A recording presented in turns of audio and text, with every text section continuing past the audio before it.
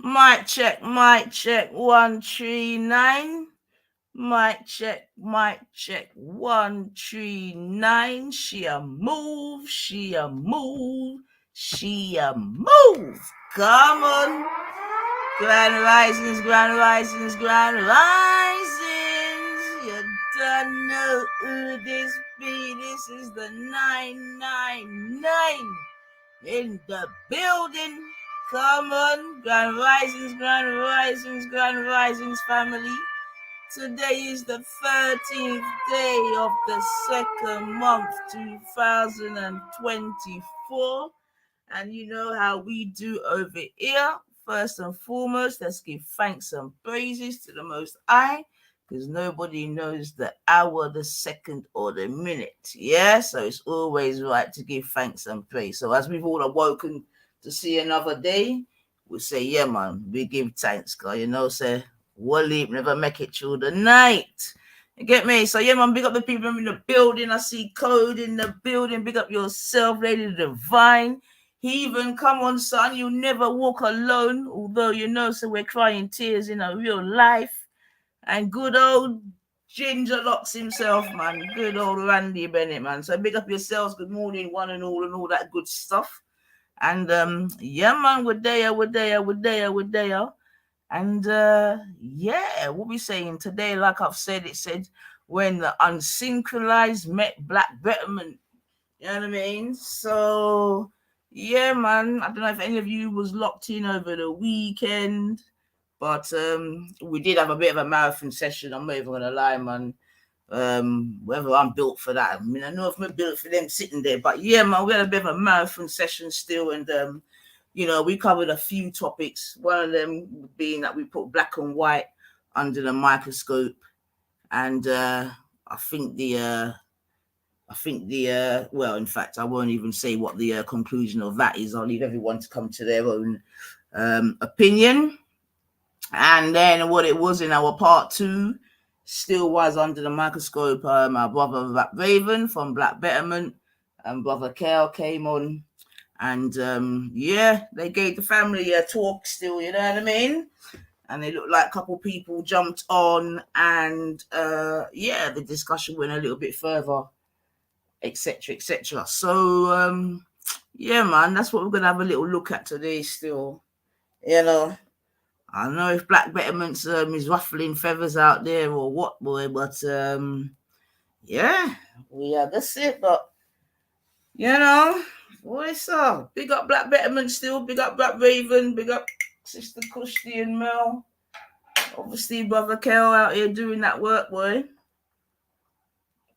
You know, so that's what we're gonna have a little look at this morning. Obviously, it's half term, so big up all the parents and the children. Happy half term settings.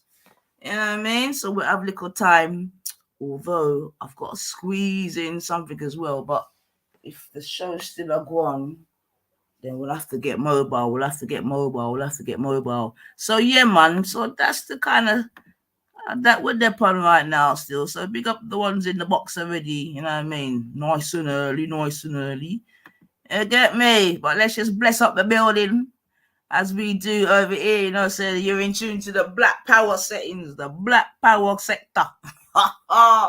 And the head of our Black Power sector is none other than Brother Ultra. So big up, Brother Ultra.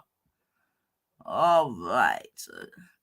Yeah, man, so make we just remind the people them where them there and we're gone. Grand Rising class.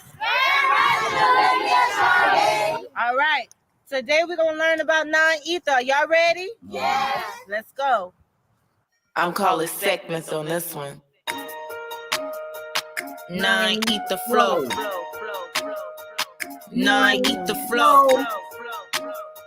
Non-ether flow. Come on, let's get it. Come on, we know. My crown, kinky. My skin, melanin. I say it again. My skin is melanin. Non-ether flow, and you know I'm about to get it. Non-ether flow, and you know I'm about to get it. My crown, kinky. My skin, melanin. I'll say it again. My skin is melanin. I ain't eat the flow, and you know I'm about to get it in. I ain't eat the flow, and you know I'm about to get it in. That 9 is so divine, it's infinite, the highest number. Supreme mathematics, multiply any number by 9. Add the double digits together and watch it get back. I don't think you overstand, so Jay, won't you bring it back? That 9 is so divine, it's infinite, the highest number. Supreme mathematics, multiply any number by 9. Add the double digits together and watch you get back. Now that you overstand, let me tell you who I am. Let's get it. Heaven, that's me. Hell, that's me. The originator, me. I am the avatar of 9. Check the follicles that I produce all the time. This my scientist flow. Don't think it's solely a rhyme. I'm the first physical being. This ain't no diss track. I came from Adam, then I was formed into an atom. That's a fact. I'm bringing awareness to my peoples. You are burning star. I'm serious, B. Watch me ignite your whole being so you can see the truth unfold. This is no unsolved mystery. We are the creators, the all in the all. I said we are the creators, the all in the all. My crown, kinky. My skin, melanin. I'll say it again. My skin is melanin. I ain't eat the flow, and you know I'm about to get it in. I ain't eat the flow, and you know I'm about to get it in. My crown, kinky. My skin, melanin. I'll say it again. My skin is melanin. I ain't eat the flow, and you know I'm about to get it in. I ain't eat the flow, and you know I'm about to get it in. I need to get away, away. Take me to a place that's tropical, so I can shine down on me. Only he can give me what I need. I need that ultraviolet, vitamin D, that serotonin, calm my nerve. You know I'm on it. By the way, Rob, produce me some more melatonin. I'm the fifth element, I'm lead low in this. I can make Zor go ba-boom in this. I'm metaphysical and alchemist in this. I ain't cursing on the track, my daughter gonna dance to this. I'm earth, water, air, and fire. I'm a walking planet. I'm here to give you what you desire. I got the right knowledge, the right mind. I can't go wrong with this. I got the right knowledge, the right mind. I can't go wrong with this. My crown, kinky. My skin, melanin. I'll say it again. My skin is melanin. I ain't eat the flow, and you know I'm about to get it in. I ain't eat the flow, and you know I'm about to get it in. My crown, kinky. My skin, melanin. I'll say it again. My skin is melanin. I ain't eat the flow, and you know I'm about to get it in. I ain't eat the flow, and you know I'm about to get it in.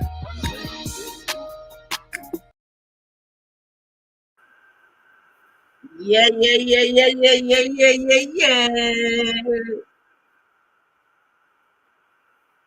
Come on. Jeez. That was written and produced by none other than Ultra Funky himself. You know what I mean? And if you want your copy, you can catch that at a local bass garage. Trust me. Get me. Big up the bus drivers. So yeah, man, family. So like I said, we're there. And like I said, man, we're gonna we're gonna have a little look-see and walk on and see if Black Betterment is ruffling feathers, because you know, seemingly there's a whole sort of paradigm being created by, all I can say is right wingers. Do you know what I mean? Creating this black supremacy that does not exist. Big Age has already confirmed with evidence, because you know Big Age is all about the evidence, not just the feelings. You get me? But we see that there are no prescribed, quote unquote. You understand me? Because that's the proper terminology, not views and opinions and I think. No, there are no prescribed black supremacist organizations. However, they found Islamic ones, they found Sikh ones, Triller, and obviously they found right-wing ones. But funnily enough, in in this paradigm, like I'm saying, that's being created via the narrative, there's no black supremacist groups in England. So looks like the right wing have joined the abracadabra sect and just start making shit up just to suit their narrative. But unfortunately, with evidence already, that story just comes to a halt. Boom, done, dead. So we know now that anything after that now is just lies and slander and narratives. You know what I mean? And fear-mongering as well, most importantly. Fear-mongering, which we see that a lot of the new politics just seems to be based on fear-mongering and identity politics and just straight erroneous information. And if you're one who is not about checking facts and that, then you might get sucked in. You get me? But that's why it's important to have at least a formative education. Do you know what I mean? Even if you're not going to go all the way to the top, it's good to ensure that you have a formative education, because you know what I mean? If not, you get me? You can get fooled by bullshit. And it looks like there's a lot of ill-educated people in quote-unquote Great Britain, man, obviously did not take advantage of the free education system. You get me? Maybe they were busy doing other stuff, so I don't know. When, you know what I mean, people should have been getting a formative education to be able to pick sense out of nonsense. However, I digress. I shan't go down that lane. Big up yourself, Raheem. See you in the building. Nice to see you again. Hope you and the family are well. Big up yourself, JD. Do you know what I mean? Big up yourselves, you know what I mean? And definitely big up the man them, the father them, you know what I mean? Because, so we have all heap of love and respect for the man them. Because at the end of the day, man them is the head, we are the neck. So go on.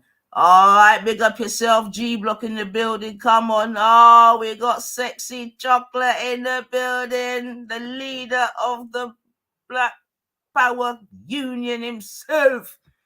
Ultra sexy G Block Chocolate. Lord of God. Yeah. All hell, Sexy Chocolate. All hell, Sexy Chocolate. All hell, Sexy Chocolate. Big up yourself, Dominic. Welcome back. Black Betterment to Dominic. He says Jupiter, Banks, and the rest just need to give their agendas a rest. Well, I don't know, Dominic. Some people need a meaning to get up for in the morning, because they certainly don't go to sleep at night, boy. Jay saying, I've been saying for a while, black supremacists are figments of these folks' imagination. Glad you broke it down well. Yeah, man, Biggage went to the actual sources of the people them that study the thing. Get me? And the thing is, we already knew this. You get me? The thing is now, what would be interesting is just to see if they still continue with the narrative. Do you know what I mean? Even after now evidence is being produced. But remember, you know what I mean? They need an enemy. Do you know what I mean? That's the thing. So I don't know if like I said, but those of us that like I said, in it, have half our brain, we know what I'm going still, man. So Black Power.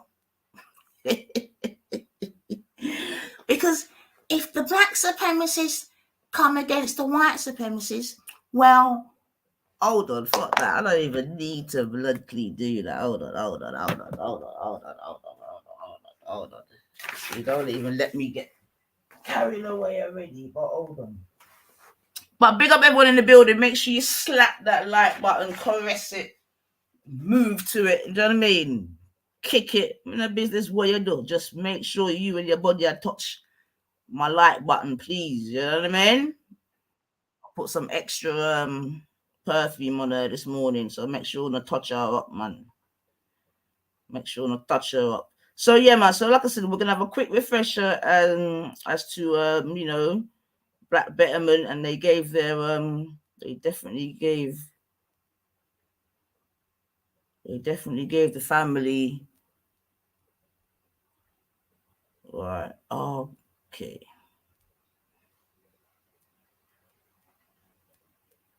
Oh, and Biggie G say he's got more, man. Well, so we're there. We did. You know what? Forget that, man. I'll leave that one. We'll leave that. Let's not even go down the wrong way already, yeah. So what we're gonna do is just like I said, we're gonna remind ourselves as to what was happening on the rice and peas over the weekend. The little marathon settings, boy, I felt it. I'm not gonna lie, but we done well. So big up to all those that even participated in the marathon still. You know what I mean? Big up. I'm gonna name you all in a minute, man. But and welcome Nixie as well, the new lady Nixie, half Guyanese. Get me? She came and put in her shift. You know what I mean? Made her position very clear about certain things. So yeah, man, it was good still. And I give thanks for the people them that have, you know what I mean, gave me a little thumbs up, and you know what I mean, like, you know, because you know it's always nice to, you know what I mean, a little appreciation, nothing wrong. You know what I mean? Just because we're not, you get me, begs, and it's always good to hear the thingy bob.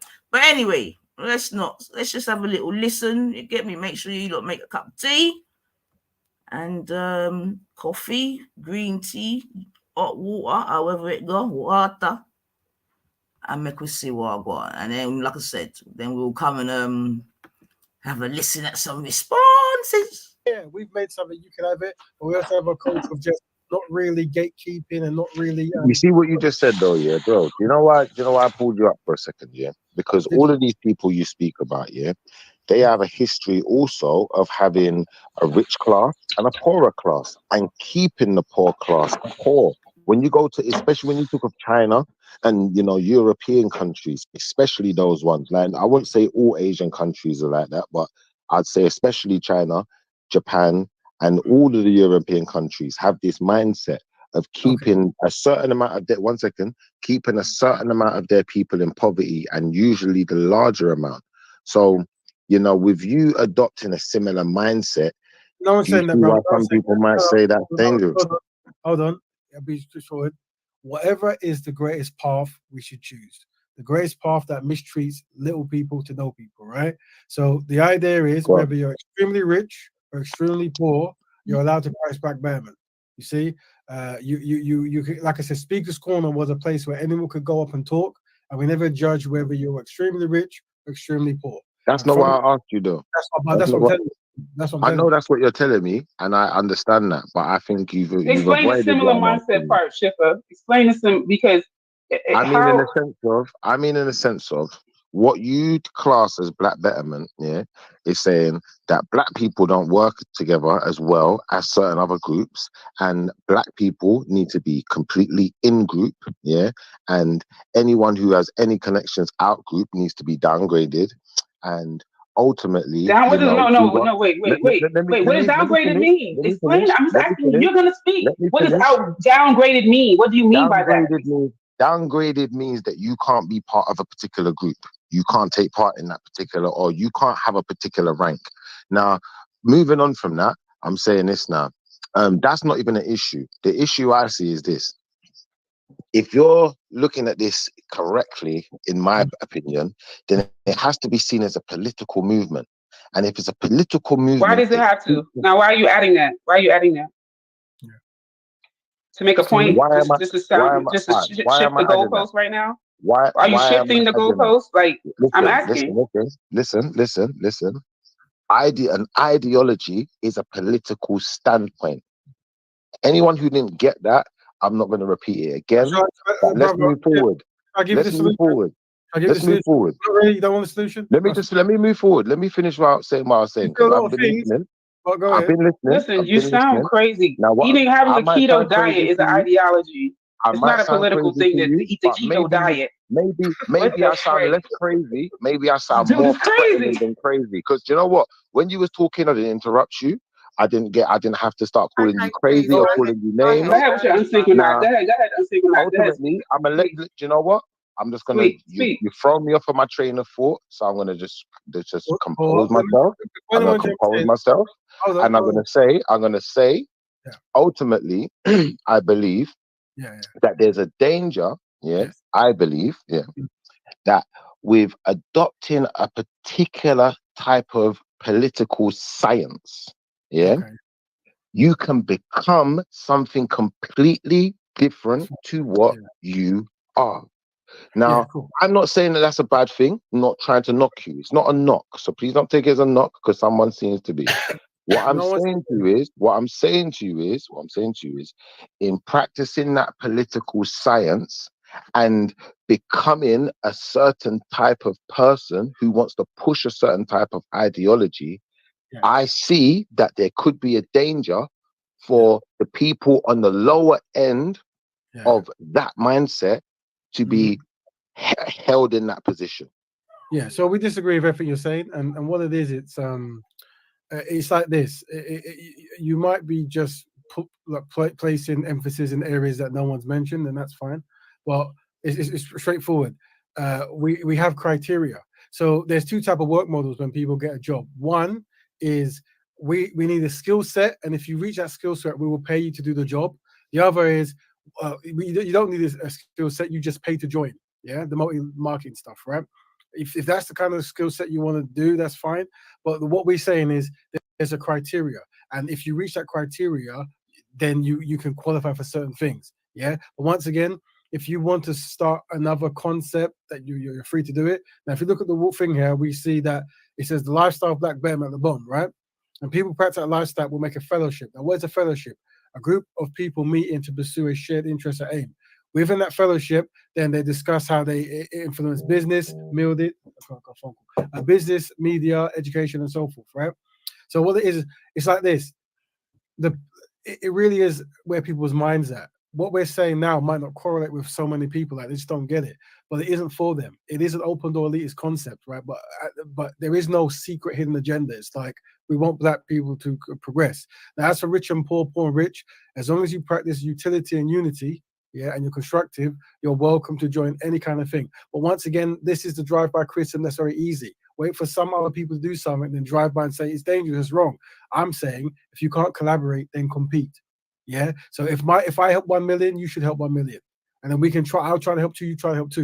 And let's compete to help Black people. Because of mindsets and what we review and grow up on, everything I say might cause anxiety and confusion. You see?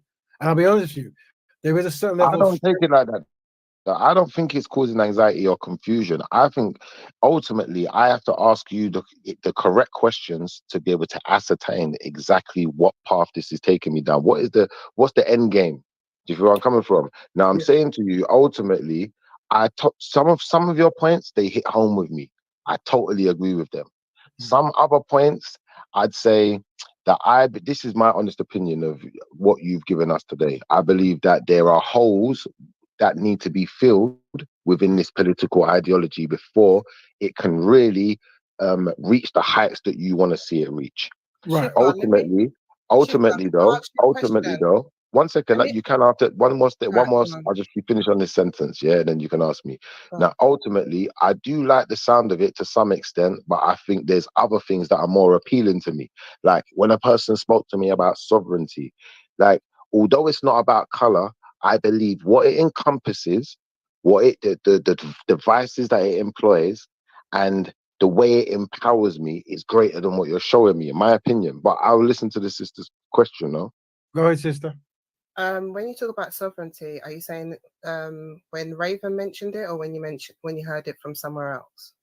I just mean in general. Like I've heard sovereignty from many different people. We've had many different discussions on it, but I just think that the basis of it and what it encompasses. That's what's more appealing to you, and you'd follow more than what you're saying that Raven is saying. Yeah, I just feel that me personally, I feel that when we start talking about color and we start talking about especially like Black betterment, I feel that Black people just have to do better in general. That just has to. This shouldn't be a thing that we should be talking about. We should all be inspiring. We should be doing better anyway. This is very important, and I thank you for it, because this is the demonstration of collective inadequacies, where it's like, have no structure, you should know better. But unfortunately, we obviously don't know better. We would be doing better, right? And this is what we're dealing with. Other people groups or other strategic people, what they do is they write down goals and they have actions to achieve them. But with us, we're saying you should just know to do better, but we don't actually plan out. Now, when you let anyone do better, what do? They marry a non-Black woman, They go into a European business. They have an ideology that has nothing to do with black people, and they have a kumbaya mentality and a That's not true. That's not true. You just told us earlier that Barack Obama, who went on to be the president, went on to have a black woman. So what are you talking about? Exception to the rule. Come on, no, we don't he's not have the to list it exception. all out. No. We You just want to point. You just want to point out the one. LeBron James. The majority, He's the biggest basketball player on the planet today. Black woman. Hold on, Money Green. We have a good solution. The truth is, what we say doesn't correlate with how you want to live your life. No, it's not that, bro. It's that what you're saying is an oxymoron. Brother, listen. What I'm saying to you is what you're saying is an oxymoron. At the end of the day, yeah, successful black men are not all with white women, bro. It doesn't go like that. He didn't say all. Why you bring up white women? I don't understand. Is this important? No, I'm just saying that was the implication of the statement. That a black man who's successful always chooses to go with a white woman. No, majority of successful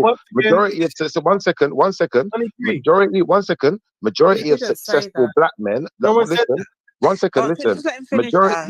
Majority of successful black men are usually with black women, and guess what? They're just worried about their own thing. They're not really worried about all of this collective stuff you're talking about. Hold on. This is important.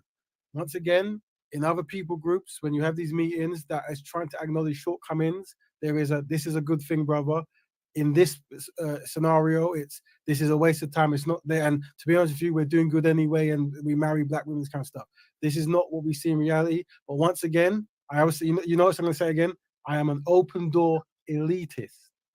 Yeah, meaning I'm not here to work with everyone. I only want to work with the elite, and the elite tick certain boxes. So when I talk to the elite, they're like, bro, what makes you elite? By loving black women. Yeah. All right. So listen. Let me show you something. I'm going to show you how you listen. I'm going to show you how. I'm going to show. Listen. No, hear me out. I'm going to show you how you lost my support. I'm going to show you, and it's not a diss. I'm just going to show you how you lost my support. We never had this. Listen, you did at the beginning, but then some of the things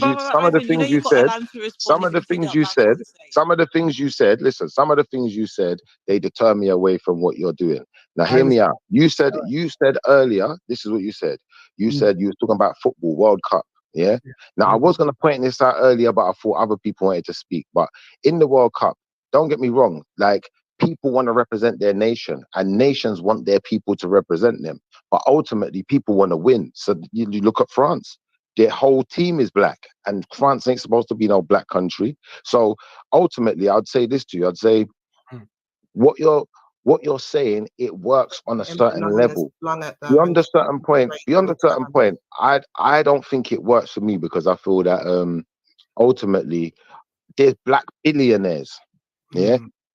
There is black billionaires. There's so much black people with money, it will probably make you sick to do the numbers and know how much money is in our community. But we don't. So unsynchronized right now, Sheffer. Listen, I'm unsynchronized. I'm unsynchronized because I want to just speak my mind. That's unsynchronized. Cool. I don't mind. What's on your mind is unsynchronized. What you're expressing. Listen, I'm fine. Listen, I'm fine with being unsynchronized. So please, you don't have to highlight it to me, because I have no problem with not fitting into your narrative. Okay, so that's not an argument. Now, what I'm saying is, ultimately, the moment I can identify that we have black billionaires and we have billions, if not trillions worth of money in our communities, but a lot of us don't really want to share the money with each other like that. And that's where it really comes down to. We're not really trying to build each other like that. We live in a Western society. The white people ain't even trying to build each other like that. No one's trying to build each other like that. People are trying to get rich. You got black billionaires, white ones, Chinese ones, Japanese ones, Indian ones, name it. Yeah, we're here. Money Green, listen, we're on different lines. We're not really in the same space. And it's like, I'm solution-based, right? And we want to progress with black people. So we have ideas that work in black people's collective best interests. If that doesn't correlate with you, you have other things. You're free to practice wherever you want. We're not obligated to know you or work with you, right? Yeah, we promote a lifestyle that's meant to guarantee black people improving, being better, right? And that's what we talk about. Now, that's what it is. Yeah, I mean, how do you enforce it? Say again. How do you enforce it? Well, it's like this. You didn't say enforce. No, I never said he did that. I'm asking him. I'll explain. And let me break it down here. So I've got a diagram. Yeah. We break it down because this word in force seems to come up a lot. Why are you so defensive, Melanated? What happened? Oh, hold on, brother. It's not that she's defensive. She's not defensive, but the thing is, brother, because we're trying to be constructive, sometimes certain questions go in. But anyway, this is good. So we say that the lifestyle is immortal. It just makes sense, isn't it? Look after yourself in these areas, right? Now, from the lifestyle, you make fellowships, right? From the fellowships, you have businesses. Once you have a business, you are in charge. So if you have a black Betterment governed business, you're always trying to do black Betterment work whenever it's constructively possible. Therefore, meaning by being in charge of your own business, you make a choice. You see? Now, if I have a black Betterment broadcast, say, Instagram show or a show, right? Because I want it to be constructive for black people, I have a rule set that you can't do certain things that's unsynchronized, whatever it might be, right? So already I'm enforcing it by having the ideology and then starting a product based on the ideology. That's how lifestyles work. So that's why we use veganism as an example. You see? Now, so if I'm operating in business and yes. I'm operating as a black business and I'm a black betterer or black betterment person, however you dictate it, sorry. Should I only be employing black people then? So here's what we say is in your heart, you're trying to oppress black people, right? So it's like, because that's your goal, you're going to always, whenever you constructively can, you will. But in some scenarios that we gave examples earlier, this might not be the option, right? In certain scenarios, you might have to go to Japan to hire certain kind of goods because your product sells anime, whatever. I don't know what you do, right? Whatever. But I'm saying if it's in your heart, you will try to hire a black person or try to give another black person. It's like this. The best example I can give you is veganism, and it's like if you want to help animals, you're going to, innit? And you're not going to go, well, can I eat a shark? Can I should be able to eat a shark. No, surely sharks are bad. I understand your point. You don't have to compound it. I understand your point. Can I ask one more question? What's more important than any of this, and this is really important, is that we understand that I use these interactions to demonstrate that we are collectively inadequate. And it's very important because what happens goes, yeah, but this is one time. But what I do is I collate every single discussion and go, now we see patterns, you see? And with these patterns, we come with solutions. That's why every time someone says something, there's a slide for it because we observe and we find solutions. Why? Because we love black people and we want black people to progress. But we understand that not all black people understand that because they live in a world that is anti-black. And we have trained and mastered in subservience. Meaning, when we talk about black betterment, why can't I marry a white woman? Why can't I hire a white man? Because we are the greatest at subservience. But we're going to replace that with black betterment. And that's the goal. Hope that makes sense. But when a white man or an Asian man marries a black woman, are they being subservient? So here's what it is, right? Any person is married into a group, because we're in an inadequate state, our group doesn't benefit from these actions. So our group doesn't benefit from marrying out. Our group benefits from becoming constructive and marrying within and having second generation wealth and ownership of assets and trying to do black betterment based activities. That's how we benefit by being inadequate people. But once again, we are sent to other people because we have learned subservience, right? Now, look, I understand that if a person isn't married to a black person, these concepts can cause much anxiety. Just like if a person's unhealthy and I say there's a way to get healthy, eat greens, they might have anxiety because they want to eat burgers or whatever, right? I get it. But we shouldn't change the template because if we change the template, where we are, where we always will be, you see? So that's why we have to have a benchmark and we must not change that benchmark. You see, and the benchmark is constructive man and constructive black woman makes a constructive black family. See, I like your philosophy here, but you see what I don't like is this. You see me. Don't get me wrong. I've always worked hard. I've always had a job. I've always done something with my life. Yeah, but I've never been a person who aspired to have to work hard like that, bro. Like the only reason I work hard is because I want more. I could just have an easy life and I got enough, but I don't want more. I don't want this less. I want more. So I'm saying, like, ultimately, how can I explain this then? I think the reason that this doesn't work for me is because I look at other people, and like, for instance, you got different communities. You got the British, you got the Romans, the Jewish, whoever. You got all these different communities. And when I look at the ones that are really powerful, the ones that are really rich, majority of the time it's not through their blood, sweat and tears. They're putting other people on. They're not putting their own people on. You look at for instance, the Jewish community. They put so much other people on. It's ridiculous. They just want everyone else to work. I agree. Just because you might jump to that, we've explained this, right? If someone is doing something from a place of power, that's their initiative. So meaning, exactly. The word putting on means you have the power to do so. There you go. Hold on. The Jewish people make up under 40 million in the world, or maybe less. I can't remember, right? So so what we realize is they realized they couldn't sing soul music, but or have the interest to do it, but they knew they could own record labels. They realized something bigger than that. Hold on, they could own record labels and own the publishing of rights of black musicians. So that's why Jewish people were very rich with soul music, while black people were very poor. Because how did they do it? Here's how they did it: because they were connected to Europeans, so they had white supremacy that can allow them to get certain money. No, that's not how they do it. I'm gonna explain. You can tell me. Let him finish. You can tell him what he's done. Go ahead, Raven, because they were. Yeah, because black people, weren't business minded back then, and were coming from poor places, and just wanted to entertain and stuff. They signed. Why did they do it to this day? Well, hold on, because we're not practicing black Betterment, but black Betterment will let you know that you want to own everything you do. That's why, because part of our lifestyle is ownership. So if the African Americans make something, own it. If the Jamaicans make something, you went past that so quickly, Raven. His question was, say that one more time for the people in the back. Why aren't we able to do those things today? What did you say, Raven? Because we're not what?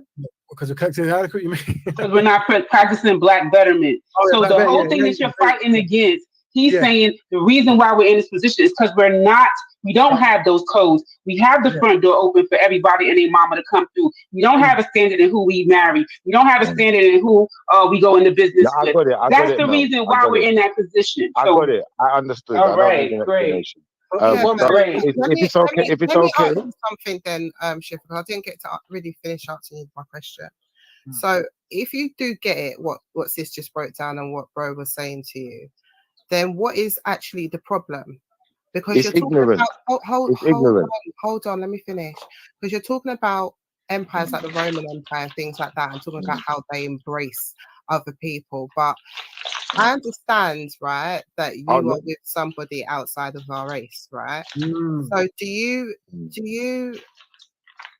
you still, even though you're dealing with someone outside the race, can you still appreciate the love of black love? Can you appreciate that? There's something terrible about black love to you now that you're I'm gonna say that love is love, in my opinion. Okay, I would also listen. I'm gonna be honest with you. I don't subscribe to words that don't make sense if they're put in this sentence. And there we have it. I don't subscribe. Let me finish. Let me finish. No. Because I want to explain to you what I'm not understanding. I want to explain to you what I'm not understanding in what you're saying. Because you're doing no, go ahead. And then go ahead. But she just killed the conversation. Hold on, but we can't hear you both if you're talking over us. So that's fine. Let her go. It's cool. It is cool because all you're doing is just demonstrating hit dog collar. That's all you've been demonstrating, as what Mel said. I just want to ask to Nine. I don't know if Nine's there. I know D, you're there, right? So you can hear this. Okay, Nine, if you're there, this question's to you too. So you can see the pushback that Raven's getting for black betterment, right? What pushback? So I'm not even going to answer that. Those, that's not even. I'm not even going to play that anyway. Just because I don't agree with it, don't mean I'm pushing back. That's not a fair statement. I'm asking a question to the sisters. Just because it's not for me, don't mean I'm pushing back. Because it's going to take longer. I beg you for just come in. I'm listening. It's funny though. So you see the pushback, right? Clearly, that black betterment is getting, and this is what I'm saying. Like you see, a movement and a brother bringing a movement, and this is a demonstration of him being militant. No matter which way people come in, or different people, not just Shifa, who have come in and asked about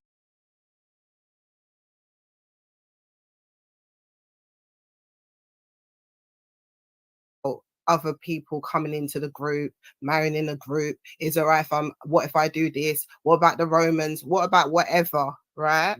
And you can see that the code stands that it's never going to bend. I just want to see if you two have noticed that.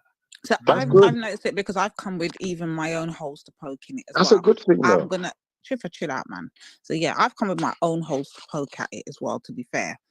And mine will be down the whole mixed race thing, innit? So I've got a few holes there. I've got a few holes around the mantra of, you know, collectively being inadequate. I've come with one of them things there, but I'm trying to come at it with a thing where the same thing I do with IC3 when it comes with reparations talk, I poke holes in their argument to see where it falls at and that. And the reason why I keep telling everyone to let Triffa talk, because I need Brother Raven to understand these are the men that you're talking to of today in 2024, you know. These are their mindsets, right? So what I'm saying to the sisters, then you get me, whether we like it or not, let him speak. I need to make him know. So remember, his thing to us is we coming off some emotional thing, and we kind of, you know. But this is emotional right now, lady. Wait, but you're the only one demonstrating emotion because you won't let her finish. In it, right? Shiva, chill out, man. So now that when the more we allow the brothers to come up here that are doing these interracial and talk for themselves, because we won't know you now because we're not in these relationships. I'm only trying to talk from looking at it from their stance, but I would never understand it. Yeah, I'm not in that predicament. I've never been in that predicament. But these are the brothers you're dealing with. So when Sis Nines is asking you earlier, you and Brother Kel earlier, Brother Raven, what are the consequences of not going about these rules? And then she realized that there ain't none. So therefore, there is no incentive for these men to want to jump on this black betterment. And I think that's the point you lot were trying to miss when we was trying to point it out to you guys. But the thing is, hold on, Brother Raven. Let me just have a conversation with this. But the thing is, it's just that, and this is no offense, Brother Shifa, or to the other people, but that's not a black betterment issue, right? That's the people who choose to not be in black betterment or humanitarians, because they have to deal. You have to deal with this. Do you understand? Ain't black people your issue? Shifa, ain't black people your issue? Shifa, you can go and let your sister speak, and I swear you can go after her, but please, because I need her to. No, I just wanted to clarify that point because in her we statement. actually asked for a sister that does the black betterment that can speak. So we got sisters. No, I respect that. Sis, did you hear what I said? Quiet and let me finish. Let her speak then, please. Thanks. All right, cool. If you're not for black people, then cool. What I was saying was that basically they're not black betterment's issue, right? They're the issue for the people who are the humanitarian or the people who deal with people who step out. He will never be into black betterment. He's not going to be in that arena. He does not sign up to it. Thank you. So certain black people are not your issue. This is what I'm saying. I'm answering. It's too difficult, man. I'm not used. You made it too easy. Brother Raven, you see like how the sister's speaking now, yeah, and he's interrupting. This is where we expect the black men. No, but she's talking nonsense. Hold on to me now. I expect this is when we're saying when you black men are seeing this here, and sisters can't even compensate on panel. This is where we expect you. You contradicted everything Raven just said. And say, yo, you like it or not? Be quiet. You keep discipline, man. Please, Brother Raven, I beg you to keep quiet, because you not told me to keep quiet 3 times today. Money Green, yeah? The sister Empress Kush is speaking, she's dropping some words to learn from. Allow to get to the end, and then you can try to defend on black people afterwards. Yeah, but why don't you get her to clarify, though, bro? Why doesn't she have to clarify? I have to clarify. And this is what I mean about. Hold on. One second, bro. This is what I mean about a level playing field. This is what I mean about a level playing field where everyone's treated fairly. You know what? When I was talking, she interjected and asked me to clarify something. I asked her to clarify. It wasn't rude. That's all. Yeah, but she could ask her that after she got through what she's saying. Is the point? The thing is, Empress Kush is dropped. But this is the thing. We're not going to use distraction as a thing. Here's what it is. Let Empress Kush finish, and then you can defend what you need to defend afterwards, right? But Empress Kush, I ain't got nothing to defend. I was only asking her to clarify something. But what have I got to defend? So, but you don't know what she was going to say. You cut her, and you don't know she was going to. You were going to have clarity. She didn't finish saying it. So let her finish saying her point. No. You're in control of yourself, and we're saying we value discipline. As men, we value discipline because we think it's a way we should be moving. So if you can practice discipline and let the sister speak, then jump in. That would be something. Bro, let her speak. Then why are you still talking? Go ahead, sister. The brothers will listen. Empress Kush, are you still there? You might probably forget her point by now to backside, but that was his point anyway, to make her do that. But here's what it is. That was not my point, actually. I just wanted to clarify Before you one get there, statement to you. sister, you said so sister, because me try to help you remember, yeah, because you was talking about why these men wouldn't fit into the category of black betterment because I think you was going to say the mindset or something. Yeah, so the thing is, me and brother Money Green, I will only ever help him by pro bono or osmosis. I would. Sorry, I'm back. Sorry, sister, finish your thing, brother. Go ahead, sister. Thank you, and thank you for that, Lady D and Mel and Black Raven as well for that.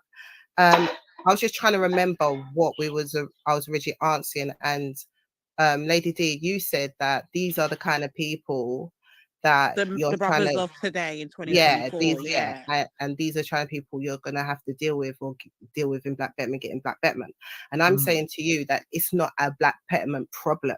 Yes, people within Black Betterment will not be coming on and be actively trying to find ways to be able to have people who date outside to come within the fold.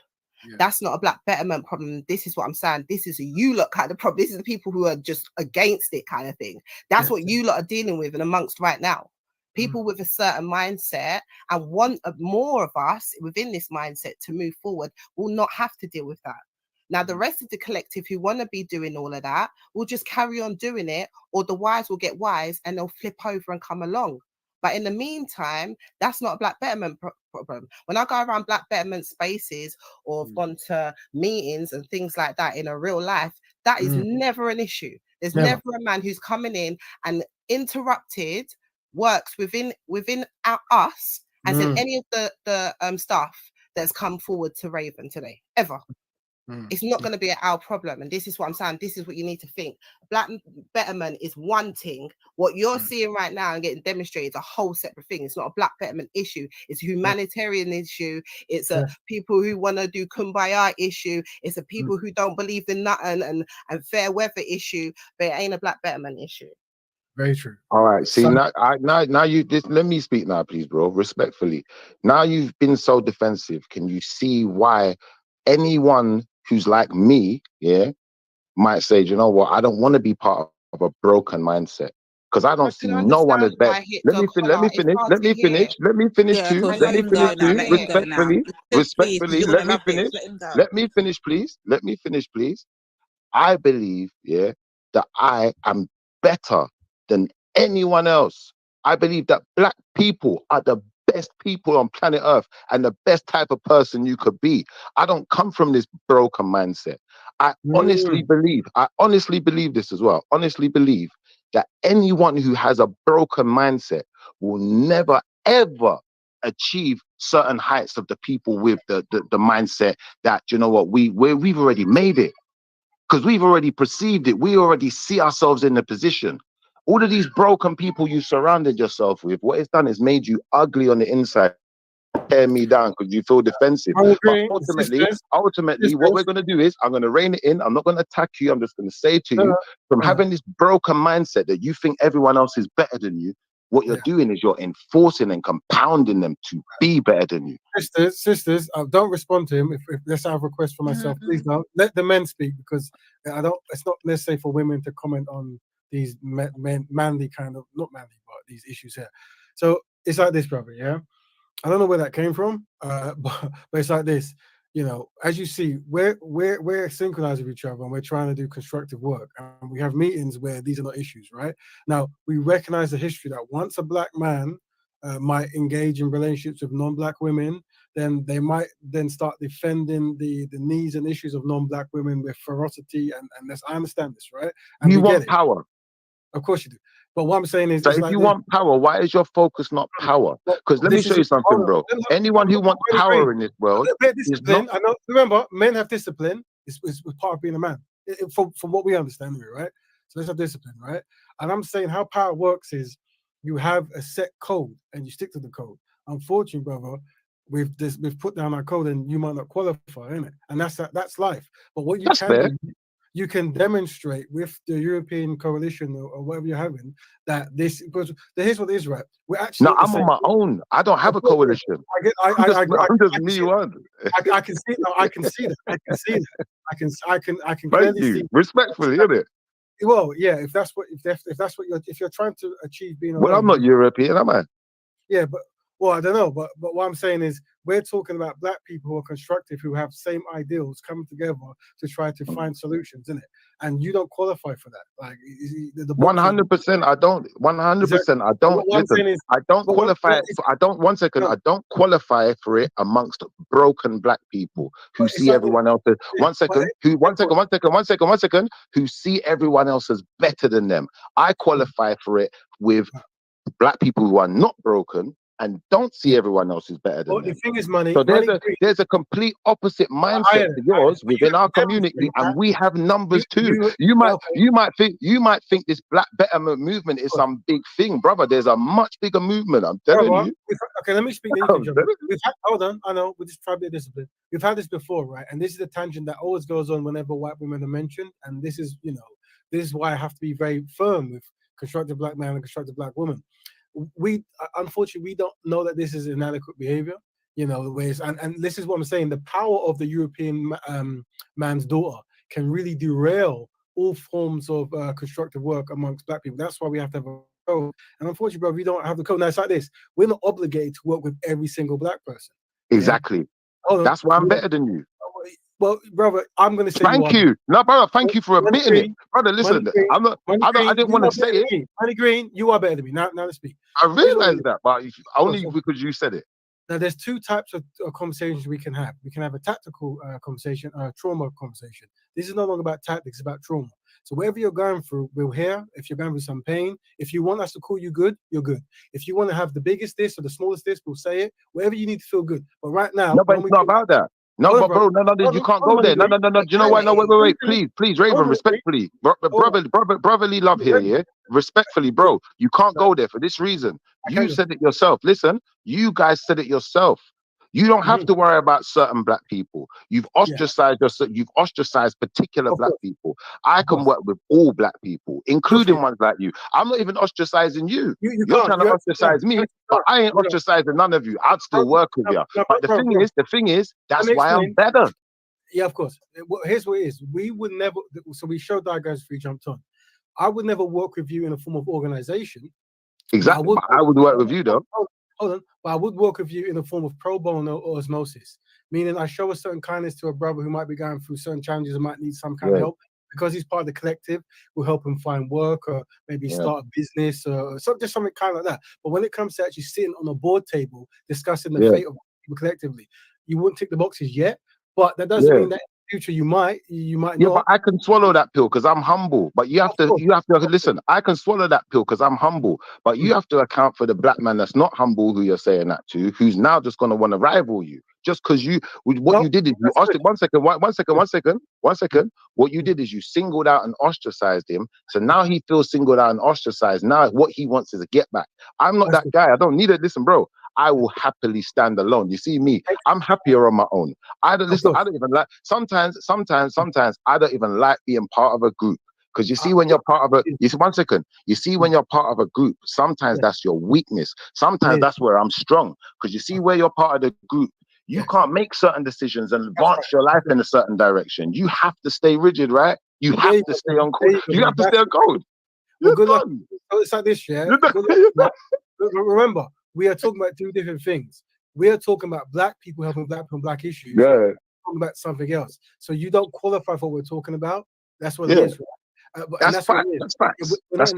Yeah. But that's fact. And you don't qualify for what I'm talking about. That's fact. But remember, when you have your universal either humanitarian meeting or how to find a European wife meeting, this kind of stuff, I wouldn't be there because that's. And when you have your broken black people meeting, I won't be there. Well, here's what it is. You're right. Black people are broken. Thank you. So we're agreeing for one. Right. And we use Black Betterment as a tool to fix us, but we acknowledge that we're collectively inadequate. But you don't acknowledge the black people that are better than you. What you do is you sit there talking about being better. One second, wait. Let me finish. Let me compound my statement. I'll be real quick. I swear to you, bro. Let me just finish that, bro. I don't want it to come across rude. Let me finish, bro. Please, I swear you'll understand it. When I say you don't understand, look, when I say you don't understand the black people that are better than you, you have to understand. You see, if a man can play football better than me and he's flipping Ronaldinho, he's just better than me. I acknowledge that, bro. And I don't care if he's dating a white woman. I'm not gonna say another black man's better just because he's dating a black woman. But that's your lane. No, it's not. What it is your it is. You just blatantly say, "Oh, come on, bro." This is a trauma conversation, not a tactical one, right? So whatever pain you're going through, express it. No, bro, you're the one in pain. You're the one who said you're broken, right? Brother, at the end of know that you are loved, and know that we have respect for you, and we want you to do well. Yeah, I love you too, bro, but you're broken. The only thing is, brother, you won't be on any board table. One second, quickly, Schiffer, yeah. Sorry, I'm listening. No problem. Because obviously, my thing right about now. Sorry, to interrupt as well, Raven. I'm gonna be like 1 minute, and I'm gonna again, yeah. Of course. So Schiffer, yeah. Let me just ask you, yeah. Is there the same power in interracial dating as same dating? Is there the same power, Schiffer? If you ask me, I don't think there's any power in dating. I think there's only power in power. Okay. Sister, this man, the thing is, this man. All right, I'm gone again, Raven. No problem. Gone again. Okay, I mean, it's like this, right? Whatever good niceties the brother Money Green needs, we'll tell him in it. But the truth of the matter is, he doesn't qualify for Black Betterment in any form. So, by osmosis or by pro bono, we're always willing to help him out in his needs. But why did you repeat that again, bro? We've heard that 9 times, bro. I've heard you respectfully, Raven. I'm not disagreeing with that. So please, can we move forward? Because the sister was talking about power, and with us, we would never necessarily ask you, do you value black women or this kind of stuff, because you're not really in that kind of spectrum. You've already declared that you're humanitarianism, all of this kind of stuff, right? But we're saying that when you do your broadcast about universal love or whatever you're doing, I wouldn't be there because I'll be too busy practicing Black Betterment. And this show, as we're guiding it, is about Black Betterment. And you've jumped on the panel to say that these ideals don't correlate with your universal, singular, individual love strategy, whatever, right? And I'm saying, brother, if that works for you, go ahead. But remember, I'm only tracking if black people are improving. So if your stuff isn't trying to help black people, then essentially we're not talking about the same thing. See, I don't stand for this universal love that you think I stand for. Do you know what I stand for? I stand for me and mine. Yeah, and that's a whole completely, that's a whole completely different concept. Please don't jump in. One second. That's a whole different concept to what you're talking about. What you're talking about is, listen, hear me out. What you're talking about is you and your so-called race. Yeah. Me personally, I think even the concept of race is shady at best. But at the same time, I acknowledge a race. I adhere to the fact that I'm a black person. Please don't jump in. To the fact that I'm a black person. I adhere to the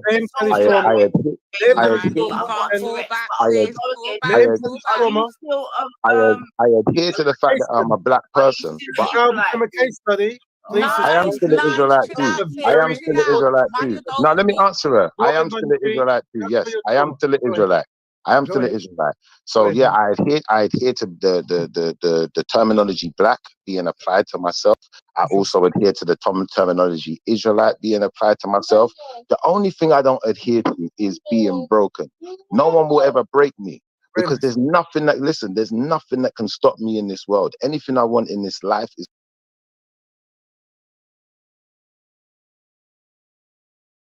going to be mine. There's no stopping me. And any black person like me is going to be able to do the same. I'm telling you. Well done, brother. But we're still going to practice Black Betterment with synchronized black people. So well done, brother.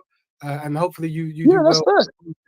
Yeah. So we want to give thanks to Mene Goddess and Empress Kush for the discipline and the consistency. You are amazing today. Also, want to give thanks to brother Nani, sister Nani, for allowing the space, and hopefully what we're saying about Black Betterment, hopefully we've demonstrated for the case study why it's important that black people, and Lady Divine as well, big up Lady Divine, why it's important that we practice Black Betterment, because what brother Money Green did that shows very beautifully is he is 100% dedicated to individualism, and that concept seems to affect every black person, or many black people who don't value collectivism, right, and working as a team. right? And also, when you start working as a team, you start have you can start priorities, and you have tick box and templates that work very to your best needs as a people. And we say here that regardless of what the brother has said or our sister has said, I'm letting you know that constructive black man and constructive black woman makes a constructive black family, and black betterment is a solution to the double dilemma, and that is we are collectively inadequate and collectively have no friends. Understanding this and the strategies and the marketing, you will find solutions. But if not, it will be a trauma fest where all we want to talk about is individuals over ideas and how people feel, and trauma and not tactics. So I'm saying whatever people need to do, we're always willing to practice osmosis and pro bono for them to do well. But when it comes to actual board meetings of people of high esteem working towards black people's collective best interest, you have to practice black betterment. You have to be a black bearer. Can I speak now? Can I speak now? Because you spoke for me, and I would say this. I would say you're not really for black betterment. You say black betterment on the tin, but ultimately what you do is you promote an anger campaign and a hurt campaign and a broken person campaign, and you're trying to capitalize on people's weaknesses. To me, it's like a scam. You see me, I would never be, listen, let me finish. I heard you, you spoke for me. Now I'm going to speak for myself. I stand with every black person who is not broken. I stand with every black person, yeah, who believes in doing the best as a black person, in representing black people in the best way properly, and also helping other black people. I represent those black, listen, I represent those black people who don't discriminate whether a black person is dating another person. We're going to help you same way. We don't discriminate. Listen, let me finish. Bro, I let you have your whole monologue. Please, but you're bro. inaccurate, but go ahead. You're inaccurate in your statement, but that's fine. You might think I'm inaccurate, but you was inaccurate in yours, and you spoke for me. You spoke for me, so I'm gonna speak for myself now. Go ahead. But if you want to go first, I'll let you clear up whatever you think I got wrong first. Go ahead, respectfully. We said that we help black people regardless of what they do or don't do. The only difference is their actions will determine whether they can be on the board for directing the movement of the collective. That's it, really. Brother, if you've married a European woman and you're struggling and you need work, we're more than happy to hire you, or we're more than happy to try to find you work, maybe sort your CV out if time given, right? We will help you by osmosis or through pro bono.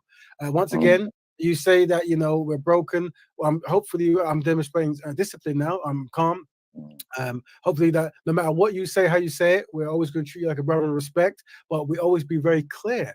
And that is, we're here for black people. This is what we call stoicism. It's the way you can actually control your emotions. And this is what we do. We definitely don't promote projecting, where you say something that you're feeling to someone else. Yeah. Right now, I am very kind. And most of the black bearers are very kind, and we come to you with kindness. But once again, this is not an individual movement. It's a you are interjecting, so please wrap it up. But go ahead, bro. Ultimately, this is what I would say. I would say you might be very kind, yeah, but the type of black people that I'm dealing with aren't just very kind. We're just charitable, bro. We just want to say, listen, we just been doing so well in life. We've been doing well for so long. We just want to see other black people do well. Don't get me wrong. There's occasions like you see me, I have to hire and fire people all the time. 9 times out of 10, if I got the chance to hire a black person over anyone else, I'm always going to do it. But I tell you what, if that black guy is not up to the scratch and the white guy is doing better on the job than the black guy, I'm keeping the white guy. I'm just straight up like that. Because you're not gonna fuck up my money bag balance. We're not in the same camp. Yeah. When we have meetings, we don't have these type of tangents. It's like, and that's what I said. This is not a tactical meeting. It's a trauma meeting. Yeah. It's you're traumatized though, bro. Because what it is, you're so, bro, this is what it is. You're so angry right now that you can't even fathom in your mind that there's black people out there that's doing so well that your black betterment thing, we already reached it, bro. We're already there. And we're already helping. But listen, one thing, let me finish one sentence. I swear, bro, please, respectfully, because I'm going to give you the whole floor and shut up and go on mute. Now, what I'm saying is, when you come from a family like mine that has helped thousands of black faces, no one ain't telling me shit, bro. And I can tell you this: most of these so-called movements that are like yours, that talk all of this, they talk a great game. And they suck money out of the community. And I don't see them doing nothing to empower black people in the sense of, do you know what? Really and truthfully, there's no army. Yeah, there's no enforcement. There's no land. You ain't taking us nowhere. You're not building nothing for us. You're not doing no more. You're not doing more than what the benefit system's doing. And until you're doing that, I feel like this black betterment is just a dream. It's just an idea that you're conjuring. You've said your tangent, and that's fine, yeah. But once again, you know, we have mercy for you, and if you ever need any kind of advice and stuff, we're always welcome. But the truth of the matter is, what you're doing isn't new. Many brothers and sisters, in occasion, when they hear this kind of message, we've got this diagram. I'll show you. It might help out. Just explain what people go through. See if I can find it. Hold on. So over this, I think it's up to us. So basically, when we talk to people about black people being collectively inadequate, having no friends, and there we go. Yeah, so 5 stages of grief. When black people find out about global anti-black racism, being collectively inadequate, and collectively having no friends, they go through the 5 stages of grief. So that's denial, anger, bargaining, depression, and acceptance.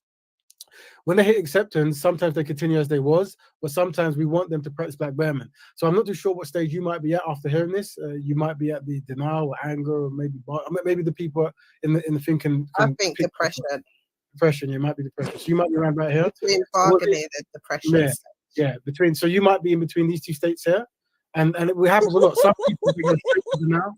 They go straight to denial. Some get angry. Some people they go through every stage on the actual conversation. But what we hope is at some point when you hit acceptance, you have an option to practice black betterment in some form, not necessarily with other black brothers, but maybe on your own other communities. But if not, you can continue as you was. But that seems to be what many brothers do. But that's why we say we're open door elitists, because we know the majority of people, that's what they do. So what we're saying is we only work with the brothers who've accepted the truth, and then they decide to practice black betterment. That's what it is. But brother, whatever compliment you need me to play you, I'm happy to do it if it makes you feel good. Bro, I don't need a compliment, bro. I'm happy with where we're at. And I think what you said is beautiful. Listen, everything you said, I agree with. I just think that it would, listen, I'll be honest with you, it would have more implications for me if someone like Nelson Mandela was saying it. If someone who gave up their whole life for black people, yeah? If someone like that said it to me, it would have more implications, because you'd have to show me the sacrifices you've made for me to really say to myself that this guy's even on a par with me. Because, bro, I could tell you now, you see, if you knew the friends that I've got, if you went around my friendship circle and you asked some questions about me, bro, you would know that, you know what, a lot of my, listen, brother, listen, I don't want you to think I'm the best. I'm just going to say this to you. Bro, let me just say this to you. A lot of my wealth in the lifetime that I've had has gone into my community, has gone into my immediate community and immediate family. A lot of my money I don't spend on myself. Most of it is family, kids, friends, needed help. Something happened, you know, I had to help Nan, had to help people, bro. Now I hear what you're saying, brother. Listen, listen, one second, listen. Let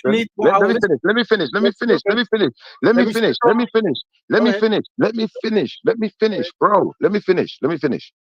Now, the reason that my life has gone down that route is not because I don't know, someone had to beg me, or because, you know, I don't know, people pressured me into being a certain way. It's just because that's just who I am. It's just who I wanted to be.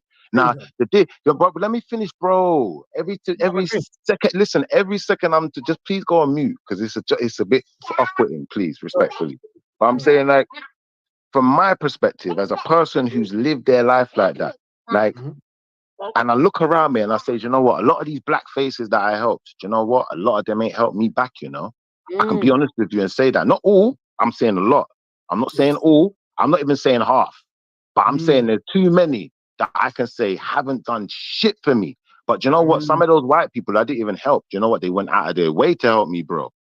They went out of their way. So you see, the issue that you'd always have with me is, do you know what, bro?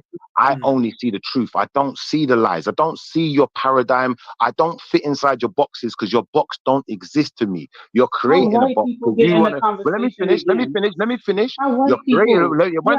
Respectfully, the men are speaking. The men are speaking, isn't it? The men are speaking. He respects what I'm saying. Please, black men, not just men, black men. I'm not disrespecting him. Listen, I'm not disrespecting him. I'm just talking.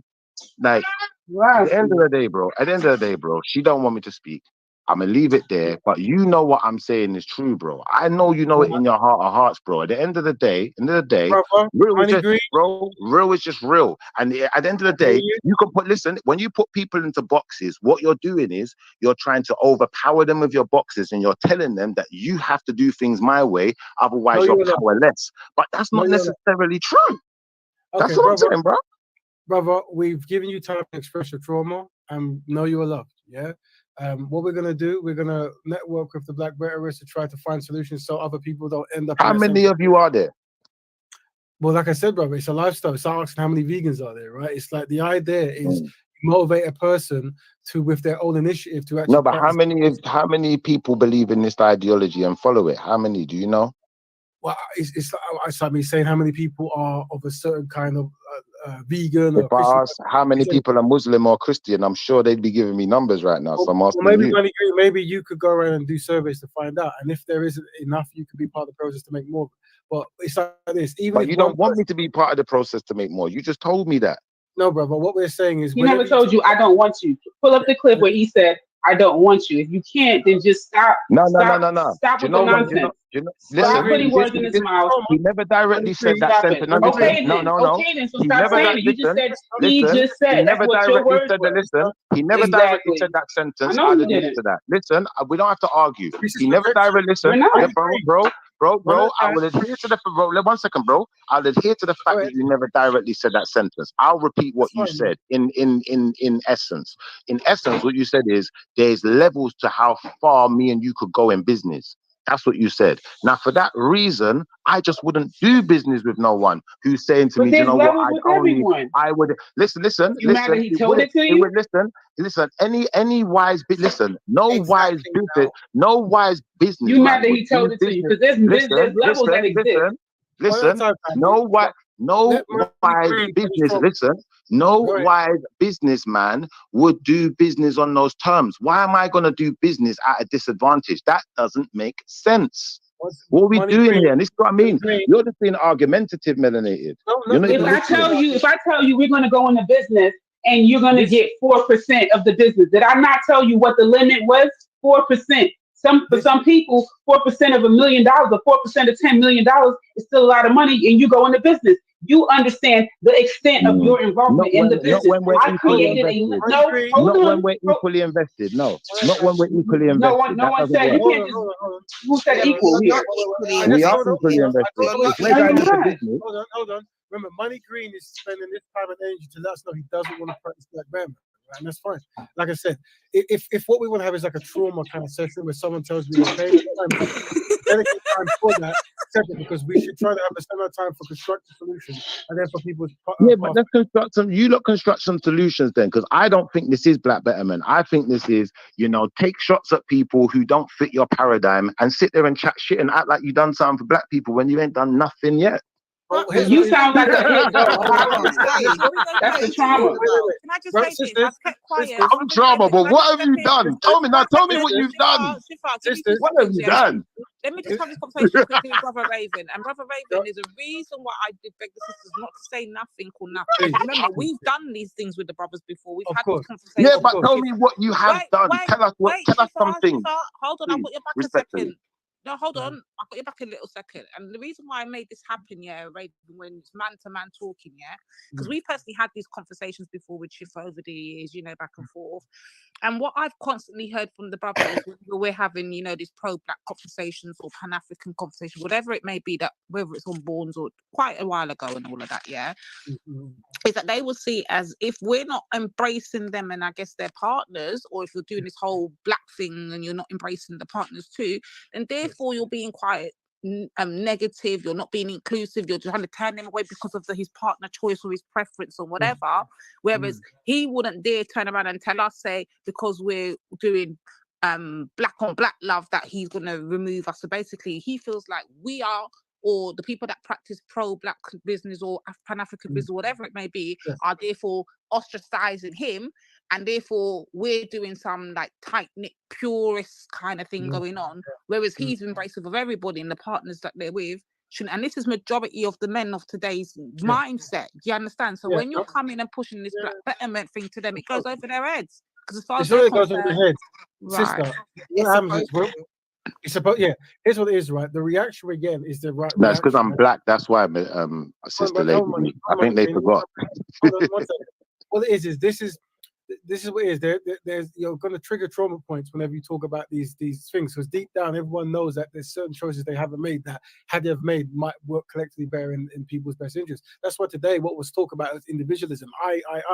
I'm talking about we, collect how do we operate, right? And unfortunately, if you have had men on your panels before to actually tackle this narrative, then you're always going to have that kind of back and forth kind of energy.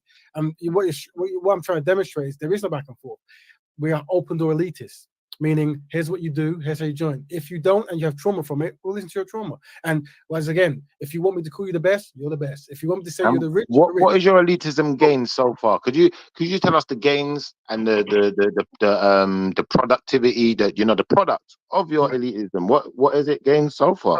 Can you give us a breakdown? Shifa, can you remind me of the capital of Colombia, please? I don't know where it is. You don't know the capital of Colombia? No, never been there.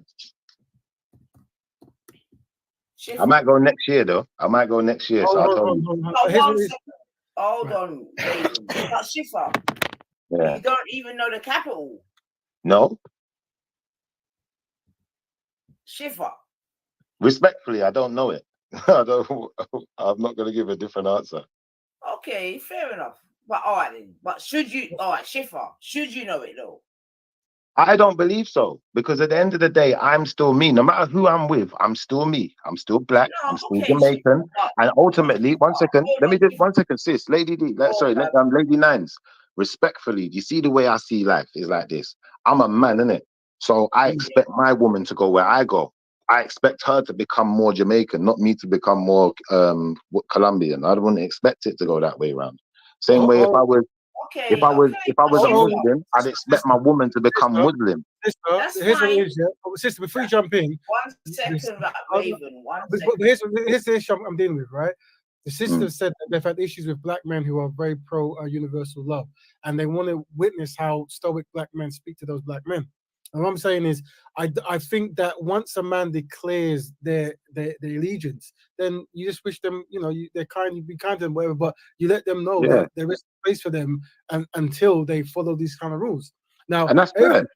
Yeah, that's what it is, and that's how men operate, right? Like, there should be no tangent from me. And if a man is showing me a tangent, then it shows me something's going on. And what I will do in the tangent is call him kind, call him nice, say he has wonderful shoes, and tell me your pain. Because that's what you do. But once again, when it comes to actual leadership, there's a different thing, isn't it? Leadership is tactics, not trauma. You see? Yeah, and I'd say in leadership also, though, you see, if you're leading an army, and everyone in your army dies, that's not a good thing, is it? You want the people in your army to survive. You want your people in your army to realize the fruits of their labor. And I feel that we have rules. I have to jump in. We have rules, and if you don't quite follow the rules, then we will help you directly by pro bono. Now, if that causes trauma, bro, you see what you just did right there? You cut me right, bro. Please, respectfully, Raven. I'm not talking, bro. Bro. Listen. This is the thing.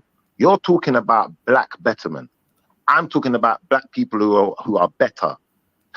And we're talking about two completely different things. So please don't think I'm speaking for black betterment when I'm speaking. I'm speaking for black. I'm speaking never for black. At one point ever believed you were ever talking about anything black betterment. Why did you interject then, bro? No, because what I'm saying is this is a topic about black betterment. What I'm trying to demonstrate to the ladies is they've had a historical challenge where they felt that whenever they've promoted pro-black concepts, there's many black men who are in universal loving scenarios, and those men sabotage pro-black to you, bro. Bro, do you know what it is, bro? You're demonstrating how to deal with it. Bro, I understand your points. It makes sense, but it doesn't make sense for this reason, because I don't agree with you on what pro-black means. Yeah, you think listen, 1 second, listen. You think pro-black has anything to do with who you're dating? I think that's a lie from the pit of hell. So from my perspective, the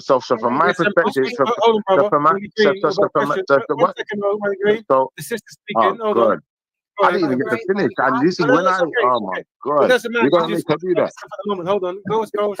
I think that you should perhaps go through the 5 stages, because it's just break that down a bit. Because you are going through 5 stages, because I was just talking. You cut over me when she was talking before. You didn't allow me to cut you like that. And depression. That's definitely in practice right now. So perhaps for those who don't know, come on, bro. hold on, brother. You're doing good. So the 5 stages agree. So let's read it. When black people find out about global... Nah, bro, you can't do that whilst I was speaking, bro. That's not fair, bro. Bro, I was in my train of thought, bro. Come on, bro. Bro, you're a smart guy. You can use a pen. Bro, respectfully. You know what? Respectfully, yeah. If you're gonna disrespect me like that, bro, I'm gonna let it slide. But I'm just gonna let you know I acknowledge the disrespect now, bro. I acknowledge it, bro. Brother, remember, we talk about 2 different things, and right now it don't matter, bro. You cut me off my sentence, bro. There's levels. You see when men are speaking, bro. You know in real life, bro. Don't go like that. But you're, bro. If you're talking and you're in your train of thought, bro, I'm not to just cut you off just because I got something to say. You did that to me, and now you expect me to write down what I'm saying after I was already in my train. No, bro. That's not right, bro. The system made a request. The system it don't matter, bro. When I made the request, it wasn't heeded, was it? So you shouldn't be heeding requests now. Ellie Green, what is your comments? You're now in charge. You're the king. What do you want? Go on. You're in charge. What do you want? Look, bro. I just want the respect to be on the same level, innit? If you're talking, you're off the level. Pick. Go and pick. I just want the respect to be on the same level. So if it's okay for you to interject, then please. If I interject, don't get upset, then, innit? And ultimately, if you're in your train of thought, I'm not gonna stop you mid train of thought to do a monologue, bro. And I would like that you don't do the same thing. Brother, finish your train of thought. You're in charge. Go ahead. All right. In all honesty, I don't actually remember where I was, but I will say this. I will say, you know what? I believe that this whole mindset of thinking other people are better than you is triggering you lot to a point where you are fitting into these 5 steps, and you think that getting to the end of the 5 steps is going to help you. No, you're going to make yourself worse. You're putting yourself into a spiral of depression. I don't really go around depressive people because I noticed that a lot of them are broke or broken or just, they're not doing much with their life. So that's why I asked the question, what has this movement done for black people? Give us some categorical things that we can look at, itemize them, so we can see that this movement is actually doing something. That's what I was asking. Thank you, brother, my green. Thanks for that. Now, what sister asked before brother had his explanation was the 5 stages of grief. So when black people find out about global anti-black racism, being collectively inadequate and collectively having no friends, they go through stage 1 denial, which is black people are doing fine. I know some rich black people. There is no such thing as racism. This is the first stage, denial. The second stage is anger, like you're a racist. I'm offended by that statement. All you talk about is race. There's anger. You see the aggression, right? Then when they get through that, the next one is bargaining. Black people, social construct. There's not such thing as black people. And then love has no color. Love has no color. Then we should work with non-black people. This is the bargaining element. Then when they get past that, it's depression. Like there's nothing we can do about our condition. Black people are useless. And then no, that kind of stuff, right? Then when they get past that, the 5th, which is the acceptance. We are collectively inadequate. We collectively have no friends, and constructive black families are important. But when they say that, they have a choice. They either continue as they was before, or they practice black betterment. Now, unfortunately, many people go back to as it was, but we're letting them know that there is an option to actually practice black betterment, you see? So that's how we try to deal with things here. We give thanks to Empress Chris for the question. It's very important to highlight, because what happens is that when we talk and we see confusion, we want the talking to be used as a case study, right?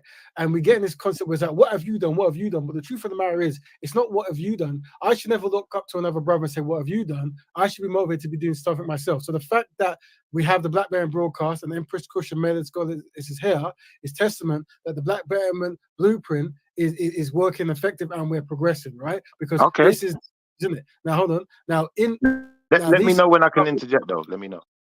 Well, what I'm saying is, we're not here to disprove something's right or wrong. What's more important is an acknowledgement that there is a want for a particular thing. Now, the issue we're going to have is Money Green doesn't want the same thing. You see, he wants something different. So technically, we're 2 different types of people. Yeah. And because we're 2 different types of people, we're not obligated to put him on any kind of panel where decisions are being made because he doesn't correlate with our ideals. But the sisters, Mele Goddess and Mele Goddess and Empress Kushti, they share their ideals. They value black love. They value black economics. They value black health. They recognize black people as a collective group. They recognize the importance of unity. And because of that, sisters like them will be on the board. Sisters like them will come to them for guidance because they've demonstrated the consistency in the demeanor. Now, what we're going to try to do is help black men, because one of the things the sisters saying is like, there's so many black men, but as soon as they marry non-black women, it's like they become mesmerized. It's like the white man's marketing is all up in their mouth. So I'm like, not to worry, sisters. Don't engage with them. Let me show you how we deal with them. We be kind. We let them know that if they want to have trauma, let them have trauma. But what we don't do is we don't engage with the trauma. You should never do that, because then it becomes a trauma fest. So if they want to be king, let them be king. But let them know that once you finish being king, we're practicing Betterment. And if you wish to be with us, you have to practice Betterment. And then you go back. Hope that makes sense, family. And I hope the diagram makes sense as well. No, it does. It does. And do you know what? I'll be honest with you, bro. I'm not here to argue with anyone, and I do respect what you said, and I've taken it in, and I will take it into consideration what you said, even. Yeah. So just know that. Like, so you may think I'm just totally against it, but I'm not actually totally against you. It's just that where I'm at with things and the way I view the world is different to you. That's all it is. It's not really. We're not locking horns, paws like two ballers in the flipping field. What I will say to you is this. I'm not a person who believes in a one-size-fits-all exercise in any shape or form in any scenario. I never believe that. I don't believe that can ever work for anything. I think the only time one size fits all is, everyone gonna live and everyone gonna die. Everyone gotta breathe. Everyone gotta go to the toilet and do a doo-doo. That certain things, yeah, we can say one size fits all. Everyone's got to do it. But outside of that, I don't believe that a one-size-fits-all exercise can really work for our community. I don't think that works at all. I feel that it turns people against each other within our community. I think it ostracizes people in our community. I think that ultimately what it does is it creates a divide and some type of war to some effect, in my opinion, because black people like to war just like every other people like to war. When we're headstrong about things, all of us are like that. Ask you a question, Schiffer? But I'll finish on this sentence, and then I will say this: I don't wish the worst for you. I hope it all works, and hopefully people like me become a thing of the past. I do wish and hope that. I just don't see it happening. My question for Schiffer was what you mentioned about the community, and I was wondering who would you be speaking of as your community? My community is West Indian. My community is West Indian, and I mainly deal with West Indian people. I got some, I got certain friends that are not West Indian, like some Nigerian friends, Somalian or whatever, or all different nations. But the majority of the lion's share and portion of the people I know, the people that I will consistently help and look out for, are all West Indian people. Okay, so your community is West Indian people, and you feel a certain level of commonality with them by nature of being West Indian. 1,000. Okay. Right. Okay. Well, before you jump in, here's what it is, right? One thing we have to understand is we are talking about two different things here, and we've identified it. And unless we're going to literally listen to the pains of someone, we can try to move on to.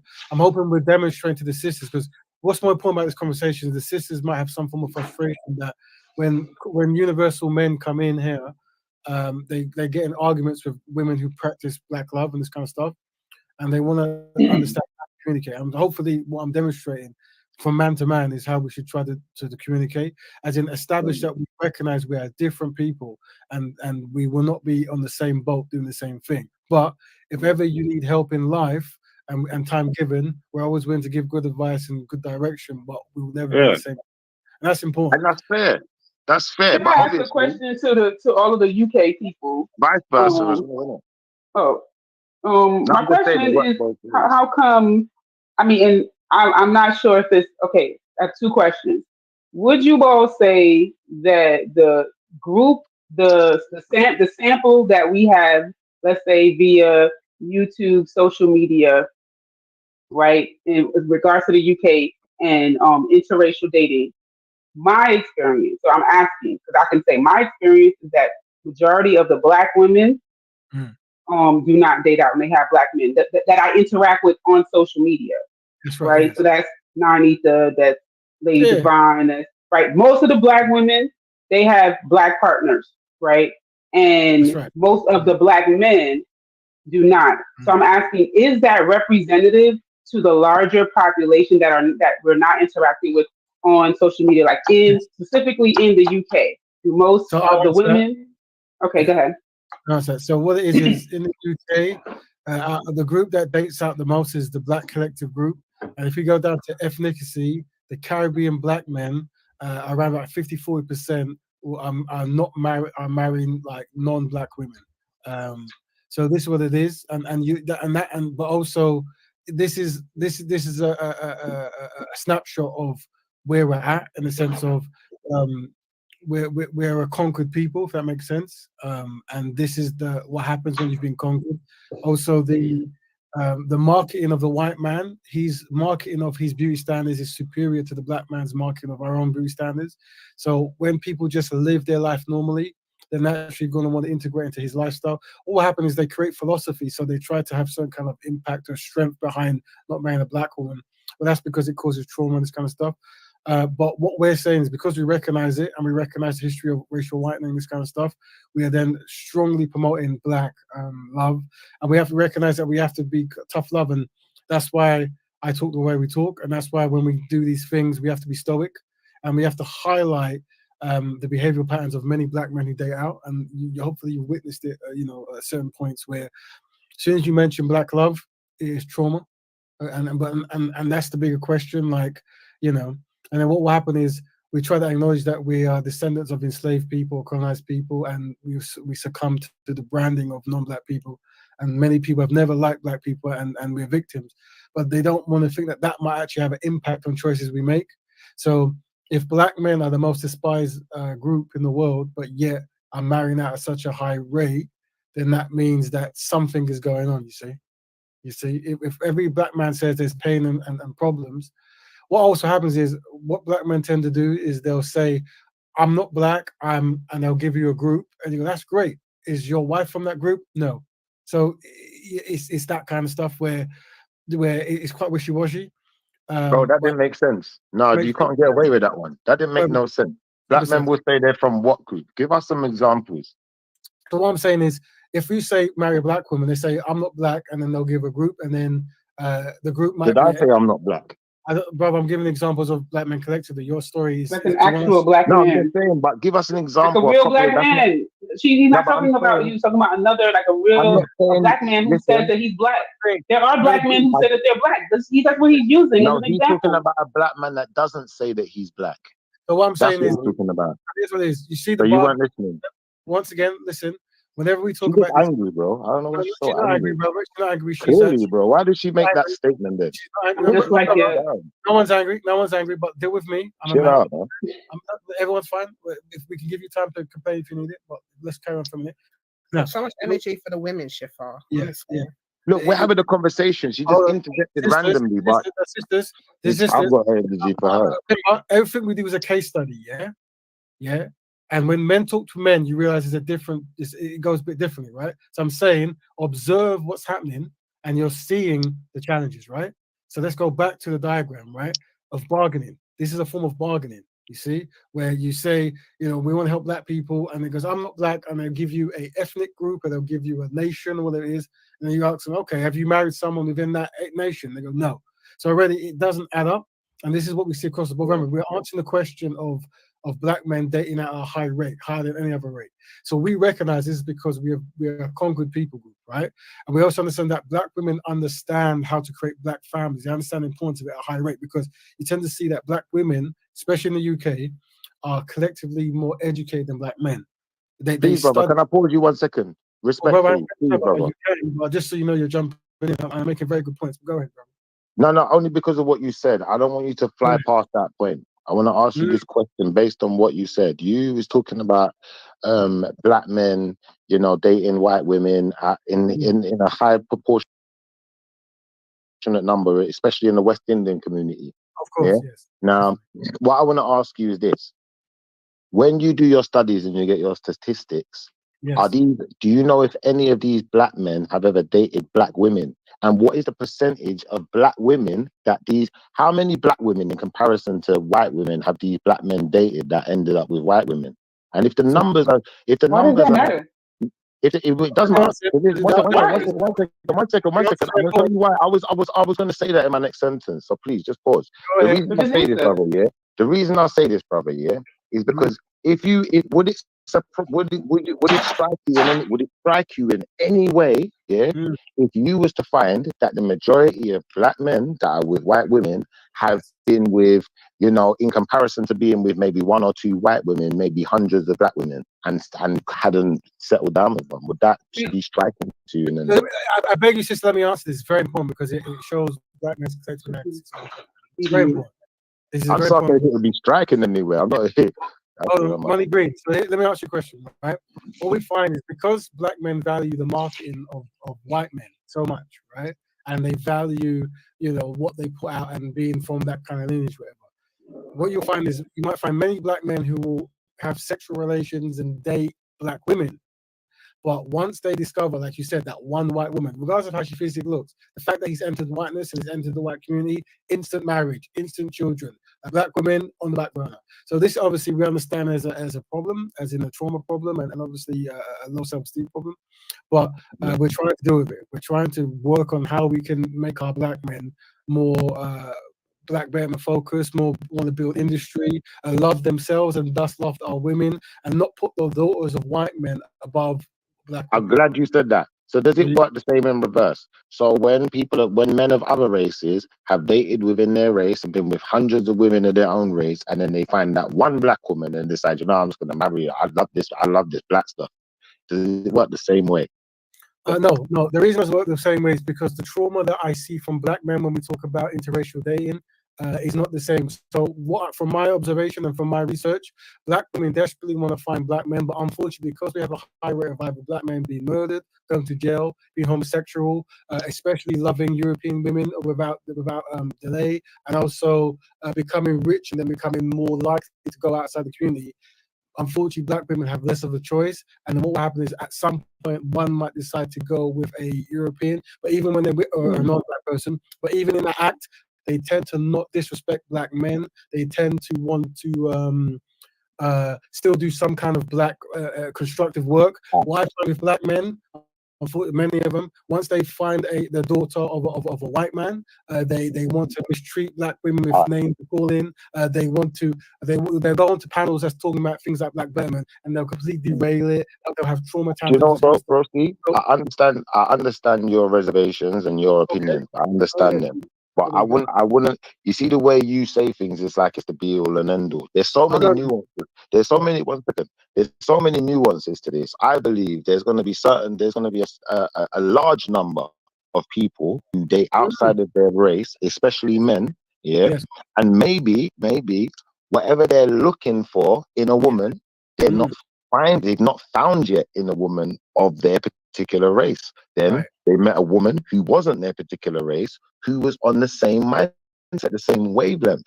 So maybe it's more to do. Let me finish. Maybe 1 second. What I'm saying is this, bro. Maybe it's more to do with, like, for instance, I've heard a lot of black men talk about, you know, they want submissive women, and maybe a lot of them, what they do is they look around, they try and find a submissive black woman. Maybe there ain't that many. They try and find let me finish. I'll be finishing in a second, bro. I'll be finishing any second, bro. Bro, please, respectfully, let me finish. Maybe they look around, they say, let me find a submissive Chinese woman. And there ain't that many of them. Maybe they couldn't find a Chinese. They tried every other thing and they just ended up with the white one that was submissive. Maybe that's just where they ended up. I have a question for the brothers. I have a question. Maybe just where they ended up. I'll tell you this because this is a talking point that many of the manosphere black people try to drop. And I say it's not accurate. What it is white men are superior to black men at making their women train and get them in the kind of like mindset that they best want, right? And what you're doing is... That's not what I said, though. I'm not finishing. That's his point. You're jumping in. Let me finish so you can say yeah and nay, right? What happens is because white men are superior to black men at controlling their community and creating the environment that cultivates this kind of energy they want to see, rather than actually looking at it as an incentive to try to fix our community to get more of that kind of a behavior pattern, we rather flee from our community into the white man's community and marry into him, you see? Yeah, kind of. Kind of. I agree with that kind of. Hold on. This is a reflection of black men's collective inadequacy, that rather than fix what allegedly we say we want, we flee into, unfortunately, the descendants of our people destroyed us, to marry into their and give our wealth back to them. So we're saying that from a strategy point, if you're not best pleased for women, I don't know why, because our women are very good, but if you're not best pleased, then let's have a way of trying to allow them to rest in their family, to actually listen. Although I don't agree with this, I think black women are doing amazing. But some black men are saying this. So I'm saying, if this is what you're saying, let's come together with a strategy. That's not what I'm saying.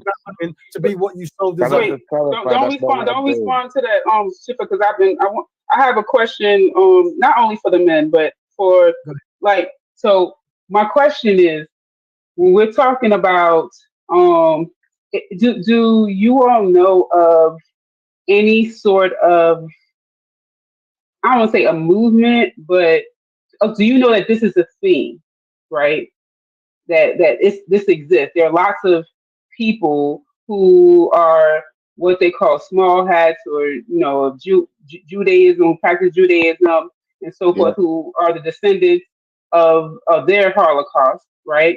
And in present day 2024, so no one is oppressing them physically and so forth. They're not in at risk of any extermination and all of that stuff, right? Do you know of Jewish people outwardly saying, "I love my German partner. I'm going to that's my preference. I prefer these people." Funnily enough, yeah, there are some. There are some, and they're going on YouTube saying, "We don't want no Jewish woman. We want a German." Not necessarily on YouTube. Analysis. Hold on, brother Money Green. Your correct analysis. Just like you don't see Palestinians saying, my beloved Israeli." You don't see the Jews say, "My beloved Nazi," whatever. But once again, it's because we have been defeated, and what we're saying is we want to work with the black conquerors to try to market the environment that can produce this kind of behavior, right?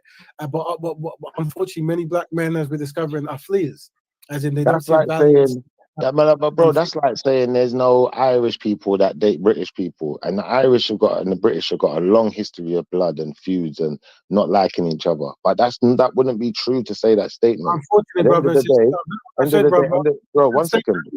Go on. Unfortunately, brother, you cannot compare the Holocaust to the war between things, and you definitely can't compare the Ma'afa to these things. And once again, these you see, these are different things. But what we're trying. What I'm saying is, look at the analogy. See, here's what it is. Overall, we're trying to create an environment. Hold on, where black people thrive. So let me tell you something. Right? Let's just say that I love European women, the daughters. I didn't compare, by the way. You're jumping off. That's a very good point. Let's say I love them, and I have 4 European wives. Yeah, I've got 4 because they're the greatest, right? Even if that, I can acknowledge that. Even though I really want to be with them for whatever reason, I can acknowledge that it's better for black men to be with black women.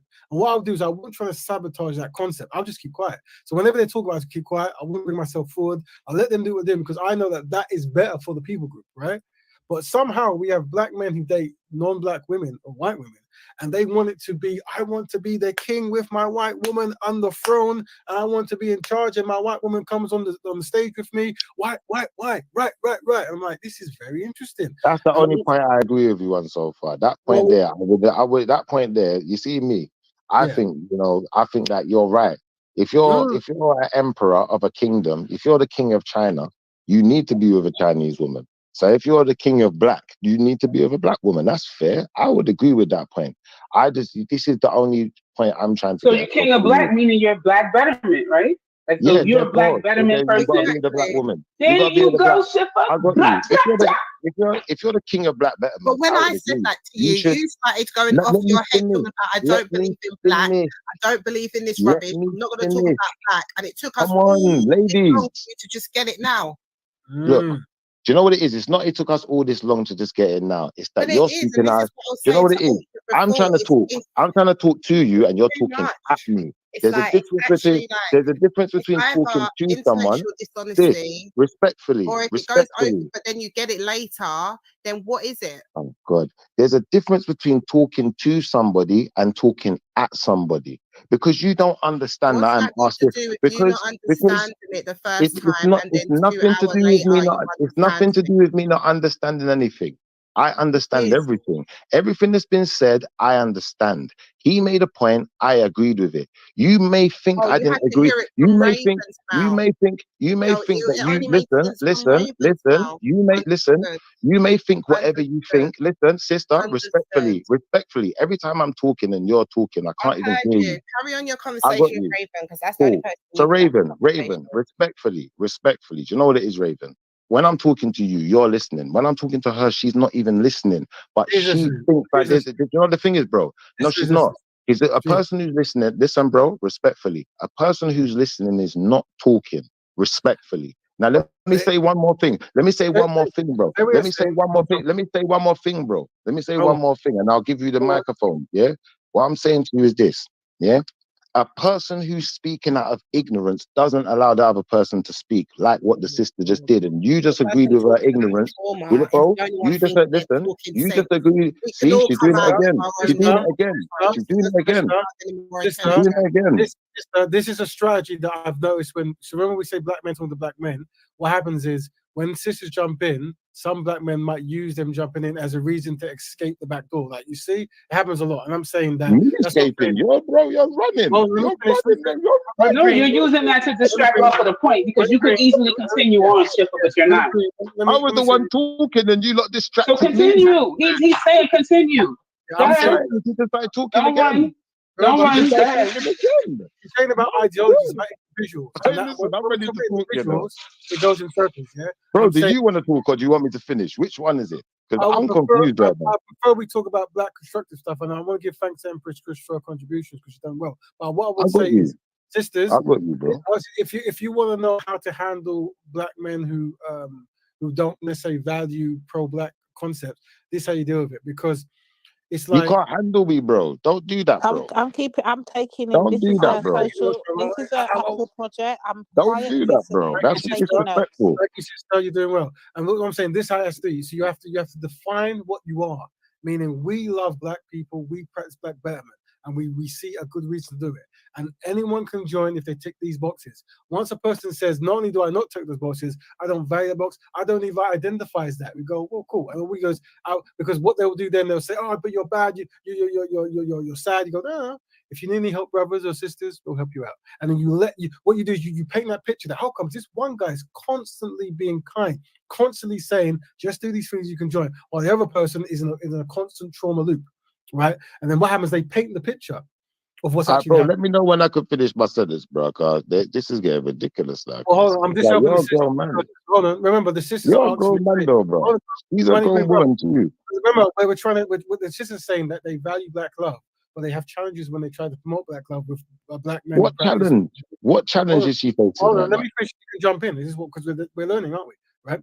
So I'm saying, as a man to a man, what we do is you don't match the kind of tantrum energy. So when a black man might start being name calling or getting angry, you let them know they're loved. You let them know they're loved. Bro, what name did I call her? Are you all right, bro? Bro, are you actually okay, bro? Are you on medication, bro? I didn't call her one name. This is what I said. I'm going to repeat it. No, bro. Respectfully. You're escalating, Schiffer. Why are you escalating? No, I'm not escalating. I'm saying, bro. What you're doing is, bro. You see what you're doing right now? That was a disingenuous statement. I'm not going to diss nobody, bro. I'm not dissing nobody. I ain't got that type of energy, bro. We're having a constructive conversation. What I was saying is that she was not listening to what I was saying. That's not a diss. That's a fact. If I'm talking and you're trying to talk over the top of my talking, you're not listening to me. That's not me dissing you. That's just constructive criticism. It's not, bro, I haven't got no love lost with the sister. If she feels whatever opinion she's got of me, I'm happy for her to have it. Just like I'm happy for you to have yours. All I'm doing is sharing mine with you, and it seems to be upsetting you guys. I don't want to upset you. I just want you to know that there's different mindsets.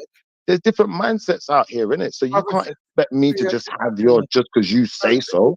Money, green, do what goes back to you in your life. So, sisters, what I'm trying to demonstrate is when you become stoked with men who've gone outside the community, and you're kind and you're constantly listening, but you're letting them know that these are the rules. When at a certain point, they will try to find a way out. And if you come with a certain tone, they'll use that as the excuse. So I'm saying, don't let that happen.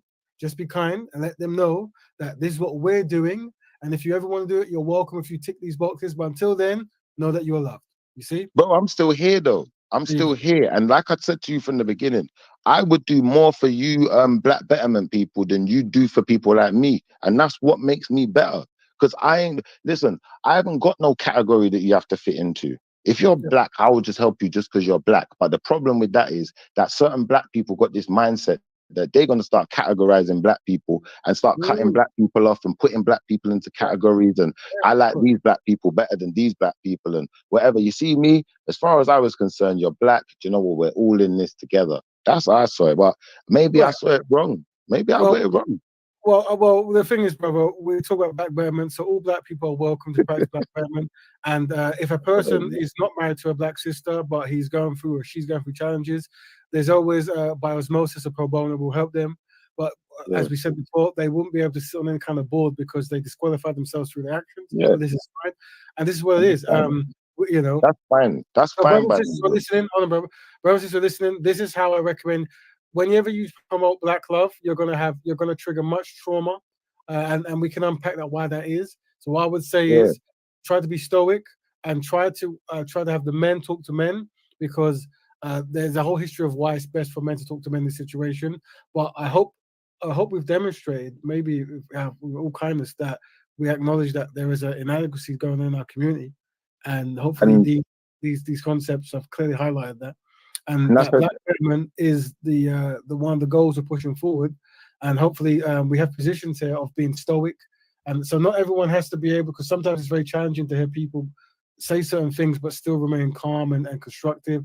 So there are positions we can play when we're speaking.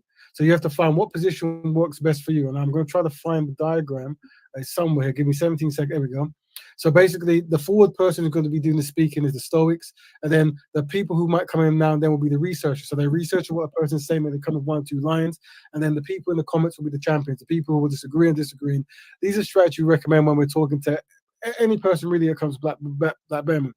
But we do value discipline. But what we're saying is try not to get in scenarios where you're arguing about individualism. Yeah, especially when you're talking to black men, especially when you're talking to black men who don't value black women in the sense of being with them. Right now, this is very important. I have to bring this up. You know, some black men say the reason we're with black women is because non-black women, because black women are not this, not that, and the third. What you don't do is you don't want to argue with them. You want to say, maybe you're right, maybe so. So what you're saying is the white man is successful at making his women appealing, but the black man is unsuccessful at making his women appealing. Oh, you already said that, bro. Look to you, bro. I'm talking to Do you agree with that, though, Shifa? Big and serious. Hold on, One second, though, Brother Raven. Sister, I'm okay. I know, this is for logging it, lady. The solution has to be adhere to the rules.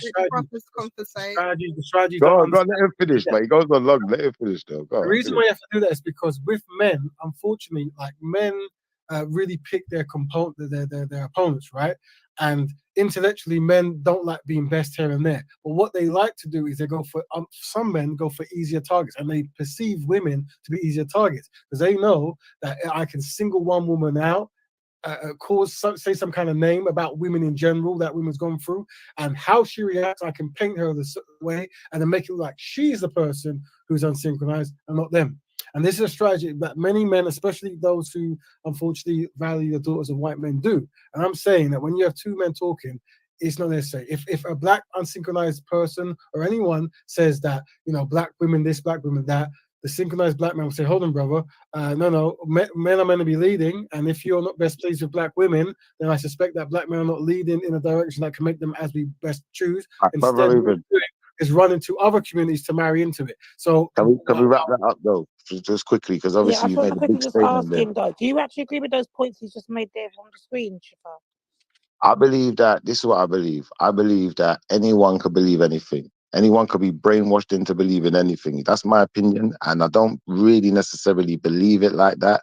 What I do believe is this. I believe that at the end of the day, everyone is who they are and makes whatever decisions they make. I can't tell you why every single person made their decision, because it's not a one-size-fits-all exercise. I can talk from my own perspective, and we could do some constructive conversation right now. And I could say to you, do you know what? I, as a man, do you know what? I look for a woman who, you know, is a particular type of characteristic. And there are black women who meet those characteristics. I'm not going to deny that. And maybe I've made mistakes in my lifetime. Maybe I fucked up a couple of times and fucked up. And, you know, maybe I would have been in a different relationship. Maybe things would have been different. But you know what? Due to my fuck ups and due to my life going wherever it did, I ended up where I'm at. And you know what? I found someone who is willing to accept me for me, who it is. And I'm not going to say that I'm not going to sit here and say to you that I strategically went out there looking for a white woman, because that would be a lie. Do you know, like that? In fact, Well, the if fact I that was you to have be a black honest with you, daughter, you know, that kind of, yeah. So remember, we've got to understand as well, Brother Raven, and some of these relationships as well. This is why I wanted you to really chat to the brothers yourself directly, because some of them are in relationships, interracial relationships now, but they've had obviously black children from previous partners with a black woman. Do you understand? Does that make the plot with multiple black women, shakier, or even multiple black women, or some of them never had no children or never been in a relationship with a black woman, but their preference and they lean towards, you know, the white or the oriental or the whatever it may be. You understand? So there's different dynamics to this, and this is the argument that we have itself. mercy to them, but we have Right. the black Betterment is undefeated in the sense of this is the rule set: constructive black man, constructive black woman, there's a constructive black family. That's it. There is no way around that. And do you know what is, Lady D? I don't think that's a fair question, because I wouldn't ask a question like that, because I think he's right. Like I said, you think I'm disagreeing with you because I'm saying that it's not something I would personally be part of, and I might be part of something else. But maybe that's why we're supposed to be who we are. You're supposed to be who you are. You're supposed to be about black families staying together. You're supposed to be about these things. I'm not telling you that you're not supposed to do that. What I'm saying to you is, really and truthfully, you know, there's more nuances to this thing that have to be thought of, because at the end of the day, we don't want to give ranks to the white people, do we? We don't want to create defectors. We don't want to create our own opposition within our own ranks. That don't make sense. So I listened to what you said. You said, you know what? We've still got a branch. We still got a olive branch to reach out to our black brothers and sisters who might not be in black relationships at this moment in time, or may have interracial children. So there's still an olive branch to reach out, and that's not a bad thing. So it's not an opposition. It's more, for me, it's just like, I see it like this. I want to be honest with you. I just think, like I said in the beginning, power is power. I don't think you can really base power on color. I think you could in a particular time period. I believe we're living in different times, and I believe sometimes our greatest power is our greatest fear. Yeah. And our greatest fear as black people is just being who we are. Because black people, really, we're not these gangsters that they try and promote us on TV as. Black people are some of the most humble people I know, the nicest, the most religious, the most, you know, go out of their way to make sure they deal with you properly. Yeah. But because the world is so crooked, and because all we see is money, money, money, that's all that's going on right now. Money's become the new God. Now everyone's turning crooked. And it's like we get more and more crooked every day, because we're part of this system too. We're living these lifestyles. We're right next door to these people. So I agree in this separation thing to some effect. I just think that for some of us, maybe it's just too late, because I got into that relationship. It's too late for me. So don't worry about me. I'm going to do me. I'm happy doing me by myself for that reason, because I don't want to fuck up the ranks. You lot do your thing over there. Do this black thing. And if you need my support, I got you. But just know, really, I got you from afar, innit? Because I can't jeopardize me and mine. That don't make sense. Because I'm still a dad, innit? Brother, we give thanks to the brother's truth. And we knew this before he even uttered it. So we give thanks to him. And just so the listeners can understand, especially me, Rap Raven, and other black bearers, we are here to help black people collectively. We see a value. We want to believe and understand that we're on the good side of history. We recognize that black people are collectively inadequate, and we're going to be dedicated. We understand that when we do that, we might trigger some people. We might bring up some harsh truths, but know that black women, you are the priority. Know that we recognize that there's been many challenges in the black community, and you are the primary, you are the obligation, you are the only option for a black bearer. We recognize some people might not be a black woman. We won't disregard them. They're welcome to practice black Betterment. Bro, only because you said this before, can I speak on the inadequacy for a minute, please, bro? Respectfully, because that's the really alarming one. Like, where every time you say inadequate, bro, I don't know, something in me says to myself, I could never tell my child they're inadequate, bro. You couldn't get me to utter those words to them. And ultimately, when I use the word inadequacy to me is not based on your position. Yeah, you could be number 8 on the starting grid in the Grand Prix, but you finished first. So how can I tell you you're inadequate? Nah, I don't agree with me, bro. Just being honest. The thing is, everything I say will always cause confusion. Will always, because of where our minds are at. So, for example, if I use the term collectively inadequate, that will make no sense to people. So when a person gives me an example about talking to their one son, it doesn't make any sense, like, because we're not talking about your one son who might end first in the race. We're saying that Black people struggle to work as a team, and you as a gentleman have just said yourself that you are individualist, so you're demonstrating this concept. So what we're saying is we recognize this, but what I really like about this conversation is it's shown, hopefully, people at home and people on the panel, the importance of the philosophy, the double dilemma that we Black people are collectively inadequate. And look at how it's formed the conversation. Look at how truths have become manifest or will manifest because of how, because we're tackling these old issues that we haven't actually had to bring up. I'll be honest, Caribbean men dating at 40% is not beneficial to the Black community. So the goal is to have Black men become constructive and marry Black women and give them the best life of all time. That there can be no way around that. The goal is to have Black industry, Black unity, Black health, all that consistency. And the fact that we don't have Black men saying this with chest is because we're collectively inadequate. But good, you know what I think part of the problem is, though, bro? You can jump in, because we've got Black betterers.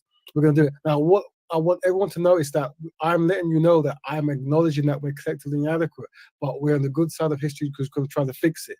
Now, if this concept triggers people, ask why does it trigger them, and ask when it triggers them, why are they not part of the solution then? Why is it that they will be triggered, but yet they'll give philosophies that takes them out of the community? And what I'm saying is, this is all part of the chessboard.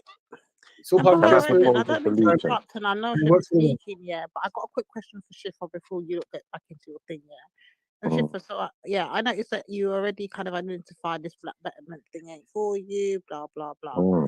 So I'm going to ask the reverse now. Would the Black Unite thing be something that you would show any interest in? Now, when you say something I would show interest in, I could give you an idea of where my mind would be at and what I do show interest in. Yeah, okay. Because I believe this is our things. This is what we're really supposed to be doing. Sister Nanifa said to me earlier on, do you identify as an Israelite? And I think that, that's crucial at this point, because identifying as an Israelite now, let me tell you something.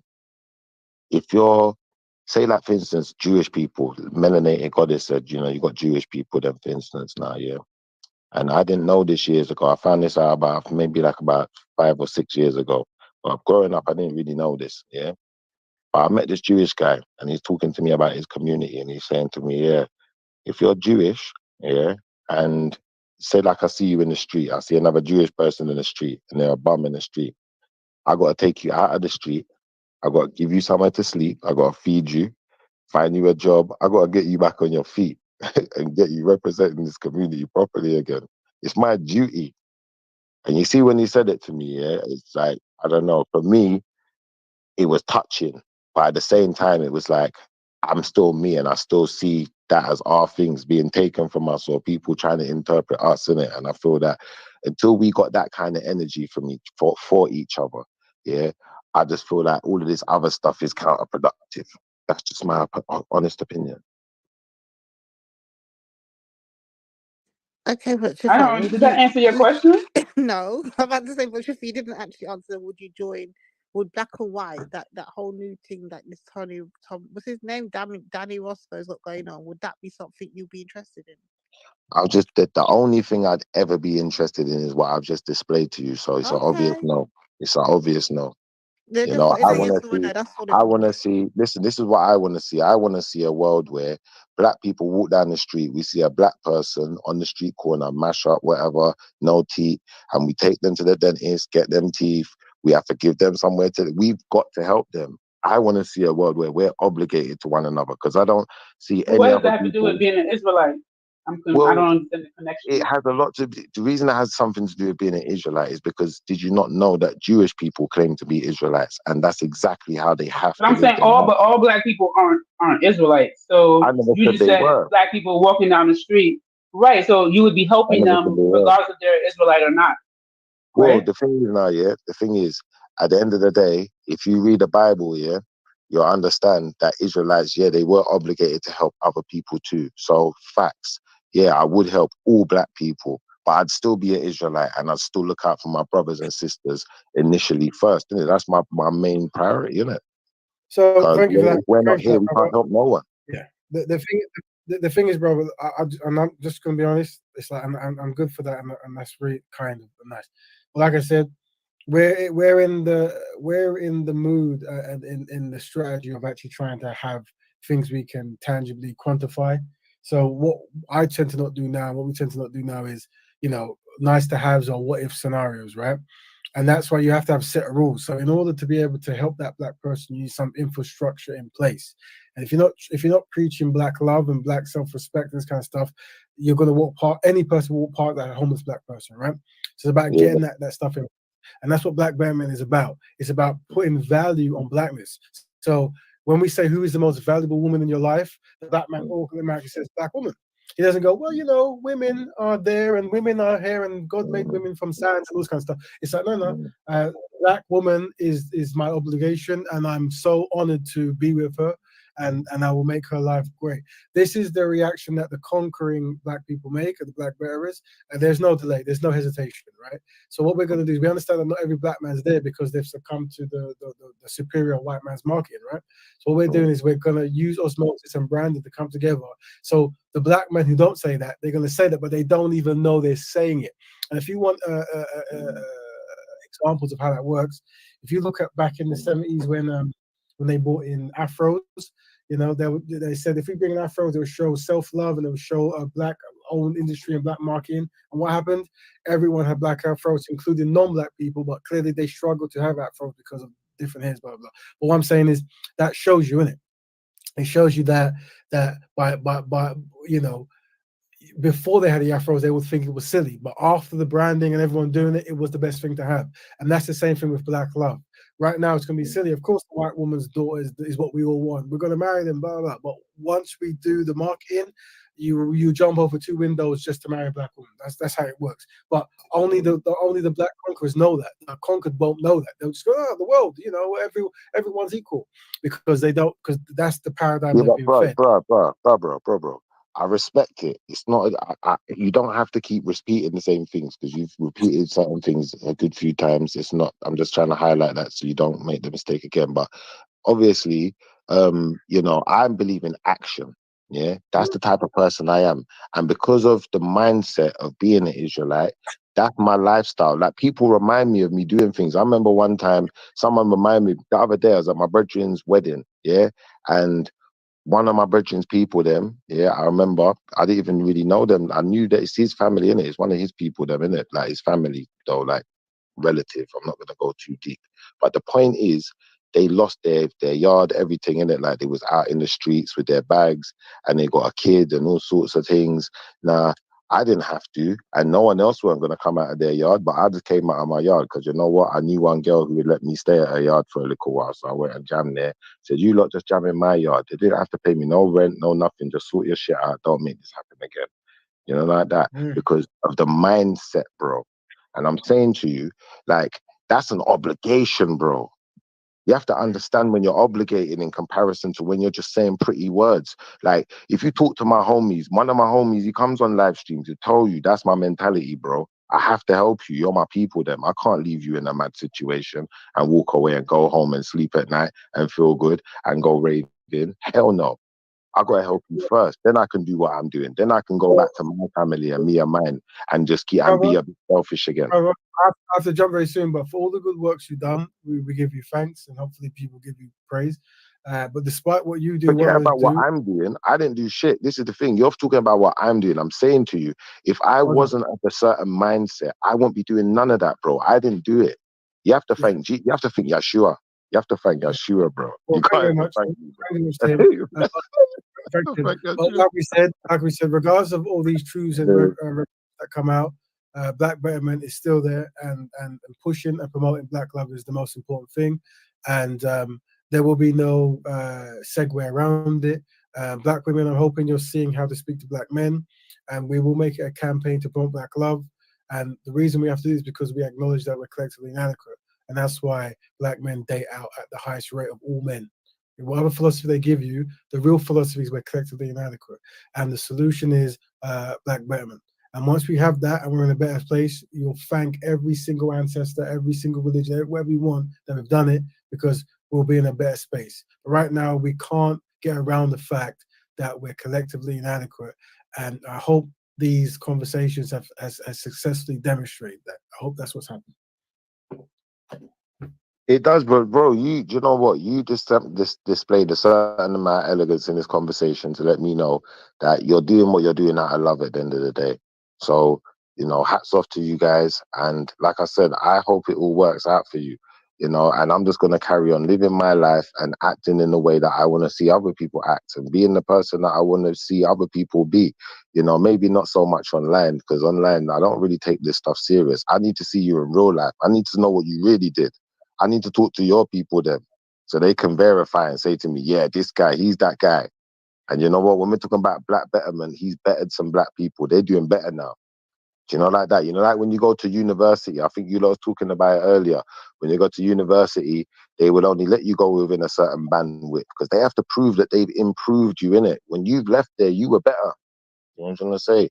But if people ain't coming out improved, they're not coming out better from the situation that they're getting themselves into, then there may be some questions raised. So, you know, that's the only reason I highlight that. It's not to take a shot. That's good that you said that, you know, Shivik. I wanted to highlight to Brother Raven this year. So what I've noticed over the last, especially the last couple of years, when we're having conversations with the brothers, yeah, I think how we see, or how, I guess if you're looking at it from a pro Black eyes mindset, yeah, how we see and view Black Betterment community, you know, throughout the diaspora, they're not looking at it in the exact same way. They're seeing it as long as they're helping out another Black person or doing good works with a couple of other Black people. That's Black Betterment.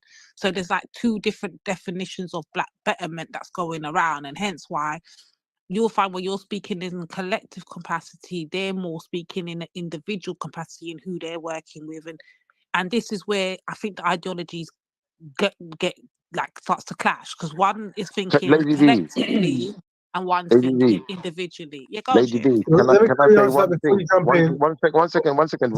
Real quickly, I just want to clarify one thing. I want to clarify one thing she said, because she said you're thinking collectively, where I'm thinking individually. It's not that I'm thinking individually, it's that my mindset, my collective mindset, I identify as an Israelite before anything else. So you're not going to put anything else above that. It's just not going to happen. Okay. But obviously, it's still a collective mindset, but it's just not the same mindset. Listen, here's what it is.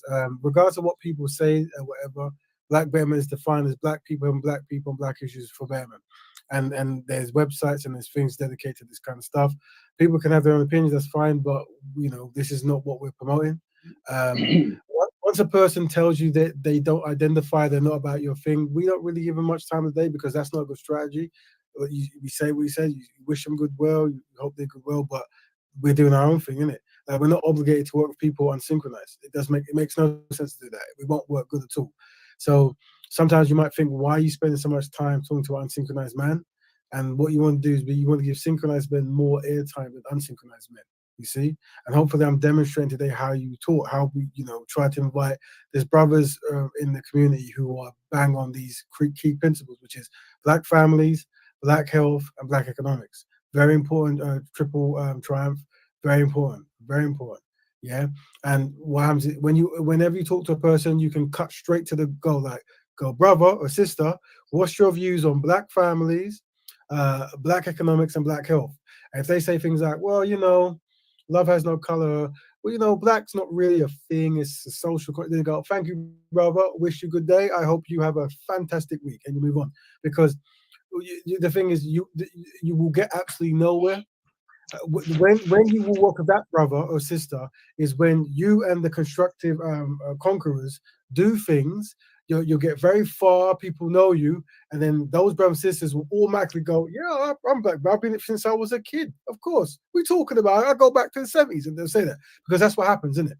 People only want to jump on board when they see it rolling successfully, right? So what we would say is to give mercy to them, just bid them good day, and give more airtime to those who uphold the same philosophies. That's what I would say. One more question, bro. One more question. What happens when you got people who are talking, or obviously on the Black Betterment team, and obviously you've got, what happens if you've got more lighter skinned people on the Black Betterment team than the non-Black Betterment team? What happens then? What? Hold on, are you saying that there's more? All right, so all right. No, I'm not saying there is. I'm saying what happens if that happens? Yes, family. All right, I'm back. Hope you've been enjoying the Black Betterment team has lesser black people in it, and then the team that he's on has more black people because they have more. Yeah. So you heard a little discussion between our brother Raven and primarily Shifa. Yeah, so hold on a second. Okay. All right. So yeah, my family, welcome back. You don't know. Happy Tuesday. So we're kind of going to the part 2. I'm gonna big up my hold on a second now. See, that didn't really go as seamlessly as I would have liked it. But it's all work in progress.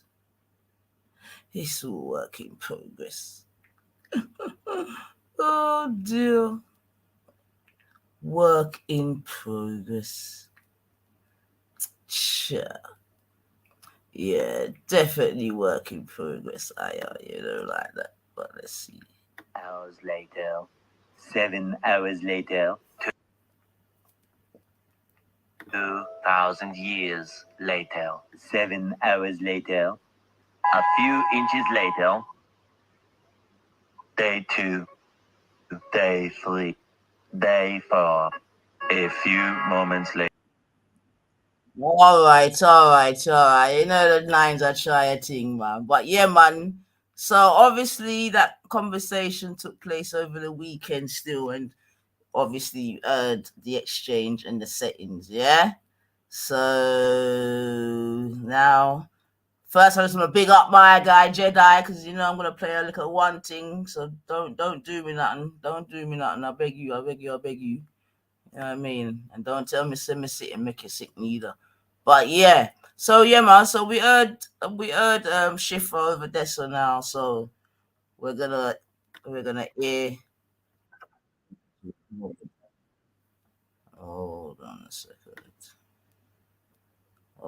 on a second. And it would be good actually, because maybe in some ways the audience can decide.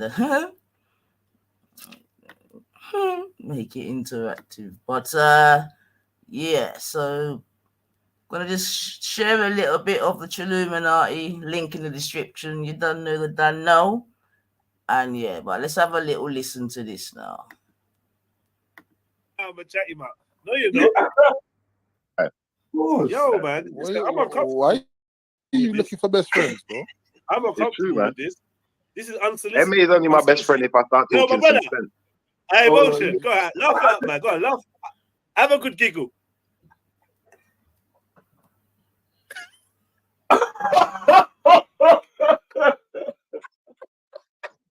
You all know you're my best friend certain times, man.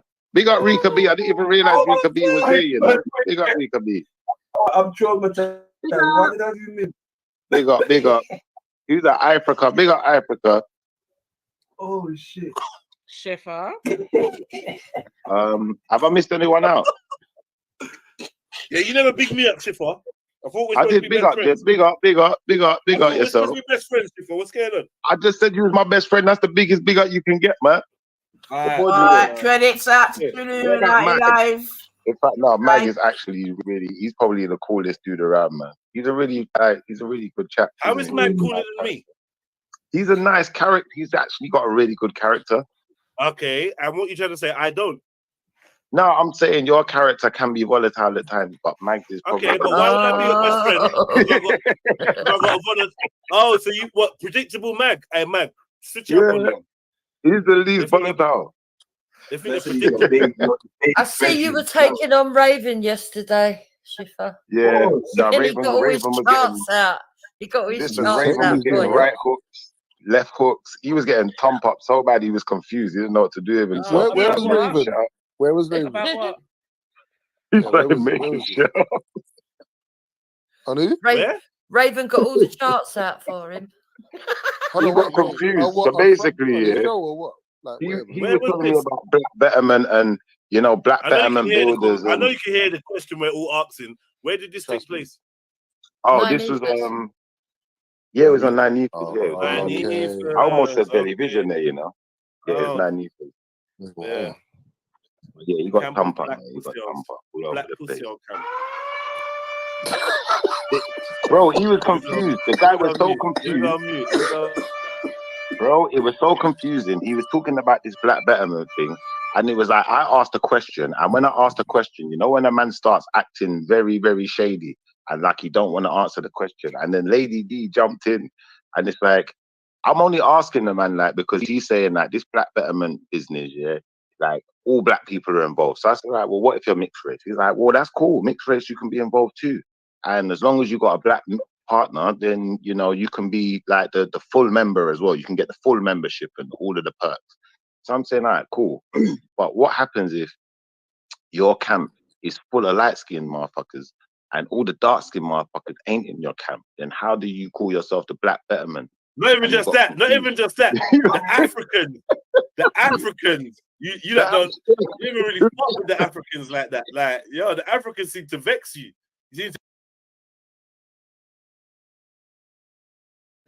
Did anyone hear that? Did anyone, in those of you that have been listening to the stream where you heard the exchange between Schiffer and Rat Raven, did you hear anything like that? Did you hear anything like that? Did you hear anything like that? You know what, as well, Schiffer? In fact, jump on, man. We can do this live because Schiffer, already you just gone and remixed, man. Straight. Yeah, I'm going to drop the link for you, man, because what kind of remix is that, brethren? Straight. This is like, why? How? Why? What's that? Gummy fever or something? Oh, come on, jump on, man. This is, I'm going to keep playing. And then straight, yeah, you're right to laugh though, Schiffer, because come on, man. And this is, boy, sir, I don't know, man. That's just madness, fam.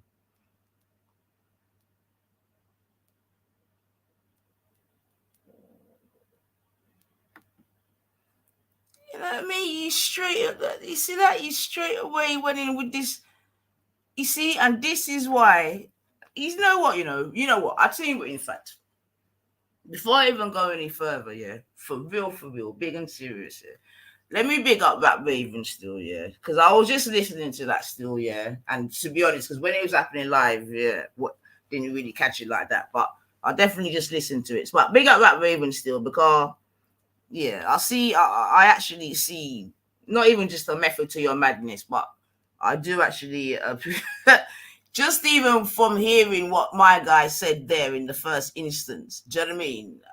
It makes sense, man, because straight away man's gone over and he's just carrying wrong information, wrong news. He just carried trauma. You get me? Straight away, he just carried trauma. You know what I mean? Didn't even go over with any truth, man. It's a mad thing. Good morning, Rat Raven. Well on. Hi, Berman, and thank you, sister. And this is what I'm trying to say from many years back, that you have to do things in stages by strategy. And sometimes your first step might confuse everyone, but as time goes by, you see a consistency, right? So, and Black Berman to Brother Green for jumping in as well. What you got to think of is what I've been saying now, I haven't changed.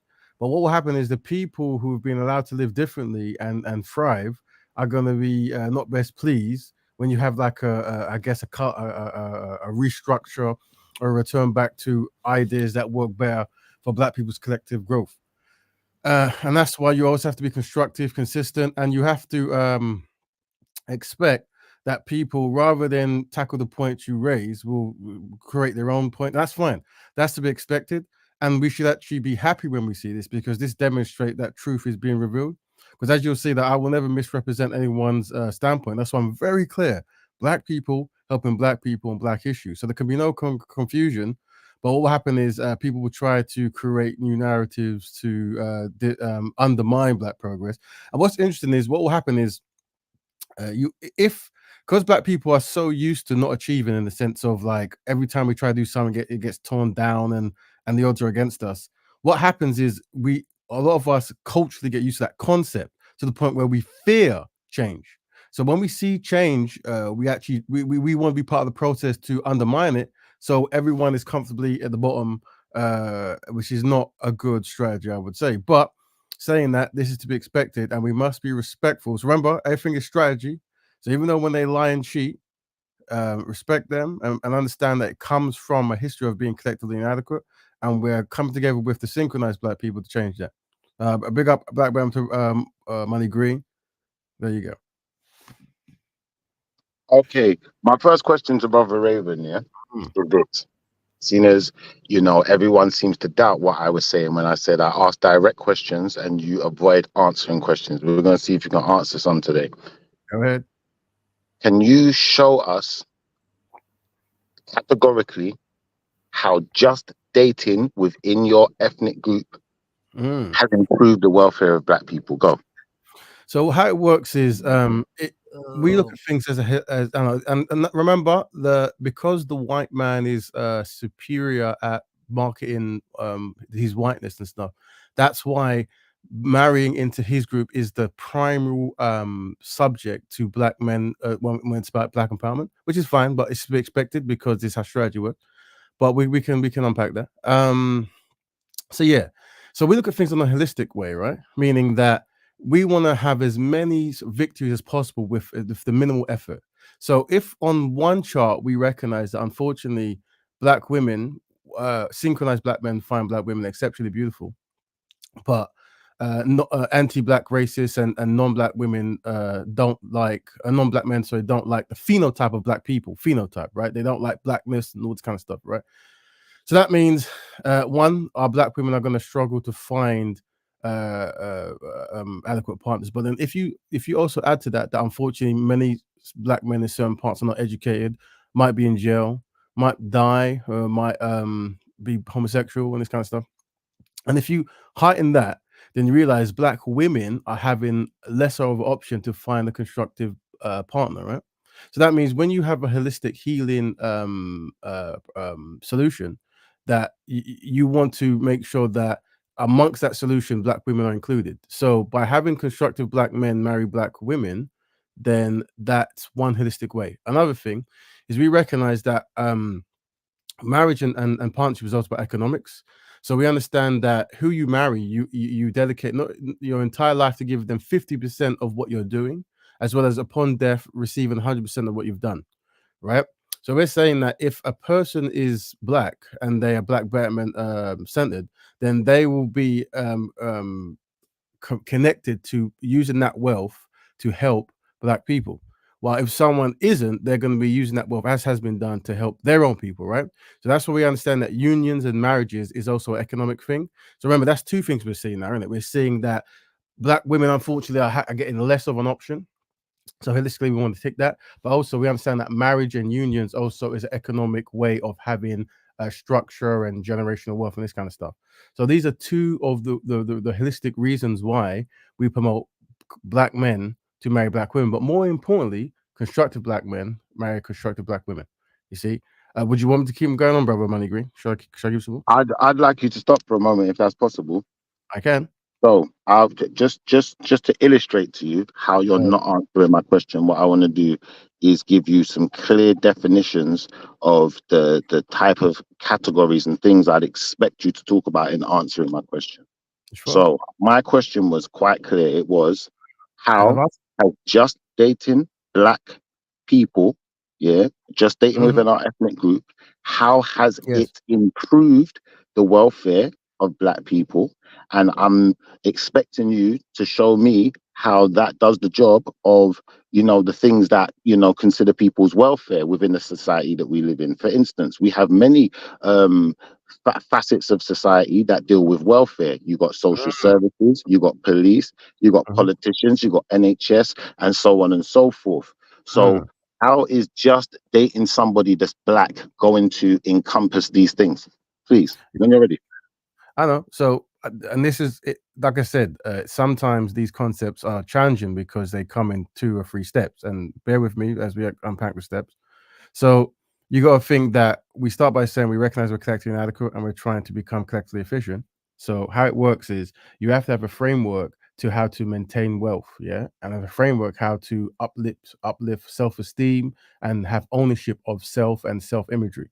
So how you can do that is by marrying your own people group. You're keeping the wealth within your community, but remember, it isn't just a monolith. You have to have a mindset, because Black people are not a monolith, right? We have like, for example, you have a different ideology of universalism and this kind of stuff, right?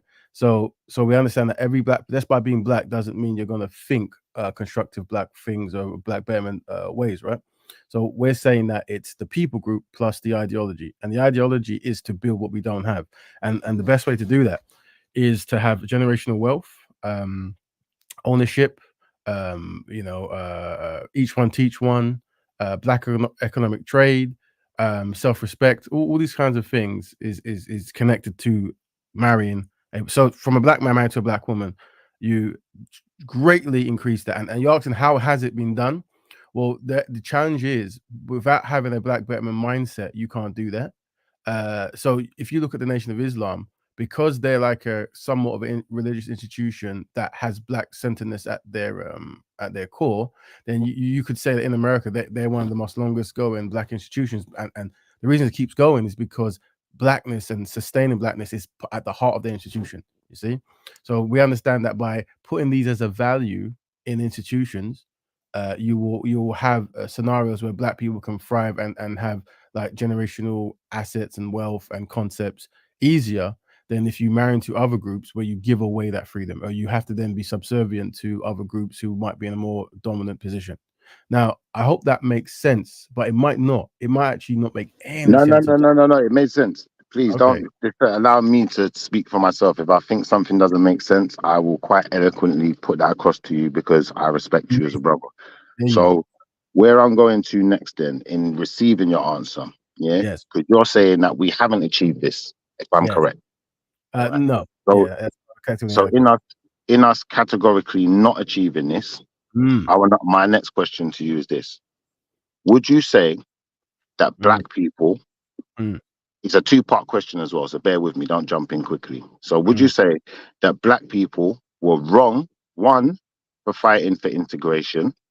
And would you say that are we stupid for fighting for things like this and trying to do what we believed was improving our welfare and our surroundings? Talk to me.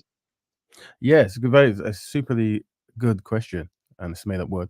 So what it was is everything has to be done in a 2-step scenario, and the 2-step scenario is what we call the 2U, and that's unity and utility, right? So integration in certain areas, integration meaning, and what integration meant for them in the past was there were laws that said Black people couldn't do anything, or were limited to do stuff. And integration meant then removing those laws so Black people can do what they want, as in there's no restriction on going here, drinking here, and using this kind of water fountain or whatever, right?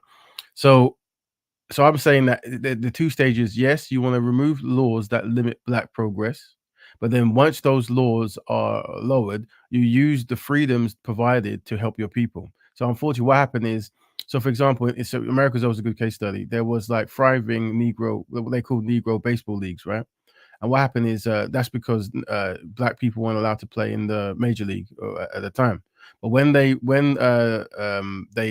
let black people in, what a lot of black people thought was, rather than own our own league, let's just work for Europeans. And that mean the whole economic structure of black people who might have sold food vendors in the stadiums, who own the stadiums and sold tickets, or who owned the copyright of the logos and were selling clothing, this kind of stuff. That whole economic structure went down because unfortunately, without the right mindset, black men fled from black owned stuff to non-black owned stuff, and then the whole economic structure of how a society thrives went.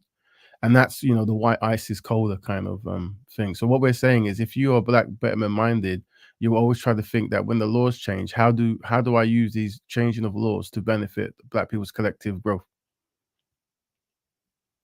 So, you know what? I was going to ask you a different question, but because of what you just said, I want to ask: are you saying that you seek to use the very system that you're in to change the laws and change and obviously what's the word, to what do they call it, to lobby politicians to get your ideas enforced? No, not really. So black Betterment is like a lifestyle that influences people. So meaning, because the world is such a big place and there's different dynamics all over the world, the black people who are truly constructive and are always trying to find solutions for black people have to assess the area they're in to see what works best. One thing we can say is, if there is definitely a law that makes black people a second-class citizen or are limited in doing stuff, then there is a value in changing that law. Right, and then some people might lobby to change that law. But the idea is, once you are on somewhat of an equal playing ground legally, because obviously there's legally and there's the people who's in charge who can just enforce things without people saying stuff, right? But once you have like an equal playing ground, quote unquote, then the idea is, how do you use that equal playing ground to build up your community?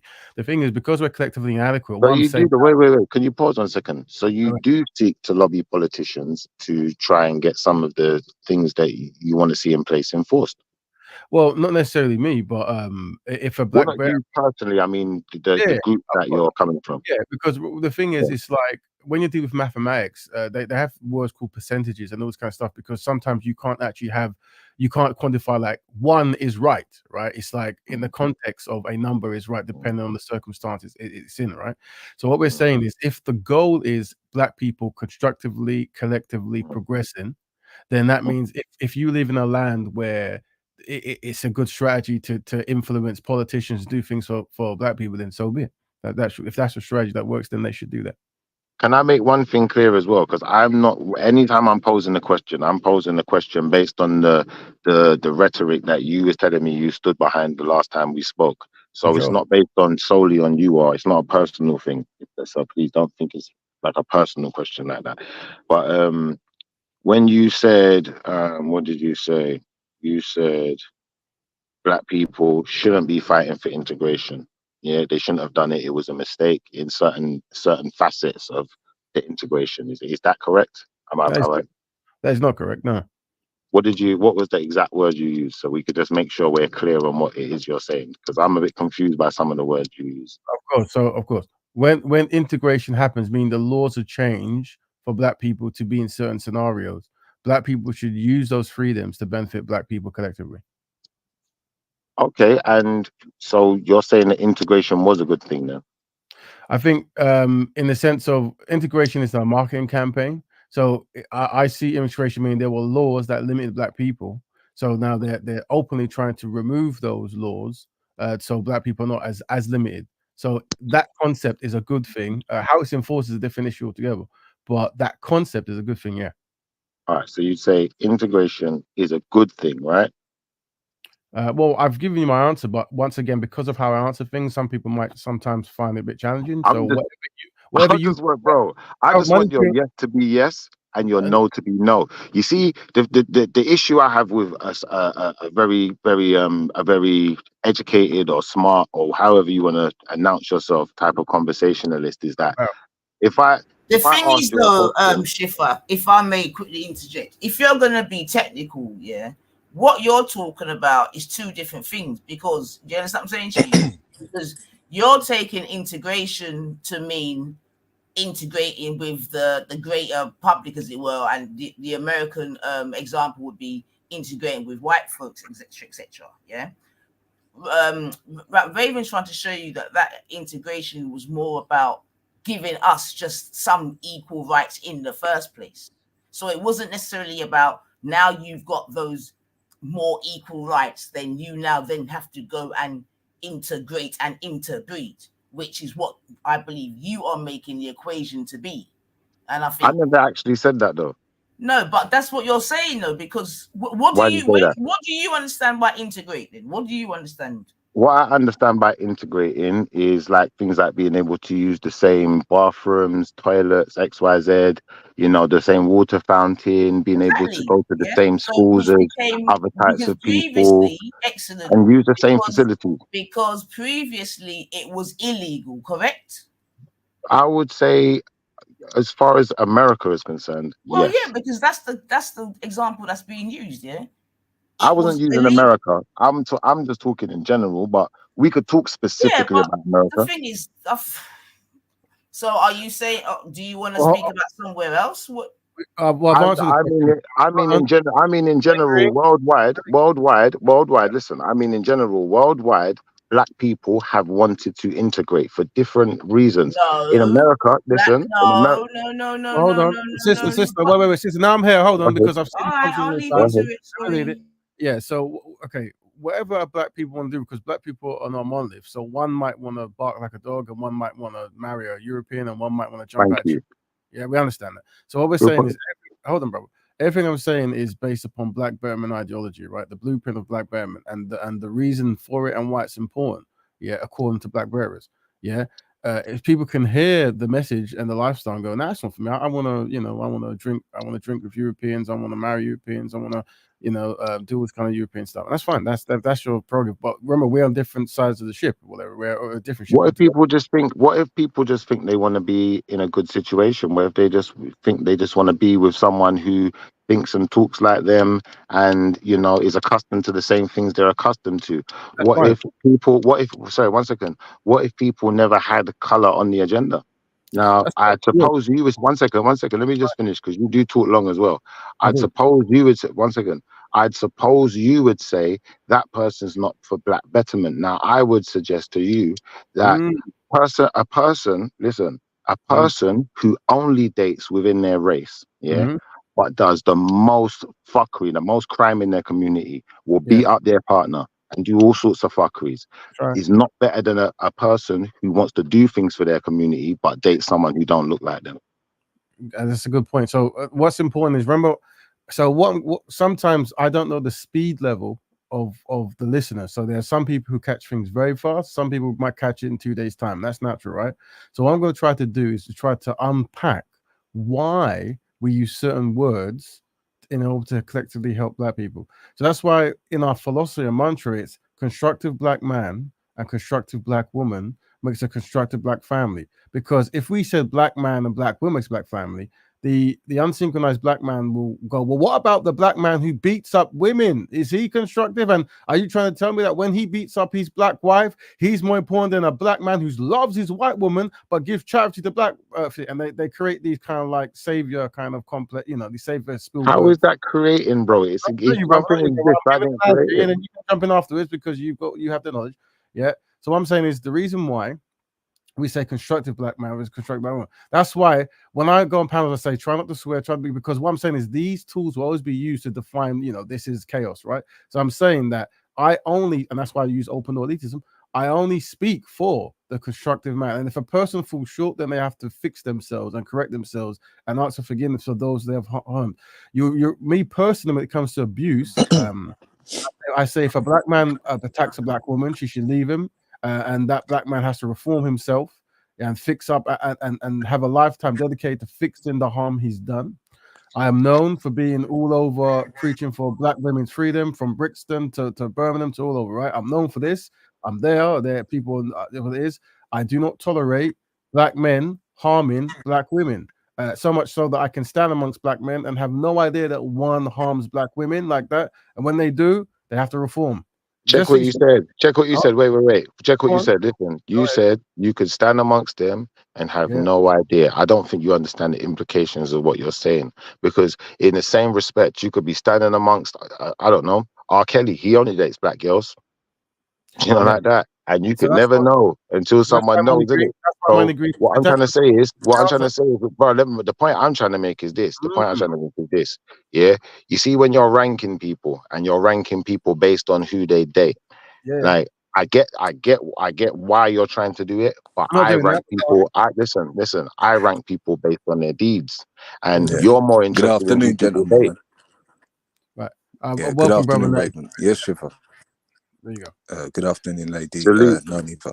Yeah, I wanted to go back to that point what Shiva brought up. I mean, we could bring out an example of like we had black only toilets and white only toilets. We had blacks at the back of the bus. I mean, yes, our grandmothers, let's say, basically, they fought, you know, to be equal, to be seen not just as blacks or black monkeys or this or coons or whatever. They fought to be, you know, look, we're here. You asked us to come here, and you know, we know your Bible. We because you know that's what most of the Caribbeans come over with the Bible. Knew it very well, had very good dress attire, spoke the language, and was very hardworking. So when you look at that, you think to yourself, you know, you want to be a part of the society, yeah. Now I do understand Raven saying. I mean, we got to look at this brought up to me when they said to me about but what about the declination of the blacks in the Caribbean community? And we can talk about skin color because obviously my son, you know, my son's a Bart Simpson, you know what I'm saying? So, but I don't know what you're saying. You know, when he goes, when he goes on now, my legacy now will, you know, obviously. Hold on. What does Bart Simpson mean for those who are new to these terms? He's mixed race. I'm having banter, man. So you've married the daughters of a white person, of a white man, is that right? So you've married a white woman. No. My girl's Asian. My girl's Asian. Oh, so you've daughter of an Asian person, Japanese, Chinese, this kind of thing, right? Yeah. Right. Okay. Nah, Bart Simpson, where you're going? I get. Okay. I won't use that term, but okay, go ahead.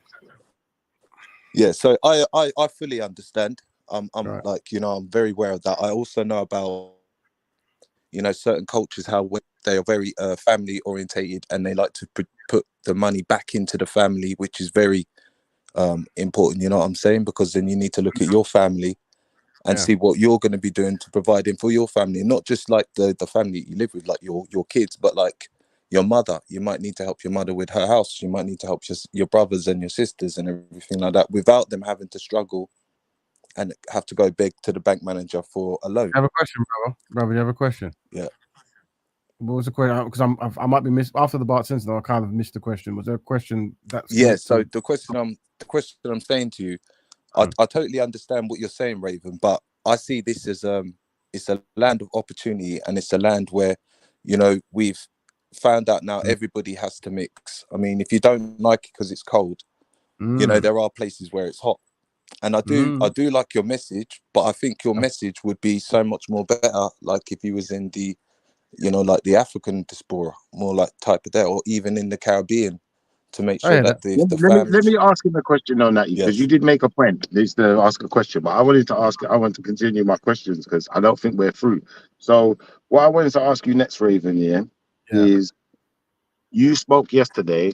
We spoke about mixed race, and light skin and all of these things. We spoke about all of that, So I wanted to clarify some of the specific, because people were criticizing me for not going through your entire manifesto with you, and obviously having opinions on what I'd been told. And I agree with some of the criticisms because I haven't been through it with you, and I don't know the full extent of what it is you're promoting. So I want to ask you, as far as a person who's mixed race joining your Black Betterment movement, would they be able to sit on the council of that one of those movements? Would they be in the I don't know, what would you had two separate groups, didn't you? What are the two groups again? Yeah. So the way it works is because it's a self-governing concept, right? It's almost like you Like I can't control another man unless they have assets and resources and industry where they're in. No, but just the two groups. What are the names of the two groups? Yeah, so the groups, what the groups are defining is behavioral patterns, right? So no, but what's the names of the two groups? What are the names of the two Black Betterment Builders? That's what the two groups. Betterment and Builders, yeah. So Black Builders Betterment and Black so Betterment let's make it easier for people. The Betterers and the Builders. There's the two groups, right? So you got Betterers and Builders. Yeah, Betterers and Builders. So, who can be a betterer and who can be a builder? How does it work? So if you're completely dedicated to Black people in all areas of people activity, whenever it's constructively possible, you are a better. Now, because Black men marry out at such a high rate, we have to preference it that we're going, okay, there's many things you can chop and change in the future, but one thing that's a primary is if you're going to get married, because some people might become monks or whatever, I don't know. If you're going to get married, a betterer marries a Black woman. This is holistic healing plus people generation, all that kind of stuff, right? All right, so that's one thing that we can put down and say, to be a betterer, you have to date Black. Basically, long story short of it. All right. What I'm saying is, is there any other categoric things that you'd like to? Yeah, let's conclude it. I don't track people's dating or sexual or partying. I'm not interested. I'm saying that when it comes to actually marriage, mortgages, and motherhood, these 3 M's you're given to the Black woman. Go ahead. I got you. So dating in more to the point of marriage is the key factor. I don't track dating because there's like rap stars and football players who lead these very different lives. But I'm saying one day they settle down from whatever they allegedly doing. So we can just put it down to Black marriage. We can just put it down to Black marriage and nothing else. Well, motherhood, mortgages, and motherhood. I think it was Black marriage and children. Yeah, children and ownership though, because marriage is like a deed that connects assets. So if something happens to someone, unfortunately, their wife has to inherit their wealth. So we understand that is a very important concept, right? So whether contracts or marriages or unions, whatever you want to use, we understand that your life's work should be dedicated to the Black people. Now, let me expand upon that before you jump in. Wait. Before you expand, because I'll be honest with you. I'll be honest with you. I've seen your strategy now, and I need to make you understand that I know your strategy, and I know you're trying to, you're trying to be a good politician right now, where I'm just trying to have a conversation with you. So I need you really, in order for this conversation to work, I need you to take off the politic hat for a minute and just have the conversation with me. I need you to do that. Fair enough. Don't take off the politician hat though, but allow me to ask questions. And please, if you could give me more quick, concise answers. Yes, Black marriage. Yes, dating and being with Black women in the most meaningful legal way possible. Contracts, they are your last heir. You start a family dynasty with them. The Black woman. Yes, that's what it is. Other cultures have different words, so some don't believe in marriage, some don't believe in union, some don't believe in all this stuff. But the method is that person is your last heir or your primal heir. If something goes wrong, we can go to that person for information or ownership of your assets. It must be a person of the group, with the high collective. And there's many. You know what? There's so many Black women in the world of so many different shades, colors, and religions and whatever. So you have plentiful choice, which is a big advantage to the Black man. There you go. All right. So let me just correct me if I'm wrong about any of this, because I am taking notes as you're talking. Please do. So what you said was, long story short of it, you said in order to be a betterer, yes, you have to marry Black. You have to have Black children. Do those Black children have to be within that marriage? No. What does that mean? They don't. I mean, do those Black children have to be within that marriage? I mean, exactly what I just said. Is that hard to understand? It is hard to understand. Explain it better. Well, you say that you have to be, in order to be a Black betterer, if I was a man, then I'd have to be married to a Black woman. If I was to be married to this Black woman, if I was to be married to this Black woman, then we would have to have Black children also. Correct? Well, that's usually what happens in marriages, but for some reason, I'm just asking, is that a key factor? Is this a requirement? It by definition, it is a key factor, but it's not obligation, because some people can't have children and some people won't for whatever reasons. Like there's some philosophies where they think they don't have children until the world is better. So I'll put a question mark beside the children. I'll put a question mark beside that. Now you said you also said hold on one second. I asked you the question in a specific way for a reason, so I'm going to clarify it with you because I don't know if you think I'm trying to be shady, but like I said, I'm starting a conversation. But what it is, I'm saying, do those children that this black family have to be within the bounds of that marriage, or would it be okay for you to marry a black woman but you've got children with another black woman?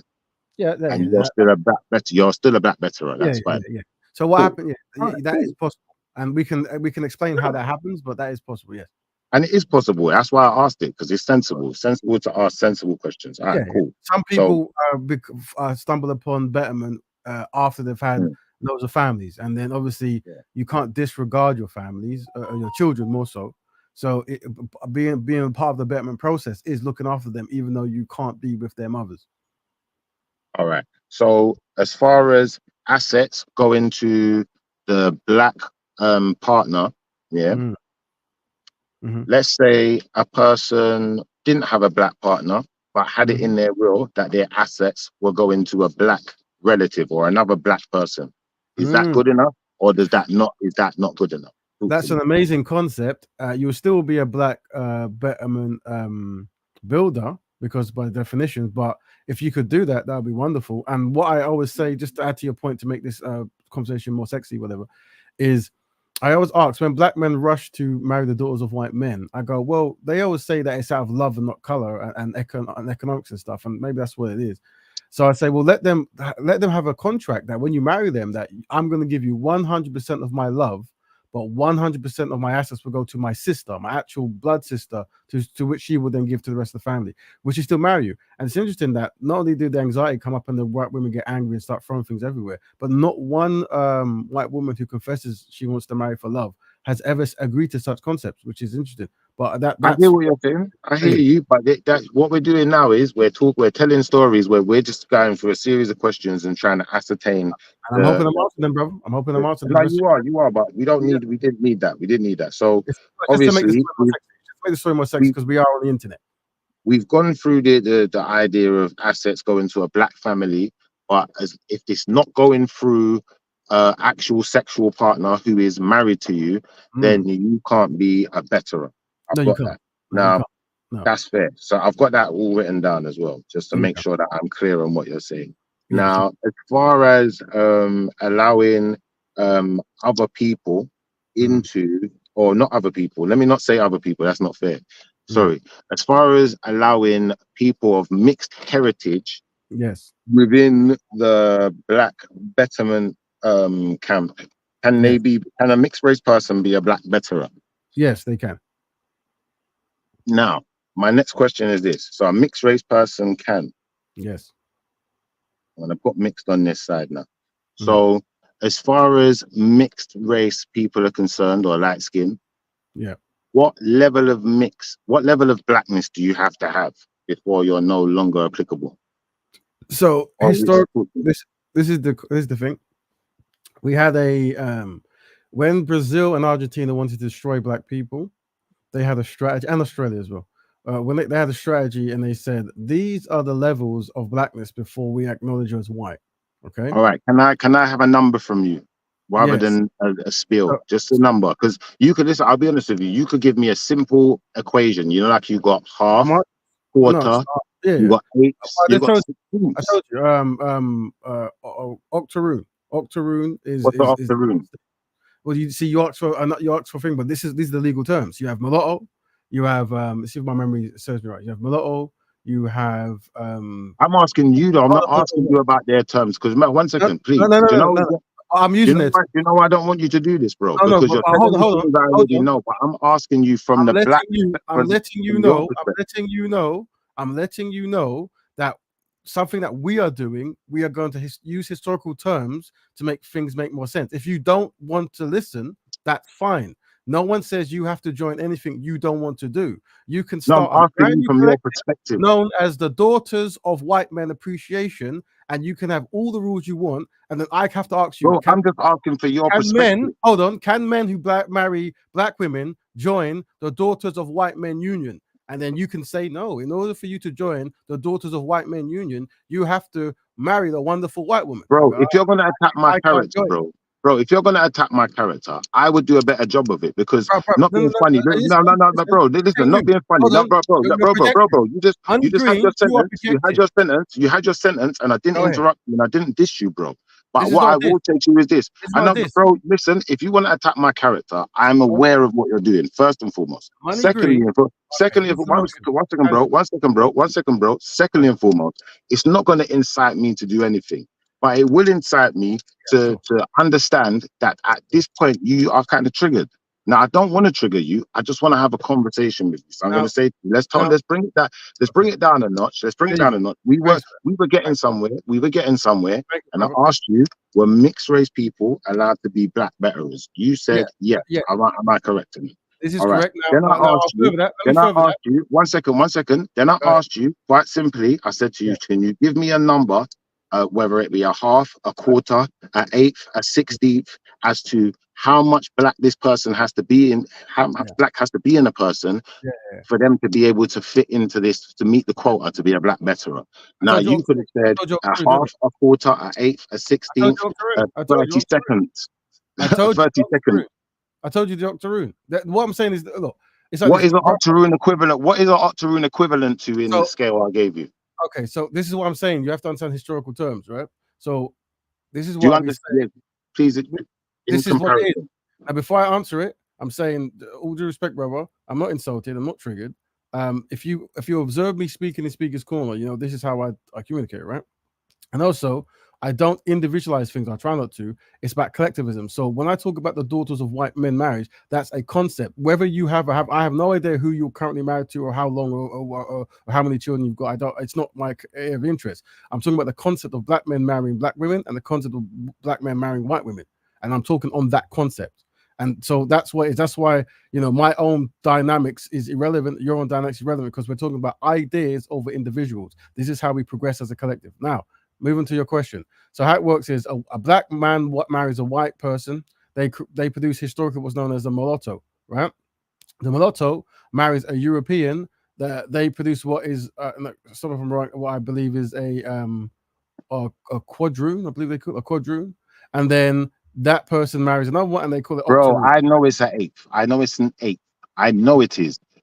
Okay. Like, we don't need to go there, but I'm just asking you to say it in. I was asking you to do the comparison because I know there's stupid people out there that when you say octoroon, quadroon, and all of these things, they just hear something different to what they should hear. Like, everyone should know that a quarter is a quadroon. But I'll be honest with you, bro. Would you like me to be honest with you for once? For once, for the once there. So here's what it is, right? I have to be honest with you, right? When you're talking about governance, because whoever is practicing something, they are the governance of what they're doing in the industry, right? And governance means that they have to make a call on their own, right? So what we will understand is some people will say that if you have one black parent, then you qualify. But past that, you don't. Some will say, well, no, if you've got one black grandparent, you qualify. This is the case in Liberia and the return of Negro policy, where if you have one black parent, you can. So there are certain people groups depending on who have. That's why I'm saying it's important how power works. It's like me saying a vegan's definition, but once a vegan gets to control, bro. Me, because I want to know what Raven said. That's different. I can answer it. Let me answer. That's easy then. So for me, I will let a person who has not become racial whiteized join any black men organization I'm doing. So if you're octoroon, or what if they look white? Well, if they look white and they identify as white and they are white, as in they've successfully been transitioned, then no, they wouldn't because they're white people. Aren't they? All right, pause. Watch this. I'm gonna tell you now, that I know too many people, that you would look at and you would say that's a white person, right. And I could tell you one of them is the person that I'm with. I could tell you, look at them and you say that's a white person, but you wouldn't know that their parent is quarter caste. You wouldn't know it. You wouldn't know the history because the fact of the matter is, a lot of people, like for instance, if you look at them, you might even look at I've got another friend who looks very, very pale, and he's not even quarter caste, he's half caste, but he literally looks like John B. Never seen nothing like it in my life. Now, the point I'm making is, bro, the fact that this can happen, yeah. It kind of I'm not saying that it deflates what you're saying. It kind of puts us in a realm where now you're saying it's an eighth, but then when half of the group saying it's an eighth, then another half of the group saying no, it's a quarter, then another half of the group saying no, you can only have a half. It's chaos, bro. Yeah, let me answer that because I've answered your question. And once again, there is a harshness in life by the choices we make. And the harshness of who can join, who can't, is never put on the people group who are collectively inadequate, who are trying to find solutions for years of mistreatment. It's on the choices of the black men who decided to marry a non-black woman and create these concepts, these ideas or these methods of hard to track. No, but a non-black woman could, listen, what we could consider as a non-black woman could have 1/8 of black DNA, in which case you'd have to swallow your words. No, I wouldn't, and that's why. See, how you said it though, bro. You said 1/8. Money Green. I can give you the answer that I'm telling you. And what it is there's. I'll explain. When people who are very brash, they talk to very kind, collective people. There's this assumption that people are kind and collective in all areas of activity, when actually there is a sharp, quick, unfair, undisputable concept, and that is if I'm in charge of something and I have to make a choice, I can just make a choice, innit? And if I say that these people are qualified for the people group that I'm working with, and these people are not, so be it. And that's how we recommend all. Because remember, because we're collectively inadequate, what happens is bro, I got that, bro. I'm going to finish because it's going to help black people, and that's what we want to do. We want to help black people.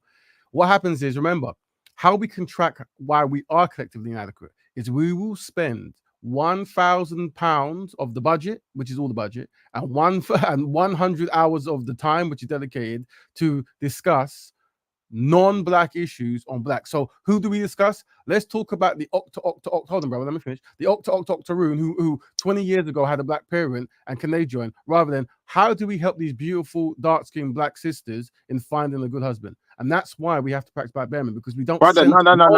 That's an oxymoron. You can't do that, bro. No, bro. No, you don't get to do that. No, you know why you don't get to? Do you know why you don't get to do that, bro? I'm going to tell you why. Because you're going to destroy. Listen, I don't want you to destroy your own organization. No. You said, brother, wait. Pause 1 second. You said, listen. I got it written down. I'm listening to you, bro. It's not disrespecting. You said out of it, brother. You said out of your own mouth that if a person is an octoroon, they have a right to be a veteran. They only have to be an octoroon, remember, bro. So if a person is an octoroon, then really and truthfully, you can't write them off as a black person. And if you do, then you're going against your own rhetoric, bro. Bro, I'm going to go on mute and you tell me how you're not. You're right. And let me give you your props for being right. And here's how you're right? There could be a Japanese man whose great-granddad was black, allegedly, and they claim to be black. And I'm not here to write off names and say you're not black. I wouldn't care. The organization we're with just wouldn't register them as black, and we'll focus on the Blackanese who have one black parent, or a black person who was born in Japan and he's Afro-Nigerian or Japanese, or whatever the term is, I don't know, right? We won't focus on that person who 20 years back had a black person allegedly, and through that they want to be black. It's that wouldn't be necessary. They're because remember, it's holistic. You're not fit for purpose. You're not fit for purpose. You're not doing the very thing you say you propose to do. Well, Money Green. I hope people of knowledge hear what I'm saying and hear what you're saying. Of course they're hearing you, bro. We're listening. Now, Anita's right here. Of course, she's right here. Money Green, let me speak because you asked me the questions. I have the answers. In order to make black people more adequate, we can't have these fringe concepts where non-black issues are now centered. Like, you need to stop your entire movement, your entire lifestyle, because there's an octoroon who wants to identify, and you don't let him. We don't care, because remember, in all forms of goodness, there has to be a level of harshness so that the wicked can't manipulate the kind. You see? So hold on, bro. Let me speak. The reason why in Speaker's Corner people challenge, they struggle to get through me or even intimidate me, these kind of stuff, is because in order for me to be openly kind, I have to have come from a place of extreme wickedness, right? I have to observe the wickedness of mankind, the wickedness of a society, and see it and know that in order for me to help my people, I have to be amongst the most wicked, and in the most wicked, be able to show kindness, right? But I have to understand what wickedness looks like. You see? So that's why these things never work. And that's why I can use that wickedness to say, well, unfortunately, brother, if this octa rune of many years back isn't no longer black in complexion or in legacy or whatever it is, then they can't join. And that's just what it is. What about the quarter cast? What about the quarter cast? What about the quarter cast? Does the same apply? Once again, if they have black ancestry, they have a black parent or a parent, and their phenotype resembles that of Africans. What if they've only got mixed race parents and their phenotypes are kind of a bit in between? Then what? Well, there's a concept known as Pardo, right? Pardo and colored, right? And what that is, and it happens all over, is where if biracial, if biracial people have biracial people, then you're sustaining a certain look, and then what happens? You have Pardo people be with Afro and Negro people. These are historical terms, by the way. Then you get like, you know, you get this like what they call Sambo. These are terms we never use anymore, but I'm trying to paint a picture of history, right? So we've made we showed a grid last week where we had the colored community, the African community, and the black community. So they would be welcome because we understand how history works. That, you know, once a mulatto, so-called mulatto, was created, they're going to have kids with mulattoes or Negroes, historical terms. And we understand that there's going to be in between these phenotypes and shades. But I'll be honest with you, brother, we don't really. So the only people who are safe are the really dark-skinned ones then, because if you're really dark-skinned, then no one's ever going to be able to question your authority in blackness. But ultimately, you know, if you're lighter-skinned, at some point, you know, if it's seen that it's going to benefit the darker-skinned people more, you could be expendable. I don't know if that works for the half caste, but I know it definitely so far works for the quarter caste, and it works for the eighth caste. If you're wait, let me finish. Let me just speak my mind for a minute, because you speak your mind a lot. So it definitely works for the eighth caste and the quarter caste, that those people are expendable. So technically, any of those type of people that are joining your ranks, that you've got within your ranks, really you're just using them to some extent. Is that a fact or is that fiction?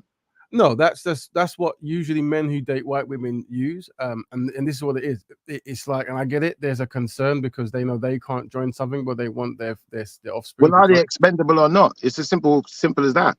So we have this concept where we break down the 3 A's of beneficial blackness, and how it works is like so, right? The first 2 A's. So the first A is ancestry, right? No, let's go aesthetic. The first A is aesthetics, right? So when someone looks at someone, they can aesthetically say that's an African or a black person, or that might be a black person, but they might have a mix. So is that a black person? That's very ambiguous, right? So by that chart, you can give someone a point system. We say out of 10, give someone a maximum of 10 to 1, right? So when you look at a black person, if you can really tell that's a dark boxing brother, they automatically have 10 points. If that without question, right? Well, someone who might be mixed or light skin might get, oh yeah, maybe 8, 7, 6, 5, 4, whatever, right? And then we have the next test, which is the ancestry test, where you look at someone and you say, oh, okay, we've got this history, and this guy's actually got black parents, but he's also got a grandparent who's European, a grandparent who's white, whatever it is. So we say, in that case, give them 10 points. If they've got a whole lot of black ancestry, give them 10. If they've got a few, then, you know, give them 5, whatever, right? So that means so far that black person, just by doing nothing in the world, that dark-skinned, beautiful black sister, just by doing nothing in the world, has 20 points of beneficial blackness, and we love them for it. But then we have the third A, which means action, and we give 80% to action. So when it comes to beneficial blackness, is what is that person doing that is collectively helping black people, that's collectively pushing black people forward? And with that, we can give them 80%. So that means that your light-skinned person you're talking about, who might be a friend or a cousin or a brother, whatever it is, maybe he only gets 5% on 1, 5% on 2. So he starts the game with only 10 points, while his darker-skinned sister or brother or a lover or whatever it is has 20, right? But that should motivate him that now there's a whole 80% that he can get. Now, how he can get that 8% is by practicing black betterment to the fullness. So he upholds black betterment in the sense of black families, black health, and black economics. And that way, if he masters those 3 arts, or she masters those 3 arts, then they can get a full 80%, which then will put them past most people. Because what we find, unfortunately, is there are many people who they want to use their dark-skinnedness, their beautiful dark-skinnedness, as a weapon to undermine collective black progress. And we don't agree with that. So we have a metric in place that if someone is actually about this thing, then we have no interest in their shade, their tribe, their nation, you know, where they were raised, this kind of stuff, because they've demonstrated that they are of use, they're valuable, they're important. Hope that answers your question, brother. But Raven, I thought the whole point was each one teach one. And that just went out the window when you said, well, they've demonstrated their value, they've demonstrated their view, so we're just going to leave them where they are. We don't care about those black people over there. Well, you've made that up in your head, but that's because, what you just said, bro. You said yesterday, or the other day when we were talking, you said it's an each one teach one situation. Money But green. you just clearly said you ain't prepared to teach none of them unless they look a certain amount of black. Okay, so you're not even really interested Brother in Money helping Green. some of the people you talk about helping. Brother Money Green, yes, that's the answer. Yes. Now here's the answer to your question. Because white men are collectively in a superior position to black men, and because so much black men desire to marry the daughters of white men because of this superiority complex, whatever, right? What we say is, because we have no resources, if a child is produced who, for all purposes, looks like a European, like, man, that's a European, and the legacy has been broke, but we can't see their black parent or their great black parent, then we say, you are now the responsibility of the superior people group, the people who are in a superior position, who put themselves there through mistreating others. They are now your responsibility, because the inferior group, the group that's in the inferior position, who have very few resources and have very few men who even value building, we can't afford to look after you. So the people who put us in a position, they're now your responsibility. Would that be a good strategy, brother? What do you think? Okay. And what would you say? You know what? What would you say to that, brother? I would say to you, ultimately, yes, no matter what spin you put on it, of course, I asked you some really clear, concise questions. I said to you, of course, who can be a black betterer? I asked you specifically about mixed race. You said to me, here's a gamble I gave you. You said to me that a person has to be at least a quadroon, and we deciphered that as being an 8 in modern day terminology. If you want. Now, going by the 8 that you speak of, a lot of the people that are at 8 black do not look black. Yeah. Okay. So remember, to that degree, I apologize in advance for repeating myself, and I'm going to do it again. But I'm hoping we're all using this as a case study to show that when black men are talking about black betterment, the most important thing is the person who has high amount of European ancestry, and can they join? You see, because this is how it works. Because what are we? Remember the double role? We are collectively inadequate, and we have to. Bro, you made it important because you're allowing them to join. It's not my fault. Well, it's not that we're allowing to. How is it my fault? How is me asking you a clear, concise question? You giving me some 1 second. You giving me some answers. How is that me implicating anything? That's just me asking you some questions, and you clearly depicting to brother, respectfully. You clearly depicted to me, you said to me that mixed race people are allowed to join. I just asked you the question. I weren't concerned with whether they are or not. I just wanted to know whether they are or not. I can explain, because I've got the answer to questions while you have questions that haven't yet to be answered. So I'll explain. Right? There you go. Can Asian people join? Well, if they're black Indonesians, they call it, or if they have one black parent and one black Japanese No, parent. I mean, when I say Asians, I mean like, like a really, really, really dark charcoal, black-skinned Indian. No, they historically registered as Indian, so they wouldn't register as either African or black. They wouldn't register like that. But Indian's a nation. Indian's not a color. Yeah, but what I'm saying, because black Betterment is self-defining, right, using historical contexts, we can say we don't care. But what about an Indian who identifies as black? Well, like I said, brother, you can start a new movement called Black Men Who Love Indians Who Identify. No, I'm asking you a question because it's relevant, bro. This is the answer. There are Indians. Once again, you don't value power. You don't value power. Brother, I do value power, but I'm just making the point that there are some Indians. Brother, there are some Indians. There are some Indians with darker skin. There are some Indians with darker skin than certain black people. Okay, there you go. Which is a fact. Yeah, well, just like Polynesians. You accepted the Polynesians, didn't you? And the Polynesians have got some slick Indian looking hair too. So what's the problem? Brother Money Green, I can give you an answer, but because it doesn't correlate with the white supremacist kind of like direction, it doesn't work. But let me say it, and then you can try to shoot it down and make it more white supremacist friendly. But put it this way, right? It doesn't matter what a non-black person thinks. Once you practice black betterment and you're in a place of authority and you're networking with other synchronized brothers and sisters, right? Yeah.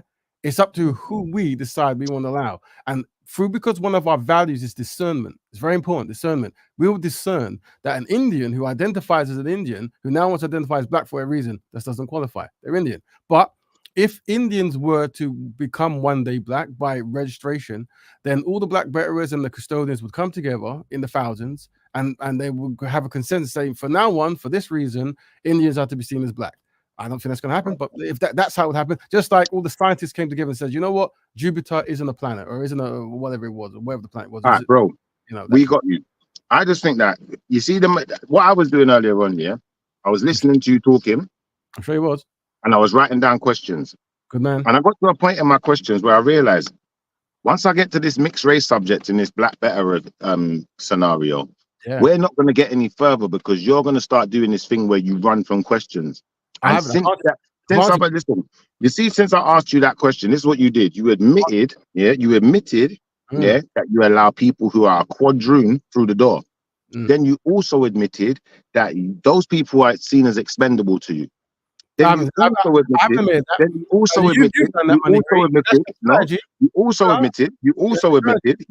admitted that people who are quarter caste could fall into the expendable category depending on how well they know their ancestry and who they're connected to in their lifestyle.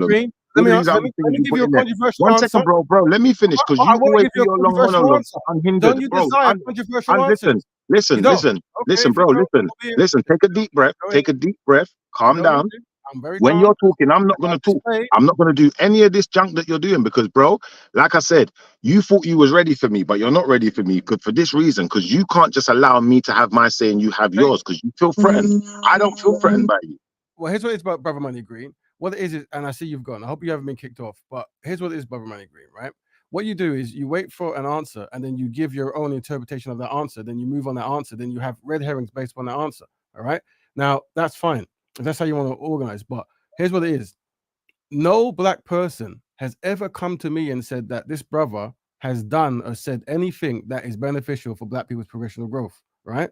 So what you're doing is you're coming on here and you're creating troll mechanics and then you're fleeing to other stations or whatever it is. And then you're saying, these black people, this rap raven, whatever it is. But we expect you to do that because that has always been practiced. Because, like I said, your heart and soul isn't with black people's progression. Your heart and soul is with the daughters of white men, and that's why I hope I'm demonstrating by the people viewing this panel. When we say that there are challenges of when black men marry non-black women, this is what it is because their loyalties then spin. This entire conversation wasn't about can we start a black bank? How do we get black children fed? How do we make black people have self-esteem? How do we create a school that can teach black people history or anything like that? It's about what if all black men kept on marrying white women, and we want the offspring of those white women to inherit something, and then ultimately they then marry white women again, and then carry on giving black assets to non-black people. And this is what these people come to. They always have this narrative where you might, I heard on the thing that, oh, have you noticed that, these guys are all either light skin or Caribbean? That's the thing, right? We don't create divides amongst a people group, right? So we look at the sad African and the glad African. The sad dark skin person and the glad light skin person. The sad light skin person or the glad light skin person, right? And what it is regardless of your skin or your tone or your lineage or your background, if you are fully synchronized with Black Betterment, you will be a brother or sister in the struggle, right? But I'm hoping we're demonstrating, and hoping by me staying stoic and on code, that we're seeing that the number one primary thing of these unsynchronized black men is how can we include non-black people in black affairs, even though we know that black people are collectively inadequate. And that's why I tell you publicly for you to know that is why the white man's strategy is superior to the black man's strategy when it comes to building up his community in the sense of self-love, because you will not see this behavioral pattern in any other group but blacks. And that's because their historical strategy was very good. The self-hate strategy is amazing. Divide and conquer is amazing. And how we can tackle it, brothers, is by not being triggered. So I have to expect that brother there will go all across the internet and he'll say, this rap raven, he hates black people. He's this light-skinned supremacist. He wants, he can't stand black people doing well. He's trying to control and every single term you can think of. And when they say that, I say, no, they are loved. You see? Because I understand the pressures of living in the world. But when someone can only be constructive, I remember I talk about strategies, family. when you're only constructive, you're always kind, you're not triggered, and you keep on centering black people and the needs of black people first, you will find that 60% of black people will try to destroy you, while 40% of white people try to destroy. That's the ratio, right? But that's learned behavior. But I'm telling you, as a strategy, family, be stoic, be understanding. And that's why, after all of it, you must have a concept of open door elitism, meaning only a small number of black people who want to help black people can help, regardless if we're from Africa, Caribbean, light skin, dark skin, one black parent, two black parents. As long as your mindset, the ideology is you want the people to collectively progress, you're always welcome to work with me. That's also why I talk about individual power sets, in the sense of what they try to do is they try to pin down some kind of law and then try to break your entire company by that law. So what we say is, as long as the black person is about the black people's forwardness and black centered, when they create their kins group or their organization or their business or their institution, they are governing with that in mind. So, for example, the brother who jumped on there, all peace and power to him, he is not centered in blackness. He's come back. I think his internet's come out. Welcome back, brother Money Green. But he is not centered in blackness. So that's why everything the brother says is about derailing and about trying to get the most non-black person in. That's why he mentioned Indian as well as Europeans. And remember, regardless of how me and this brother argue, he's still a brother. But no matter how we argue or disagree, I'm letting you know that my loyalty and dedication and consistency is with black people working together to fix this double dilemma that we are collectively inadequate and collectively have no friends. Broski, you see what you do here? This is what you do. You say, I'm concerned. This is what you do. You say, I'm concerned with people who are European or look European or Asian getting in. And that's not my concern, brother. My concern is, who are you letting in? I want to know who you are letting in. That's not. And you see, if someone asks you a question, it's to ascertain some information. It's not because they're always trying to get something or to score a point. Like, maybe that's how most people that you've interacted with operate.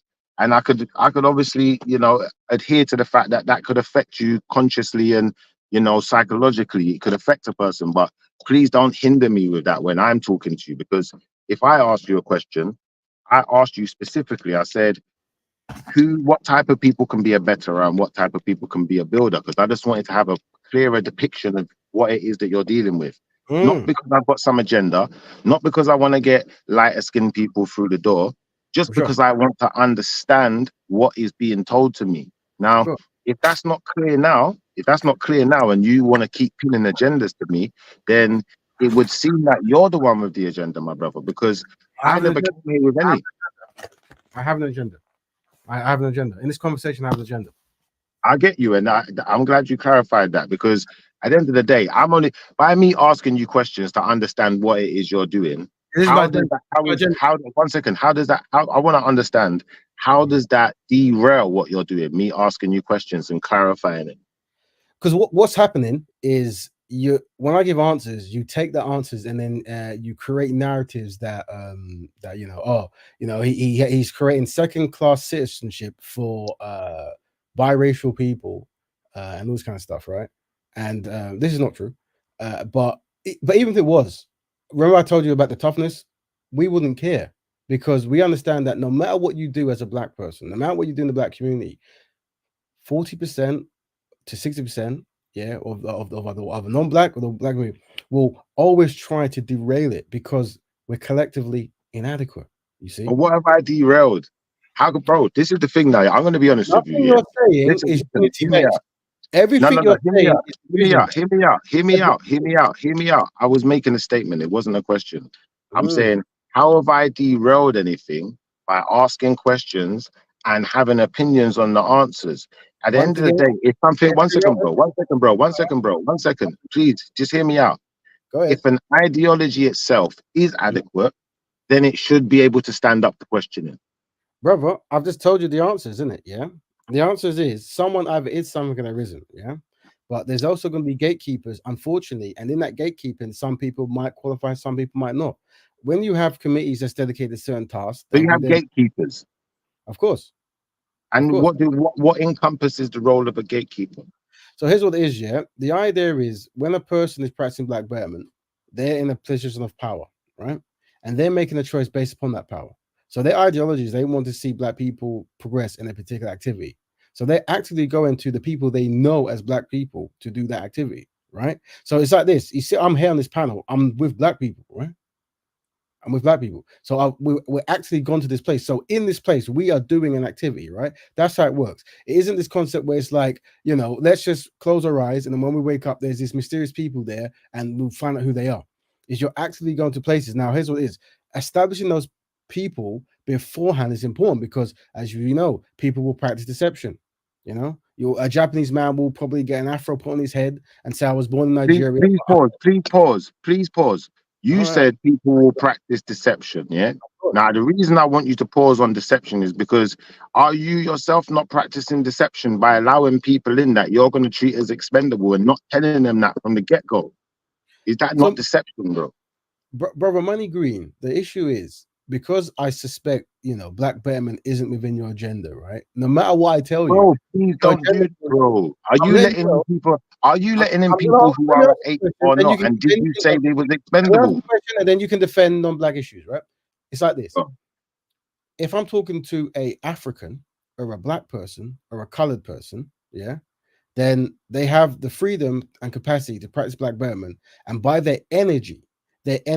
So you see, Shaka Ra, yeah, Shaka Ra, myself and Brother Kel, we come from different. We overlap in certain backgrounds, but we come from different places, and then when we interact, it's like our ideologies might be different here and then, but we correlate in the core. Yeah, that's why we can have our disagreements, but it is the benefit of Black people progressing. It really is the core. Yeah. But maybe it's just have you ever thought that maybe it's just the benefit of you progressing? Maybe there's something in it. Sorry, hear me out. Maybe there's something in your personality that can't thrive without having these type of things in place. Maybe there are Black people like that. I wouldn't say that. I wouldn't say that that's necessarily the majority or the minority of Black people. But I would say to you though, when you say Black people are failures and Black people are this and Black people are, you know, Black people are what did you say? You said we're collectively inadequate. That's right. I would suggest to you that all people are collectively inadequate. All people, not listen. This is what I'm going to suggest to you. So just hear me out. I would suggest all people are collectively inadequate.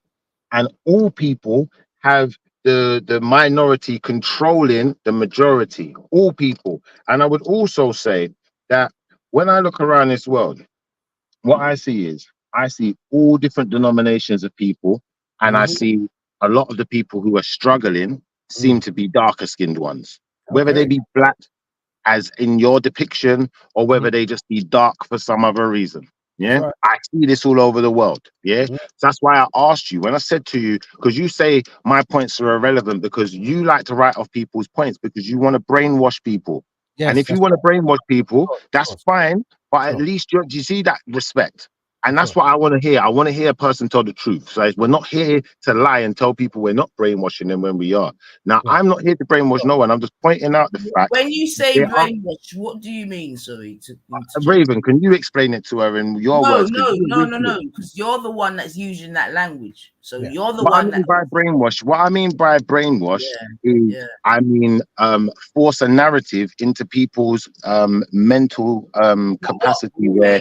Okay, stop. Let's go a little bit at a time. So what they are now programmed. What narrative is he?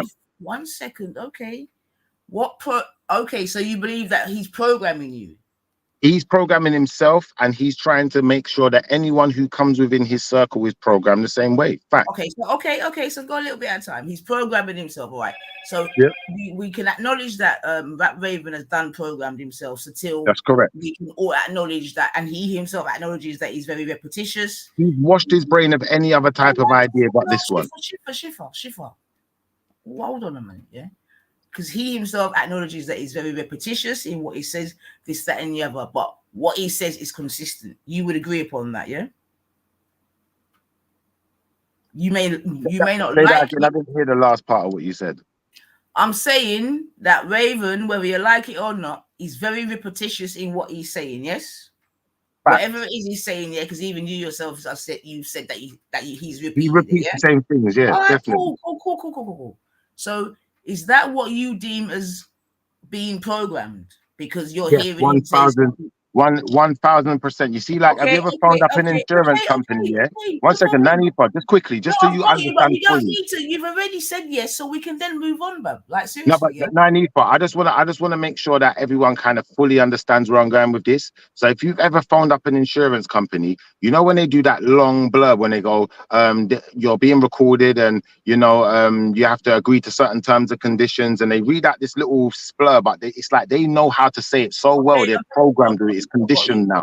I've got you. So now my next, and I'm gonna leave in a second, Rap Raven. Yeah, I'm gonna have to leave as well soon, just so I've got a meeting. Okay. Well, you finish off, and then but I want to say, and you finish off with Shifa. Then go to, because I don't want to take up your time. Go to. Well, no, but remember my last question, Shifa, because I want to come back to you. No, you can finish this. You can finish it because you're in Steve, go with your question now. Just run it now, because we all got things to do. I'm not working. Right now, in order to be, how does someone become programmed? The way someone becomes programmed is that somebody is deliberately pushing an idea to them. Okay, so but how can you be in the vicinity of someone pushing an idea? How you can be in the vicinity of someone pushing an idea is as simple as going to school or being part of a community. All right, then, excellent. Yeah, so we can hear from Rap Ravens. You can hear what his thing is. Yeah. Now you say that you believe that you're being programmed, right? Which I'm like, no, not me. I believe he's programming people, but not me personally. Well, okay then. Well, then obviously he's selling you. Well, of course, because he's trying to deliver something called Black Betterment, of which he's been trying to tell you the tenets of them. But seemingly, persons like yourself are only really getting stuck. And I've heard him kind of explain it, so I do kind of get it now. Your main thing, unfortunately, we can't even really get to the actual Betterment bit because we're stuck at the first base of who we're allowed into the club. You see what I'm saying to you? No, we're not. No, we're not stuck there. We're not stuck there at all. I just wanted to know who was allowed. No, 1 second, Bab. Don't, because now we don't need to do this now because it is where we're stuck. That's where Raven's stuck. That's where Raven's stuck. We've got the solution. No, it's not because Shifa, don't do that because these are the only questions that you're asking him. Of course. No, the reason is I've asked him a whole series of questions. Yeah, then when we got to that question, what was it related to, Shifa? I'm gonna go. We can go back through the questions. Okay. Yeah, I asked him. Listen, this is the first question I asked him. Yeah, was to show how just dating black has improved the welfare of black people. And that was because of what he said before it. Yes, so every single one second. Every single time I've asked a question, it's been based on what he's been saying, and I've been writing down questions as he's been speaking. So I can probably read them all back to you. Because Shifa, the reason why he got stuck. Thank you. The reason why is, unfortunately, for whatever reason, Shifa, is that seems to be your main objective, innit? For whatever reason. No, that's just where he's stuck. Listen, he got to that point. He got to that point and wanted to listen. He got to that point and wanted to go round and round in circles because I pointed out to him. This is what I did. I asked him a series of questions, Nanifa, yeah, and I'll tell you exactly what they were. I asked him who was allowed to be a black betterer. So he told me who was allowed to be a black betterer. Then I asked him, are mixed race people allowed to be black betterers? He said yes, categorically. There's no escaping it. Yeah, I've got it all written down here in plain English. Then I said to him, to what extent does a person have to have black in them in order to be a black betterer? He said they have to be a quadroon, which we deciphered as being an 8. So I said to him, no, all I said to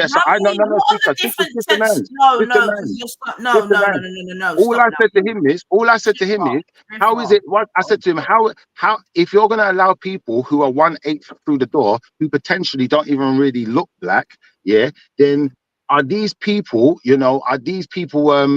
expendable to you to any extent? What are the other tenets of Shifa?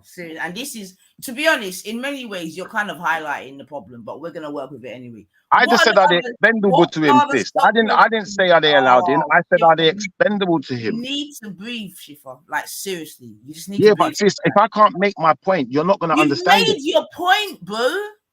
What is my point then? Please tell me. You are saying, that you're responding to the points that he's made. You're saying that he wrote it down. You started to do it chronologically. You said that your first question was who's allowed into the camp, or what is the progress of black love like to black people? That's how you started off, yeah? And then you went through your series of questions. Did you not? That's not what I'm saying. But No, I did do that. I did do that. Listen, Shifa, I beg you.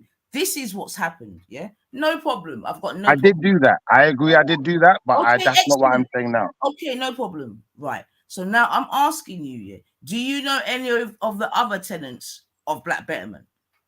Yes. What? There are none. These are the ones he gave. I asked him, are there any other group? Listen. Listen. I don't want to take 1 second. Nanifa, please, respectfully. I'm answering your question. I asked him categorically. I asked him, yes, I am. I asked him categorically. I said to him categorically, are there any other things that you want to put down as things that you have to qualify to be a Black betterer? He said no. That's on him. It's not on me. No, brother. Let me jump in. Bro, I asked you that categorically. What is it? You know what it is, But sister, the money green. This is look. We must be merciful to money green. Schiffer, I beg, man. Yeah, okay, Schiffer. So the thing with brother, I might forget his name. Forgive me, right? Because I can only remember people by their tags and stuff. So I see him as a European guy playing a Thai kickboxer called Money Green. But when I get used to him more, I'll remember his name. Sorry. But what it is we have a philosophy and understand that if two Black people are in this kind of way, it's because there's some undiagnosed difference or some kind of cultural understanding or a path that we can't see eye to eye. So, like I said, I bid the brother good. Bro, why are you still avoiding the question now? And this is what I'm saying. It's like Nanifa. I don't know what conversation you're hearing, but I asked the man a direct question. All he does is dance around like Tiny Dancer. I asked you, bro. I asked you, why are you letting in people who are 1/8 if you directly told me that they are expendable to you? It's got nothing to do with me wanting them to be in there. It's got to do with me asking you why you are letting them in if they're expendable. I'm going to be honest. I'm going to interject. Yeah. Sorry about Raven. I'm going to leave the hand into it. But I'm going to interject, Shifa, because you're doing shifty shit, fam. Yeah. And the thing is, yeah, you see, if you're going to do shifty shit when we're trying to discuss Black Betterment, there's no point, bro. There's no point. You get me? Because it's actually foolishness, man. What's shifty about what I said? It's no, because you know it, and the thing is, Shifa, may I speak to you now, sister? May I speak to you directly now? Go on. What we try to do why is are you using escape tactics? We'll speak to you in a bit. 5 seconds. This is why we talk about this concept of open door elitism. So you're going to dictate. All right, cool. Hold on, Money Green. It is her show. I am the guest. You're better than me, innit? You think you're better than me. So bullshit, man. You actually start to jar me, man. Sister, remember. The thing is, 1 second, Rap Raven, because sister, I've given you the strategy. Sister, this brother and other brothers will go on other shows and they'll make their own narrative. We have to, because it's trauma versus tactics, right? So from a tactic standpoint, we have to expect that this is the mindset of many brothers and sisters, right? To you, sister, to you directly, we give thanks for the show, right? Remember, when I use these terms, open door elitism, I don't get it, because when someone loves their people so much and wants to work with them, we never have these arguments. Me and other brothers and sisters who are on the same page are not going to argue about 1/8 quarter 500 years ago. And I do get that, to be honest. So the only way to tackle them is to go, we are open door elitists. That's it. As in, you're welcome to join in if you follow the rules. But they don't want to follow rules, because here's what it is. If we let brothers who speak this way join, what are they going to do? The first thing is, first rule, everybody, is we're allowed to marry non-Black women. And second rule is we recommend we give all our resources to non-Black people. And then we're like, yay, universalism. And then this is, remember, so not that I support Black Lives Matter as a kind of as a industry, one of it is, right? But remember what happened? The nuclear family changed, and then lesbians were marrying European lesbians, and then it's like, okay, all lives matter, trans lives matter, and all these things then started making sense. Innit? When are you going to answer the question, bruh? I've answered it many times, but you don't care. You ain't answered nothing, bro. Answer the damn question. Why do you let people in who are 1/8 if you only seek to see them as expendable? It's simple, plain. It's not hard. Please answer. When you say expendable, right? Once again, we're going to take you serious. Bro, you said expendable. So now don't try and run now. Okay, so it's like this. If you are a person with one Black parent or a Black grandparent, you're welcome to practice Black Bearman. Oh my God, this dribble again. There you go. And if you practice Black Bearman, so it's like this, brother Schiffer, right? Look at how I respectful I am towards you, and go look at my Speaker's Corner history with other brothers and sisters who really love to engage with interracial dating with non-Black people's council, right? Look how I interact with them, right? Now tell me, do you think I'm that kind of person who's then going to try to mistreat other members of the collective group, not because of who they choose to marry, but because who they were born from. You see? So if I don't mistreat a black man who's made the choice to be with a non-black woman, why would I mistreat a black member by something they have no control over? Why would I do this? How does that make any logical sense? And hold on, bro, before you answer, that's why, brothers, we promote stoicism. So when I say these things, they have impact.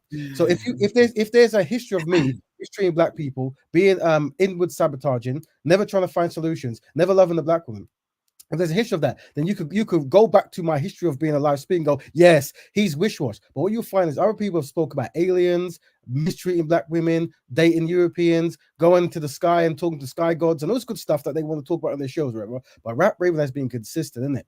How can black people work with black people to improve black people's reality? And because of it, I am public enemy number one.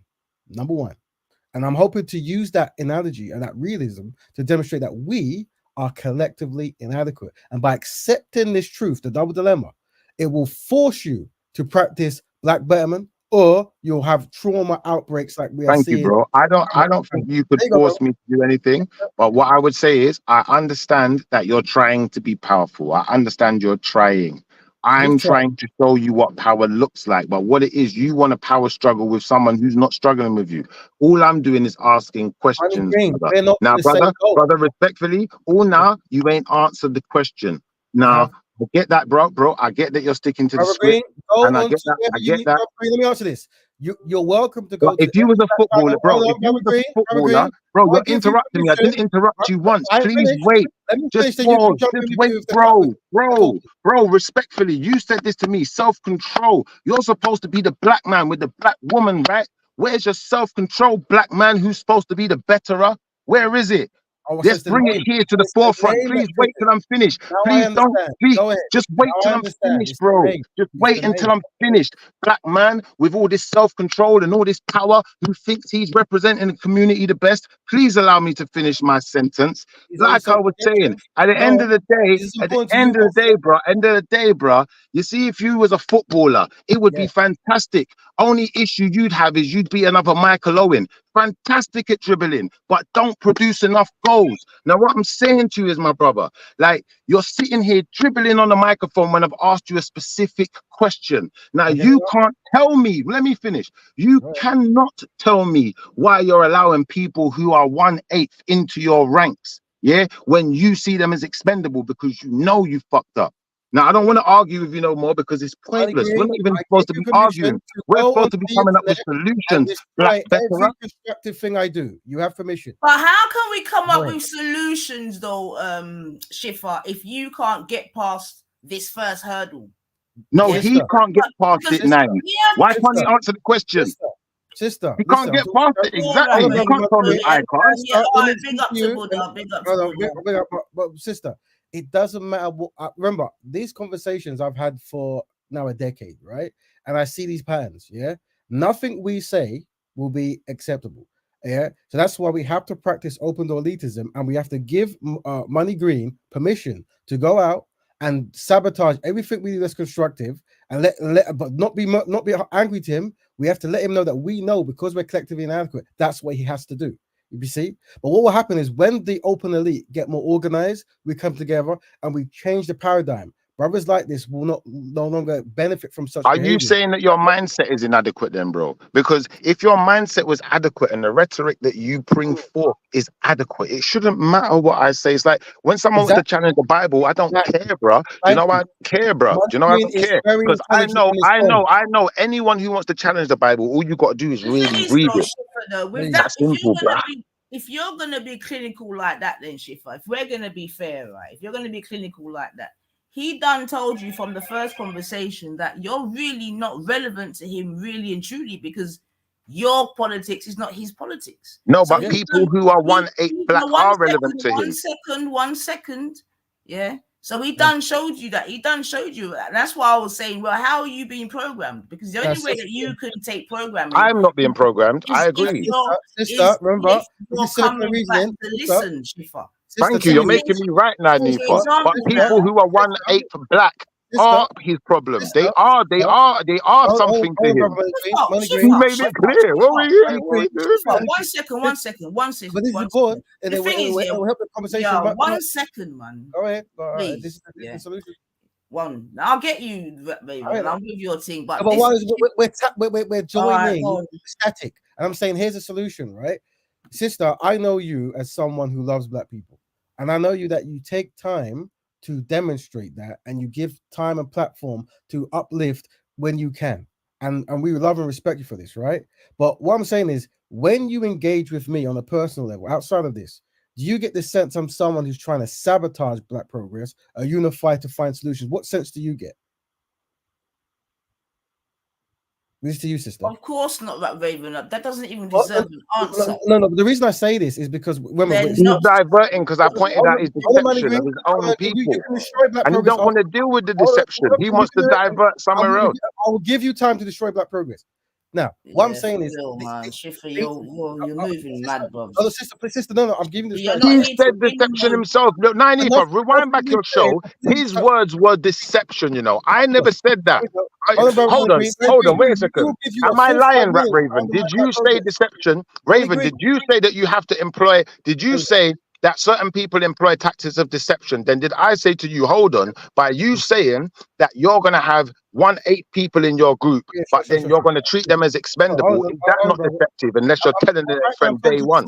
And then we can give you time. And you didn't want to answer the question. You're still running now, bro. Gingerbread man. Sister, yeah.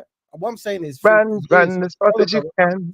Through years of talking to black men who date non-black women, right? This is the similar response. It's like a pattern set. But I'm saying to you, when these gentlemen bring up Rat Raven, because that's me particularly, right?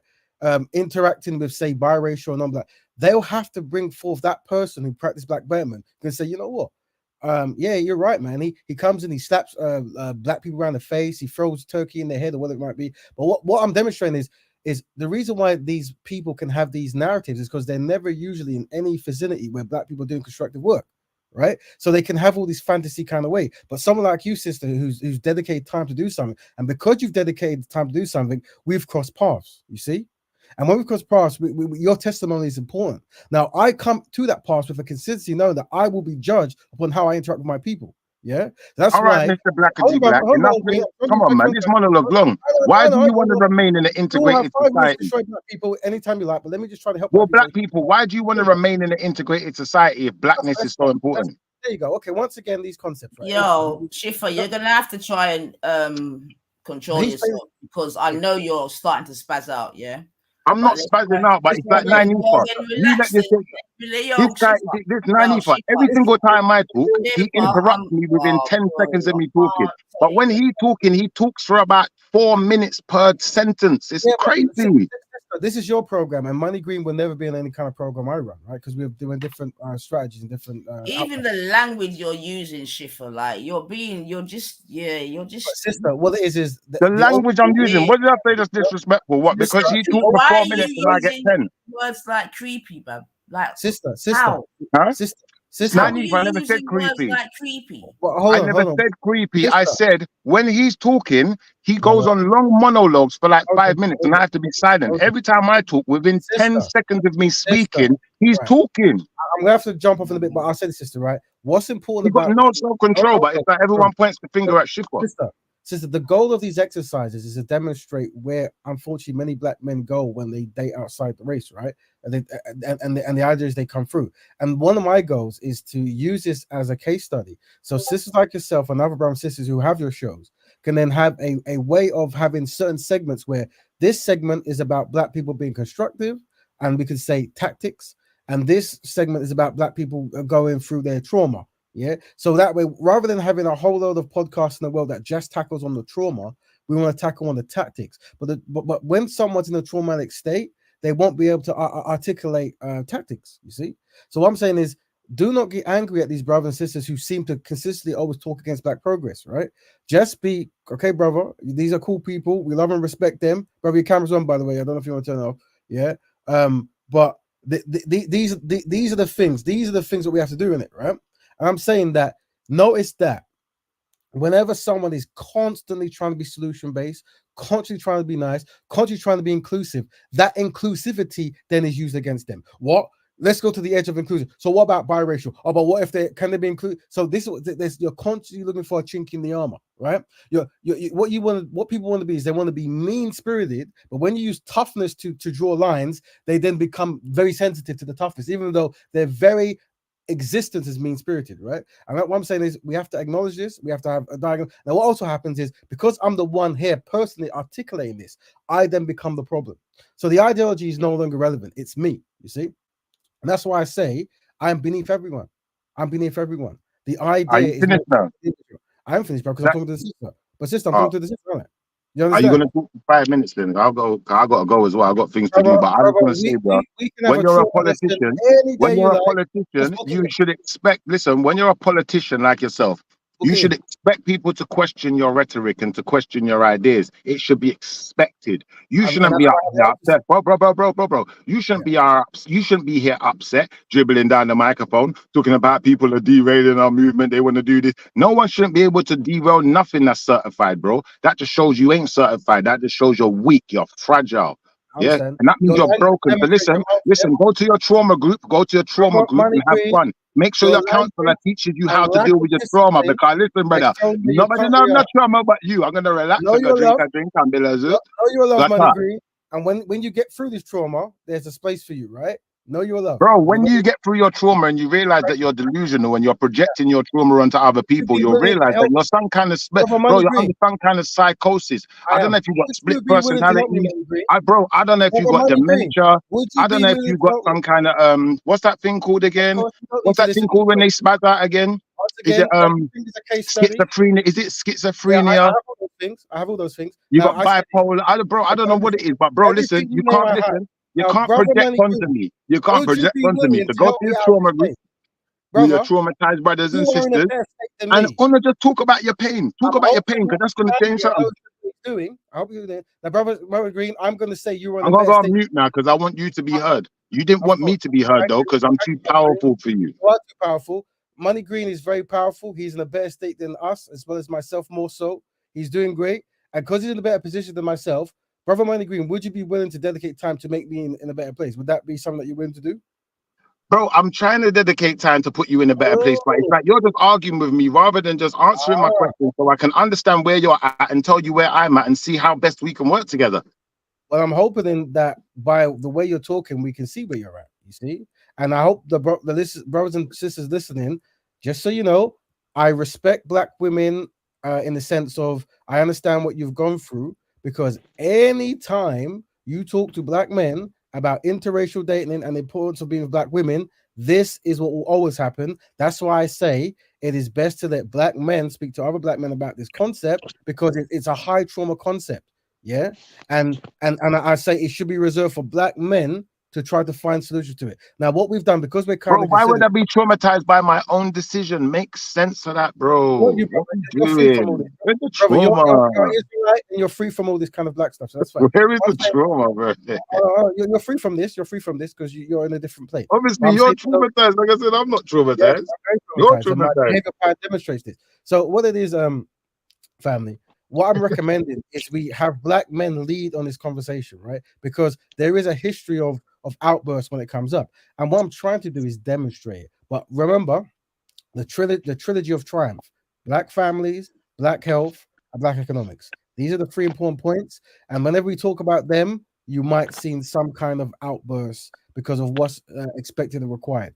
Now, here's what it is. I'm always willing to do trauma talks, right? Because this is a trauma talk. It's not a tactics talk. A tactics talk will be with me and other Black people who acknowledge we want to move forward as a collective, identify as such, and we try to find ways of communicating, networking to improve our collective group. This is a trauma talk, meaning something is said that has not included a non-Black person, i.e., I've married this person here and I want them included, I want the offspring included, and now trauma is created. So now we have to try to deal with the trauma, and the trauma comes name calling and threats and you know, and going away and oh my God, who threatened you, bro? Respectfully, bro. Look at what you're doing to yourself, bro. Look, bro. Listen.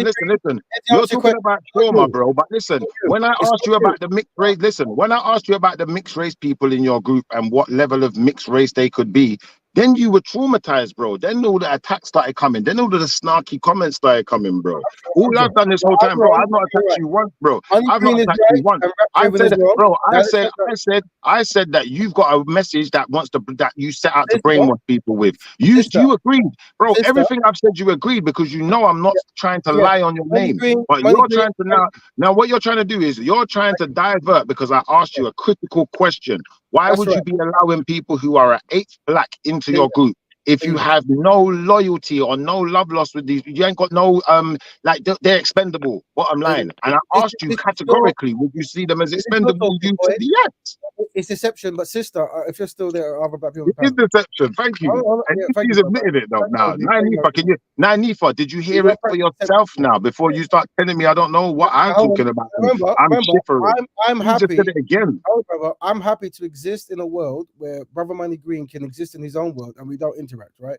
But the reason is this: the reason why we have these concepts and ideas is because if a mulatto person, a black person, a Negro person, an African person all sit in the room and they all want to practice black betterment and they're unified. If you let one person in who's traumatized by interracial dating and this kind of stuff, they will derail every single conversation and there'll be no room for anything. And I'm hoping this is a demonstration of that reality, right? So that's why we say there might be meaning that's just for black betterers, because if you let a black betterment builder or a monolithic black person, they will have the programming of the world. You see? They will but bro, that's silly, bro. You could have just said, bro, you clearly listen, bro. You categorically said, when I said to you, what about the people who are an 8th black but may not even know it, may not even know their family history like that, but there's many of them out there. You said, this is what you said. You said, listen. You said they're not your concern. So why not just stop letting people like that in? That's my next question. But you didn't allow me to get there, because the reason you didn't allow me to get to the next question is because you started spazzing out because you realized what you've done. So do you want to answer that question now and move forward? Because all we're doing is going around in circles, repeating the same thing.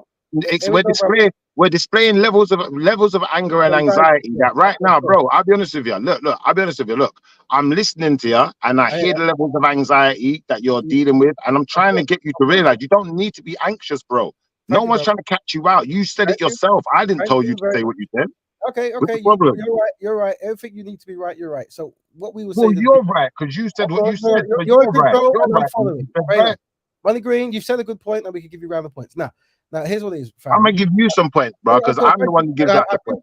Let me continue. I'm gonna give you about 2 points for that. Let me. While you continue what you're doing, let me finish point. So it's like this, right? Please stop them comments, bro, because I'll start saying them, and it's gonna get jarring. 1 second, then you can jump in.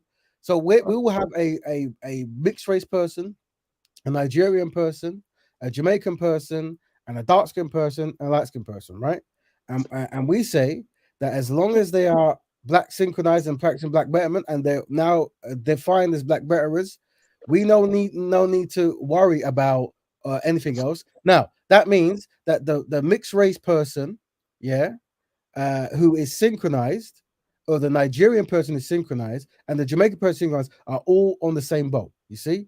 So if a person is 1/8 black and they are synchronized, then they're on the same boat, right? That's right, because it's ideology we talk about. All right. So why would you say that those people could be expendable then? Talk to me. So, brother, I'm at a loss here, because I could tell you I didn't say that, or I didn't mean that. Because that works in your narrative, you won't listen to me. So whatever you said that, bro. I said to you, bro. I asked you this. I said to you, listen. I said to you categorically. I said, what about the people who have 1/8 African descent, but might not necessarily identify as black like that, And I said, what if they decided to identify as black? You said you're not concerned with those people. So, I never said that, bro. Listen, I did ask you that also. Bro, I also asked you. May I apologize, May I apologize to you? I also asked you. All right, gentlemen, why both of you stop on the knives now? We need some parliamentary procedure, boy. Oh, I'm done. Bro, I got it written down. Well, 1 second. Pause. Everybody take a breath. Yeah, breathe. And relax. Relax and settle. This is going round and round in circles. The conversation was good and it was a good listen. Now it's turned into a shit listen, right? So we need to just rein it in a bit. both brothers. I'm not accusing nobody. Both brothers. Just take a step back, easy. Take a drop on where you drop on, sip on where you sip on, whichever you want do. You get me? And just easy reset. You understand? Yeah, I agree. Thank you, bro, for the guidance. So Money Green, if I have said that or alluded to saying that, if a black person, whether they're from any place or any kind of shade, at one point in their life decides, and they are registered as black and qualified to be within the black collective, that they want to practice a constructive lifestyle where they work with other members to do constructive things, by all means, they are willing, and people like me should never try to stop them. So if you've got any sense that I've tried to stop them, I don't know where that will come from, but this is not something that I can agree to, right?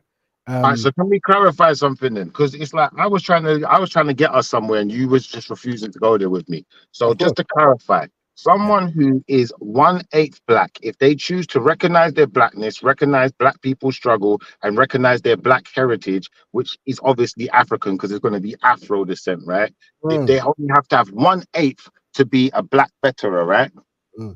So I say this: if that person with 1/8 black, right, and the reason we say this is actually phenotypically a European or a Chinese or a Japanese, then most, if not all, will not network on a black betterment concept. It'll be a humanitarian concept. It won't be a black betterment concept. All right. Now you said, listen to what you said. Right. Most, not all. Now, obviously, we know it's not a one-size-fits-all exercise. So, like I said, are they allowed to be black veterans or not? Let's just have a clear, concise answer. So or is there certain extra criteria? If you want to put some extra criteria in there for them, feel free, bro. But let's just clarify now and then get through this. Yeah. So we need a quick interlude quickly. Hey, Lady D, me, I watch you, you know. No bother with it, you know. Go on, sorry. I'll say this: if they've been racially whitened or racially Asian, or they are now phenotypically, biologically and lineage wise, they are now officially non-black, then there will be no need for them to black betterment, because black betterment is black people practicing black betterment, because the visualization of black people working with other black people is key. That's like the visualization of the constructive black man with the visualization of the constructive black woman is key, because it's a marketing, it's a social marketing idea that works really well. And one of the challenges we face as a people is somehow Europeans and non-black people enter black organizations and end up running it. So we have to have defense mechanisms. So if a person has transitioned into being a European or Asian through consistent admixture, then they will now be the responsibility. Right. Can I go back to the question where you threw them out the bus now, just to prove my point? Let's see if you give a different answer this time. And I'm going to give you a slightly different question. Watch this. So if, for example, if the white boy looks like Keanu Reeves, or the white girl look like Lindsay Lohan, but guess what? She's not really a white girl, or he's not really a white boy. They got 1/8. They got 1/8, and they recognize the 1/8, and they know the 1/8 family. They know them, and they're close to them, and they recognize the struggle, and they feel more closer to that side, and they feel like they are black. They're accepted. One second. That person's accepted. Yeah, that person's acceptable. I answer that question so you can have more fuel. If a black person's offspring has become racially white, in the sense of everyone looks at them and they look at themselves as European, as it feels typically. Let me answer that. You can answer, right? There is a case to be made that because your father or mother is recognized as black, meaning when the people look at your father and mother, it's like, well, that's a black person, right? Then under that context, the offspring will be allowed to practice black betterment under that context. So the reason we say is because when you look in the Caribbean, or you look in America, because black people already have a history of admixture forced upon us, blah blah blah. When black people were the new age black people, after the enslavement, when those people end up having children, it isn't the offspring could have so many diverse outputs because of the history of what's going on. Right? But you saying that then, we would recognize. This is the answer. It's a really good answer. We would recognize their blackness through their parent. But people say, brother, in order to protect black people's assets, we would only recognize that through one black parent, and you would have to then marry a black person. I've got you.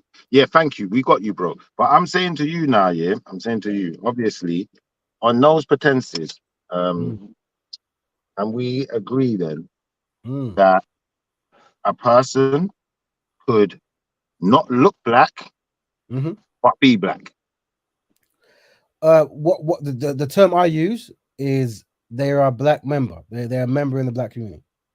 All right, so they're a black member, but at the end of the day, they could still be a black betterer, right? Yeah, they will be allowed to practice lifestyle, but once again, their father or mother would be a black person as recognized soul, and without fail, they'll have to marry a black person without fail. All right, without fail, they have to marry a black. I've got you. So technically, yeah, are you saying to me then that Fat Joe and a lot of these Latino people, yeah, who like to use the N-word, their argument is this: they got Afro ancestry in most cases, to some extent. Even if it's, you know, it's been watered down and both parents are mixed now, but both parents have got some African ancestry. So are you telling me that you agree with that argument then? So, well, the argument and truth is could be two things, right? So when we talk about, say, the Americas and Puerto Rico and these spaces, so if we want to have like mass groupings, that historically, before religion comes involved in certain identifications, they will talk about three mass groupings, and the three mass groupings is the Amerindians, the Africans, and the Europeans, right? And because of colonization and slavery, there are certain places that have high admixtures of all three. You see, and so with the Puerto Ricans, there are three identified groups. There's the indigenous Puerto Rican, who identifies with the Indian who was there once at one point. There's the Afro Puerto Rican, who identifies or is didn't answer my question, man. This is the answer, bro. Answer with the African, and then there's the European, whatever. What happens is there are people groups who they acknowledge that at some point there's some overmixture of a history of all three, but their phenotype or their cultural type of what they resonate with is of the Amerindians, right? So people like Fat Joe do not resonate with black people. They don't phenotypically match black people. They resonate with the Aboriginal Amerindians of the land, but they acknowledge they also have European. How about this? How about people like Fat Joe resonate with the black people in America and resonate with black culture in America and resonate with the black people who think they was in America and was never taken there on no boat? They've been there the whole time. So how about he resonates with that? How about he resonates with the Olmecs and all of the ancient that's in the America? Yeah, and then if I put it like that, yeah, and I can connect all of those Olmecs to Afro people, Afro descent people, which would be depicted as African today, then what's your problem? So it's like this: if this was something you truly care about, then you could be a scholar and you could join. You have to clean up your life and all do black Betterment work and prove and demonstrate that black people's forward trajectory is what you're about. And once you've done that and people see you as a trustworthy black person, right, you would then use scholarship to go, you know what, guys, I believe that so-and-so actually are black people or African people. And if that's really, so be it. I'm not going to try to disparage you. But the thing is, by the way you are behaving, brother, I don't think anyone will take you serious because you seem to be very stuck on these kind of what if a person who's... Yeah, and with that being said, I am going to come in because I do believe that with this regard, we're sort of quite in a cul-de-sac. Do you know what I mean? At the end of the day, Shifa, it's called Black Betterment. You get me? You've heard the man's tenants, with regard. No, but I'm a black betterer though. What's the problem? Sorry? I'm a black betterer though. He just said it. Listen. I'll be honest, I think we've had Rap Raven here for I don't even know a couple hours or whatever. I have to go soon. The disappointing thing for me is that we have not been able to move past this issue here. No, we have moved past it. No, but I just wanted to confirm it with you. No, we haven't. Me and Raven have moved past it. You might not have. But me and Raven have moved way past it. Raven just told me that I qualify as a black betterer. So now I understand that you only have to have 1/8 of black. Now I know that there's more people that qualify as black betterers than I thought. There's a lot more than I thought. But thank you, Raven, for clarifying that. Sister, the thing is, remember, we have to identify interactions as tactics and trauma. So no, I hear you. That's what I wanted to move it on, to be honest, right, Raven. Because the thing with Shifa is that he's a bit of a showman. He's got people he's performed for, this, that, and the other. I've kind of had enough. The best. Hey, listen, that was and in a way, it's a little bit embarrassing again that in 2024 we have to spend so much time and effort. You know what I'm saying? But sister, before you say that. Having to define. Sister, just between me and you now, can you see why? Hold on, brother. Can you see why I say chest that we have to have open or elite panels. Can we try and like just clean up the yard and just make sure there's no rubbish? Bring the rest of that stuff out the front there. Just dump it there. If you're talking to something, there. Just make sure that everything's clear. Shiffer, go on mute, man. Shiffer, go on mute. Yeah. So here's what it is, sister, right? This is why we practice open door elitism, because if you have unsynchronized people, remember, there's a film, there's a film, I need to get the name of it, but the film's about where European men are imprisoned by Japanese men in the war. And the Japanese men force them to make a train station, right? And what happens is the European men get so into train making that they forget they're in a war, and they forget that they're in prison, so that when people come to free them, they end up fighting for the Japanese because they don't want to be free, because their new prime mission is to finish the train, not to get free and win the war. And what I'm saying is this happens with black people who have been subjugated for so long that when you actually start seeing a remnant of someone trying to do something, rather than support, you bring as much baggage as possible and you try to sabotage without question. You see me, and I gave the example yesterday. Let's just say that I was a man who desired white women here to Colombia, to Colombia, to Jamaica, to all around the world. I want all the white women. I love them. Yeah. Let's say that was me, right? And so are you saying desiring black women makes you not subjugated then? Hold on, brother. We'll get there in a minute.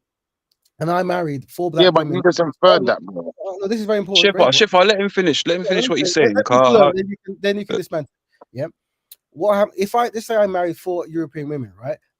But now there is a panel like this, and all the brothers, they're like, you know what? Yeah, we really want to help black people, and you know, we realize that our women are struggling here and there, and they're not having enough adequate husbands, so we want to make good black men for them. With me and my 4 white wives that I've given all my resources to, I'll just keep quiet. I go, you know what? I was once in the black community. I was once, you know, there, and I can understand those guys there are struggling. So let me not sabotage those guys over there while I enjoy the life of my white wife and all my 4 white fathers-in-laws, whatever. I go, good on to you. Why are you still struggling? Yeah, you can jump in afterwards. That doesn't happen. Everywhere I go, people want to jump in and destroy any constructive thing. That's why I say, be stoic, be kind, so you can highlight that narcissism. You can highlight it. You can say, all this brother says he wants to do good. Not only does he say he wants to do good, he's recognizing that he and his people are in a low place. But yet, people within that group are dedicated to destroy this because they want to have people outside that group join. Even though he's demonstrated every time that's happened in history, it's been derailed. So what I'm saying, brothers, is everything is a strategy. Everything we do is a strategy. And the only way to help our people is to have strategy. But what happens is our people go, no, you shouldn't have strategy. You should have emotion. You need to not be a robot. You need to not use tactics. You need to be emotional, cry and scream and roll on the floor. I'm saying we've tried that. It doesn't work. Let's now use tactics. And these are the tactics, right? The code is the tactics. I am beneath everyone. I am never above the people I'm serving. We have individuals can never trump ideas. The idea of Black Betterment is better than me.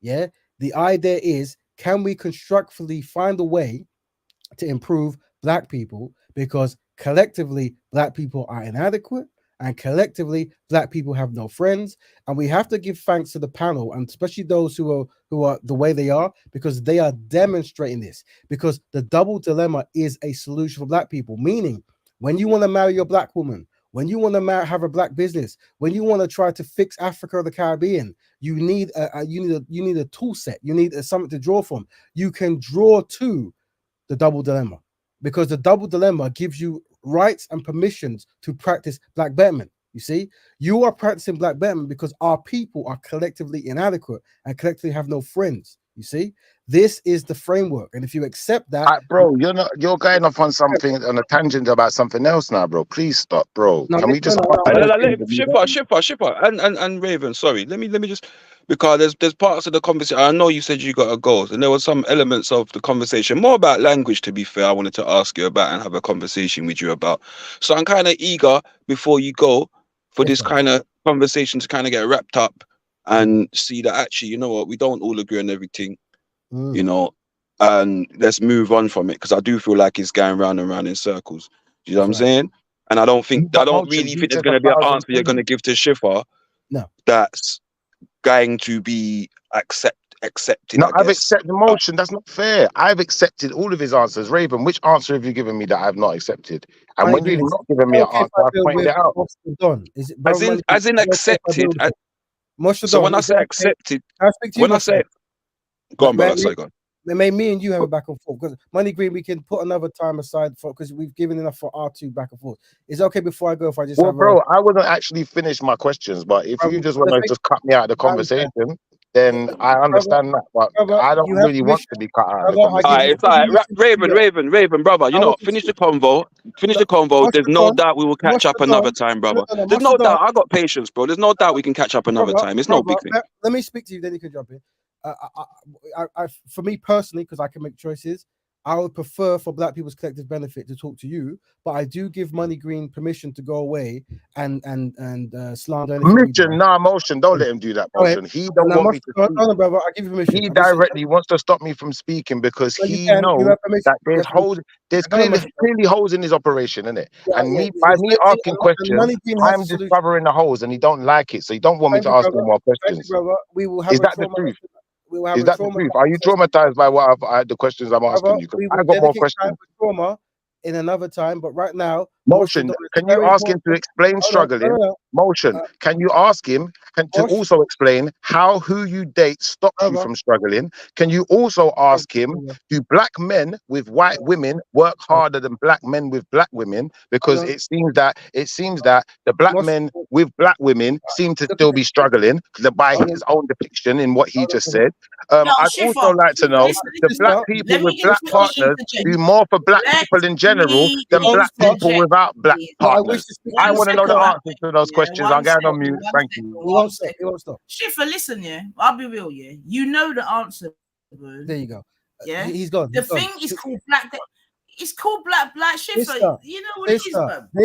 This is a confusion tactic, and it's a very good one. It's not 10 out of 10, but it's a very good one, and we shouldn't rise to it. Now, Mosh the Don, the reason I'm trying to move to you is because we spent enough time talking about trauma as well as why Black men shouldn't marry Black women. But now let's talk to you about your question. You have an important view, and before I go, I would like to answer. So go ahead, brother. Yeah, so it's not so much a view. It's more. Well, actually, it is a little bit of a view. So I'm of the opinion that the words that we use and we attribute to ourselves, right? I believe if you say I am this, you invite something else, that same thing to come towards you, right? That's what I believe in, right? And so when I hear you saying we are collectively inadequate, I understand the point you're making. I genuinely do. And my question in the chat earlier was, when did we become, in your opinion, collectively inadequate? So I would say when we became collectively inadequate is whenever we can pinpoint Black people no longer wanting to focus on Black people progressing collectively. This is in the context of being either in our own lands or in lands amongst other people groups. Whenever we gave up that right, because there's different countries at different times, right? Whenever we officially gave up that time, as in when we observed the Jewish community or the Asian community seeing a value in remembering the past and having a sustainability within their community, when we gave up that concept, because we were the originators of those concepts anyway, right?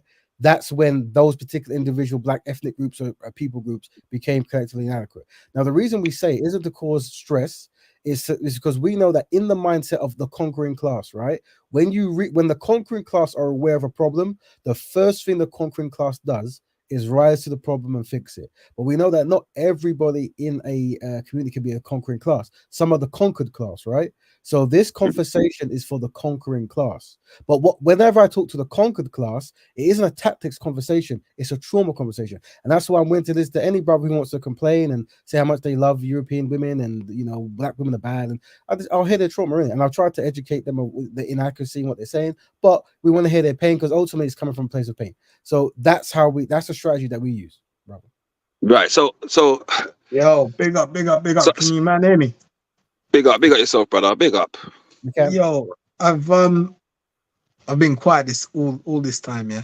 But I just wanted to jump on to the back of what Motion was saying. An observation, if I may, Rap Raven. Go ahead, brother. Now I understand what you're saying. Of course. However, there is something that concerns me. Now, it concerns me with young people. Yes. Now, you have to have a certain degree of intellect and understanding Yes. to accept what you're saying. That's right. If you're young and you hear this, my worry is that the young people ain't gonna understand that. I feel like the young people need to hear that, you know what, you are great. And most of our brothers and ancestors have been telling us from time, we're great as a collective. Our achievements, our struggle makes us great. Okay. That's right. Now, when you're saying that we're inadequate, that's right. I feel like there's a degree of negativity within that statement that I don't think young people will grasp. Thank you, So it's brother. a bit of a double-edged sword. How do you reconcile that? So this is good. This is good. So what the strategy that I push forward, because it is a peer-to-peer conversation. It's look at your son or daughter and acknowledge the great things they do as individuals. Acknowledge the things they've overcome and go, you come from a great people who have a great history. You can give them examples of Mansa Musa, the Kemet Empire, Wall Street, millions of things, whatever, right? And go, black people have come together to do wondrous things. But unfortunately, because of the history of anti-black racism, we have been conditioned to not value teamwork and to not work as a team to find team solutions. So because of that, we are being labeled collectively inadequate. But because you're individually amazing, if you could use your individual prowess and skills to network with other brothers and sisters of your age group and so forth, to do wondrous things that is dedicated for Black Betterment, then at this point, we are going to start becoming collectively efficient. And then this title of will leave. Go ahead, brother. So do you know what? And I've always said this year, I've always applauded and respected you guys, and your fight. You get what I'm saying? I just see that I tend to see things for how I think they are, right? And when we're talking about, you just mentioned about individuals and the family, and you praise this child for this stuff, and you praise these people for this stuff. And the reason why I asked about when did we become collectively inadequate? Now, I've heard people talk about slavery. I've heard people talking about when they've been allowed to control resources, when Islam and so on and so forth. And I'm saying, I don't believe there was ever a collective blackness. I'd say there was a collective tribalism. I would say that there was clans. I would say that there were people that had different identifying features to then what we class as black. Now, you mentioned about using historical terms, and that's also something I don't agree with, because black is not a historical term. Black is a relatively recent term. We used to use other phrases like our tribes. Yeah. Before that, it was Moorish, Ruddy, other things like that, right? And these things are all encompassing of black people, right? That's right. So in terms of, for me, when we're saying Black Betterment, if we look into the word black, we understand that black in itself that has been put on us is a negative connotation. So for me, I couldn't be using Black Betterment because I don't feel like the word black, which has been presented and given to us, is a positive word. It is never meant in a positive light. And I don't think we can turn a negative word into a positive word, personally. But the betterment part, I can understand and agree with. You get what I'm saying, brother? Not only do I agree with you, I can give you the tactical, not the trauma response, but the tactical response. And that's this, yeah? We give power to what we call the synonymous star, right? And the synonymous star is a keyboard, it's a star button, right? And every time we write the word black in our documents, we write after it the synonymous star. We say that black could mean black, it could mean African, it could mean Afro, it could mean sun people, it could mean people of color, it could mean all these terms, right? Yeah. And whichever the person wants to use, there is a term they can use that is the same synonym. So if Black Betterment, the wording causes anxiety, then I say use African advancement. If African advancement causes anxiety, then use colored cohesiveness. If colored cohesiveness causes anxiety, then use sun synchronization. Whichever works. Brother, the only thing I'm gonna say to you, right, and with all due respect, and I know you talked about being stoic and things like that, but also part of being stoic is also understand that actually we shouldn't be using buzzwords in a conversation or debate, right? So using words like trauma, anxiety, to me are buzzwords because, like I said to you, I study, right? And so understanding the term black and where it derived from and the negative connotations for it doesn't cause me anxiety or trauma. It's just something that I understand. Do you feel what I'm saying to you? Let's be clear. Nothing I've said has resulted in me thinking or other people thinking you have any kind of anxiety towards these topics or names. I'm saying, I'm saying this is very important, that the response I've given is everything is split into trauma and tactics, right? And I'm saying the tactical response to all the questions, if someone says, what about the name black people? It's evil. I get that. So I say what we do is we have a synonymous, and the analogy I give is if you go to Ethiopia, they have a red can with a writing on it to which they call Coke, right? That red can writing on it doesn't look, it looks similar to Coke, but it's different because it's different kind of words and different kind of shapes. And actually, we can't read it at all unless you can speak those languages, right? But we both know that that can and the European looking can with the writing on it, both is owned by the Coca-Cola Corporation, right? So Black Betterment is like that. So we could say we have a temporary name above that, which is the Sun People, yeah? And the Sun People, it owns the brand Black, it owns the brand Colored, and it owns the brand African. It owns that brand, right? But we understand at some point we might change that Sun brand, maybe, or maybe not. Maybe it's the best one to use, right? So what I'm saying is, if Black Betterment causes anxiety because a research person is aware that Black has some kind of negative connotation, then I say find one of the many lists that we use, because we use the sun and the star, and one would be sun synchronization, African advancement, whichever, because they'll be synonymous with the same concept. You see, now what I'm trying to demonstrate to you, brother, is everything that Black people come and ask is the Black bearers. We have a solution because every year, every day, every week for over 10 years, we sit down with all the challenges that is presented and we try to find constructive solution-based answers, right? That's why we have a PDF and we're going to be pushing out to the world and stuff like that, of how to deal with solutions. But all we have to know is whether Black people is a good word, a bad word, or what it is, the people who are identified as Black are connected to that Blackness. We want to form unions and ways of living that heightens the guarantee that we have a better life. Would that, so is that a way? So I'm saying to you now, I'm going to ask you, would that be a way for the Western people in the West, or are you asking, what or would you be hoping? No, I'm asking the brother a question. It's not about what I would prefer. No, I hear what you're saying. So if you're saying the word Black's got a negative connotation, this, that, and the other, you can refer to the dictionary. Oh, we get that. So you now, because you're learned and you're knowledgeable, cool, yeah. And obviously, I'm sure Black Betterment would certainly be aimed at someone like yourself, yeah. So cool. What word would you prefer? What word would be more palatable to someone like yourself? To be fair, I don't really have a word. Hang on a sec. One sec. I got someone trying to chat to me. 1 second. I'll respond in a second. Well, while the brother speaking on the phone, we have a solution. It's sun synchronization. What I have to ask, and this is not to the brother because he's away, it's more so to Black people. I acknowledge that we're collectively inadequate, and one of the ways that we can track our inadequacies is the name game.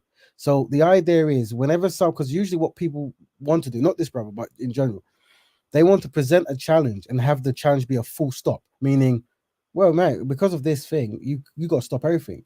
So we have to have a solution. Yeah, I think your answer was good still in terms of wherever you're at, whichever it is. You get me? As long as the message and the whatever. Because to be fair, yeah, I think someone, I'm not even to be disrespectful, but I think Kushti calls them first base things. But for real, I think in terms of you get me, Betterment organization, I just think some of the these hurdles are really like, you know what I mean? Like, thank you for what you're saying. Let me say this, yeah. This is why we use the term open door elitism, because what we're saying is we recognize that not all people want to or on the level that they can, yeah. But there is space for them if they follow rules. Now they will demonize the rules and saying this is programming, we should be free to do what we want. But the truth of the matter is, the reason why we're nowhere as a collective is because of these concepts. So we need to have a framework of a solution. And the solution is Black Betterment, or sun synchronization, or African advancement. They're all the same thing. right? And those people groups working towards each other, marrying within each other, having businesses that network with each other, and have ideologies and ownerships of all the things that is deemed black or sun or American or African or whatever the words want to be used. And that's what it is. Now, I'm not allowed, I'm forbidden to really debate long term either trauma-based people or unsynchronized based people or people who just isn't there yet. But what's interesting is a lot of these people who might have these views, they'll go onto panels, they'll swear at each other, they'll mock each other, they'll do this, and this is okay. But when you have a person who wants to try to have structure to have some kind of core solution, that person is the worst person in the room. Not the fornicator, not the alcoholic, not the person who's drawing everyone. They're fine. This is just comfortability. But the person who wants to refrain from these things and find solutions and try to make everyone move at a constructive pace, this person's evil. But once again, this is part of the superior strategy of destroying black people. We've been conditioned to not value progress. You see? Mm-hmm. And that's how is that a fair statement? Is that not exactly what you're doing? Because think about it. I'm the problem. This is what you're doing. You're saying I'm adding to the problem, but this is exactly what you're doing. You're dictating. Listen. You're dictating.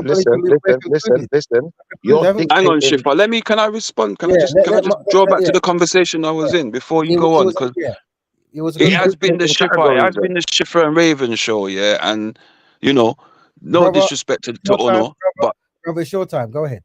You know what I'm saying? So Lady Nines, you asked me a question. What word would I prefer to use? To be fair, I'd rather be called by my tribe. Do you get what I'm saying? I'd rather be called by my tribe than just the colloquial term black. But we are addressed as that, and so but it is what I understand. The thing is with that, yeah, which is fine. I get it, yeah, and that's why I kind of said to that Raven. I think his answer was quite key still, because at the end of the day, your tribe and my tribe might be different, right? So already, that's not going to whatever the plural of us is in it, because what he's trying to do is he's trying to blanket a set of people in it with a certain mindset, this, that, and the other, who also have to have a certain hereditary, this, that, and the other. You see what I'm saying to you? So when Raven, like, well, listen, whatever you wanna, you get me, whether you want to call it by your tribe, by the sun people, by blah, blah, blah, blah, blah, as long as it's that unique identifier in it. And that's why I think he used the analogy about Coke in Ethiopia. It's going to be written in maybe Ethiopian language. You get me? But we know what it is on the tin, as it were. You get me? Yes, but we could also argue that point is that it's written in a different languages, because the people that make Coke understand that there are different groups of people that may share the same. Hang on, that may share the same phenotypes, you know what I'm saying? Color, hair color, hair types of hair, nasal passage, lips. You know what I'm saying? The hurdle of a name, then we're gonna be in problems, because it's gonna be very hard to find one name that's gonna encompass us all in it. So I don't think. I think you got my point wrong, sis, because I was talking about the historicity of the word as opposed to just don't use the word. I'm not saying don't use the word. I understand we use the word. I'm saying he made a point earlier about historically and using the historical terms, right? And I was saying that these are, I believe they are still quite modern terms. Do you know what I'm saying? To be described as, if a black man described himself as black, it was because historically, he was out in the sun all day, right? And you get what I'm saying to you? Hold on. I hear you, man, but sometimes... maybe my all meeting right, here. Because I'm the guest and the questions are being spread at me, let me just quickly give answers so people, because a lot of people get frustrated following me, because what will happen is people are new to certain ideas that I and other brothers like myself and sisters follow. But because we always hear the same thing all the time, people might get frustrated, but we have to understand that some people are new to certain ideologies and certain concepts, right? So we want to try to be merciful. And I'll say this, brother, the term we use is a collection of a collection working for protection and perfection. You see? So I recognize that the Afro Jamaican or the Benjamite or whatever term people use, and maybe the Moorish man in America, and maybe the Kemetan who lives in Kemet or Sudan or whatever. I understand that there's different colors, phenotypes, cultures, foods, and this kind of stuff, right? However, we say that there is a framework where people can work together for collective betterment. So it's a collection of a collection working for protection, and perfection. And that's a beautiful saying, bro. And that's a beautiful saying. I just want to point, like, I guess I just wanted to point out that, and this is why I asked the question: is this Black Betterment? Is it mainly aimed at the Western world at the moment? Predominantly, is that the primary place you're reaching for? Let me explain. So, Black Betterment is a lifestyle, and because it's a lifestyle, whoever hears the words of Black Betterment in their own time can do it. So, the analogy or the example we give is veganism. So, veganism, if a person hears about veganism and they're in Australia, they can practice it. If a person hears about it and they're in Sudan, they can practice it, and they then will be responsible for spreading that ideology about not eating or harming animals in that land. So, Black Betterment, if you are in Australia and you might be a person of Nilotic descent or Aboriginal descent or African descent, whatever, and these are Black registered concepts, you would then, in your community or in the wider community there, you would start practicing Black Betterment. And what we hope to do is have cultural outlets. So we might officially do things like, as a cultural response, we make things called the Black Betterment Building. What is that? So basically, the community fund a building maybe, and in that building, Black is the where all Black people can go to try to discuss Black issues and have strategies on what might be the good things to learn, what might be good skill sets to have to improve the Black community. And we know that in every land you go, if I go to Australia, I thought you had the strategies. That's why we always got wrong. Yo, guys, sorry, can I respond to a question in the Go ahead, bro. chat? There's a chat question from Phoenix Rising, and I believe, I don't know if Nynaeve can highlight it. She's asking me specifically, what did she ask me? She asked me, how does rap rate? Well, hold on, how do I? Anyway, she's asking a question. I couldn't quite see it. I don't know if Nynaeve is there. She could maybe highlight it or post it in the back. Trying to find it. I see that Buddha is on the panel. I want to ask how he can assure his interests are protected and heard as a mixed heritage person. So I understand he told the truth. He don't really know, like he said, he hasn't got. No, it's a question to Buddha. It's a question to Buddha. Oh, okay. All right, cool. Thank you, Nynaeve. So for me, it's a very simple thing. Like, yeah, man, it is. I see myself as Black. Mm-hmm. My people are Creole. Mm-hmm. So there's different, as far as I'm concerned, there's different tribes of Black people, like Rap Raven's saying and Brother Shift is saying, an eighth of this, a quarter of that, or whatever. We're still Black. The one drop rule, we look at that and intensify that. We are Black. We're part of the diaspora. Some people may decide that we're not Black. That's fine. That's not going to stop me doing what I'm doing. So I don't. What if the Black Betterment builder decides you're not Black? Shifa, 1 second, Shifa, because literally, just let the brother respond. Because I saying where you got a question, other people got a question. Let him finish, and so that's how our question was directed. Yeah, I know, but let the brother respond in his way, man. Not what you accept. Let him respond in his way, not what is acceptable to you. Before You you jump in, brother, both of you, listen, because the questions is about Black Betterment, the lifestyle, and this is the lifestyle that I practice and preach, right? When I'm here, I'm the perfect person to ask about these things. So if the panel has questions, I'm more than happy to. But when I go, you can discuss whatever you want to go. But while I'm here, it'll be the perfect time to ask questions. But so I'm saying, Buddha, for the first time we agree. Buddha, do you have a question that you're asking, brother? Brother, I don't think that's fair to the brother. I was trying to answer the question that the yeah, lady I don't think that's fair to the brother. I don't think it should be just, let's ask Rap Raven questions. The brother Buddha's sitting there and he's asked a question, being from mixed heritage, how he would ensure. Now, that would lead to follow-up questions, which are very important because, as you said, this is about strategy, right? And part of strategy would be understanding and hearing concerns or positives or different things from the people that wish or would like or seek to or perform Black. Do you understand me? I think that's really important to be able to create strategy. So I think we should allow the brother to speak. To be fair. No. This is clear, and you should clear, brother. What I'm saying is this, right? Centering it on Black progression topics is what I mean, right? And the reason I'm saying because I wanted brother to complete what he was saying. Go ahead. Okay, fair enough. Yeah, complete what you're saying, Buddha. Sorry. Yeah. So yeah. I look at it like this. I'm ruled by and obligated by my spirituality. Yeah. So as a Buddhist, I'm obligated to help anyone that requests help, regardless of their ethnicity or gender or anything. But I'm also obligated to help the people that need the most help. And I look at it like this. Our people need the most help. So if you've got a millionaire with a bowl of rice and you've got a poor person with nothing, there's no point in helping the millionaire. You have to help the person with nothing.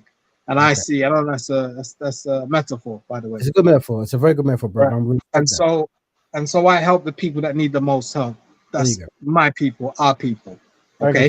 There are people within our community that will turn around and create division and say, well, you're not exactly black and you're not this, you're not that, you're mixed, you're this, that, and the other. All right, cool. So for the people that employ that kind of thinking, it's no different to the Western way of thinking. So I don't acknowledge it. I'll still continue doing what I'm doing, similar to what you said about being stoic and all the rest of it. And I also acknowledge the trauma of the person who has been downtrodden because they're black and made to feel like they're nothing and made to feel that they have nothing and will achieve nothing. Because guess what? When they come into situations like this, they feel like they are something and they can pontificate over people and make dictates as to who's what and who's not. Can I ask you a question, please, brother? Let me just finish. Yeah, I know you're gonna. All right, go ahead, Naifa. Go ahead. No, say what you're saying, brother. Please say what you're saying. People that because we hear a word that we don't like, we must try to just easy, you know. Talk your truth, and then we can discuss that because this is how we're supposed to discuss things. You say what you gotta say, and we can talk. We can ask questions of everybody. You understand me? This is how we formulate, plan, and so on and so forth. Right? This is in my opinion. Yeah, I could be wrong, but continue, brother. Please. Go through, bro. Yeah. So, I mean, I'll give you an example. Not so much now, but back in the day in America. You know, like in those states down in the South where certain people get lynched and beaten by the police and get down for, and they want to rise up, but they can't rise up in arms because there's not enough people, but they'll rise up in the intellect. All right, cool. They'll rise up in gathering people together. All right, cool.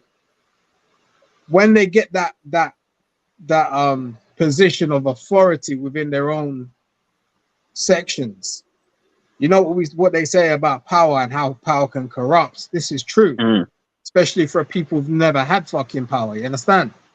So a degree of humility is always needed, in my humblest of opinions. But when certain individuals get to that point where they feel like they've got this invested power within themselves, within their communities, unfortunately, they take it too far and they start to put out edicts as to who's what and who's not, forgetting who helped them or who they came up with in the past. That's all I wanted to say, in my opinion. But to answer Phoenix Rising's question, I'm black first because I'm always perceived as black first. There you go. By any people, you understand? Very powerful statement there, brother, and we respect that statement, and we wish more to make that statement publicly. Thank you, family. Is there any questions before I kick, family? This is also to the either brother or I've got one question before you go. So how do you set about proving that people, black people, sorry, 1 second, my question, how do you set about proving that black people who are just in relationships with other black people do more for the community than black people who are not in relationships just with other black people? How do you set about proving this information that you stand by? Yo, listen. I'll answer it. Yeah. We're not going to answer Schiffer. Seriously, what is numbers? I'm just asking, do we have numbers? Are there statistics? Is there something you're going by? Schiffer, no, big and serious. Now, as a female, because I'm listening to you, bub, and obviously I'm here trying to be patient and you get me, making the man them deal with it, this and the other. But now I'm asking you, like, what's wrong, bub? Is there a problem with the question? Is it difficult to answer? No, the problem with the question. All right, let me say, sister, what's happening here, and I suspect if I'm wrong, forgiveness. There isn't too much on the internet of black men promoting black love directly and the importance of it, and because it hasn't been done, it's like a new phenomenon in the internet web, right? And this is what's going to happen because so many people just never noticed the value of it. But what I would say to the brother is, let us dedicate time for like this kind of topic, and so we've used up our time on that now. And then let me focus on these last two brothers before I go, and then we can have another show where you can have all the questions about. So would you agree that's another question you can't answer before you go? Schiffer, louder. I don't think simple, bro. Schiffer, I don't think it's fair. No, I don't think it's fair because the brother's about to leave, right? So he's trying to wrap up. Well, he just said he can't answer it. No, listen, but we can as adults arrange, plan to have another conversation going forward, right? That's right. So then let's just do that. Like, we don't have to force the convo. We don't have to force a L or a W. We can just have a conversation. Well, I just asked a question. I don't want to force no L or no W. I just wanted to know if he had any statistics to go to base his rhetoric on. But obviously not. Pick up yourself up, Raven. Thank you for your time. Thank you for your patience. Thank you for showing us some strategies as to deal with and just one thing before I go. One thing, a cultural concept I would like family. One cultural concept I would push forward is identifying if a talk is going to be about tactics or a talk is going to be about trauma. So then that way you can have a framework like, oh, hold on, we're solution based in this, or it could be. But traumatized people always avoid questions and conversations. Hold on, family. So what we can do is, for example, I would say if someone is not best pleased with that we recommend black men marry black women, we would identify this as a trauma-based topic, or it could be a trauma triggering topic. So we would have a actual dedicated show about that, and then maybe after another time we can have one about how to improve black health or black education or black economics. And in that particular topic, we are forbidden to talk about like interracial dating, this kind of stuff, because it will only cause more trauma in a segment that we've dedicated for tactics. If we could have that as a cultural concept, and that way we can have one forum that's just for screaming and shouting and I want to marry white women, and one forum that's for we need to look at the health of black women when they get pregnant, or we need to look at the dietary laws that people are following that's making them unhealthy, or why don't we think of making a bank that could fund certain black institutions, or stuff that is beneficial to black people rather than centering non-black people and all black people. Right. Do you know what? Sorry to cut you, Raven. Naive, I beg you write that down, you know. Black health. It's a great topic. Great topic. And one that should be explored. Yes. And you're right, brother. It doesn't matter who you're with or whatever. If you're black, this is something that you should be interested in, right? That's right. And it should be something that you should be seeking to have knowledge on. That's right. So you're right in that sense. Yes, separate the conversations. Yes. So those, it's brilliant. Good idea, man. Good idea. You're good, brother. And then before I go, I say this: when we talk about the double dilemma, which is black people being collectively inadequate and black people collectively having no friends, we say the solution is black betterment. But black betterment, we have something we call the Trilogy of Triumph, right? And that's you might as well say black people got PTSD. Oh, brother, we can derail. You might as well say that. Oh, brother, I'm pretty sure you would agree. There you go. What I would say is this: with the Trilogy of Triumph, we say what are the three most optimal, most important topics dealing the black topic, either in the particular land or globally. And the three that we push forward is black families, black health, and black economics. So because we have three themes, we can actually have a topic, and the topic is, say, black families. Now, if the topic is black families, that might be a good place to have a discussion about should you marry a black woman or should you marry a non-black Why are you avoiding particular topics? Hold on, brother. And then And then when we have a topic about maybe black economics, we can say, okay, in that topic, we're talking about economics and how to each one teach one and this kind of stuff, right? And that way, by having a discipline and topics and stuff, it allows us to actually reach conclusions and help more people. This is a strategy. Remember, tactics over trauma. So this is a tactic I would recommend. Now, the open door elite do this all the time, but I don't reckon you should have to be an elitist or open door elitist to have this concept. I think we can all do it. And by doing this, you can demonstrate that if you ever wanted to be part of the open door elite, you can. You see? But you're not an elitist, you're a dodger. You dodge so many questions that you got punched in your face about a million times. By the time, listen, if this was a fight, you'd be dead by now. But I'm just saying, obviously, if you're Floyd Mayweather, you see the thing is, Floyd Mayweather would be the equivalent. Listen, Floyd Mayweather would be, Floyd Mayweather would be the equivalent of someone generating the perfect answer. Shifter, stop. Take a look around you. Look at the walls where you are. Yeah? This is 90. Why am I allowed to speak? Listen. This is 90 for 99, bab. Yeah. I know, but why? Listen. Because what you're doing now, you don't need to do here, bab. What am I doing? You're trying to get a W. What and W? It's not necessary. Yeah. What W? Come on. What do I win? This is the attention-seeking tactic, and it's fine. Well, I'm asking, what do I win? All I done was asking questions. I don't know what I win. Shifa, I'll be real, Shifa. The thing is, I'm going to speak for myself now. Yeah. You see, if for Black Betterment, yeah, man, them can't get past the first post of having a black woman, and that's it, then it's very problematic. Yeah, you see what I'm saying? Because any idea can't stand up to scrutiny. Because the man done it's already been said to you that it's black woman, black man, and black child. I got you. I've heard that. I don't even. I heard that. So as such, now, because big and serious now. Go on. That means that you was already excluded, right? Not really. No, he said no. Technically, I'm not excluded. I thought I was excluded, but technically I was wrong. And technically, anyone who is anyone who's 1/8 black is included. And I didn't know that, but I'm glad I know it now. So thank you, Black Raven, for that. How am I lying? Black Raven, did you not say that anyone who's 1/8 black is included? When you ran over to Jedi, Shifa, now you're gonna make me have to. What are we doing? Look, we can't play games like that. We want to be straight. You ran over to Jedi's. What did Jedi tell you? I didn't run over there. I go over there all the time. That's just where I go. And jumped to Jedi's. What did he tell you, Shifa?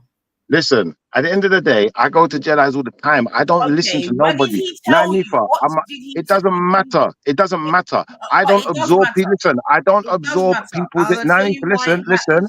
Respectfully, I don't remember what he said because I don't absorb people's information like that. I stick to my own rhetoric and I stick to my own path and I do what I do.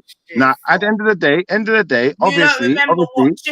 All right, then, big and serious, Shifa. Like big and serious. Are you really telling me that you don't remember what was being said to you? Nah, Nifa. Half of the times when I have conversations with you, like they're not that memorable. I find it to be me having to tolerate. Sister, no matter what we say, sister, Nifa, please. No matter what you say, I'm having to tolerate a lot of behaviors right now. Especially look at Raven. He's having an outburst now when we're talking. But now, right. Shifa. Didn't stop him talking. Thank you, Shifa. The outcome will be the same.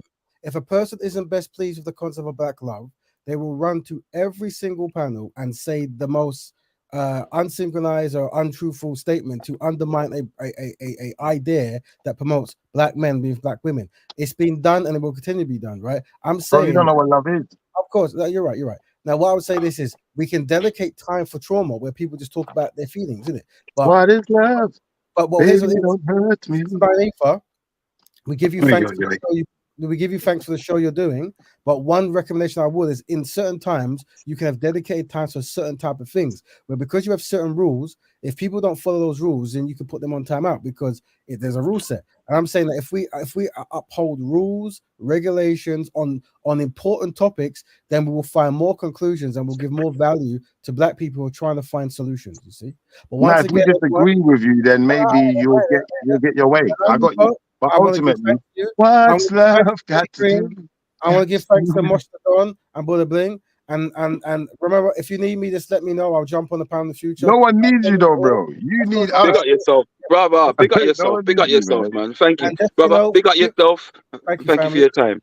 Thank you for your time, brother. No one needs you, Much man. respect. I give you Big up, big 100% up. freedom to This is a undermine doctor, man. everything I've done here, and you have my permission. This is And depression. no bad fortune will be pushed upon you because we are collectively inadequate, and that's what we do. Thank you, family. Have a good day. See ya. All right, Good day, I got you. brother. Good day. Like motion. Have you ever heard of 100. PTSD before? Or Buddha, Of have course, you I've ever heard of heard of PTSD. PTSD? You heard of PTSD, yeah? So I'm gonna show you something, yeah. This is what I noticed, yeah. When I know that someone's not, you see, for me, yeah, I can't deal with people like this, yeah. If I ask you a simple question and I can't just get a simple answer, I know there's something wrong.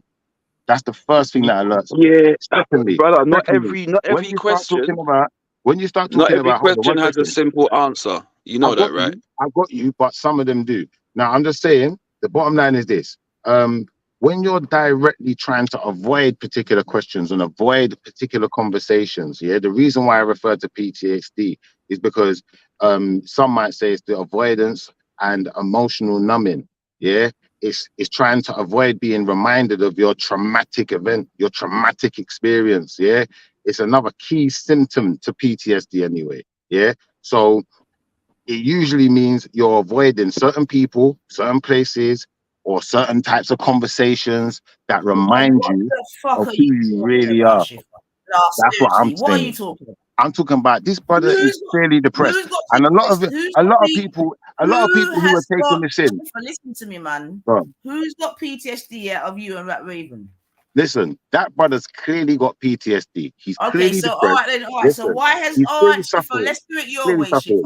Let's do it He your way, said it Shifa. himself. He said it Let's do himself. it He said your way, he said Shifa. Let's do it your way, Shifa. he Yeah, said black you're like people a are a fucking failure. child, man. Or no, So what did he why say? has He he said black got? people are inadequate. Shifa, why has he got PTSD? I'm telling you, he said black people are inadequate. Yeah. So Yeah. he feels like collectively we're inadequate and he's surrounded by inadequacy. Yeah. That's the But first depression. That's the Shipper, first. wait, Shipper, is that sentiment wrong? Now, I'm this not is why saying I he's wrong though. asked. I never said No, he no, was no, wrong. wait. This is why I asked the question because I It feel might not there's be some wrong for truth. him. No, I feel like there's a truth in what he's saying. It might be, yeah. However, what I was wanting to do was kind of explore the reasonings, history of what is classed, what makes us collectively, unable to do the things that other people can do.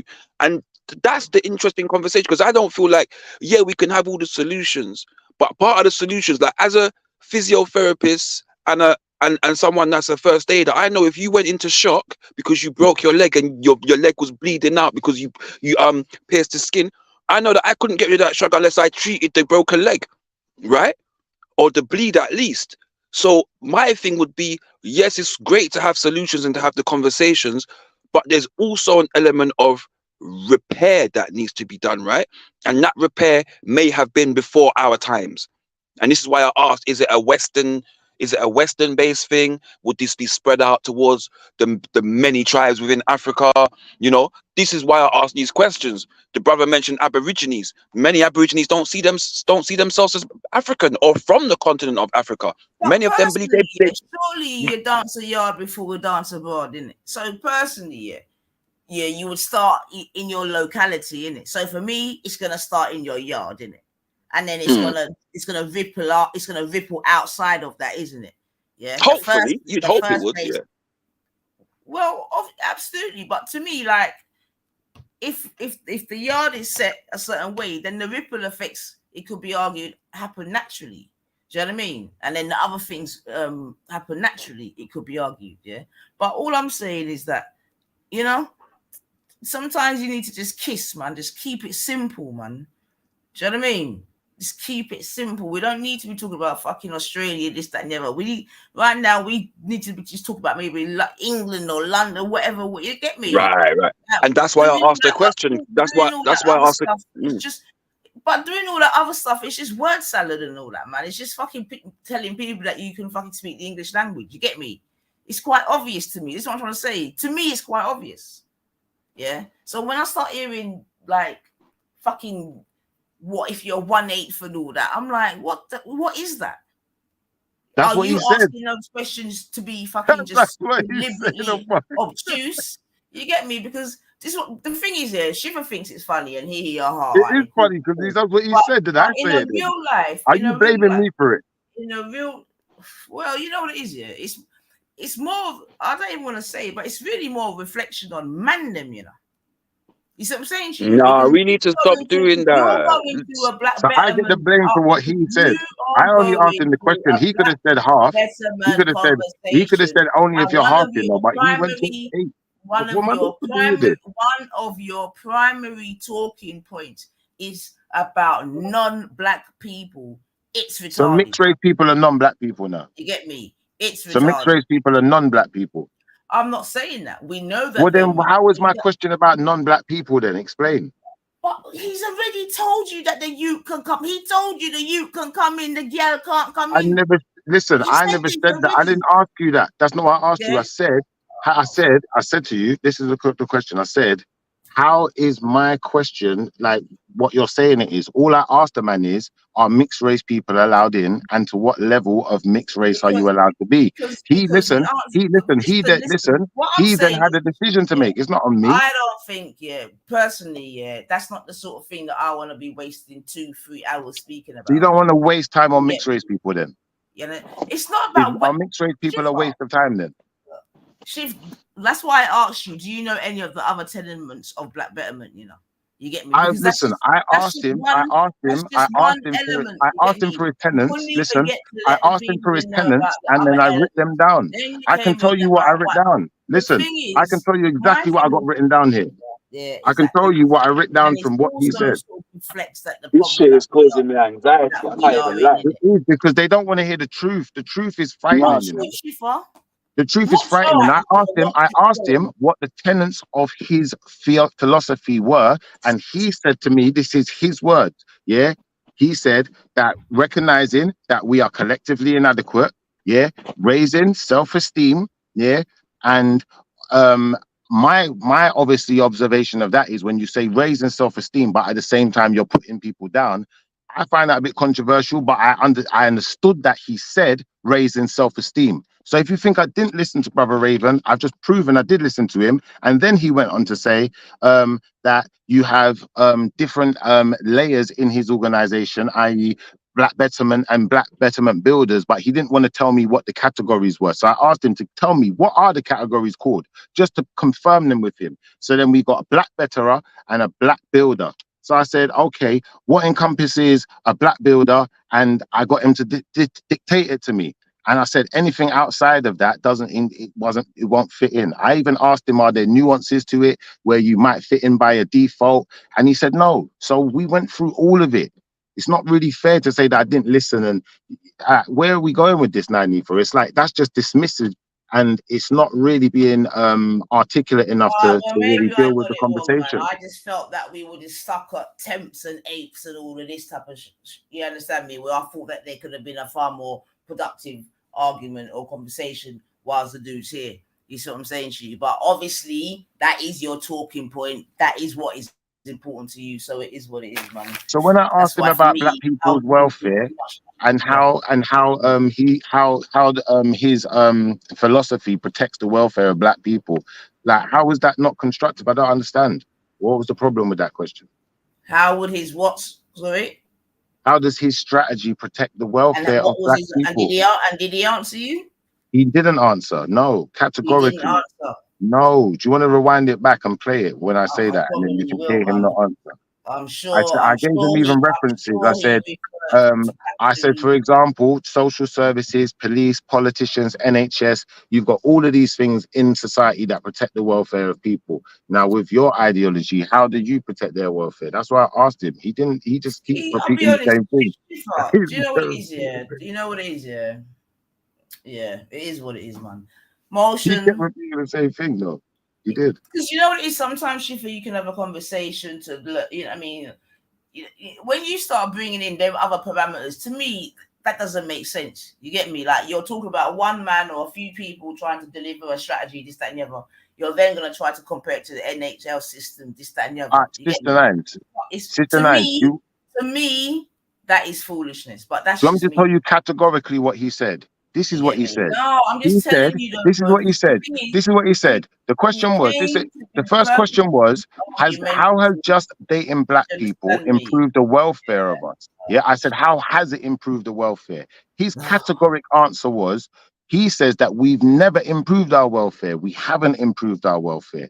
I then went on to ask him about black people fighting for things like integration and fighting to integrate into schools. And did he think that was a pointless exercise? Were we wrong? Were we stupid for doing that? How does he see it? So then he said to me that he don't think it was a good thing. Yeah. And he said, he seeks to, I asked him also about laws within Europe. I said, does he seek to change laws and lobby politicians, XYZ, European ones, that get laws to help enforce his mindset and his idea? And he said, yes, he agreed to that. So there was many more questions. I said, why do you remain in an integrated society?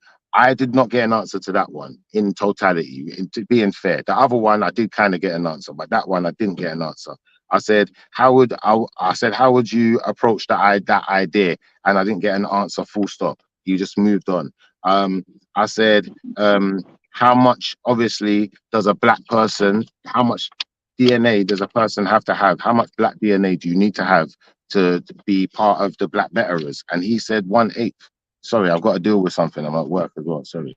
Yeah, man. We got the workers, man. You mean? They are. So, yeah, while he's dealing with something, anyone going? Is Buddha still there? Let me check. Yeah, man, I'm still there. I'm just listening. Like, I don't really want to get involved in some mad fucking arguments and whatnot, but it's mad, isn't it? It's mad because the conversations continued even though the brother's gone and can no longer, and it is what it is, man. It is what it is. Just gets tiresome at times, I missed the part when Rap Raven said he doesn't agree with integration. I don't know if he did say that. Shifter's just saying that now, but I'm assuming he said that. Working on that basis, yeah. I wonder if I'm not sure if that's what he said, and also Schiffer made a lot of assertions and then argued those points that he asserted, as opposed to what Raven's actually saying. You see what I'm saying to you? And with the integration thing, that's why I even tried to interject and come in, because Schiffer's talk about integrating in terms of integrating into the wider community. You get me? The wider European community or whatever. Whereas that Raven we're obviously coming from the point of before, and I think that Raven even gave examples where before it was illegal. You get me, to ride on the bus, illegal to drink from the and that's the point I wanted to speak on. I feel like let's have a hypothetical. Yeah, but that's what I'm trying to say. So let me be clear to you though, to make sure that you understand not what the assertion. You get me? So we're saying that, so let's take Rap Raven out of the equation and let's just have a generic conversation in regards to let's just say the individuals that fought for the integration in the first place during the civil rights movement. Let's say that didn't occur and there was no integration being the same education, the same rights and buses and all of it, the whole thing. Would we be in the positions we're in at this moment in time in 2024 as a black people? I would go so far to say no. I don't think we would be. I think we'd still be under the whip at this point if that wasn't the case. Interesting you say that, because I get what you're saying and I agree and I also disagree. And I'll tell you why I disagree. Mainly because, and I can only speak really from America, because America's been the kind of leader in a lot of things, right? And I say before the integration, they had Black Wall Street, and they had businessmen, and they had smart businessmen, and they had education was still something that was sought, right? And it was still something that was valued, right? And industry and them things they was valued. So I would say that's why I'm saying yes and no, because there was that opportunity where they was allowed to do their thing, and they did do their damn thing, and they done it well. But motion until obviously we know what happened after. Yeah, but that's what I was going to say. Ultimately, what happened to Black Wall Street? It got burnt down and destroyed. So being that we're all integrated to a certain degree in this modern time, do you think Black Wall Street would have been, if there was another Black Wall Street, do you think it would have been burnt down in the same way it was burnt down? But Buddha, let's just use Possibly. England as an example. Yeah, let's not Go even on. do America and Black Wall Street. Let's use England as an example, yeah, because it could be argued our history here is in more, it's more contemporary or more recent, whatever, yeah. So, but that's a lie. That's a lie. I'm not hearing that no more. In numbers, all right, then, in numbers at least. Let's not start splitting hairs, man. I'm talking about in numbers. What's the numbers? What's numbers though? I don't get it. What's numbers? We listen. Before Windrush, they had 1919 race riots in England through the black people in this country. They go dig up Roman graves. They got black people in England from Roman times. The Aurelian Moors. Go look it up. Like, I'm not hearing this en masse. We weren't here en masse rubbish no more. And all this. We've been here. We might not have been the founders, but we've been here.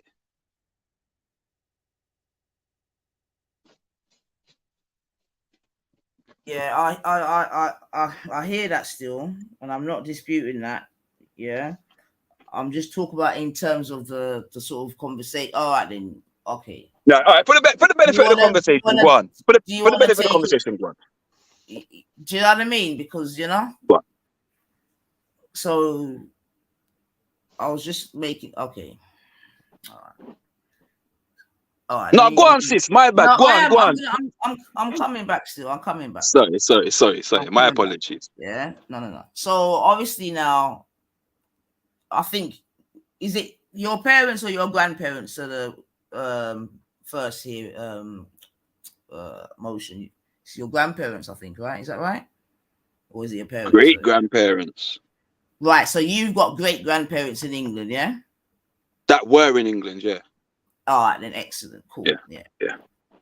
So I would have presumed that when your great grandparents came, it was at a time where black people had to band more together because other things were not as available to them then as they were now. Yeah, definitely. Think the system was not set up for them being here. Right. Yeah. So would you agree that at those times and even a little bit after that, that as such they had to band together to get food? Yeah, that was all the way till I was at least 13, 14. I saw just community within in terms of things like partner and social groups. You know what I mean? Like up until the mid-90s, I'm gonna say I saw that growing up. You understand? Excellent, and I would definitely concur with that. Yeah, because one of the things that my dad used to bang on about is how he couldn't get a loan, you get me, to get his mortgage and what he had to do, cash in this and that to get his first bit, you get me, money and whatever. And then so when years later they started trying to dash money after him, he always used to cuss, you get me? Yeah. But just to line the point of what we're saying. So them days they had to band together, like you just said, the partner systems, how many of they got houses, this, that, and the other, and other little things. You get me, they had to band together in terms of safety, because obviously them as well, they were fighting the Teddy boys and the mods and the skin and all of these varying things. You see what I'm saying to you, yeah? Sorry, 1 second, Nines. EIE, with all due respect, my brother, read a book.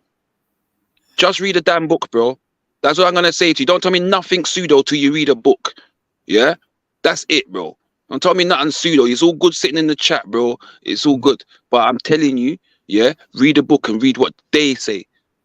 Yeah, not me, what they say. I mean, that's look, it, simple. To be fair, there isn't really any argument in terms of how long we may have been here, the different numbers that they may have been throughout the time. We can go back as far as when they were building the wall around the Thames or whatever. When you do the research, he's a black man and all of these type of shit. So we can do all of that. This is going back to the early what's not sacked. You know what I mean? Way back when. Yeah. So we know that so that's what I'm saying. I'm not arguing with you this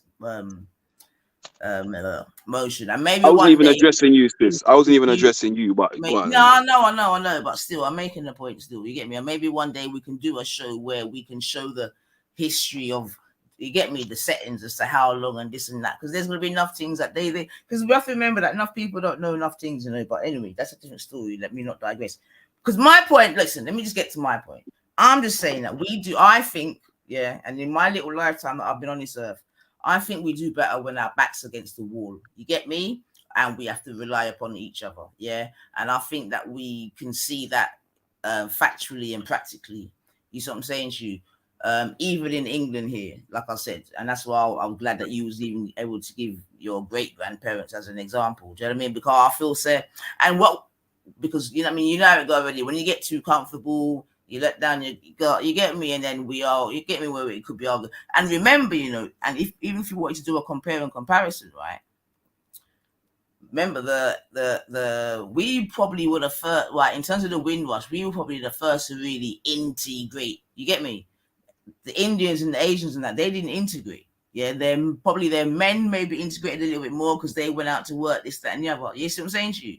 But for the most thingy probably, they didn't really integrate. I'm not saying the youth didn't go to school, this, that, and the other, but they didn't integrate into the wider society, could be argued, as we did. You get me?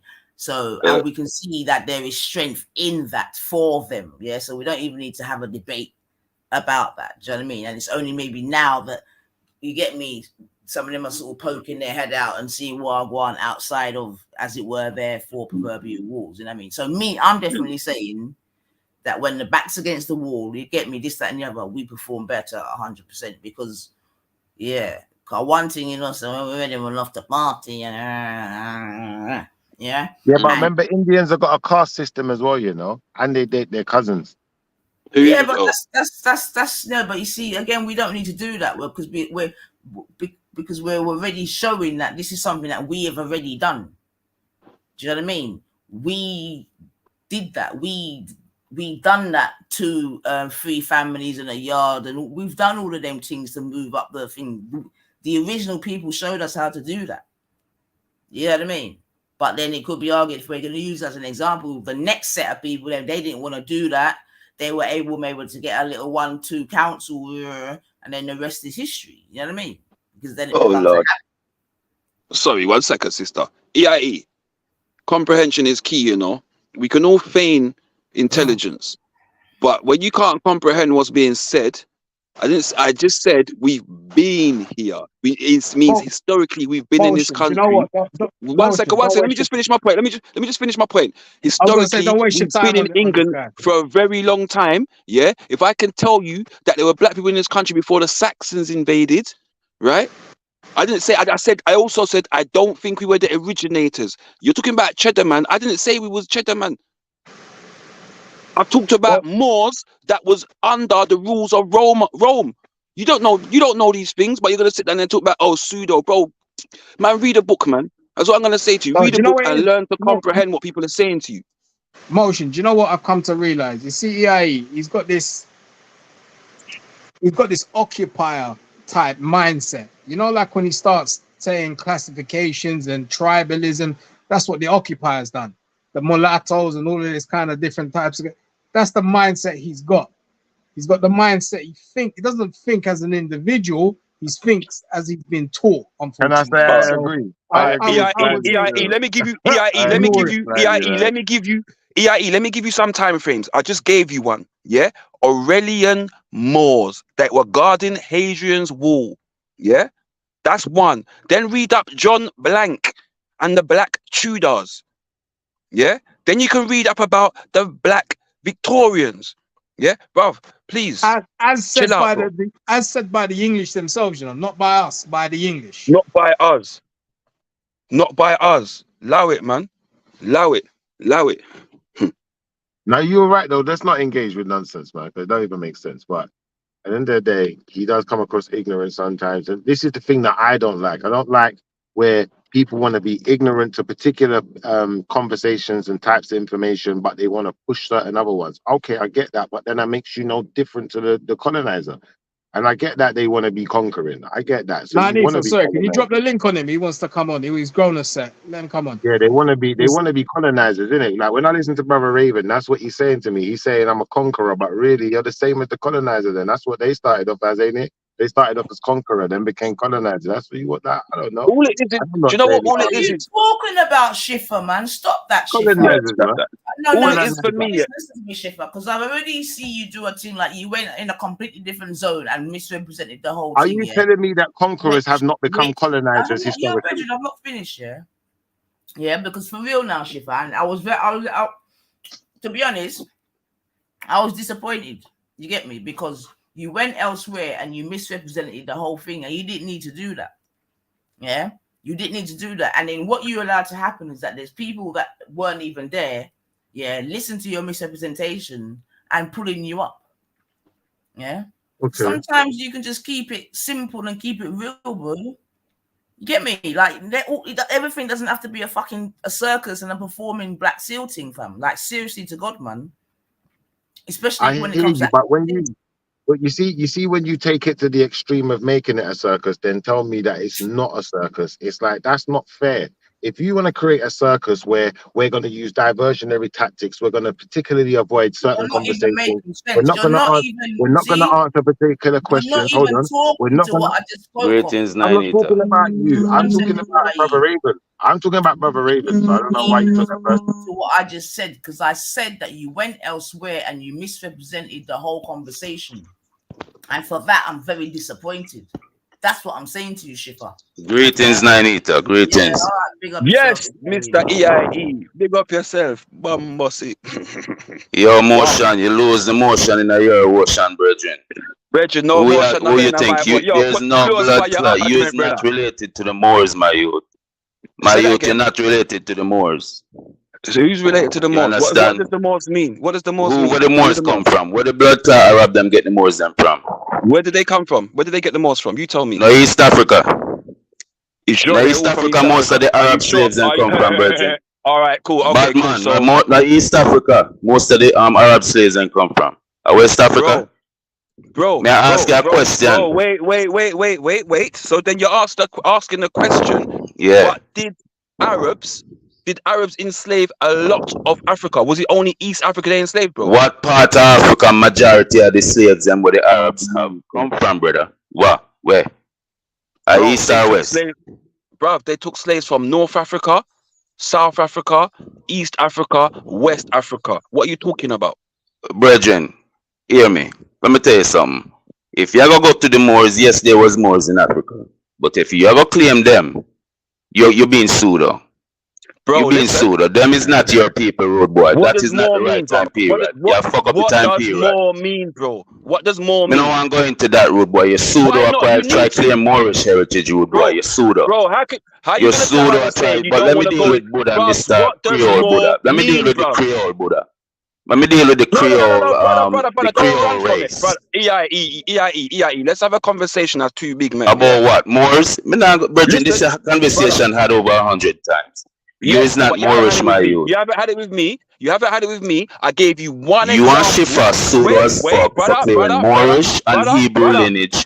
You are full of shit for that. Brother, that's a fact. Brother, wait a minute. I said to you, I gave you one example. Yeah? I gave you one example of Aurelian Moors. Then I gave you another example of the Victorian era. Motion. When your grandmother, when you say your grandmother come out, let me finish, brother. When your grandmother go England, or your great grandparents. Then I gave you another example of Tudors. And none of them people have shit to do with you, Motion. Sorry? None of them people have shit to do with you. No, John Black wasn't. So you don't have nothing to do. So when you say a skin color game, you play. Skin color pussy clad game, you play.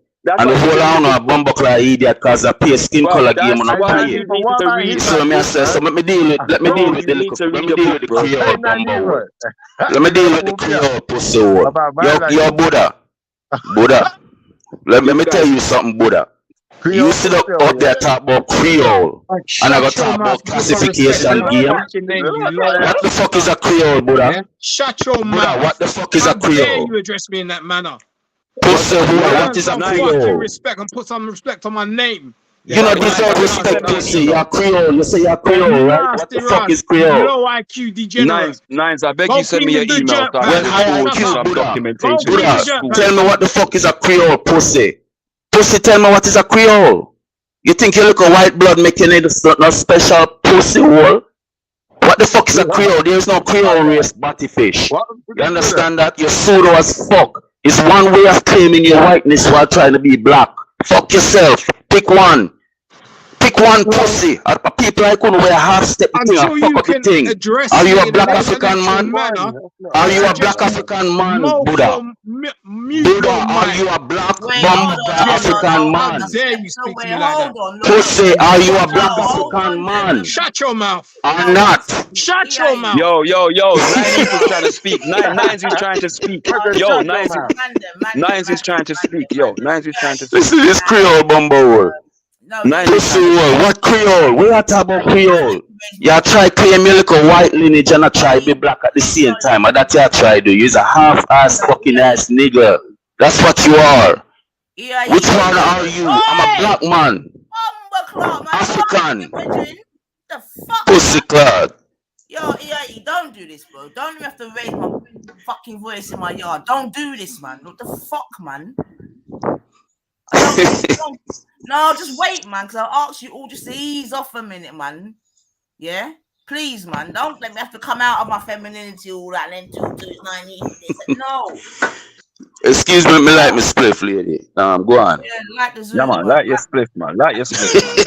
Now, all I'm saying, please, gentlemen, no, listen, no, I beg you lot, yeah, because please, man, yeah, have the conversation, of course, have the conversation, yeah, but what do you mean? Allow that as well, my girl, but just, please, just try to keep it respectful, man, then. That's all I'm asking, yeah, have the conversation, but try and keep it respectful. That's all I'm asking, yeah. Sis, you're asking the impossible. May I deal with some sellouts? No, can't be no respect. Whoa. Sis, you hear the man them up on the blood tap and the clean blood tap, everything but African. How the fuck we should be respectful to them? Brother. Listen, Brother. How much respect sellouts, sis? Brother, you feel you have a conversation because nobody you ain't claiming. But I don't know, say the Bumbleclaw white man create the classification game when called black people mulatto. Maroon, quadroon, you dunce. and this pussycat goddamn idiot that come talk about it is the goddamn, there's a race called goddamn Creole. Where the fuck you come from a talk about race called Creole, idiot? All right. Raven said Listen. mulattoes are all white, mate. He said they're all white. What's the problem, EIE? You've had hours. Everybody, this is what I'm trying to say, to clear this all up and get it back on order. There is no such race or anything like that called Creole. Creole is simply a language and a culture. That's it. There is no race of Creole You people. don't know what you're talking about. It's an ethnicity. Google it. Bullshit. You're talking shit. Google it. When I finish, it's an ethnicity. When I finish, I go Google that. But right now, I'm talking. All right, go on, lady. Yo, gentlemen, let the sister talk, man. Cause we're louder than them, yeah. Please. Anybody will go and take a Creole flipping test or go and look for Creole in an idiot. It's not going to be there. So let's stop the nonsense. It's a language. Google it. It is a language and a culture that people practice on different parts of the world, whether you're in the Caribbean, whether you're in the island, whether you're in America, whatever. It's not a race of people. Like, what are we doing? Thank you. We can Google it now. We can Google it now. Yeah, I want to Google that because you don't Google that because I don't care about that argument. Go on Google everything there, you know. Go on Google that. Go on Google him. Google that. Yeah, Google him. Google that.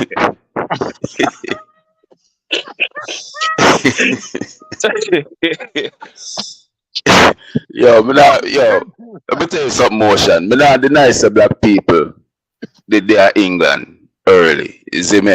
But we say when black people like Schiffer take it back to like cheddar. You see Schiffer play a little game where alright, contrary to today, the term I tell you. I not even know where Schiffer play, Bridget.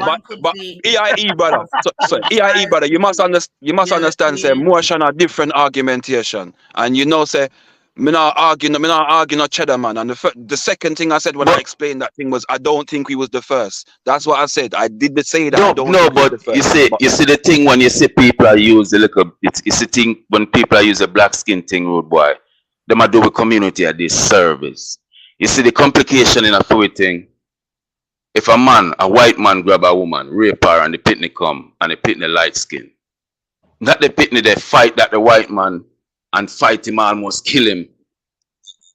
the thing is that the Pitney deserve the right to be as African as them want. You see me, I say? Let me ask you a question, brother. Let me ask you one question. Me say let people identify themselves. That no means so me I give you the fact that you are black people. When we come off of the ship, we are black people. But the things that we go through cause certain situations for change where we have to look on the moves, the deeds of people for judge who them is. So me I say enough black skinned people out here sell out the thing and enough light skinned people out here fight like hell. But this new mixed thing where them a come up with rude boy that confuse the community. We have to learn to separate the sheep from the, you know? Answer this question for me, brother. Answer this one question. Do you feel that the dark-skinned black people have a different struggle to the light-skinned black people? Talk to me. In white supremacy, yes. Because guess what? It's not because of the black community doing that. It's because of white supremacy playing this classification game where the closer you are looking less threatening to them and less African, they will let you by. So you believe that in is it. privilege? The more African you are, you get a fight as far as you skin believe color. in light-skinned privilege. You believe that Bob Marley wouldn't be the same Bob Marley had you look more Of course, you're right about that, Virgin. Bob Marley was yo. Let me finish. Let me answer the man question. Let me answer that question there because Bob Marley. Remember, you know, most people not even remember the black woman was in the whalers. You know, it's not only a black skin thing. It's a sexist thing. How many of you know there was a black woman in the whalers band? No found don't know that. So when the white man come and separate them, turn them from the whalers, and then turn them into Bob Marley and the whalers, he not only pulled a colorism game on the crew, he pulled a sexist game. So we have to understand and not play to the game with them set for we. So let me try and ask you something there, Mr. EIE, before you start going off your head and screaming and shouting. So your pretension is this, that I am not black. Is that what you're saying? My pretension is this: you have a right to identify what you want to be, but I don't have to accept your bullshit. Okay. So try not to swear because you degrade the whole conversation. All right. No, you don't set the tone and tenor of this wood, boy. You don't govern me. Well, then I'm going to swear at you. You're going to swear at me. We'll get. By all means, go ahead. Okay, I can handle it. All right. So understand this, yeah. What do you know about me? Where does my heritage come from? Do you know anything about me? Only what you put on YouTube. Okay. So what is that? That you're mixed. No, go further. What do you know about me? Because you're anything further with what you would have to tell me, sir. What else do you need to tell me? So you're doing the most. You're talking the most. What I'm not, without even understanding or knowing my heritage. I use what you gave me. You said you're mixed and you're Creole, and I used that to form my argument. Where's that from? Creole from where? From Louisiana? From where? Haiti? Where? Creole doesn't matter the region. Creole covers a group of people who are mixed and are isolated and create a little culture unique to themselves. Okay, so Haitians are not African by your understanding. Where do you get that from? Where do you get that from? I'm asking you a question. Haitians are absolutely Africans. Okay, and so are they Creole? As in the language? Yes, it's a mixed language. Language and culture. So there's no such thing as the Creole ethnicity, no? No. Okay, that's where you're going wrong, and that's why I said. No, that's where you fucked up. I never. You cleave into that because it makes you comfortable in claiming your white and black heritage. What white and black heritage? What are you talking about? Whichever heritage you mix with. I'm assuming on that. I'm assuming you're mixed with white and black. This is where to use your colloquialism, you're fucking up because you assume. Well, if I assumed wrong, correct me. Are you black and white, sir? No, I am not. This is where you're. What are you, sir? And you're coming up with the most chat, making yourself look stupid. Well, sir, don't hang on my error on that one simple fact. Can you please clarify what the fuck you are? You just came up and cut him. What the fuck are you, Buddha? So let's before we go anywhere around there, yeah. Why are you hiding it, Buddha? No, he's not here. Yeah, chill out 1 sec, yeah. He ran. Hear what I'm saying?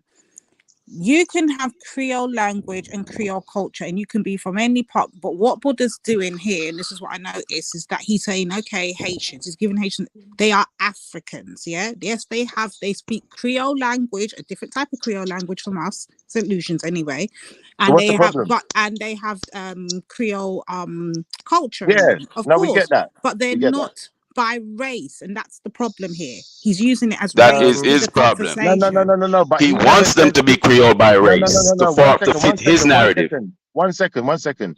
When a man said Creole, he never used the word race in relation to it. He just was referencing words. Yes, he did. He said they're their own ethnicity. One second. He said they're their own ethnicity. He did do that. One second, bro. He was referencing words that describe his heritage. Now, Creole could be a language, and a language can be part of your heritage. Would you agree? Of course. All right, so let's not argue Yes. that then. It's a silly argument. It don't make sense. Come on, man. No, but he's using Creole in terms of his lineage, as far as his makeup, as far as his ethnicity. He's saying ethnicity, and that's pseudo. No, that's culture. When you No. no. One second. If a Nigerian said they was Yoruba, you won't be conflating this nonsense because you would know. Do the white people in Haiti speak Creole too, dude? Do the white people who speak the same Creole language, are they part of the culture too? Because they're not the same admix. Wait, yeah, you're A going lot of them are. A lot of them are, according to Brother Raven. Listen to me. According to Brother Raven, you only have to be 1/8. Fucking hell. Shifa, listen You only have to be 1/8, bro. Shifa, Jesus. So Shifa, You ain't even got to be take a Bob Marley. person. Oh my God, what is wrong with this guy? Tourette's. So Shifa, take a person from Sierra Leone, an African. Are they now no longer African? They're now Creole, yeah? Because they speak Creole. Because they. What are we doing here? Think about what you lot are No, saying. I take a black person from Portugal and I'd say that they are Portuguese and they speak Portuguese. You could say a black person from Angola, they speak Portuguese too, though. Does that make them Portuguese? No, because culturally they don't live in Portugal and they're not Portuguese. They're Angolan. They just use that language as a means of communication. Again, you're just doing this rambling, but you're not You're listening off, to the Shifa. conversation at hand. You're way off, Shifa. No, that was a perfect answer. In Sierra Leone, African, yeah, speaks Creole, has Creole culture. Does that now make them no longer African but Creole? Think about what you're saying. No, the two can work together. The two can be attached to each other. Just like one second. Let me finish. Let me finish, please, because I'm going to show you unequivocally I'm right, and you can't beat me in this argument. Watch this. No, you're going to show us. You're going to tongue twist yourself. Listen. A white person in South Africa is still a European, right?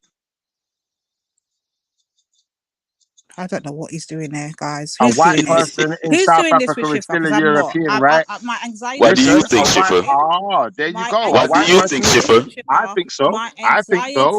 Based on what? What makes them a European? What makes them a European, though? What makes them a European is their heritage and their culture. And some of that right. culture is And what else? language. And what else? And what else? That's it. What is the main thing that makes them European? Their genetics and their culture. Okay. Keep going. There's nothing more to add. That's it. That's all that does it. Your genetics and your culture. So what's the number one thing that makes them white, Shifa? Pardon me? What is the number one thing that makes them white? Their genetics, bro. Okay. And what socially is the number one thing that makes them white? What the what? Socially. Socially? Yes. What does socially white mean? Wouldn't their culture also make them white? You just said it, right? Listen, I would say that your culture doesn't make you white. So you're in England now, and you're practicing English white culture. You're in England now. Are you a white man, Shifa? Bro, listen. You're misinterpreting what I'm saying. Listen so you understand. I wouldn't say that your culture makes you white. I'd say that your genetics give you appearance. If you didn't know that, then maybe you should study it and get to know about genetics. Well, I'm telling you that, Shifa, culture is king. Culture is the number one thing that makes you white. Your genetics is the number two thing that makes you white. Does culture? What if you don't believe that? Does culture control the way you look? The way you look can be changed, Shifa. I'm not asking you that. I said it's quite simple. The way you look is superficial. The way you look is just based on your environment. The culture is what determines you, Schiffer. That's fair enough, but can you answer a simple question with a simple answer? Yes, sir. Can your culture change your physical appearance in reference to your color? So, anytime you're ready. Huh? What now? Can your culture change your color? Can it change your physical appearance? No, that's not possible. Only your environment does that. There you go. So and your choices that you make, like you marry a white woman, like you fuck with a white woman, that changes your actions, your deeds, your environment, or your actions. That changes you physically, but mentally and culturally, and you change to being white culturally. You see how you defending whiteness right now? You sound like a white man to me. You're saying environment. Do you mean things like cake soap? Cake soap? Is that what you're talking about? Do you mean things like bleach? Because you said your environment, so I just want to know what in your environment can change. Oh, you're taking shots. Well, I'm saying, and your environment provides white women to breed with, and you choose one of them. That's what I'm talking about. Is Vibes Cartel black? Are you asking me if a black man is a black man? I'm asking you. That's your bumbleclad to ask me. Is he if an African is an African? Is he a good Yes, Vibes Cartel is black. Is he a good representation of blackness? For me? No. Yeah, why not? That's me. Why not though? But he's a hell of a representative for music. No, but why is he not a good representative of blackness? Because he's following values that I don't approve of. Like I don't have to follow every black person's values. What kind of values? Whatever the values he's using, brethren. You're a black person. I wouldn't follow your values.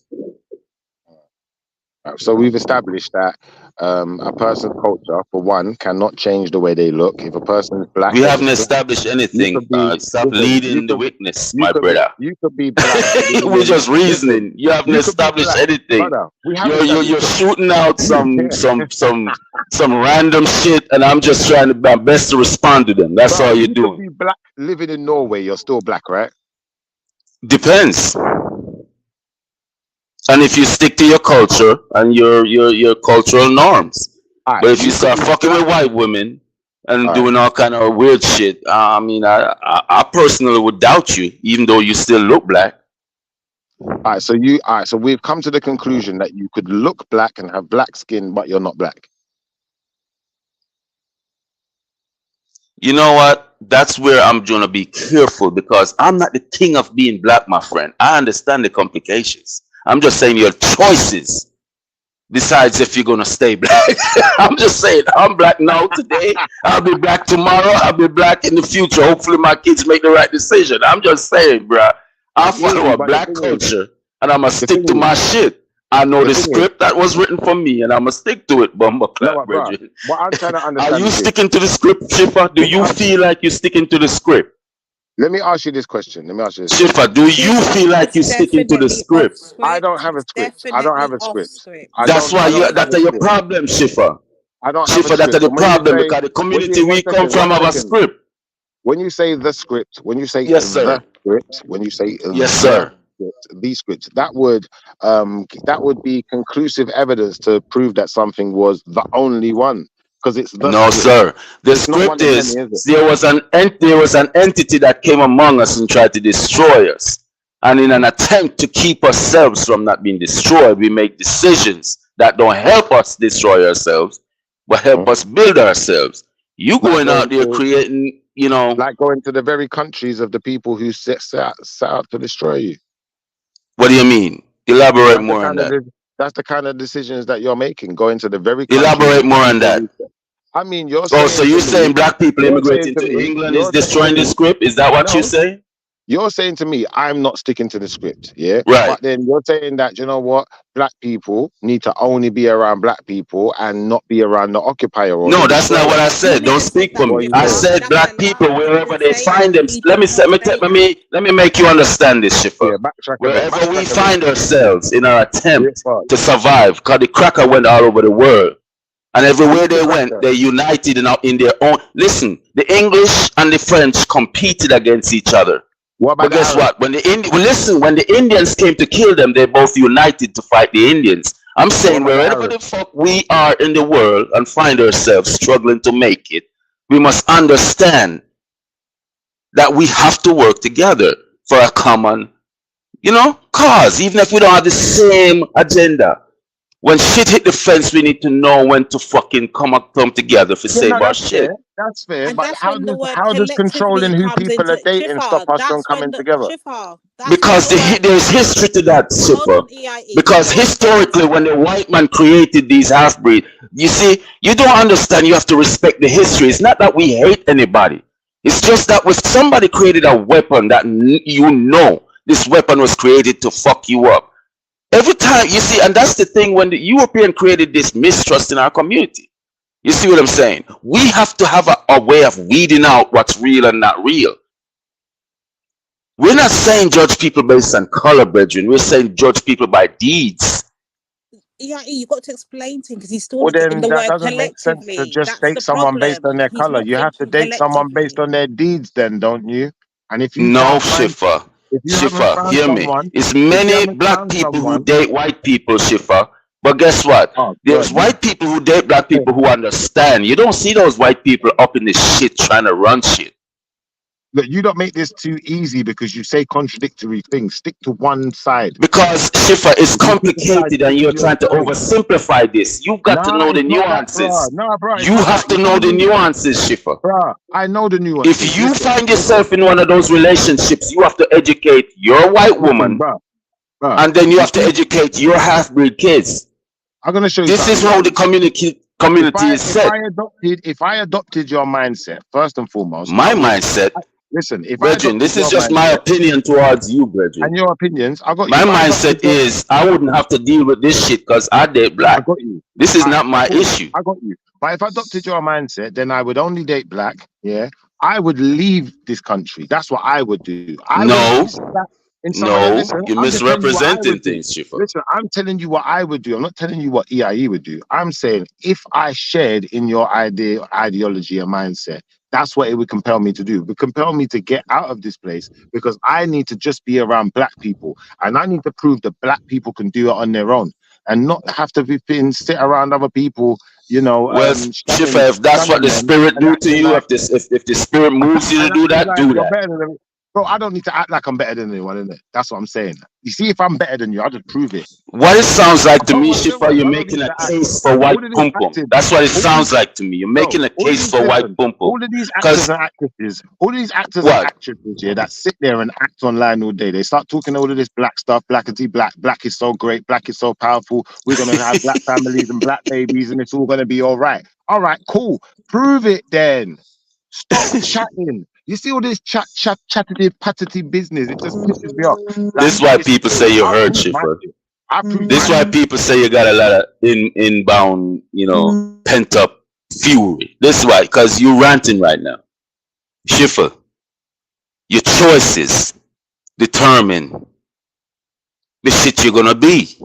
It's all Shifa, in life. There's temptation. I know you go on the beach and you see them little pale motherfuckers running around, and you think, "Oh damn, I want me one of them."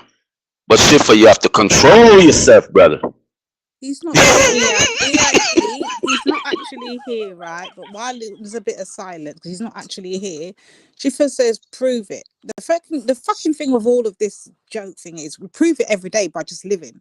It's literally just living it. Literally is in your eyes. If you're producing black children, you try to circulate black money, you try to do black betterment, you attend most of the black meetings and all, you're literally living it. So when he's saying prove it, prove what? What is there to prove when you live it daily? It doesn't make no damn sense. What does he want to be proven? I don't understand Schiffer's arguments sometimes. Like, Schiffer, bring some proper arguments, man.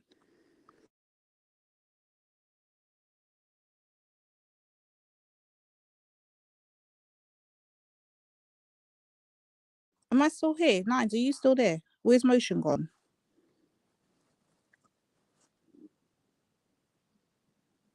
Hello? Hello? Am I still here?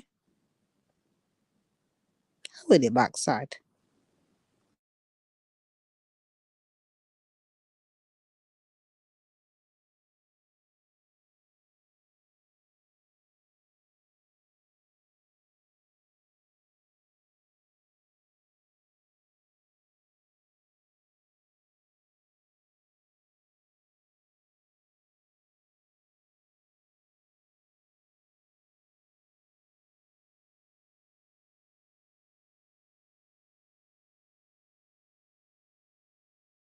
Am I here now? Because I thought I lost my sound. Hello? Is it my sound or what? Do I need to refresh?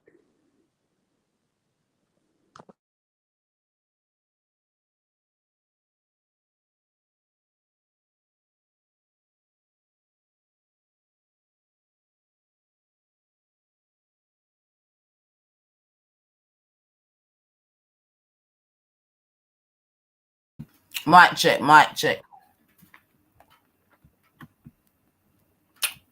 So I was speaking to my phone.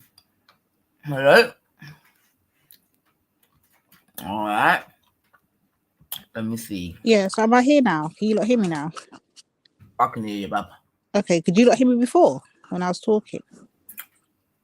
I was on mute. I was speaking to some people myself. So Yeah, but could you not hear me? They're going to have to answer.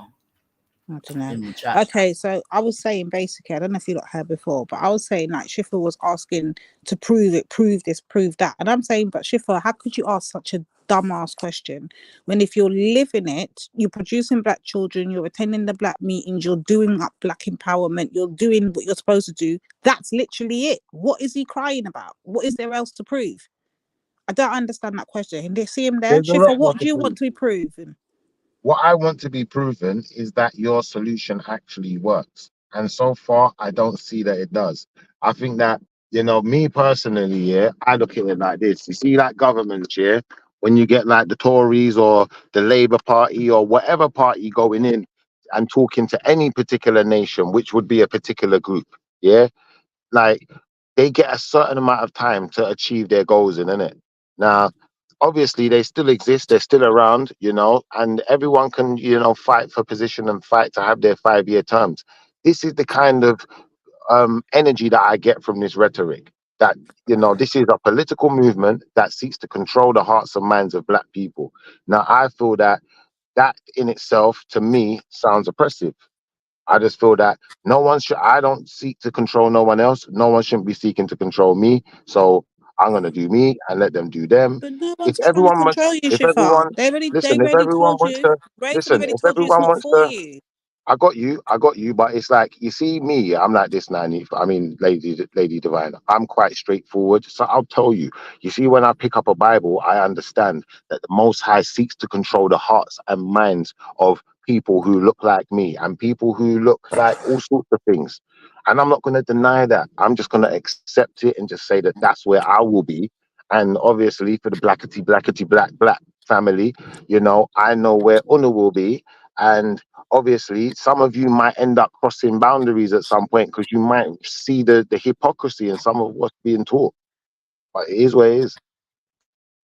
Schiffer, what is actually your pain? Because obviously, my anxiety levels are already high, as we know, and your trauma is just bleeding out all over the place. What is actually the problem with what Brother Raven said that's triggered you today? My problem with Brother Raven is that the way I see his ideology is like similar to like a Umar Johnson then.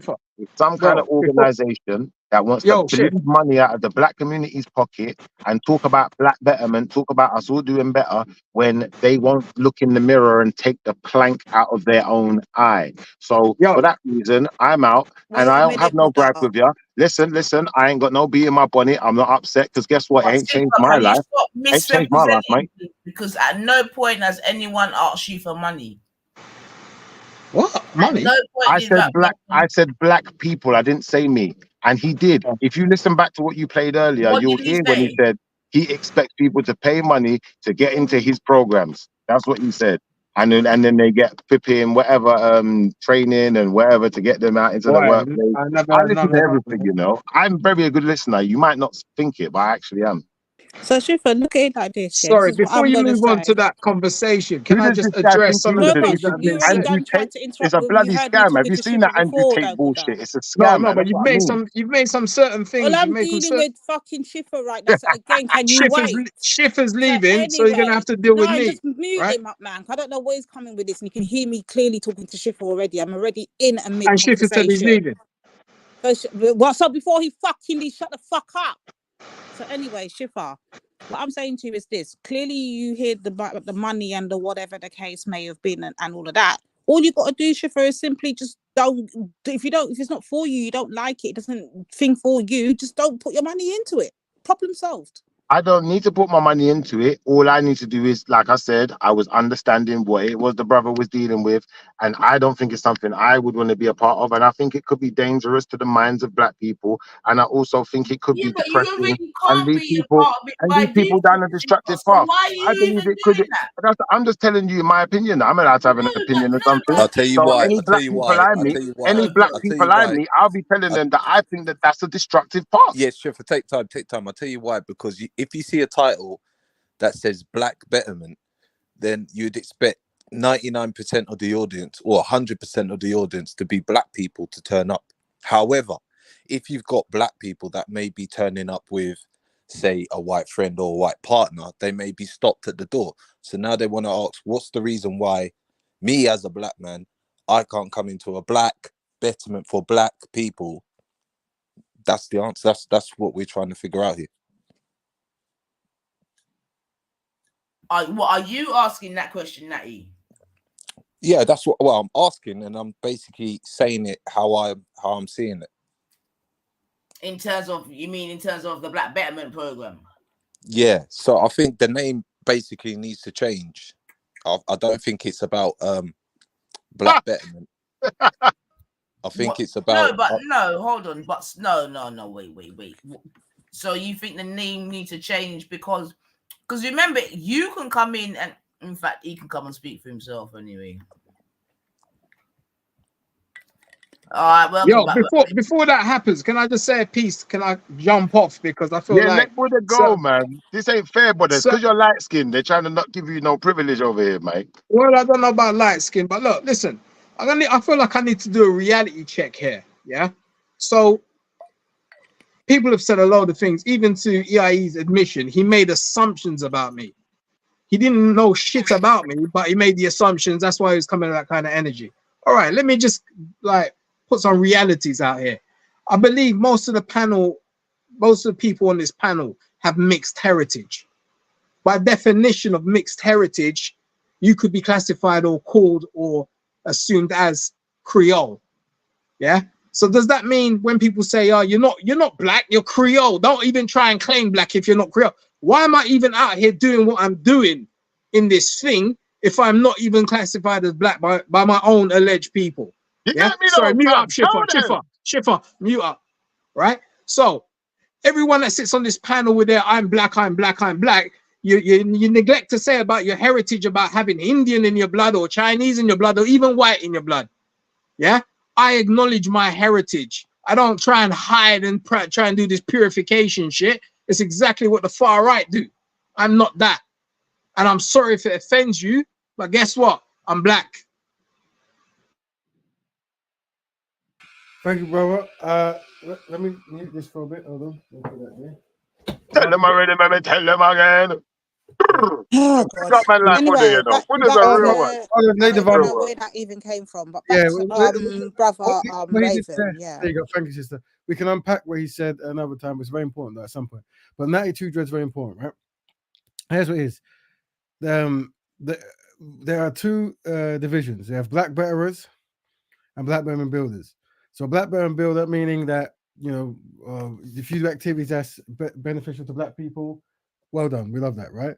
But there will be certain kind of meetings or whatever. It's just for people who uphold the full lifestyle. Because if you let people who don't tick all the boxes, the meetings will never start. As in, the anxiety and the trauma will keep going, and everything won't happen. So this is strategy. So know that black people's collective best interest is at heart here. But for you brothers and sisters who have married out and decide to go into other communities, there's still space for you if you so choose. But we all say this: if something doesn't tickle your fancy, don't go. Remember, what I'm trying to show you is, for all you black women out there, if you want to know why so many black men don't defend the need and necessity of black love, is because the white man is so superior at marketing his own beauty standards and controlling black people to work for him that any black person that jumps up and promote the importance of you guys, this will happen. Like black men become, so many different types of black men become so confused, they jump in. And what you'll find, and this is to see if you can see a pattern, they will make things individualistic and they'll try to destroy. So it'll be like, I'm gonna now spend my time destroying this ideology, because, and then they'll throw words in there like it's evil, it wants to control people, take their money, stuff like that. And that's because the white man is very good at controlling black men with his daughter. It's a very good strategy. And it's very effective, but we have a tactics for that, and that's black betterment. And one of the tactics to defend us from this strategy is black betterers. So with black betterers, that tactics can't work because but the rule set says you have to want to be with a black woman and then make attempts to be with her and try to find students with her, you see? So this is the challenge we face. But like I said, every person who doesn't like black betterment, who might be engaged in a different kind of lifestyle, we give you full permission to undermine anything constructive that we do. And the reason we do this is because we know why it happens. And also, one of our starting philosophies is black people are collectively inadequate. So what we want to do is we want to show that we are here to love these brothers, but because they're with a non-black person, they're dedicated to destroy us. And in turn, destroy us all collectively. And that's because we black people are inadequate. You see, and I hope you understand that. He says this way. So if you're not dating another black person and you're black, then you're set out to destroy black people. That's a strong claim, brother. That's a complete madness. I mean, hello to everyone. First of all, I haven't spoken to a lot of people in a long time, but I think what you're saying, Raven, is a madness. And I know you've been doing this a long time, and I know you give a lot of thought into what you're saying. But like, I just think you should have a look, because me personally, I'd never go into something that's just black, because that's bound to fail, in my opinion. Because if you have Asian people, white people, or whatever that can contribute to a high standard, why would they not be allowed in? Well, like, what successful business? That's ridiculous thing to say. What Phil. successful business would you have? Madness. I haven't even really landed what I was gonna say, but there's like people all over the gap. Anxiety it's like levels. no successful Let him business. finish. Let him finish. Yeah, exactly. Let me finish. No successful business has ever been founded on just on color. It's bound to fail. So if you're saying the criteria is just to be black, I know a lot of black people that are dickheads. I know white people that are dickheads. That's the dumbest criteria I've ever heard. And then that's why you're stood there with a group of donuts. He smokes food. He steals people from steals things from the group. He does this. He just punched up a random guy, a promoter. This is why things just fall apart. If that's the only criteria. I've not heard one of you, not one of you come in, except maybe Barnatti, come with any positivity. None. Because I'm not promoting nothing just pure black. Just like, let me finish. Not even a shit sandwich. You get me? Where you can say a little bit of bad and a little bit of good. Everything that you come with, and I'm gonna go back on mute because you get me. I know that Raven's here, but but when you're saying things like destruction, Nainifa, observation, like it's a massive slander. And I would have thought that at least as Mandem, quote unquote, that you'd at least give the man one lick to say, you know what, my guy, I might not agree with this, whatever, but I can see, you know what I mean. But it's all just negativity. Yeah, so it's like that's obviously because I disagree with almost everything he said. No, Shall I not be vocal? You know what the thing is? Though? You can disagree in it. You can disagree, but it's about the energy in it. Sister, I hear that. Hold on. Well done. And it's just because strategies. What you do is cool. We give thanks for the brothers. Once again, we are using this as case studies to demonstrate that we're collectively inadequate. But what I'm saying is, okay, brother, and what the sister says is true about energy. Remember, I always keep saying that people think I'm a robot. I am an open door elitist. And in this open door elitism, there's many black people who do what people are unheard of, like working together, have business together, network upon countries and stuff like that. And that's what we do. And then some people say we shouldn't network with those unsynchronized black people who just will always come into meetings and talk about negativity and that. And I'm like, no. At some point, just like Malcolm X, they might get like a wake-up call and then we don't want to close the door. So I'm an open door elitist. Everything that people say they don't believe or want to do, I do every day. And just so you know, I'm a skilled person at many things, and I use those skills to help black people. And the door is always open. But once again, we don't have to enter anyone. If I want to make a business and hire one Irish man and 7 Irish women, I can. right? So I don't need to justify nothing. But because we love black people so much and we recognize we're collectively inadequate, rather than do what most people do and flee away from black people. What do you mean we're collectively inadequate? Who, like, are you speaking for yourself or are you speaking for? Yeah, I am. I'm speaking for everyone apart from you. Okay. So every black person apart from you is Yes, you're not black. Shut up. Inadequate. Yeah, there you go. Yeah. So all I'm saying is like this, right? This is what we do. But like I said, there is no need to argue for anyone because we have a movement and a lifestyle that's for black people who want to be within it, right? So if you don't, you can create, like I said before, you can create a new movement called marry everyone and have fun and drink, non-alcoholic wine or whatever, right? You can do what you want. So why is it destructive to have, a non-black woman? And bear in mind, no one has a clue. No, not like, another why? one. What? Yeah, but why? Why is it destructive? Wow, this I don't get why. Why is it twisted out of shape. I'll tell you why, I'm Shook. gonna I'll be tell you real, why, yeah. Shook. I'll tell you why. I'll tell you why. We There's you lot got issues, fam. there's a certain place I It's know that for a pom fact. runs their life. Can't. Sorry. There's a place, yeah. There's a place called church, yeah, and there's like-minded people from my community that live. I would basically say like historical love story and bliss when you look how they treat their wives and treat themselves and how they greet each other and how they say yes brother and how they're focused on life and everything like that. And when you've got that kind of like closure and you've got that tight community, there's nothing that can break that. So now the family foundation of that unity becomes strong. However, now if you try to bring in somebody else from that foundation, I might try to go there and try to say, yeah, I like to do this. And they might say, no, you're not allowed to do that. That's against the Lord. Or you're not allowed to do that. That's against this. But who am I to go against their thing when their thing is solid and it's proven fact that it's working? Even though I'm not with the whole Christianity thing and praise Jesus and the Lord and everything like that and bless Jesus and give to the church and all that type of stuff there. I'm not really... You know what I mean? I'm not really for it because quite a lot of them are quite biased against, music, hairstyle, and, certain things like that. But at the same time, brethren, if I was to go back to them ways there, bro, I wouldn't say that it wouldn't be a bad thing because I've seen how the unity in life is a lot more solid, man. Yeah. Can I just say something, Natty, based on what you just said about solid, yeah? Everything in this world's made out of molecules, right? And all the molecules, really, they're the same, really. But the only difference in substances is the bonds between them.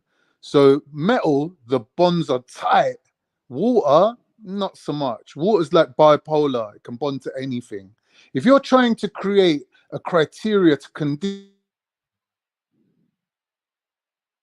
to condition people into having stronger bonds with each other, you don't want them bonding like water to every Tom, Dick and Harry. You want them like metal bonding to each other and tight. This is a conditioning process, right? It's called creating a nation of people. You need a criteria to establish that on. Same as Islam. So when Shug's saying, oh, why does it have to only be black people? Would Islam be as strong as it is if we started incorporating everyone else into it, like Sikhs and Meeks and everyone? It wouldn't. It has to be one criteria and everyone sticks to it. That's it. I don't understand why, it's so hard to understand. Why can't everyone, like he's saying, it's open door. It's based on love. You want to be with us, be with us. You don't want to be with us. You know what's so ironic, yeah? It's like it sounds so good, but you're like, fair enough. You're promoting all this, but you yourself don't live it. It's like hardly a single person online, like all the black guys online that's kind of on these spaces, we all know hardly any of them have got black baby mums, or one of their baby mums might be a black woman. Like, what are we saying? It's like, does that make them less of a person? You can't come in, man. It's as simple as, bro. Exactly. You've chosen her. You'll be licking the window.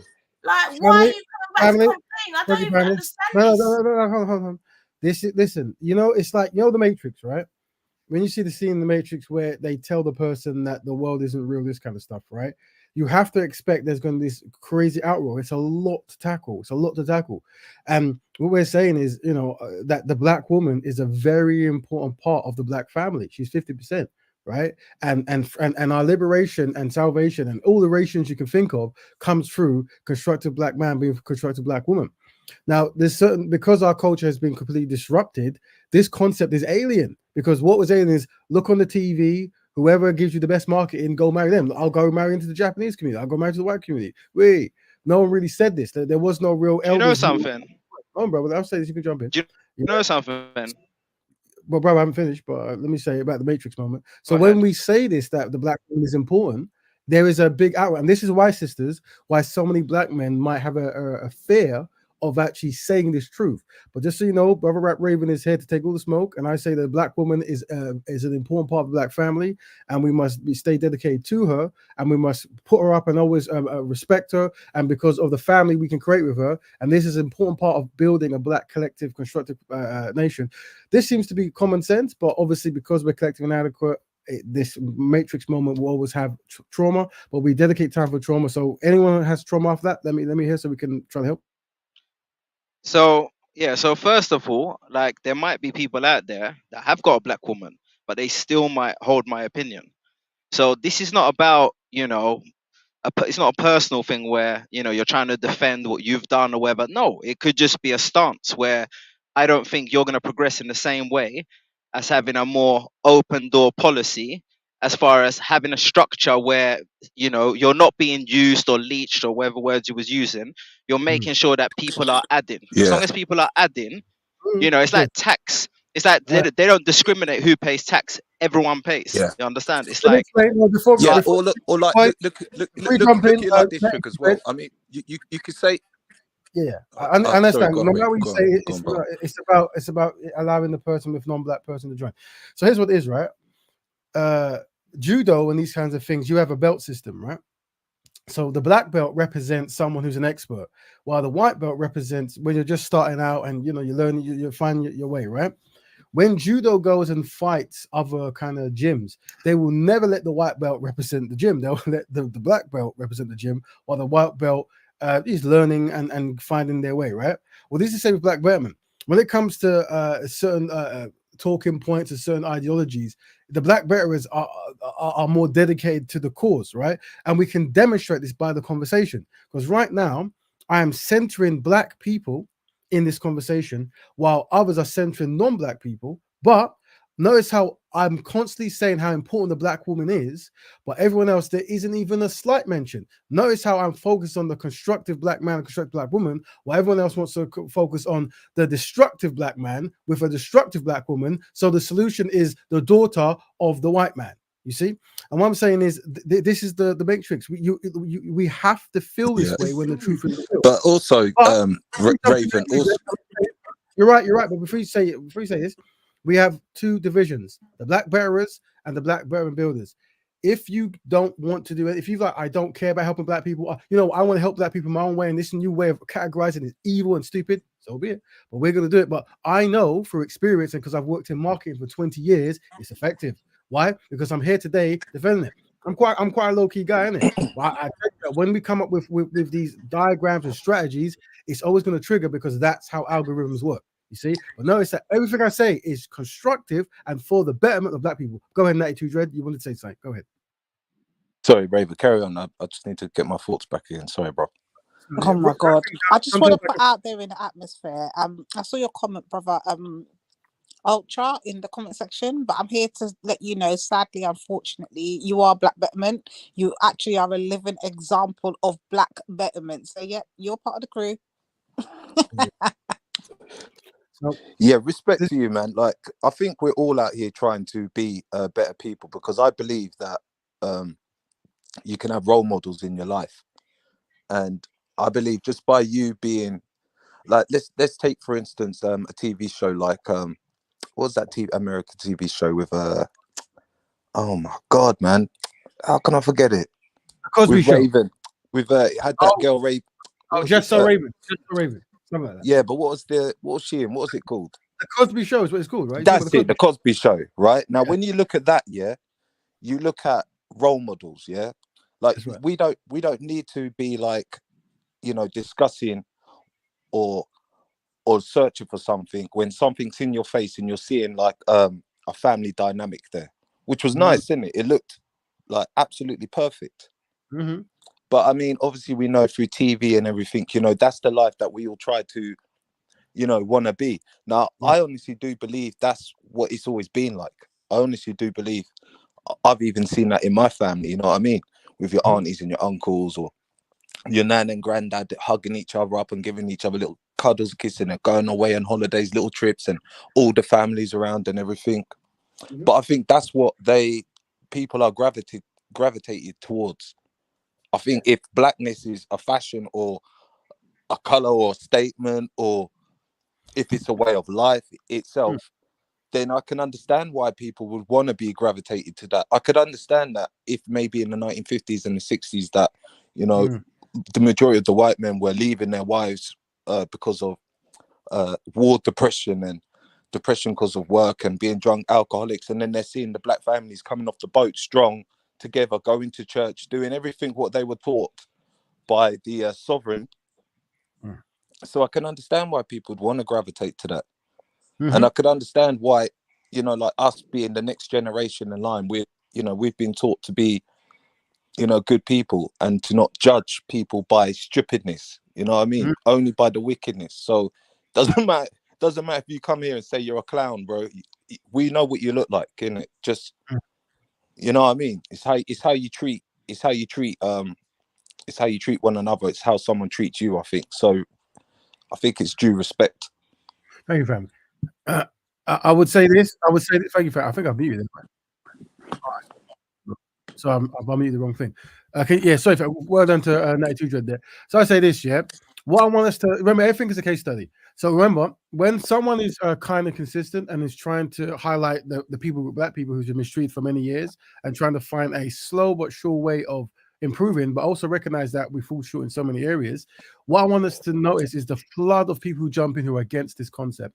The flood of people, and the primary is how dare you do something for black people and not include non-black people, right? But then when you when you go into their environments, which we're not in, by the way, they just do this naturally, and that's because they're collectively adequate while we're collectively inadequate. And when we accept that, it will empower us to actually make hard decisions. And one of the hard decisions is, if I'm going to get married, I should marry a black woman. This is what it is, right? But I understand that some people can't do that. So because we're kind and considerate, we have a division, and that's the Black Betterment Builders. So you can do as many challenging things, useful challenging things that's very good for black people, and be recognized as part of the Black Betterment building community. But fundamentally, and this for all you black women who say that black men don't do stuff for black women, we have a whole category that you cannot enter unless the black woman is centered in your life. You see, this is so. I want black women to understand that you are important, and now we have a movement of black men who are going to center you in everything because we recognize we're collectively inadequate and we can't.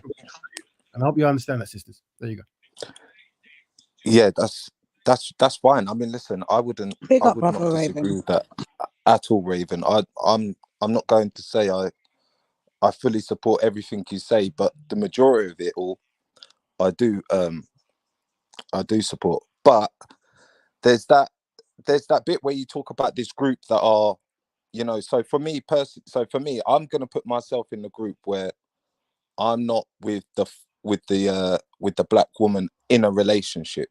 Okay, so I guess that means that I'm halfway in the door. No, at all.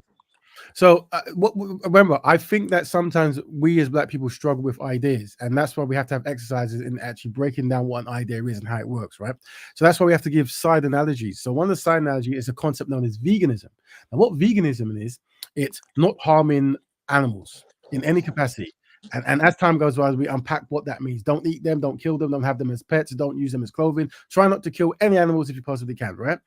That meat is a lifestyle. So the idea is people hear that lifestyle in Japan, Germany, or whatever, and they take that lifestyle and then they live according to that, and they influence other people so the world stops killing animals. That's allegedly what's going to happen, right? Well, that's how Black Betterment is. You take responsibility for fixing black issues, but we have to be clever. What does that look like? So if it's in every area of activity, right? Well, what's better for a black person? Is it to marry a constructive black person or to not marry a constructive black person? You see, so you have all these things of what best looks like, and then you move towards it, and then we have cutoff points of what really is. Now we understand that many black men, for whatever reason, really love non-black women, and we understand that. Why wouldn't you? Their men are better than us at marketing their beauty standards. We're inferior to them when it comes to marketing our beauty standards. So of course, black men are going to succumb to these marketing tactics and not want to be black women. So what should we do? Well, rather than kick them out and say, you failed the fundamentals task of starting a group, we say, no, there's a place for you. But the place is, because we value black women so much, and we do, in order for you to be within this, you have to be wanting to be with black women. And here's what it is. Black women have been devalued, even though we view them as very valuable. So the question is, how do you value black women? Well, why don't we put positions in life based upon being with one? You see? Now, when we put positions of life to being with one, people want to be with. Hold on now. Well, if you ask me, has this been used in the past before? Yes, because the white man is more strategic than the black man. He understands that I can control black men with my white woman. So I can say, I'll give you freedoms and this if you marry a white woman and all this kind of stuff. And, you can have this bit of land, but you have to marry a white woman who's going to give back to me anyway. So it's like, so we understand that by putting values in these things, you can make people forget their own people's values. So what we're doing, we're putting value back in the black woman, because the black woman and the black man makes a constructive black family, see? But what I'm saying, that's either true, it's not true. Now, if it's not true, so be it, But what I'm saying is, I understand why some people, but we call it a matrix moment, where you're either taking the black pill or the white pill. I'm giving black people the black pill, because right now they've been dining and all that on the white pill. They were like, white pill, I love it. Give me more and more and more. I'm like, hold on, brother. Let me give you the truth. It's the black pill. What's the black pill? We're collectively now to go, what do you mean? Demonstrate to me. Oh, well, I say marry the black woman, and then everyone's fighting. Oh, really? Give me another demonstration. Well, I'm being very constructive and acknowledging stuff, and people are hating this. This is clear definition that we are. You see, well, brother, we have been someone undermine progress. Well, brother, someone asked me the other day. If the population of black people diminished in the UK, would you be bothered? Now, I said I wouldn't be bothered. Now, they're all shocked and they're all crying and tearful and everything like that. And I said that's because they must be doing better somewhere else. Brother, let me answer a fair point. No, Raven, I'm just saying. I'm just saying. To you, after you said that, I'm just saying. If somebody cries, if somebody says, "Hey, how come all these black people aren't coming to my nightclub?" Doesn't it mean that they're going to somewhere better, or they're in their own land where they're making it better themselves? No, brother, that is not correct. That is not correct. And like I said, you're free to think what you want, regardless of where it goes. But I'm saying, from my analysis of what you're saying, the reason it can't be good is because there's behaviors that don't work in the collective best interest of black people. So the way you got to see it is, nobody likes black people collectively, as in realistically, right? Historically, and the way we've been treated, and even how the black definition came about is through hate, right? So what I'm saying is, no matter what happens, when we look at how black people are moving, we are moving more to benefit non-black people, or people who have historically and today have shown they hate us collectively, rather than trying to fix the issues that they have created. So this can never be a good thing. So if black men are not marrying black women, it will never be. I will never assume it's because of a positive thing. I assume it's because of a negative thing. And that's why when we look at the data, we show that nobody likes black people, yet black men are marrying out. So you feel that if there was no black people in England, would you be sad yourself? So if let's say you're living in the Caribbean, let's say me, you, Nine, and Lady Divine, we all leave and we're all living in the Caribbean in nice big houses. That's different. And we're living our lives and we're living amongst our people, and we have no issues and no worries about our people going astray and going off with a white man or Chinese man or an Indian man, or because we're all here. So that's the point. What I'm trying to say. Why are you so concerned about black people living in? Brother, here's what it is, right? There's this complaint that when certain people achieve a certain level of life or in a certain community, they might turn their back on where they came from. And that makes sense. I understand this. I'm from a community where we don't believe in this. We believe that even if someone's doing really good, the time is good. Please remember the young boy from your community who's being bullied now. Please remember the young girl who's being kidnapped now. Do not forget about those. Never forget where you come from. So even though I might be doing good and in the sun, as long as black people are being mistreated for being black, or have a legacy of never fulfilling stuff because of being identified as black, it is necessary for me to dedicate time and effort to fix that reality. You see, there was a time for what I'm saying, followed and cherish. But now, whenever you don't include the non-black person in the black reality, that anything I say is now demonized. Everything I say now is evil. Just so you know. If I were to say, listen, black and white unite with might and right, I'll be kisses everywhere. Everyone love this man is the best. He's so progressive. You know what I mean? And then even though what actually happened is I'm giving all them my money and telling all black to give them your money, they won't care because black and white, all that, right?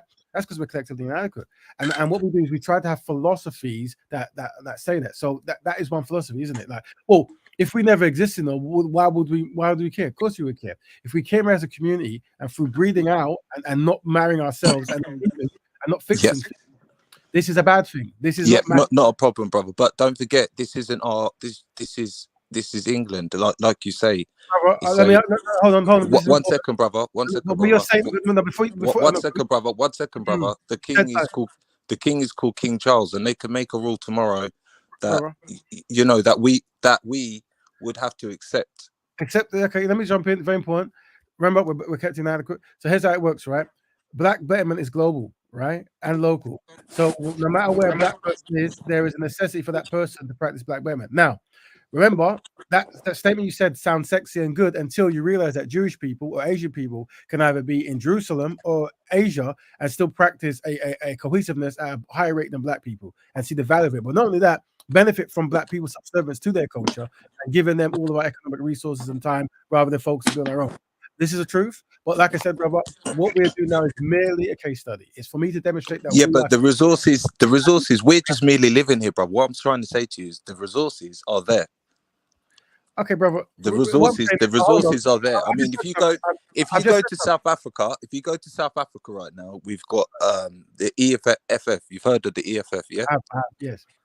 Right now, that's what I'm trying to say to you. The focus, when people are talking about like Europe, I just say, listen, it's just like a little holiday camp base. If you want to make money and hustle and bustle against everybody, listen, bro, it's not just us here, you know. Do you know how many other races? Listen, brother. I hear what you're saying. Brother, do you know how many other races? Listen, brother, do you know how many other races are trying to bring their own utopia and their own dream? Do you know there's an Indian man definitely chatting about how he wants this and that. Everyone's doing that, brother. But guess what? There's a place, there's a place, and there's certain homelands, bro, where your voice would be better useful because the population is larger, and there would be no one against you, brother. There'd be no one against you. First of all, whether I go to a full black country or a country where black people are minority, black people's mental conditions have been conditioned this way by being colonized, harmed, and so forth for years. So even if I went to the heart of Africa or Jamaica or somewhere, there's going to be inadequacies that where management isn't used properly to work for the people. Yeah. So black betterment is a concept of management. So no matter where we go, we want to be seeking betterment. Yeah. Now, if leaving a place is the best strategy for black people, so be it. But it has to be done by a collective council that come together and work on solutions. And the best solution is to leave, right? But I can let you know that looking at the Asian community, the Jewish community, the Chinese community, there is definitely room in the UK, yeah, for you to improve where we currently are. Yeah, nothing needs to change. Sorry, say that again. That last bit. There's what? There's definitely room in the UK for black people to actually improve. So let me give you an example, right? Because black people are minority, right? There's a way you can operate where you actually are in the advantage. Because you're a smaller number, you can smooth focus, right? Just like Jewish people and Asian too, they smooth focus. Yeah, because there isn't this much resources needed for millions and millions of people. It's only 2 million, 3 million, 4 million, whatever it is, right? So what I'm saying is that can be easily achieved, but what we're doing is we're giving a high percentage of our time, energy outside, and we're dedicating little to no on ourselves. And what motivates this usually is by not dating black women. Why do I say this? Because these ideologies seem very terrible when you put black women at the heart of it. Now, I've given an example before I go and say this, that let's say that I really love the daughter of the white man, so much so that I found a way to marry 4 of them. Yeah, 4 of them. Yeah, even if I did this and I'm telling you they're the incarnation of the female Jesus, whatever I want to say that makes me love white people, whatever. Even if I believe this, right? I would never get in the way of black people trying to help black people. I would keep quiet. But why is it that when black men do not take a black woman as their wife, they are jumping through 2 windows to say this has to end? Not only has to end, I'm going to shut it down. And the time I could be used to find a job, help black people, I'm going to take it, destroy. I'll tell you why, brother. Because the black man is choosing that because he has a choice where he's not going to be persecuted. That's So, what it is. The black man.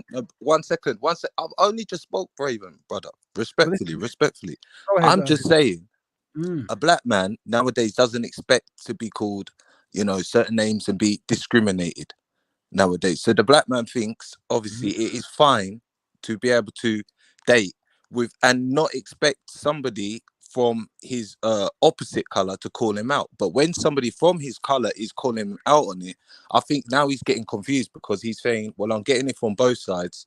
Yes. So really all this fighting for, oh, we want rights, or we want to sit next to each other, or we want our kids to eat, and we don't want our kids to be told, oh, my mum said I'm not allowed to play with you. Why? Because my mum only likes white people. That people are entitled to have these focuses of Let me life. answer that before I go. Good point. So, remember, because we're collectively inadequate, and what you said there is part of the case. Remember when I tell, I hope the sisters are listening as well. When I tell you, do not mistreat people, do not name call, and do not marginalize people like that. Because remember, black men will use any excuse to justify why they are going to spend time and effort to destroy black productive ideas. And one of them is, I feel marginalized, that I have gone out of the community and you mistreat me with your names. So the solution to that, remember, tactics over trauma, is don't make fun of them. What we're saying is we recognize that we are in a collectively inferior position and collectively nobody likes us. So we reserve the right to work with other brothers and sisters to find solution for this particular group. Yeah. But we're so kind that you can join. However, we have titles so we can identify those who value black women and those who don't. And that's it. You see? Very simple. Yeah. Remember, we're inadequate, right? But remember, I just told you, if I had four white wives, I'll keep quiet. I would. I'll just go. Yeah.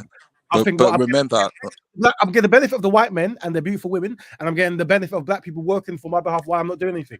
But black men don't do that. We seem to spend energy to jump through two windows, sabotage the little resource we have, and that's because the white man's marketing is superior to the black man's marketing. And unfortunately, we're working on that, and the black man is that working. Hope that makes sense for our family. Yeah. Okay. Yeah. Listen, Yeah. the thing's wrapped up too tight. Yeah, I just think you should give No, up. I tried. It's wrapped up listen, too it's both tight. good points. It's very both good points. I think we've just got to accept. I think the way that you'll just know that no one's crying is that when I say that I accept what you're saying, is that I accept it.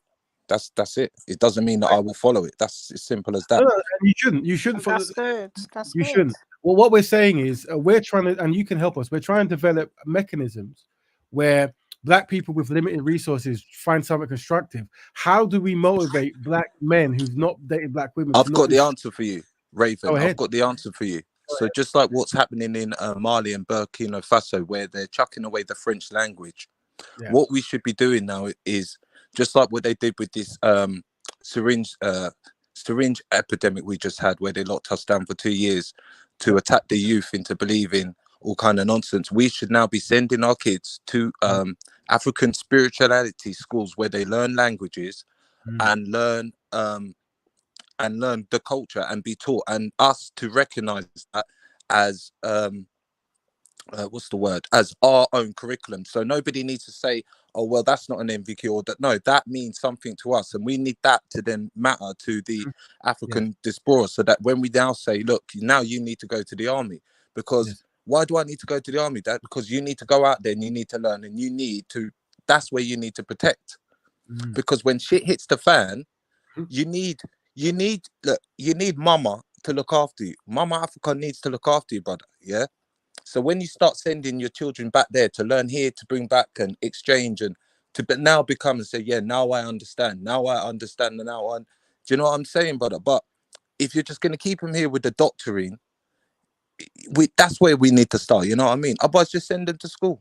Thank you, family. Learn about, no, but hold on. let them learn about Pirate Jack and Napoleon. Before I go, 1 second, quickly, and Brother Raven, it's interesting that you asked that question, because I asked that very same question the other day to the brothers, and that he was giving a very different response at that time to what he's giving now. But Brother Raheem came on. Hold on, Brother Raheem came on, and he gave an interesting insight, and he was like, the reason why he can see how the black men in the UK today are dating, especially the Caribbeans are dating, so much outside of the race. It's about the influences, the environment they're in, you know, the social aspects. All of that plays the part in why they're. So he gave a very interesting intake from What impact did Rastafari have on the world? What impact did it have, and how did they change it? Rastafari, what impact did it have? Rastafari was a very important movement. It's a very important concept. And then they changed it to hippie, innit? They tried to bruck hippie into it next year. Am I lying, Raven? You know, I hear what you're saying. From Rasta to hippie, yeah? Yeah, we hear that. Now, sister, just to say, hopefully what's been demonstrated today then is that we want black men to lead in the discussion about the necessity and the importance of black women and why, you know, it's important to have a black family. But at the same token, we don't want to marginalize and harm those who haven't practiced that. But those people have to recognize how levels work, and you have to recognize that if something is black centered, the more choice we have towards blackness, the better, surely. So if it comes to hiring someone, surely it's more better to hire a black person. If it's I'm saying this, Raven. Just like when you need to be told that you are Muslim, that you need to learn the Quran, just like how you need to be a Jew to read the Quran, you need to go to Africa and you need to speak this language. Then you have made an effort to become back to something that we can all speak and have a name. Like, boom, that's all I'm saying, buddy. You need to have schools, bro, to teach. Oh boy, you're going left again, Daddy. You're going left. But yeah, go on, Raven. I respect that, but like, that's a different thing we're talking about. So we say, what language do people speak? Yoruba? Listen, sorry, Raven. I didn't want to talk too much on nonsense about people lying in bed. I just wanted to talk about educational stuff. You know what I mean? I'm not into this drama. I'm just saying a solution is I wouldn't mind paying £100 and paying somebody who's a lecturer. Yeah, because then that's helping a brother. Then when he leaves, then my son might be a lecturer to be able to teach the language. It's called generating and creating your own lifestyle, your own behavior, your own thought pattern. Yeah, good point. So I said this: how that could be put in the frame of black betterment. You as a person, because you've got a non-black wife, you will be a black betterment builder, and you set up a kind of you build a certain kind of school that teaches Swahili or Yoruba.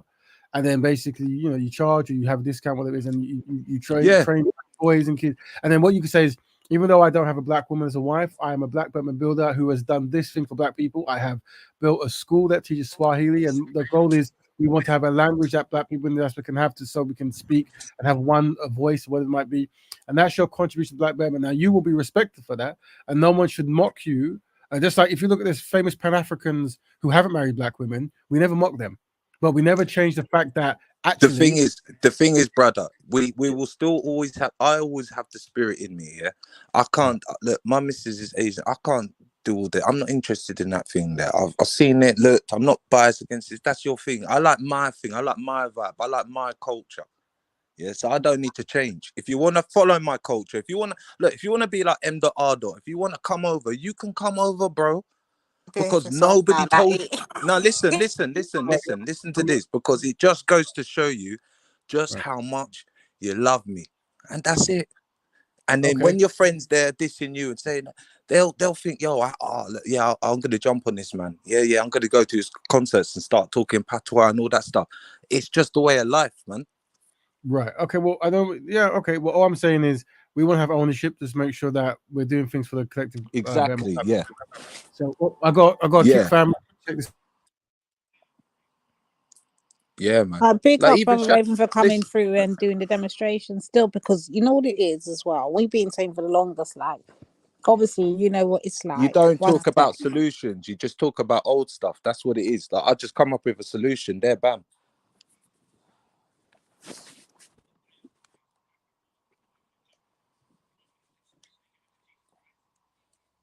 That's what's missing, man. Solutions, ideas about moving forward. You know what I mean? Like us, like I'm 40. It's like I've got my son's turn here now, and boy, listen. If Shaka said, "Listen, I've got a school or I've got a university or college, and he's gonna learn this, and he's gonna learn that, and he's gonna go here, and he's gonna," of course, I'm sending him to it. He's got no choice, because this is my thing. This is his thing. This is something else. This is, you know what I'm saying? Rather than learning about Napoleon or whatever, don't be surprised when they're learning about all this other foreign stuff. When we have a child, to actually make our own national, you know what I mean? National curriculum, education, history. I call that BET, Black History Month, and chatting shit, all that, man. Every day.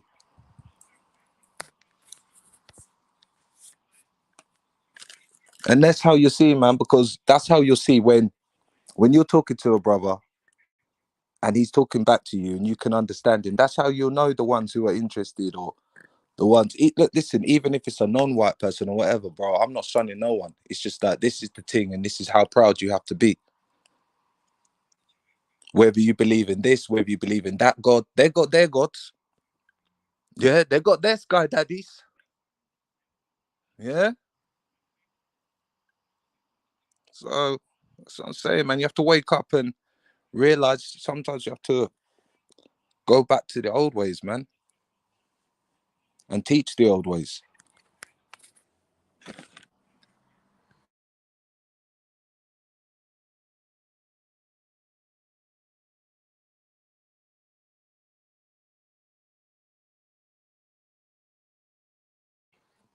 No, I wouldn't say M.Dot's disrespecting the culture, man. I just think, you know what? He's been around real people. He's been around the culture, and he's seeing that the people, them are, you know what I mean, real people, vibes that you could vibes with. You know what I'm saying? Like, he's taken an interest in it, fully. I've seen, you know the ones who take the piss, man. And really, I think you can't take the piss, man. Because if you try to take the piss, you just make yourself look like a fool. Bitter, not sweet.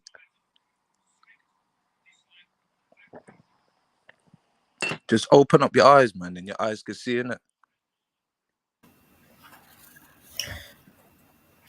So you don't so you don't think M.Dot is disrespecting the culture? What, you think he's just embracing it then?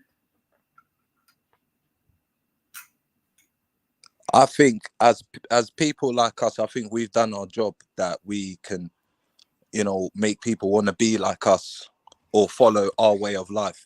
I think that's where I've become a proud person. And look, man, that's all I got to say. You know what I'm saying? No, I hear you, man. Do you think there's ever an element of gatekeeping when it comes to certain things that are necessary, or not? Yes, most definitely. Now, when we're talking about that, I mean, look, before, to get on these platforms to be famous, man, I remember they used to have dances, innit? People come with a little camera, and real people like us would make them people famous. Before, next minute you get the pen pushers, you know what I mean, that want to then take that and then use that and then add all this other type of stuff into it and then make it harder for us to be able to bust through. So yeah, I do see there needs to be a door shut on who is, you know what I mean? Like, listen, we can't go over there and tell you who's the best chapati cooker. We can't tell you who's the best opera singer or best. Family, I quickly go. Big up Natty Dread. You Big know up what I Lady. mean? I'll say this. Yeah, big up yourself, man. Big up. Constructive black man and constructive black woman makes a constructive black family. And black women have no fear. We're starting a movement of black men who love black women and talk about. We're going to trigger many black men because they're eating what we call the white pill. The black pill, and they've been eating the white pill for so many times in the Matrix moment. Be merciful to them. There is a big trauma that can come from black men who feel they might have dropped the ball or left the community or not built an industry. But know that we're working to fix it, and you are on the good side of history. All you people who promote pro-black love and so forth. I have to go, but big up 92 Dread and Lady Divine, of course, Sister Nanifa, for allowing the space to talk about constructive stuff. I'll see you next time. You have a good time, family. Big up, Raven. Big up. Bless up, Raven, man. Yes, nice. Sorry, guys, you know I'm over here stuffing my face yet. So go do your thing. Yes, no, nice, man. So first of all, let's give thanks to that Raven still is definitely giving us a good portion of his time. I didn't even get to do what I was gonna do, but I saw it go sometimes. But I can definitely come back and do that in terms of a few moments later. But I mean, what I'm basically trying to say to you is if we can bring rap, yeah, how the fuck can we get people like Kanye West cancelled? How the fuck can they? How can we get cancelled out? Like, and we introduced rap, like. No, what exactly are you talking about, hon? Like, No, I'm saying so You to half what? a minute. But the thing is, his cancelling was a little bit different, innit? That was more sort of political, this, that, and the other, innit? In Sorry, terms of Nines. Just because a lady might be a little bit slow, I'm talking too fast. Yeah, you said about you know, like vulture cultures. You know, like when their teeth in our thing. Yeah, is that what you're saying to me yeah, I earlier was on? just definitely Yeah. making you or asking you a question if you think that there should be an element of gatekeeping, even though Yes. we're Yes. willing to share and we're willing to, you know, allow others Yeah. to embrace and copy and this and that. You know what I mean? Using your words, but I just wanted to Yeah. ask if So basically, you what that, I just So what I basically just said to you is, it's like, how can you give them reggae, and then yet they can counsel you as a reggae artist? Like, that don't make sense. It does, because it does, but well, that's exactly where the whole On our gatekeeping. behalf, it don't. Yeah, you see what I'm saying, sis? Yeah. You know, but that's exactly where the whole gatekeeping comes in. That's exactly where the whole ownership and things like that come in, you see. And you know, without stressing too many different little points, that I can understand why a certain situation will arise. You know what I mean? Because you know, there's an old saying: you look after the penny, the pounds will look after Like, themselves. So for one someone second, should have asked Pearly the question that she was asking the black people. She was asking, and listen to this, Lady Divine. What's wrong? What's wrong with black women? Yeah. The people that were answering the question was black men and blacks, but really, we should have asked her the question. You feel me? Because that's a switch. Ask her the question of, say that again. So she but asked the again, I question. think it's still. Go on. No, I mean, because I still think it comes under the same thing of gatekeeping, innit? Because you're saying that she switched it, innit? Because you're saying, and the only reason why that is allowed to happen, Natty, is because people of the lack fast. of. Do you understand? And because persons are aware of that lack of, because like I say, we get studied, but we don't study. Do you understand what I'm saying to you? They will always use that. And if anything, rightly or wrongly, we saw examples of it today. Do you see what I'm saying to you? Because you get me, a man trying to sell you, you know, I don't know, a fucking marathon, and you're asking, well, can I buy a marathon, but can I also bring my Mars in? You know what I mean? Or my Milky Way, I don't know. You know what I mean? I'm trying to think in that regard. You see what I'm saying to you? But I think it still comes. It really does come on under the same thing, because, like, you know, because I don't even get into a whole different conversation. I'm gonna go soon, so I've got to go and do some stuff. But for example, in terms of the gatekeeping, yeah, like, right, you and you spoke about the reggae industry. You see what I'm saying to you? But as big and bad as we made it, my question would then be, have we put in as much effort, or have we got as much into owning it and owning it and maintaining it? You get me? And all I'm going to use is an example of dub plates. Yeah, you know about dub plates, yeah? Now, a lot of the dub plates, I mean original dub plates that are worth a lot of money, unfortunately, are no longer in the place of their birth. See? And I'm saying one of the reasons why that is the case. DJ Khaled, yeah? Say that again, bro? What, DJ Khaled, yeah? No, not about DJ. No. It's about proper reggae dub plates. You understand me? Proper Studio One trolls. You know me, way back a Quinn. Yeah, and a lot of them. But they're the ones. They're the ones sniffing around for it now, isn't it? No, absolutely. But a lot of them have made their way over to the, the Japanese market and over them sides. You see what I'm saying to you? So, again, I use it as an example. The thing is, as well, that we have to also add to that is, it's about who also puts the value on things as well. So that's also a little bit of a catch-22 situation. Do you know what I mean, Carl? Back in the day, you might have sold a dub plate for, I don't know, £100 or whatever, thinking you've done well because you get me. But then 10 years later, that dub plate is now worth £5 or £1,000 or whatever. Do you know what I mean? So it's a bit mad still, but gatekeeping is a serious thing, man. You know what I mean? And not gatekeeping, but owning is it like the intellectual properties? It's like, you know, them ones. Yeah, man. And going forward, hopefully there's a change in that. You know what I mean? Because there's one thing to sing a tune, there's another thing to write a song. Yeah. You know what I mean? There's another thing to who gets the royalties and things like that. Do you know what I mean? And I always go back to this thing where from Paul Mooney, where he goes, rest in peace. White men can't jump, they don't have to, they own the team. You get me? So I'm saying we need to start getting into owning teams, innit, as opposed to just being the players. So it was even interesting when Raven used the example before of the Black Baseball League, you get me, which was quite successful, you know what I mean? But Yeah. we went, you know what I mean, about 1-6, and I think that's where the word integrated actually came into the conversation today. Once that happened, you get me? Yeah. Well, I'm gonna leave with this, yeah.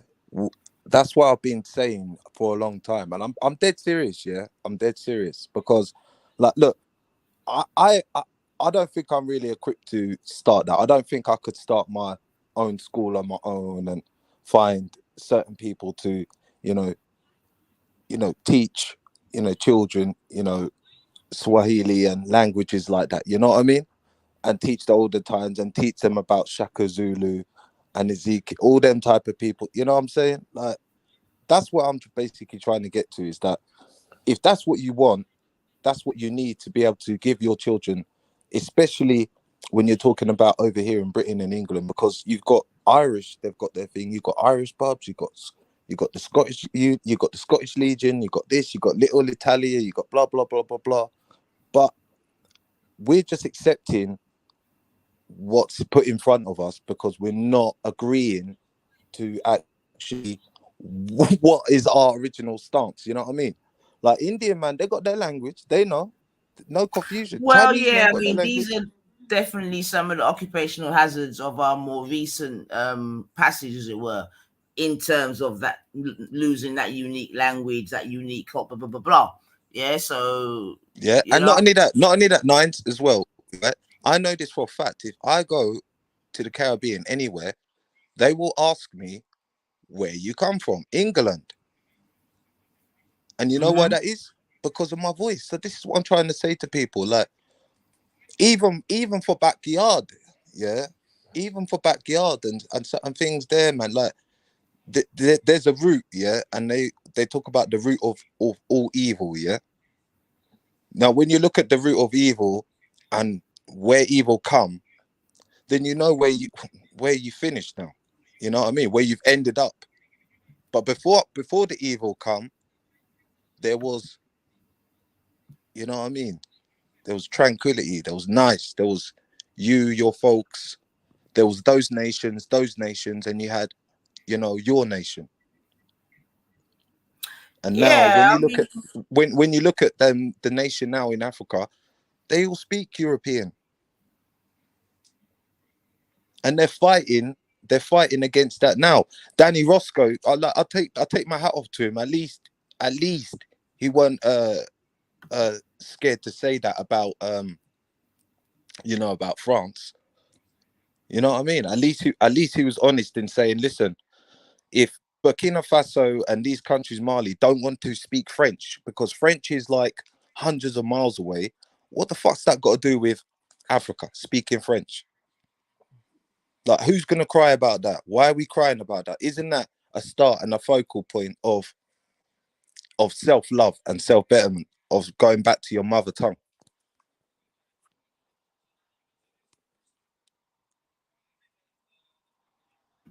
Yeah, absolutely, man. I guess the advantage that they've got is that they've actually got a secondary language to fall back upon. Do you know what I mean? So, that's where they're at an advantage. it could be argued compared to ourselves. But yeah, man, yeah, I mean, they're taking some what do you call it, some self-determination. And I think to be honest, there's other little nations. I think Nine. I think we have to accept that we are a different community to like the Caribbeans and to the Africans, that we are unique, just like how the Americans might say their thing, but you know, we accept that we all have to pull, do you know what I mean, that we've all come from that point there, but it's different circuits that have to work in a different way, because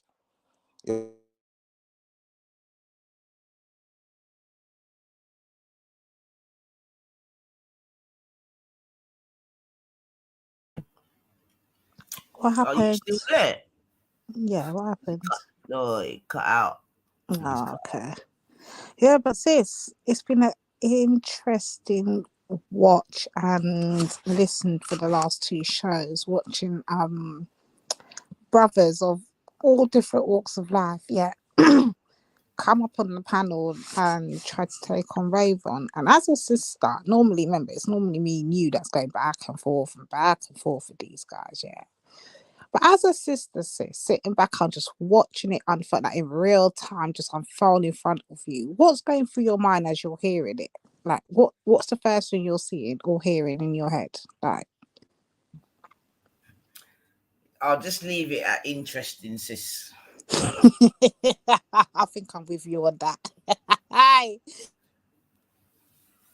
Yeah. You know what it is, sis? It's normally because we're in the thick of it, innit? We're the ones going back and forth. But watching it from the outside,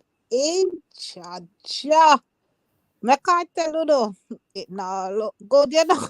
It now look good.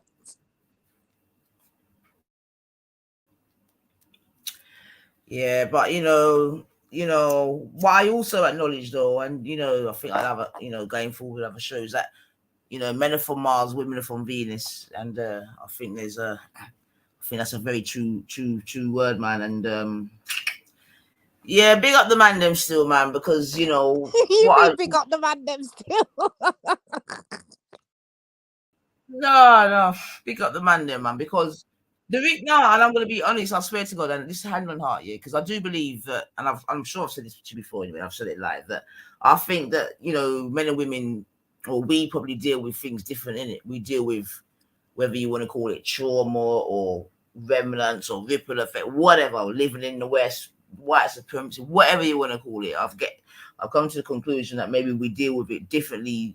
And I'm just speaking generally, obviously individuals, it might be a different thing, but and maybe the man them do it in a way that is suitable. You're taking a piss. To Did you actually them see the chat when this was going down? Was you watching any of the chat at all today when this was all unfolding before our ears? A lot of people just want to look at. I a saw lot the of people most. just want a quiet life. Nah, I saw the most Becky Defense League tags going up the screen. I said the man they gave me one after the other. And maybe they just want a quiet life. They just want to just have an easier life. You know what I mean? And maybe there's certain choices that they can make in life that for whatever reason would make the journey appear easier, or if not the journey itself, then maybe the not treatment, but the therapy. Then you get me? Maybe you know what I mean? Maybe they can give a better therapy than we can give because of A, B, and C. Do you know what I mean? And I have definitely the trauma. Yeah, and I've definitely heard that sort of, leveled before. Do you know what I mean? And obviously that sort of comes out in different sort of language, as in like, So,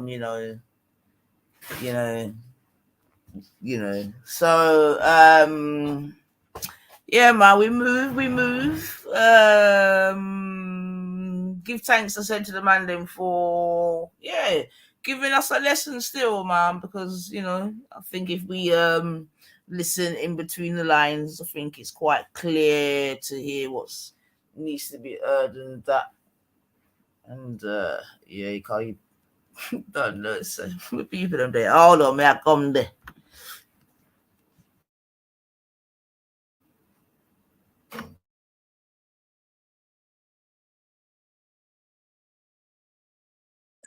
Man, guys, yeah, it's been an interesting show, man. A very interesting show. Big up yourself, man.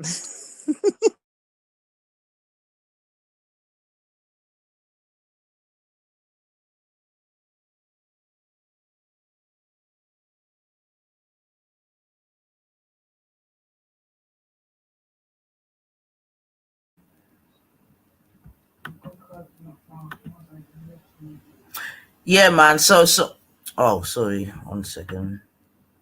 Yeah, man. So, Listen, all I gotta say is, listen, sisters, yeah. like, and out to the brothers. I don't see any issues. I think we're a good community. I think we're going strong, and I think that definitely, even myself, and I always say this, yeah, I can do better, and that's what I always want to do, and that's it, and that's it, man. And just prove it. Just be better people, man. Just be better guides to your children, and then when you're guides to their children, there'll be an influence. You know, we've got enough influences on these streets, yeah. And you know the tide, you know the wave, man. You know when you get caught in that tide, yeah, and you try to swim out that tide, and then next thing you're chatting shit about you're among, and you have to pause and say, "Yo, is that we?" So that's all I'm trying to say, man. Like, check yourself before, you know what I mean? You're checking everybody else, man, and we don't expose like what's not there, man. We're good people, you know what I'm saying? No, absolutely, man. You know, like I said in it. Hello. Shut. Hold on a second. No, I'm saying, like, there's definitely certain issues that we would like to progress and do. You know what I mean? And like, look, like, you know me, Nines. I told you about my family, what we're doing. Like, I'm telling you, the reason why I don't agree in certain people, we weren't all agree, is because we're all on different levels. Some people are doing good, some people aren't doing good. No, Yeah, but but I absolutely. promise you, You remember though, in terms of the yeah, conversation, in terms of like BB, yeah, it's not about the individual thing in it, because definitely individually it's a different story, as we know. You get me? And I think even if you go back to Raven's mantra, itself, it's about collective. You understand me? It's about the collective. It's about the collective. yeah, Whether I I see. agree or not, I'm just saying Yeah, it's about the collective as opposed to the individual. You get me? I think individually, definitely, many of us are doing okay in varying ways, as you just suggested. You see it. yeah. I Now, mean, collectively, I'd like to see like points. Like, all right, let's talk about racial institution. Yeah, that Big up is a Netty, bro. collective thing. That's just not one for you or one for me or blah blah blah. That's collective. Do you see what I mean? But all no, this yeah, like, definitely, man. And obviously, there's different versions of collective as well, yeah, in it. But to be fair, I don't think that what my man is suggesting is like, I don't think it's, like Einstein shit in it. It's very, it's what everyone else is doing, Here and comes Khan. Big up just Khan, trying man. to Big up Big encourage. up, yourself. big up. It's very basic, man. It's not. It's very, very basic. And the thing is, I think the more problematic thing is the potential sort of fight against just even the idea. You get me? Knowing that everyone else exactly. around you is doing the same thing, especially as men. I'll be real. I find it very interesting. That's why I always ask a certain question, and I know the man don't like it, but I always like, do you think that you get me? There is anyway. Sure. All I right, just have to well, say, keep saying, like, man, sorry 'cause to interrupt, Nines. yeah. I'm so impressed by this guy and his presentation and his whole thesis, everything what he's come with. Because he's not asking people to believe in mad things like life after death and flying horses and whatever. Like you said, Nines, he's boiled it down to the essentials, to the basics, right? So there's no reason for people to actually feel that he's like putting some effort on them or some extra work on them. He's not, right? The only thing what people are objecting to is that they're saying, okay, in my younger days, I might have had relationships with white women, and I've got some kids that are mixed race, whatever. Yeah, and they're looking at it as he's using this whole thing as a stick to beat them with, but he's not. He's saying, look, at the end of the day, what is optimal? What is the objective of the group, right? Even if I've got kids with an English woman and someone said to me, as Khan, as me, would you have preferred to have kids from your own culture? I will have to say yes. I will have to say yes. Like, I'll be stupid to say no. But it seems that from their ego point of view, people don't want to accept that that is the optimal for any community. And it's like they're putting up some big resistance to what man's saying when he ain't saying nothing wrong. He's saying, look, we should all agree that this is optimal. And if we all have that belief, even if we don't follow through with it, just having that belief makes it more likely to happen. Makes it more likely that our future generations might be preserved and we don't fully dissolve and disappear. Like, what he's saying is noble. I love what he's saying. Like I said to him, you could have took the black out of it and applied this to anything and it will work. I don't see why people are objecting to it just because they got kids with non-black women. Right, we all done things in our past. But what we're going to recommend for our children, man's offering you a process. He's saying, look, you can carry on the path you're going and go the whitening. What was them 2 slides he showed? One of them was whitening and one of them was like going back into, like, even if you're mixed race, right? Even if you're half black, half white, you got the choice of marrying a black woman. Your son can marry a black woman. Do you know why the reason and come back into the fold? Like, there's nothing wrong with what he's saying. Why he's that not, happened? Natty, what I'm saying is he's not excluding anyone. Can't. Do you know the reason? There's a saying my granddad told me. The reason why they mix black people up is because if they stick together, they'd be too powerful. I'll never forget my granddad told me that. Yeah, but here now, listen, right, brother. Yeah, no matter what you say, Khan. Yeah. You're not like, we're in Europe, brother. Like, England is England. No matter what you say to me, no matter what you say to this guy there, the narrative will get changed because it's not that. Latin. It's not that. No, it is that, Khan. Listen. Let me tell you what it is. Yeah. Khan, do you think someone could just if there was a greater goal, if there was a greater objective, people put their egos aside. But at the moment, there is no greater goal. Khan, in Turkey, why are they taking away all the Arabic writing? Because Europe made them do that. Because it's not Turkey. Europe made them do that. Because Europe it's not Turkey. Because it's not Turkey. Because it's not Turkey. No, bro. It's not that. Turkish language is the only language that's been written in every script, every type of writing. Yeah, but guess what? They want it to be from Turkey. Runes, what's the issue? But what's the problem with that? Our ancient ancestors what's the problem used with to use that, runes. Though, being in Turkey, you're not getting it, bro. Being in Turkey, Khan, right? Yeah. Being in Turkey, what's the problem with that? They wanted to incorporate Turkey into Europe. They said to them, forget Islam, forget the Arabs. We're going to carve them motherfuckers up to bits anyway. There's no point you sticking with Arabs. You might as well come join Europe. That's what they said to Turkey. So they said, give up the Arabic writing, switch to English writing, give up this Islamic ideology, come to atheism and come to secularism. Right? So they made a deal. They said, we're going to bomb the fuck out of you like we're doing to Iraq. Or you got a choice to... See, he does this all the time. Ask me a question. You got low concentration. He does it to all of us. Don't worry about that, Khan. He does it to all of us. No, because it goes on, you know, bro. Like, I just want to. Turkish language is 6,000 years old. Answer the question, Khan, quickly. The Turkish language is 6,000 years old. It's written in runes. Runes don't have punctuation and grammar and paragraphs and all them things there, bro. It's just stone carvings. What I asked you is, just a simple yes or no, Natty. Yes, it does. Have its own language? Does Turkey have its own alphabet?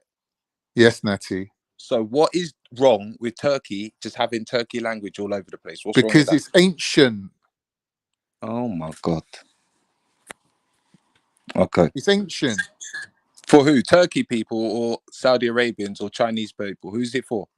Certain languages are more advanced than others. Turkish literature came into its peak when they took over Iran and they adopted the Iranic system. The Iran system took Turkish poetry into its highest level. It took Turkish education to its highest level because the format that they write their language in was a more advanced system. Do you understand?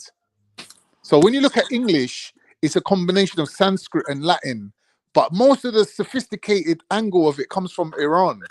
They were the highest. Do you understand? Academically. So we copied their system. That's why we use Arabic writing, because the Iranians copied the Arabic writing but from the now, Arabs, right? like I'm trying to say And to we you, adopted it from the Iranians. now, like I'm trying to say to you, yeah, that they want obviously to be Turkey. Like I'm saying, there's a big issue about that. Listen, Natty, England made a deal with them. They fought 4 years to get England out. They had the War of Independence for 4 years. And England said, all right, cool. We're not going to come in and take over. You lot can run your own shit, but you got to do what we say. And you got to align yourself with the European laws, right? Part of that is teaching your population English writing. That's the deal they made to survive. Okay. They had to make that deal. Get rid of Islam and all that. What they got rid of Islam, it's been 100 years. People still walking around saying, I'm Muslim. After 100 years of no leadership. I just asked you, no, bro. If the Turkey language is so what you're basically saying, the language that they're getting rid of, that's the original Turkey language? No, the writing system, you said. No, bro. You know what I'm talking about, yeah? Erdogan is banned, they're taking away the Arabic writing that's being put up. But what was it before Arabic? That's what I'm asking you, dickhead. It was, yeah, I'm telling you, it's been every single popular version of writing. Turks used it. They used it. So before Arabic, it was Iranian. Before Iranian, it was rune stones, carving in stone. You know, like them ancient Sumerian languages you see where they're writing with little lines. That's runes. Yeah. So it was like that originally. I've seen it. It's a bit like Greek as well, isn't it? Yeah, you can't do nothing with that. You can't have an app on your phone and the writings. Like, yeah, but that's the thing, though, Carl. Yeah, but that's the thing. How am I going to write in 90 Fish chat using runes? It's just not applicable. Yeah, but here's the thing, though, Khan. Yeah, I can't speak Chinese. Yeah, but guess what? If I go to China, I have to speak the language, bro. Like, bro, you can't tell people what to do, bro. Well, listen to what I'm saying to you, Natty. Chinese is so complicated. Chinese is so complicated that they had to come up with a simplified version called Housewives Chinese. Complicated for who, that ain't been to school. Complicated for them, though, even for them. The system of writing that they produced in their culture was so elaborate that you'd have to literally be on a PhD level to even be able to read and write. But then when they needed to educate the population, they had to dumb it down and make it simple. That's the Chinese we have today. It's a simplified version. Yeah, but guess what? That's for them people, bro. Who are you? Who are you to tell? Who are you to tell them that it's a dumb way of speaking, or that's their language, bro? All I'm trying to say is you should be proud of what that's what your country is supposed to speak, or that's what they think is their indigenous language. Then why not, bro? Because some languages are better than others. That's why not. Okay, but so what you're saying? So this is what I'm trying to say to you, brother. Like, so when we're all like, when everyone's all speaking English, yeah, and then it's like, English, bro. All right, Natty, hold on to your hat for a minute, right? Like, for real, hold on to your hat for a second, Natty. Don't start dissing the people. English. And start wearing the clothes, how many bro. languages do English people speak? You know what I mean? No, but Natty, how many languages do it's English like in people speak? Palestine, yeah, where they're all dissing the West, and yet they're wearing Puma and Nike and all that stuff. Like, come on, bro. Listen, Natty. English is a simplified language because it's a version of German, right? It's a very simple language. When you study high-level academic, you have to learn Latin and Greek because that's where all the science happens in that level. Yeah, you can't speak in chat-pat normal English and turn up to a room full of scientists and not use Greek. Greek is a higher level language than English. English is just like Windows. It's like Excel, Windows, it's basic. Yeah, even computer programmers know when you want to go to a higher level, you got to go to IBM level, bro. You got to go to SPSS and them things there. You can't be using Windows Excel and you're trying to do some big presentation for high level people. That's just for people to use at home. Do you not understand that? There's no culture that just speaks one language. Not in 2024, bro. People are using the best communication means possible to them. Listen, bro, can't. Yeah, I just remembered, yeah.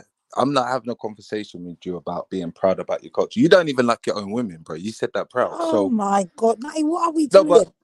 but that's what I'm trying to say. But like, Natty, hold on. Let me just be on both sides. Are Yeah. you? Natty, Can you hold be on, here sis. for 10 I know you minutes, just D? heard me. Yeah, I got you. Yeah, so let me just get to Natty. Yeah, Carl. This is a bit mad. I'm hearing this from Natty going over to Calm, but Natty, the same thing could be said to you though. He can say the I never exact said that. no, but listen, everything you're saying to him right now, he can blatantly flip it and say it to you. Would you feel offended? We can say that No, I accept it. his society, I accept it. Yeah, so I'm saying his society that he's in right now, the UK, his environment and all of that, probably was one of the main influences of his decisions, right? The same we could say for you, right? England speaks English, so I accept that I'm going to speak English in England. What's the problem? She meant about the women, the taste in women. What? There's all women in England. You can have any taste in a woman. Right, brother, how are you brother, calling out Carl? But I've got one listen, the woman that I've got My now, bro. people, I never said, Natty, listen, bro, Natty, bro, let me bro, say something bro, to bro. you.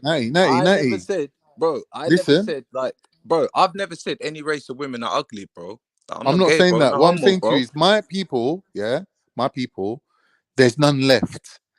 You go to Cyprus, it's filled with immigrants from Turkey and Kurds and Russians and whatever. Yeah, they messed up that gene pool. You look at the diaspora over here, we've all married into all different cultures: Greeks, English, Jamaicans, whatever. We're mixed with everybody.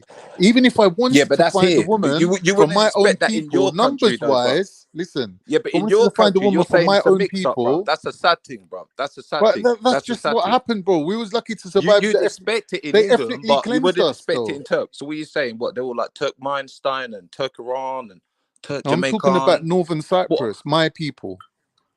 Yeah, my What, own people. Cyprus, There's yeah? none of them left. There's no pure ones left. They're all being mixed because they've been mixed with different groups of people now, bigger groups of people now. Yeah, so they've just disappeared. Like Yeah, if but I that's your wanted to thing, though, bro. find, Yeah, but that's your listen, thing, bro. That's your if I thing. Now wanted to we're in find, England. It's the same thing, bro. Listen, if I wanted to find a Turkish Cypriot woman to marry and bring home to my mum for my mum to be happy, do you know how hard that would be? In terms of numbers. Forget about my own preference, like whether I like fat or thin or short or tall. Forget that. Just for her to be Cypriot, right? Turkish Cypriot. The numbers that it would be ridiculous for me to even limit myself to that number. That would be crazy for me to do that. So that's why you prefer white girls, yeah? No, your Oh my preference. God. No. That's Your what preference, ladies, Lady just D allow just me. said it, bro. You don't Lady D even just said listen to it. this guy. This Your guy, preferences is listen. determined by what you're around on a You lot daily catch basis. up, man. I'll be in 2025 by the time you lot catch No, up. it does. To be fair, that is a fair point as well. It does seem to be that people tend to go for the kind of women that they've kind of grown up around or see in their society the most. Like that does tend to be the case. Yeah, scientific But that's method. what the Scientific data's method. showing In us. the society, yeah, which we know, yeah, England is multicultural, yeah. He's basically trying to say Cyprus, which I'd expect to be 80% Cyprians or 70. He's saying now it's all mixed up. We're fucked. That's you, bro. Yeah, what do you mean? For you, bro. Yeah, I don't know about Cyprus like that. It depends. What's the ethnic No kind wonder of you feel breakdown? at home. What happened with the Turkish Cypriots? They had But a huge remember, influx guys, of it's also people. true, yeah, They had a huge influx of people from mainland Turkey. Then they had a huge influx of Kurds because the Kurds were getting murdered in Turkey. So a lot of them ran to Cyprus. Yeah, so historically, they've got groups that have settled there and incorporated that they've sort of, outnumbered them and been outbred incorporated into the society and Well, they business. took over. Okay. There's too many of them. Scientific method. Listen, scientific method. It just goes to show, yeah, when you look, if you go to let's say Pakistan or India, there's not many black people there, yeah. If you go to let's say South Africa, that you won't find many Pakistani people there. But if you come That's to not England, true. where South Africa's mixed. One sec. If you come to England where everybody bunches up, what do you expect, motherfucker? Just shut up, man. Take a seat, innit? Yeah. No, Bruv, this happens Take a all around the seat, world. man. There's enough examples for either side or either people to draw on and say, look, this happens as well. But there's another angle as well that we're missing out here, the urban and rural distinction. Because in most countries, the big city, the capital city, will be the more multicultural than most of the rural areas. So when you're talking about the country, you also got to take into consideration that talking about the big cities, like a big city anywhere in the world is much more like London, like, you know, Tokyo, Hong Kong, New York, Harlem. Paris. Yeah, Harlem's not a big city, bro. Well, compared to London, it might be. Harlem is a borough in the city of New York. It's the equivalent of a borough. New York's like the size of England, basically, population-wise. The state, what? The state of New York, the city of New York. Yeah, you got New York, New York. The biggest city in the world is New York. No. The biggest city in the world is Tokyo, geographically and population-wise. It's like 45 I guarantee million, if we look up and the it's about entire 100 miles. population of It's New nearly York, 100 miles across. the state of New York, I guarantee the population is more than England. Yeah, the state of New York is probably half the size of Europe, mate. You know? Exactly. So you're talking about the state compared to the city. The city of New York is still a city, like London. Yeah, I'm just saying, based on your point, yeah. So when you look at, for example, Jim Crow in America, right, where black people were released from slavery but still kept in bad conditions, a lot of them ran to places like Harlem and lived there. That's how them communities got started, right? Scientific method. That's part of the city and how it functions. I know people that have migrated here, yeah, and left because of the climate, bro. Like, people are crying because of fucking mixing race, bro. Migrate, bro. Because you can just chill out, and that's what I'm trying to say. Stop making yourself sound stupid, because it is what it is. But you need to accept diversity. We all mix up on panels. We all mix up in a bar. We all mix up when we go to work. We all mix up we all mix up. How are you gonna stop that? No, I don't think anyone's trying to. Where's all this talking from? Like, where's all of this talk coming from about who's trying to stop what and who's trying to be segregation? Like, where is all of this ideas popping up from? I don't think anyone. You know what? I agree with you, Lady D. Lady D, I think what you're saying there is exactly what I'm thinking. Is that there's no conflict here, because we can all accept that. Look, say there's 5 of you in a family. 2 of my brothers might decide to. One of them might marry a white girl. One might marry a African or a black girl or some way. One might marry a Hindu, and 2 of us might marry Muslim girls or Pakistani girls. But we might all marry 5 of us might marry Pakistani girls. You know what I mean? It's down to individuals. You know what it is? Science. There's no conflict there. There shouldn't be any conflict. I asked this question there is scientific listen, method. 1 second, Nat, give me a sec. Because I asked this question on the last show, innit? And Raheem helped me to come to what it was. Love your little Raheem, don't you? No, but I have to. He's the only one that came with sense on that day. I'm not even going to front. Oh, you was talking sense, but you. Credit is due. No offense. Yeah. All right, so Raheem wasn't up against much then. No. Oh shit. Pause. No, but I was trying to ask the men like the reasons for dating, yeah. And when Raheem gave his answers about, you know, the social aspects of it all, what they see desirable, what's pushed on TV and in the media and on the gram, and all of that influences decisions on what men find attractive and what men don't, innit? So that could explain a lot why the Caribbean community, I guess, is because what the statistics say are dating more outside of the race than any other group of black men, right? So now I went to look at it and I started to think to myself, hold on a minute, that's a definitely good point, because I do believe like the areas you grow up in. All right, for instance, me, Lady D, let's use me as an example. If I was to take myself out of the environment I grew up in, I don't know, some rural part of England, with not surrounded by much other black people, that probably would influence my mindset on how I see life, innit? Fact. Definitely, exactly. Right, definitely. it wasn't my thing. My thing was I'm surrounded by black people. I'm from the hood. Everything around me is black. My household's black. It comes from a very kind of Pan-African mindset. That then influences my decisions later on in life and how I see the world. Yes, right? but we have to be careful, because if that certain group is saying that and this certain thing is there, then we need to then say, that's what I'm trying to say. We have to say, hold on. No, you're saying we need to be, you're going too fast, and this is the problem that I noticed that with you. You don't go baby steps. What is the dangerous thing, first of all? I'm saying basically, like, you know, like what I was basically trying to tell Jupiter one time when she was talking about ghettos and all these places. I basically tried to tell her, well, if you accepted people for just being people, and you didn't judge people when they were coming in for wearing turbans, or someone had a, you know, Sawar kameez or whatever. If you'd have just accepted them and just treated them and valued them on how they were going to behave towards you, then everything would have been fine. But you made them go to these places where they had to stand with each other, like as if they're going to be like, oh yeah, where would you like to live, sir? Would you like to live in a Tower Hamlet Bow in 1970s, or would you like to live in Brixton? I think I would go Brixton, because I've done my homework and it's not very nice there. People are getting lynched. So that's what I'm basically trying to say. But the stigma has to disappear. That's what I'm trying to say. We What can't. stigma is there? I'm trying to establish where the stigma. Yeah, I'm not getting what the problem is. I don't know what the the problem stigma, is. what I'm you just just trying to said. give us, The and this is what stigma, happens. They get so hasty and they can't control their dopamine. Let me actually complete what I'm saying before they have a response. They're trying to Yeah, respond I think you're kind of missing her point, bro, Right, I've because not. what you're saying doesn't address it at all. It doesn't just what I'm saying, Natty. So you got to just chill out for a bit sometimes, yeah. So Well, what I'm you just saying said is, that it some will people make grew up in the sense. sticks. Again, here he goes. Yeah, go on.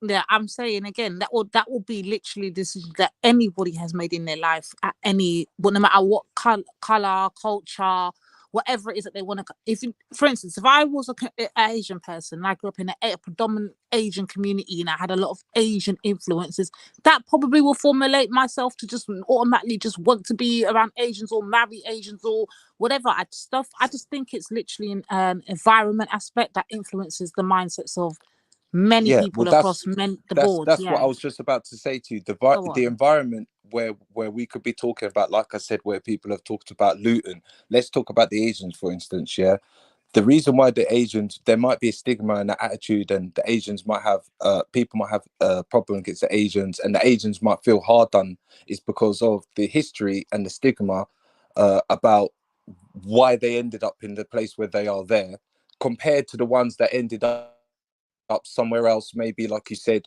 in the rural bits where there was like an integration of where you had to kind of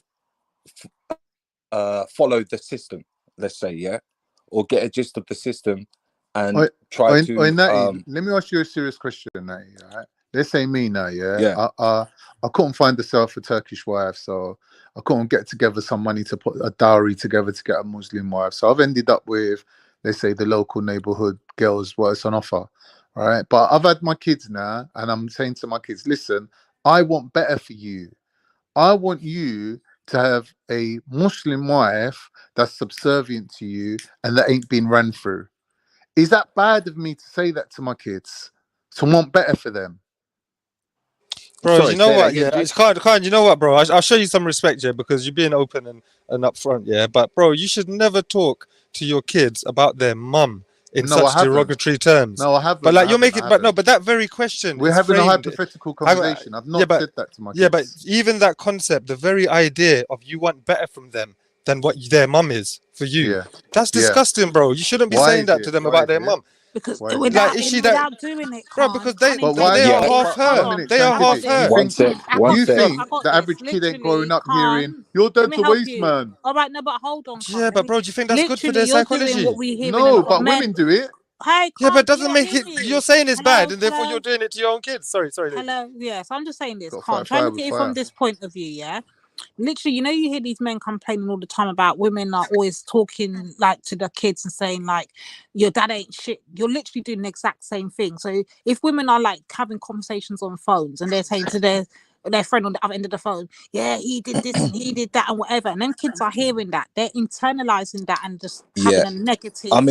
Thought on the dad. This is the way I see it. And this is what I was going to say to Raven, Khan. Yeah, that's fair enough. Khan, this is what I was going to say to Raven. See, like my influence, yeah? A lot of the people that are around me, I see them copy me, copy my style, might copy my lingo, might copy my music. That's I wouldn't say being a role model, bro, but I would being say influential. Influence. Now, when it comes to the family stuff, this is what I realized, brother. This is what I realized. I'm listening, go on. And I'll tell you this, guys, yeah? I'll tell you this, right? What I noticed with some of my brethren, even when they broke up, a lot of their, you see, like my family, because our family's big and we're loving and we accept, we pull you in, and then when you fuck up, you'll get told about yourself. That's it. You give them a chance. Don't just be ignorant and show them a bad mind that you're some bad mind person. Nah, you show love because you know what love is, innit? You know better, yeah? Now, obviously some of these girls now, when they know that your family's like that, they don't want that because their family's not like that, and they think that the child is, I want to go there because they're cool. I want to go there because they do this. I want to go there because I'm disciplined. I can't get her to bed, or I can't do this. This is what I used to hear my brethren say, you know. And not even that, yeah. Even on my side, yeah, with my son, oh, he's doing this. You know what? Do this, do that. No, I can't. In my culture, yeah, I weren't crying at 8 years old at that. In my culture, what, you think I was leaving my bag at home? So this is where you should be having your culture shining through in your child so that you can see it, bro. That's what I'm trying to say to you, motherfuckers. Like, it's in Natty, you, what yeah. is wrong with you today, Natty? For real? I'm showing you. I'm showing Khan that it's you. You've got a culture. Your missus a culture, yeah. Her culture might shine through in your child because your child might be like, oh, it's dead. They're not interested. They're not blah, blah, blah, blah, blah. But the child might be interested in one or two of the cultures, or it might be involved in both of them, bro. That's what I'm basically trying to say. Welcome back, Shug. Before No, they I get back agree. into that. No, I Yeah, agree welcome with back. Your mic is low, bro. Lady, if I stop Suge, we being can't even against hear you, bro. Your everything I mic's said, way you low. know what? Yeah, Let me I'm say say, something just to you, chill, man. Natty. Everything I said is such you don't I've got understand. two. Don't understand. Natty, Just are you chill, listening? man. Let me reply to you, innit? You know what, Natty? I'm not gonna lie. I'm trying to be patient with you today, but I've noticed you're very impatient on hearing other people out. You're doing a lot of talking to an opposite point than what's actually being stated, and I ain't got the time for it. But I'm still trying to be Natty, I've patient. got what he was saying though. Natty, I've got two kids, yeah. One of them likes English things, It was that. Yes. and one of them likes Turkish things, right? The irony is the one who likes English things takes after me, and the one who likes Turkish things takes after his mum. Obviously, that's the attraction, isn't it? I like English things, that's why I like her. She likes Turkish things, that's why she likes me. The kid that took after her starts reading up on Turkish history, and he comes up to me, Dad, you know this about the Ottomans? Do you know this about the Ottomans? The one who's like me don't give a fuck about none of that. Yeah, but Wait you're a minute. English, though, You Khan. don't like Khan, English you're things like her. English, and you've admitted it, so shut up. You told us that you had to settle for that after your first two options weren't possible for you. So that's not what you like, bro. Hey, listen, Khan, how's the kid? How's the kid that's how's that one gonna like it when you don't even like ringing Turkish? Yeah, Turkish. Come on, man. You've admitted it to us, man. You know what I mean? It is what it is, G. But I guarantee you, one of my kids is gonna marry English, and the other one's gonna marry Turkish. I guarantee you. Good for them, man. As long as they're happy, bro. You know what I mean? I mean, look, Khan, if you don't mind which way they marry and you're going to let them choose freely, then try not to have too much of a prejudgment about it, because what does it matter? If it doesn't matter, then it doesn't matter. No, Innit? it's just like I said, it's a hypothetical conversation. Yeah, I mean, am I you wrong for trying to instill certain values in my children that I want them to do better? No, of course not. But then there's ways of going around that by look, listen, a person's parents here are very, very, like, it's a touchy thing, you know, like, and it's in ways, like, I'm talking about if someone talks about your mum, how upset you get, but I'm talking about psychologically from the minute you grow up, yeah, the amount of effect that this person and the concept of this person has on you and your concept of yourself, yeah, is amazing, bro. So when you know, like, so even from a young age, when you're have growing you up, heard of a concept called parental alienation? Where you just basically just lose touch with your parent? No, like... where when the parents no, but I'm saying like there's no co-parenting. The mother will like say, "Oh, your dad's a waste man" and things like that. Yeah, and of course. Basically, that's what happens to Donny Roscoe, and basically he's associating his dad with being Jamaican, so now he's against all black people. Right? That's parental alienation. A bit of that could well be. In Canada, it's illegal. In Canada, social services will intervene if people alienate the child from the parent, because the child, it ain't the parent that's got the rights, it's the child that's got the rights. Exactly. Right? Right. So if you turn the child against his parent, like you said, that's such a pivotal part of his psychology that it's going to take him a lifetime of therapy to get over that shit. Yeah. Well, you can tell them truth and facts about their parent or anybody, because that kid can find that out anyway. And truth and facts is truth and facts. I'm not but dissing the woman. It's like you said. Scientific method. That's what I'm saying. You could do better. And the thing is, the people that have brought all these people here, do you think they give a fuck about what color, bro? They just want the money, bro. For you to chat shit all day about each other, man. Everyone's come here. Well, I'm a foreigner, you know. Natty, I thought you was born here. Natty, were you born here though? Yeah, I was born here. Yeah. Yeah, you ain't a foreigner then, bro. But that's the confusing thing, because to some, no, and to some it's like, but so you just be what you are, bro, And like what Raven's saying, but like to the system, you're a fully fledged listen, citizen, bro, like you're a anyone man, else. bruv. You should be able to make it, bruv, anywhere. Like, don't have no shackles on you, bruv. As long as there's food, water, bruv, make it. Well, innit? unless you're inadequate, obviously. If you're inadequate, Exactly. then you got problems. No, what organizationally? What's the In word any that he's level, using? bruv.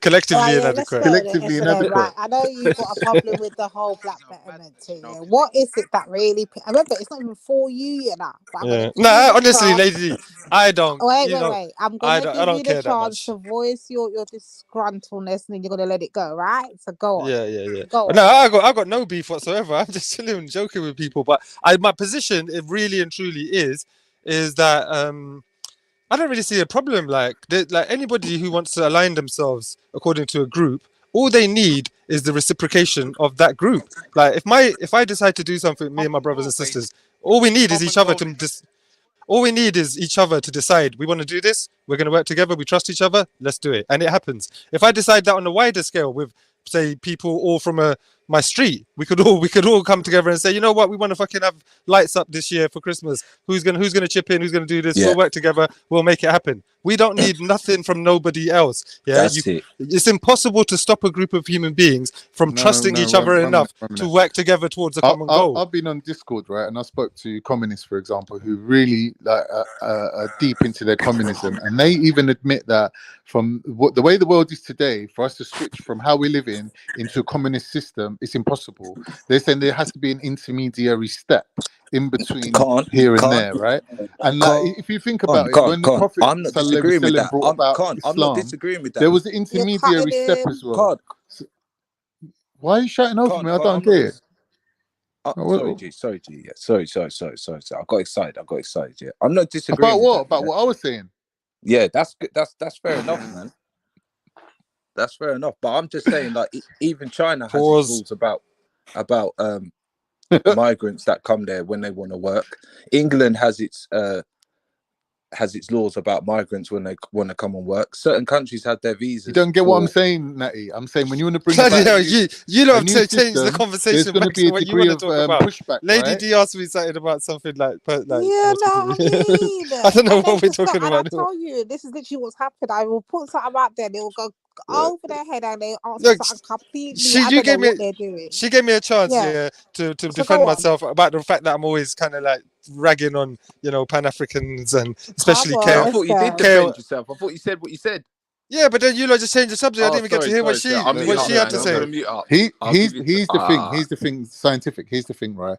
If this black betterment theology became synonymous with the identity of being black, in other words, if being black and practicing black betterment went together like a hand and a glove, like you couldn't separate them, people who would see themselves at the bottom of the pyramid, people, for example, who've got kids from indigenous women, let's call them, right, would feel aggrieved. They would feel like, wait a minute, I'm at the bottom of the ladder now because of decisions I've made, like according to this criteria would be decided as bad decisions, right? But here's the thing, if you accept that, yes, you have made bad decisions and you want better for your children, and what you think of as better aligns with black betterment, You're just then going you back wouldn't to have what a you. problem. No, I'm just You saying, wouldn't have a change the problem with this title. entire thesis. Change the That title. you wouldn't have a problem with it. But I'm saying, obviously, you do. Don't put black betterment. Just put don't Why? put black Why? betterment for all black people. Yeah, because Why? that's what Why Shifa not? and all of us are saying, that we're black. Why not? The As soon as geezer you see a took religion out of it. black in the title, He bro. took That means politics me. out of it. He took class out of it. The only thing left in it is black, and you're all black anyway. So why would you have a problem with it? Oh, bro, I ain't got a problem, bro. It's, you know what? Yeah, it's not there's certain concepts in shit. Yeah. No, you just don't want to start at the bottom of the pyramid. What do you mean start at the bottom of the pyramid? He's designed a criteria, right? He's saying that in this pyramid, the people who marry black people who marry black people, they're at the top. And people who don't are at the bottom, and they have to work their way up the pyramid. He's not saying you're at the pyramid. He's saying you just got to work your way up to be trusted, because you could jump ship, or your kids right, could yeah. And you don't want to start at the bottom of the pyramid. That's why you're objecting to it. Do you know what I mean? Oh, right, yeah. But even still with that though, brother, I would never ever start at the bottom of the pyramid. I'd just do my own thing. That's what I'm trying to say. Why? Oh, so you do your own thing, yeah?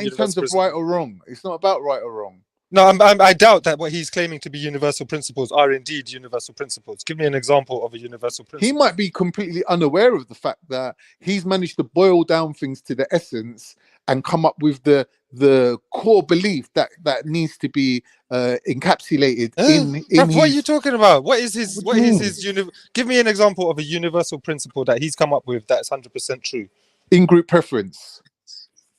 That's not 100% true. Loads of people choose outside of their group. You fucking Yeah, idiot. but they're still no. You misunderstand. Bruv, me. are you dumb or I'm something? saying, Like, how like, could you call that universal? Bruv, how dumb are you? Listen, How many people you're in the wasting my UK? time, bro. How You're many wasting my people? time. How many people in the You're wasting my UK have time. married outside of their race? That's Yeah, not if the it's argument. The well, argument then is for it's not for the universal, people. is it? No, You fucking listen, idiot. you Don't Wally. For don't call people it to universal. prioritize it as a principle doesn't mean they have to practice it. Do you Then it's understand? not a It means they universal have to principle. accept that is Yeah, the but optimal. but then all you're doing is choosing a principle and saying we want this to be the case, so we'll practice it. It's got nothing to do with universality. Bruv, you are bruv. This is why I cuss people You're like you, wrong. bruv. You're wrong. How They're can not you tell me alienating that people his that fucking don't presentation was listen, useful in any way, shape, or form, bruv? That is dumb. You're wrong. There you go, bro. You're wrong. So You're wrong. you You're want me to wrong. follow You're next being very man's unscientific principle, right yeah? now, bro. Nah, I'm all right, bro. I'm good. Bro, do you know what Good the on word my spot, universal bro. means? Like the Listen. universal law of gravitation. Do you know what the word universal means? Just answer that. Listen. Black people are Whether good, man. It people, means Good at it. absolutely true. whether Muslims marry out of their own religion or not doesn't take away from the fact that every single Muslim will agree that it's optimal to marry a Muslim, right? Even the ones that don't admit that that is the optimal way to go. So as a principle, in-group preference, is maintained as a principle. Whether people do it No, or because not that's religion. is a Can't secondary stop. issue. Stop. No, so 1 second. So scientific Alright. method. Can I ask you a quick question, Bab? Did you marry your own people then, scientific method? Method. Is he gone? Can you hear me? Yo. Oh, you can hear me. All right, when he comes back, it's all right. Yeah, but Card. Yeah. The Raven stance, where from point of view, Raven stance, Raven saying, right, which fucks up your stance because you are not even interested in like Hello. Am I back? Yeah, you're not even interested in like your own Right, culture, so right? pause a minute, Natty. So I was just trying to get to ask Method a question. So Method, I know you're married. Did you marry in your own place, or did you marry outside of your culture? No, I married somebody who's the same ethnicity as me. And what about your mum and dad? Are they the same? Not. I mean, they kind of are overall because they're both from the same area, but it depends on the definitions. Because my dad's family is actually from what used to be India in Kashmir, but my mum's family is from what was Pakistan and has always been Pakistan. You know what I mean? Since 1947. So technically, my dad's more like Kashmiri and my mum is Pakistani. Right, But to me, it's all the same thing anyway. So it doesn't matter. Colonial split, isn't it? Rather than. Because the point, but to that same extent, we're all Indians. Any Indian from anywhere, and Pakistani or anywhere, they were literally all the same ethnically. Scientific method. My brother-in-law's Indian. My brother-in-law's Indian. Same thing, bro. You got siblings, yeah? Yeah. And did they? But you know what? I don't really want to talk too much about the details because. I'm not going to ask you nothing. But what I'll say was it's not completely homogenous. Yeah, it's not completely homogenous. Yeah. In my families, some of them have had married outside of our ethnicity. Okay, so outside of the complete thing, or just like maybe married a Muslim, or you get a non-Muslim. One of my somebody married non-Muslim. Anyway, yeah, but they converted. They took a leap of faith and like married a Nainifa, are you? Well, depends if you're willing to convert me. That's the main hard line. That's the point. Wow, it's scientific method actually saying this. 1 second. That's the point, sis. And this is what I was saying to Khan in the chat. I said, as much as you wanna have all the negative things or whatever to say about Islam, whatever. One thing I have to give Islam respect for is the fact that their thing in it that you can't be half foot in, half foot out. So as a Muslim, you're required to marry either another Muslim, or if as a man you marry outside of Islam, then that person would more likely be looked upon to convert. That's how wrapped up tight that thing is, yeah. The same if you look at the far right white supremacists or whatever it is, their thing is once you go outside of the white gene pool, it's done out here. Their thing's wrapped up tight. we seem to be the only people that seem to struggle with having anything, and that's what Raven was trying to point out, that collectively we're inadequate. We cannot even seem to get that together. Can I just say something to agree with you, Lady D? It's not that. It's not. But 1 minute. Let me just say this. It's not that black people shouldn't marry other people. They should. But it's that should the people that marry other people be the leaders in the community, or the ones that stick to their own be the leaders in the community? Because like when you look at white supremacists, you can turn up at an FLA meeting and some of them got black grandchildren, but the ones that are at the top, the leaders, never. Do you get me? You get what I'm saying? So it's the same with Muslims as well, right? Like one of my sisters, if I've got 10 sisters, one of them might want to marry the boy next door who happened to be Jamaican, right? But majority don't. And are regarded as what is right for the community is the in-group preference, is the principle that binds them all together. It's the bonding that binds them all together. I think someone broke that rule doesn't mean we're going to thingy them. It's not a rule. Them. It's not a rule though. Kick them out. It's not a rule, bro. I think white people and black people intermarry. I think white people and black people intermarry the most, yeah, by far. And I think most other cultures are a bit more reserved about it. Yeah, but scientific method, people are blending. So method. Do you blackness? People are blending blackness with religion. We like, is black a religion, or or have we got our own religion that we're not following? That's the question. Because when you're talking about Muslim and Christianity, like that's another. Yeah, but it can't. It doesn't work the same. Listen, it's not even about Islam as a whole or whatever. It's to show you that the fact that they can have a set rule, and once you step outside of it, then basically you're done. You can't do half for in. For instance, you got. Right, so for instance, you've got Rastas right now. When Rastas say there's supposed to be Pan-Africans that are marrying white women, that's not being a Rasta. You got Nuwapians out here that are going with non-black women. That's not being a Nuwapian. You got Hebrew Israelites out here that's marrying outside of non-Israel, and then talking about they want their Israelite first. Like, that's fair enough. If they're gonna talk, that talk, every damn thing you don't do. That's the point. Yeah, they shouldn't be hypocritical about that. Yeah, you're right. Scientific method. This is the talk on the street. All races are crying about racism intermingling with other races and doing different things because we're all crashing in one place. That's what reality is. Yes, it's not that. It's if a Pakistani marries a Turk, if a Pakistani marries a Turk, for them that's a step up. That's a step up, right? Listen, can't. Look, I just said to you, if I'm an immigrant, we're all immigrants, and you've got the British people the English people crying about immigrants coming into country. That's their thing now. That's against us. You're not getting it, Natty. It's not about mixing. Everyone's it's about crying. Listen, Natty. You're not getting the point, Natty. It's not that black people are mixing. It's that they'll mix with anybody. It's not just black people. Everyone's mixing in England. You're not letting me speak, bro. Listen to what I'm saying to you. If you're prepared to mix with anybody and you look at that as an improvement over your own people, the long-term trajectory for that has got to be that you won't have no people left. But you can still mix with other people as long as you're saying that the ones amongst us that stuck to their own or the ones that are pure out of us, they're the leaders in the community and they're the ones that we want to follow. Because if you follow that principle, that means that even people that mix can come back into the fold. You're not listening. You don't want to hear it. You're so encapsulated in your own, like taping for your own mistakes that you made in your life. You're so busy covering your own sins that you just don't want anyone else to benefit. What mistakes did he make, bro? What are you talking about? What's this got to do with any mistakes in his life? Like, what mistakes are you talking about? He's covering up. Listen, everything what he's saying, he's just covering up for his own past. That's what mistake? Like, I don't see that. What mistake? It's true though.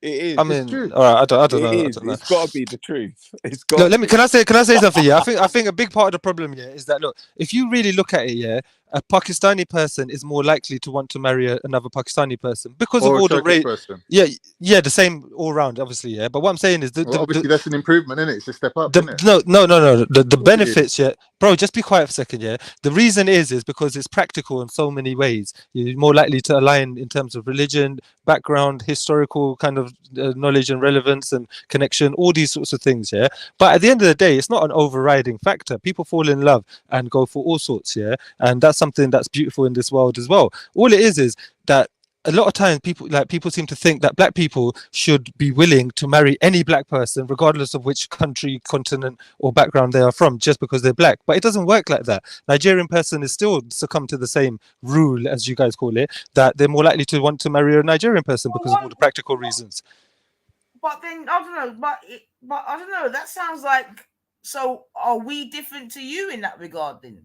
No, I'm saying that everybody's the same. Like a person from a particular country. That you largely speaking, yeah, that you marry your own people, then, yeah. Yeah, and everybody does. But depending on who you are, you'll go to even extreme lengths to keep it that way, yeah. Yeah, but everybody does that. So everybody's culture and family have that. How come when we speak about it, we get a fight? Then this is what I'm trying. No, this is what I'm. Listen, you misunderstand what I'm saying. A Pakistani person has the pressure to marry a Pakistani girl because of his family, like that being more sensible for them and easier for them, and something they can work with better. And that's true of everybody in every country. But a Pakistani person is not going to say marry any Asian person of any place in Asia just because we're Asian. Right, okay, I can appreciate that to a certain degree, but yeah, I mean, and if I was going to be honest, there's probably certain nuances that you may even find in certain black communities. You might have certain Nigerians that only want their children to marry Nigerians, etc., etc., etc. But as long as we appreciate it's still under the black banner. Do you see what I'm saying to you? Yeah. Yeah, but see, the same thing works with the Asians. Like a Pakistani marrying another Pakistani, it still turns out that they're both Asians, so they've kept it within the Asian kind of demographic. But that's not the reason. The reason is the more practical, local kind of situation. Yeah. So and as the same is for us too. Yeah, that's what I'm saying exactly. Yeah. So her point still stands. I mean, it's the same for us too. The same practicalities that you have as a Pakistani or whatever, or Bengalis have, or Turkish. That's the same thing that we're trying to reaffirm. And the only reason it could be argued that we're needing to do that is because of our more recent history, whereby there was a lot of, you know. So irony, though, if you look at the facts, you're getting pushback from your own people, like Shifa and Natty. That's the irony, is you're getting pushback from your own people for wanting to promote your own people. That is shocking. Even scientific, you're sitting here going, yeah, my people Khan, wrong word, have got in-group preference. No, Khan, wrong word, not shocking. Trauma, remember? Trauma. What do you mean, trauma? That's what Brother Raven calls it. What do you mean? It's trauma. I can't. I think that's individual. At the same time, though, it's quite interesting because, we got Khan here. Now, Khan's obviously someone that's sort of done the same thing, yeah? So, I don't know, man. Like, for example, have you two gone out? You know what I mean? Is there any any comparisons or thingy bobs that you two could make as to why?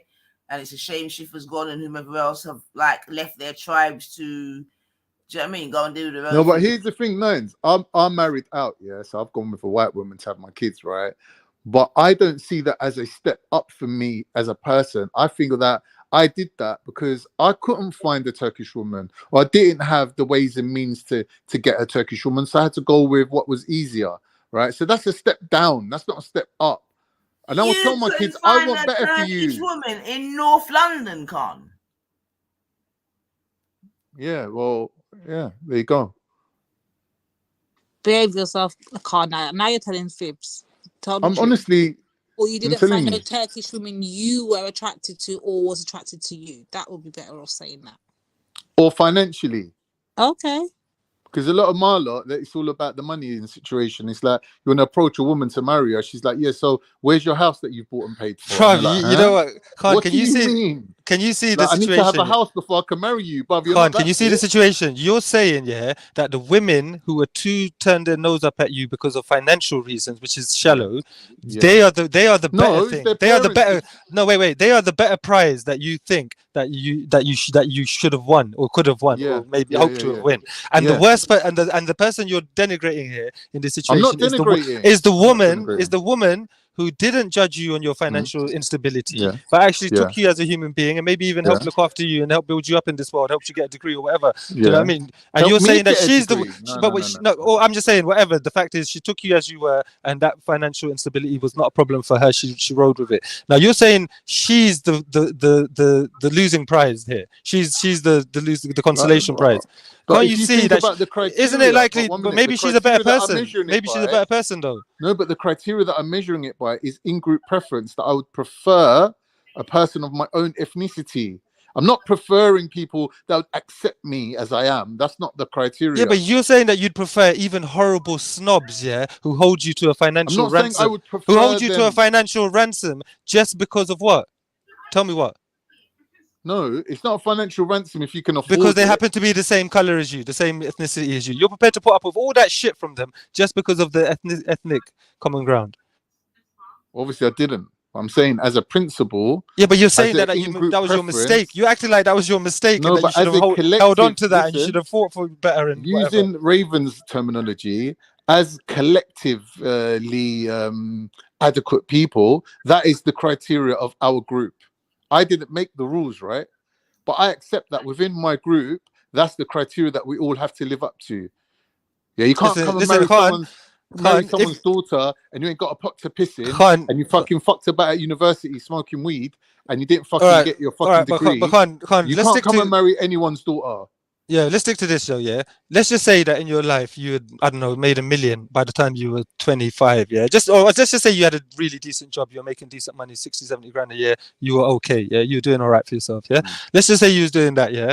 And you had been accepted by these Turkish snob families who were willing to let you entertain the idea of you marrying one of their daughters. Wouldn't you have sooner or later realized that these lot are some fucking money-hungry hoes and their families are like some gold-digging cunts? And to be honest, I'd rather find some decent girl, even if she's poor, and I'll probably help build her up in this world. No, but because I do thing, all right for ideally myself. speaking, If you were a decent person, you'd think more like that. Let me learn. But I hadn't landed though, innit? Listen, ideally speaking, you'd be right that I would be able to find a person of that characteristic amongst my own ethnicity. But unfortunately, fucking 80% of us was ethnically cleansed and murdered and buried under the ground. All right, but you're talking about something else now. So I'm telling you, you should be grateful. Bro, forget all that. You're talking about something else. Bro, you're talking about something else. I'll tell you straight to your face. No, you should be grateful that you found a woman that was prepared to take you in whichever state you were in and give you children and spend a life with you. Doesn't matter, bro. I don't think you even deserved her, bro. Bro, I don't think you deserved her. I'll be honest with you. I don't think you deserved her. But it's still that's what I'm saying. That's what I'm saying. Yo, listen, yeah. Imagine, right? You was with my sister and you said that I decided to be with your sister because I didn't want to go with a Turkish woman because she's more higher than your sister. Listen to yourself, man. That's fucking crazy, man.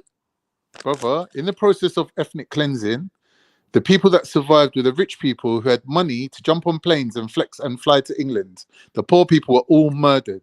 So what I'm saying to you is the reason why my gene pool is so small and I've got such a tight wiggle room where I have to kind of either move up or move out, is because of the fact that the majority of the people are ethnically cleansed.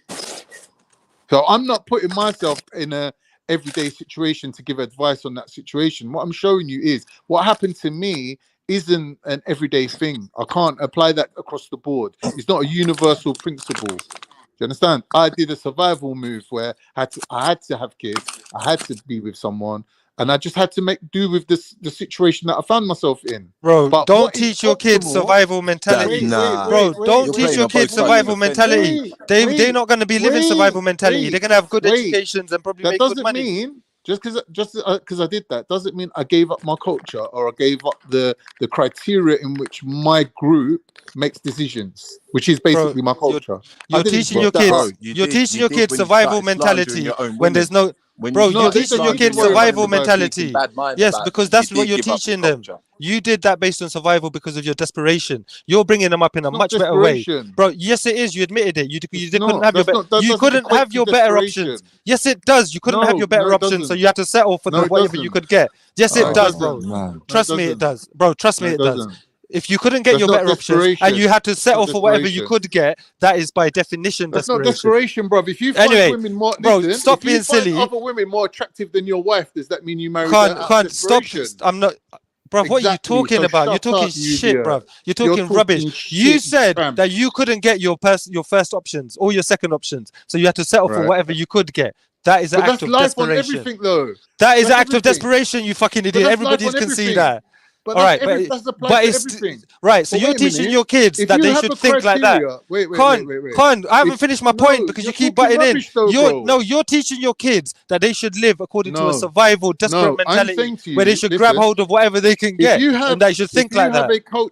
if you have a culture and there is a criteria in front of you, right? That's all encompassing. That means when you move up in life, your trajectory is plotted. When you move down in life, your trajectory is plotted. So you have a range of A to B of where you can fit in between, right?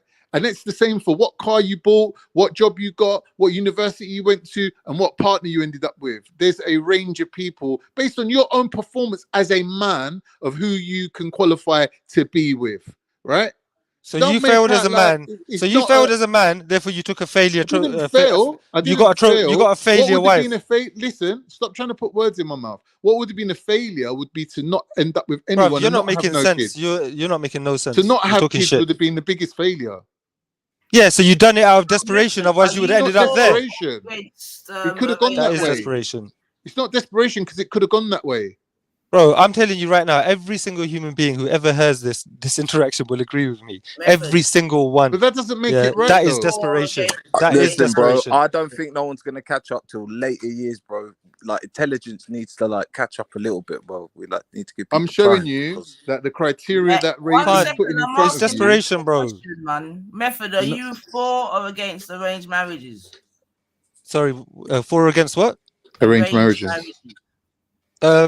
I don't mind. I think it's up to the people. Then, like, you know, So then a you're lot a of them. hypocrite. Shut up. No, a lot of them work, bro. No, listen, you're stupid because you're not understanding what I'm saying. I'm for it. What Is works it for something people you're is going to different. encourage of your children, or are you going to allow them to Well, find their own partner? put it this way: if it's their mum obviously has something to say about the situation. She has equal rights in determining and talking to them about it. But the way I see it is, in this country, they will have the option to fall in love and find someone themselves, or to choose someone from a range of selection of people that, you know, the family all sorts out. yeah, and also if your somebody knew of wife somebody who was would good for prefer your son an or your arranged daughter, marriage method. Would that be a fair assumption?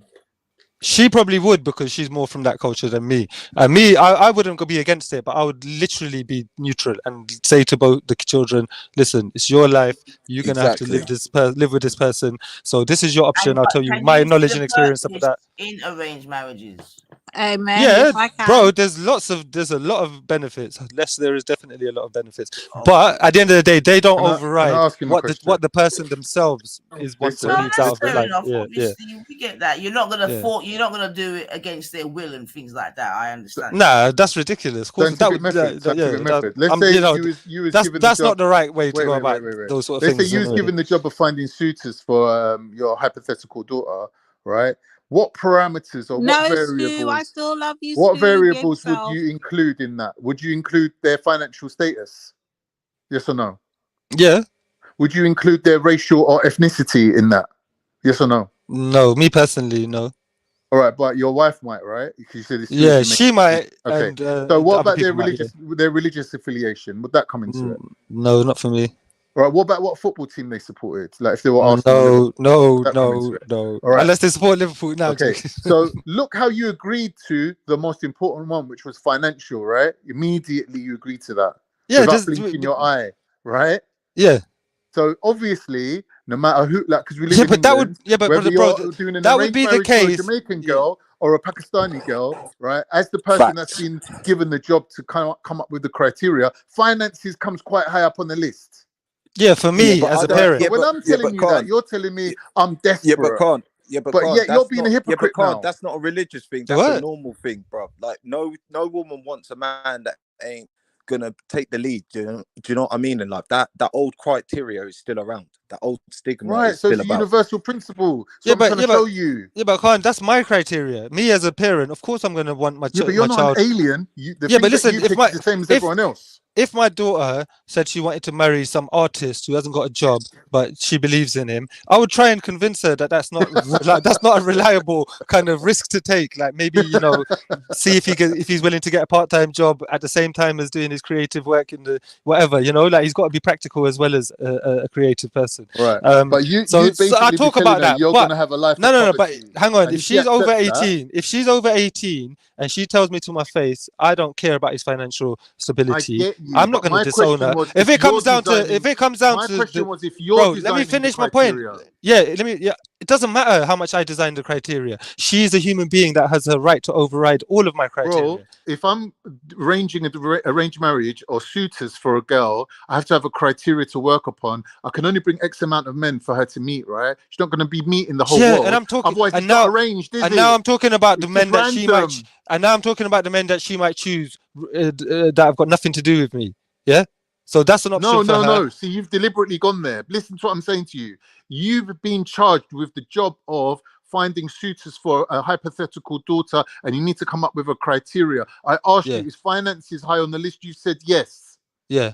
Right. I said, is ethnicity part of it? You personally, you said no. But if we asked you for the criteria of your nation of people that you belong to, is ethnicity part of that criteria? You would have to say yes. Well, for most of them, or pretty much, yeah. Right. So what? Right. So when but that's not me, though, is it? Why am I going to be judged by something that's not me? I don't hold that position. People are choosing, listen, when people, let's say your daughter, like you said, picked an artist, right? Out of the 10 criteria that we've decided on, or the 10 variables that we've applied, that goes out the window. Right? That all goes out the window. It doesn't all go out the window because if yes, it does, because I can't force her. Because I can't force her, could I? If she ticked 4 of them, like for example, he's from the same place in India that your grandparents are from, and he's the same. Bro, let's just say he's none of them. Let's just say he's got none of them, and he's the same color as you, and he's from the same part of London bro, as you. What does that and matter? He supports the same football team as you, but he happens to be poor. That means, out of the 10 possible criteria, he's only failed on 1, right? He's ticked 9 boxes and he's failed on 1, right? That's not the same as somebody who would fail on all 10 boxes. Right? Wait a minute. Because you know how stupid this is, bro? Listen, now you've been talking for ages. Listen, this has got nothing to do with bloody football teams, yeah? There's no point having a test that everyone can pass. Bruv, do you know what? This is so dumb. There's no point talking to you, bro. Shut up, man. Just shut up, bro. You're just being stupid. Listen, he's acting like those are the fucking criteria that a man would let his daughter marry someone on. It's not to do with whether she loves anybody. Bro, you're just talking and talking. That's why. I've listened to what you're saying. It's stupid. Listen, the whole point of a criteria is to evaluate people based upon principles or variables that we've put all right, into can you place. shut up now? All right, can you shut up now? Bro, you've been talking so much. Can you shut up now? Can you just shut up now?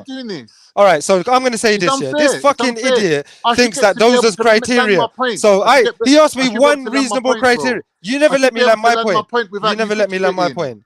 Bro, you never let me land my point. The whole point of a criteria, right, is, like I said, using the variables that you've decided to put the 10 suitors that you brought to your daughter in order of preference, right? That's the point of a criteria. Now, when it comes to putting these guys to the test, there's no point having a test that everyone's going to pass. Otherwise, it's not a test by definition. Bro, I have no idea what you're talking about, bro. So please just hurry up and finish. I'm showing you that the principles that Thingy's brought, what's his name, Raven, yeah, is in parallel to what I'm explaining to you. He's showing you all right, that can you finish? Criteria for people. Have you finished? Have you finished, bro? You fucking sucking Raven after all this time. Listen. Is that what you fucking been doing? Why can't I let my point? Why can't I let Bro, you're just talking and talking. You've said it 3 times now. You're just going to repeat the same sentence. But I haven't finished what I'm saying. He keeps on talking about Raven's blueprint, yeah? But the thing is, Khan is Cypriot, right? And he doesn't like his Cypriot women. Raven never ever said about not liking. But I wouldn't tell my children not to want to be with their own people. Said about not liking his black or African or, do you know what I mean? His people. Khan has a problem against his own women.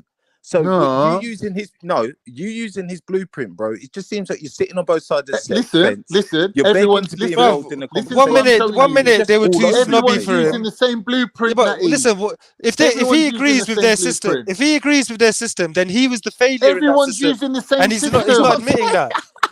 Yeah, if that's you what I'm agree saying. with the Signing system, up, then you attracting admit these that you were the idiots. failure You because failed, you bro. didn't. You failed at the Yes, the system stock. that you believe in.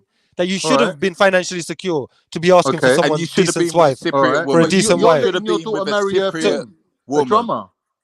So what if she's happy and he's the decent person who So then takes you're care of being a her and loves her? hypocrite. You're Yeah, not but being listen, you you're fucking not being a idiot. hypocrite, but you're not Right, being can I speak consistent. now? Because you talk loads of shit, yeah? This is what this idiot is fucking so stupid, yeah? He thinks that my ultimate criteria and main criteria would be for finance. Based on the stupid No, I 5 didn't questions say he that. fucking asked me, I didn't he's say acting like that. ultimate. Let I me didn't say tell you then, ultimate. yeah? Let me I tell didn't you say then, yeah? ultimate. The first thing that would be most important to me about whether I would want someone to marry my daughter or allow them to, yeah? Is Hypothetical daughter. if I believe that they are a decent human being who cares about pain and A suffering. decent And human especially, being wouldn't be a fucking bro, just shut up artist. a minute. Just shut up. What are you talking about? Loads of artists are decent human beings, No, you they're fucking not. idiot. No, All right, they're shut not. up. No, This is they're how not. stupid this guy is. This is why you can't talk to a retard. Artists Yeah, are this is all why I get scum. annoyed. All artists are scum. So he's talking about those criteria he gave me, one of which was vaguely relevant, Artists take drugs. finance. Yeah, but I'm telling Artists you don't that pay as a bills. parent, you would be judging whether the person is a good human being, whether the person is like cares about my daughter and actually loves her and really cares about, looking after her, whether he can fit in with the family and be part of our family and get on with us and mingle and chill and all that stuff, whether he fucking has ambition in the world and gets up every day and makes I'm really progress glad towards your his wife goals. is the Yeah, boss in your bro, family. shut up. I'm not finished talking. The things like that is more the criteria that a parent would use to judge whether someone should marry their daughter. And that is He Rasta, ambitious? bro. Does he work hard? Is he somebody Are who can, artists who can ambitious? fit in with us? Yeah. If he's Scientific. an Stop artist it. can do all of those Are things, you artists idiot. ambitious? Oh, bro, artists can be ambitious. What is your problem? You're just dumb. Talking to you is like talking to a fucking brick wall. How many bro. artists do you know that work and pay mortgage and look after their children?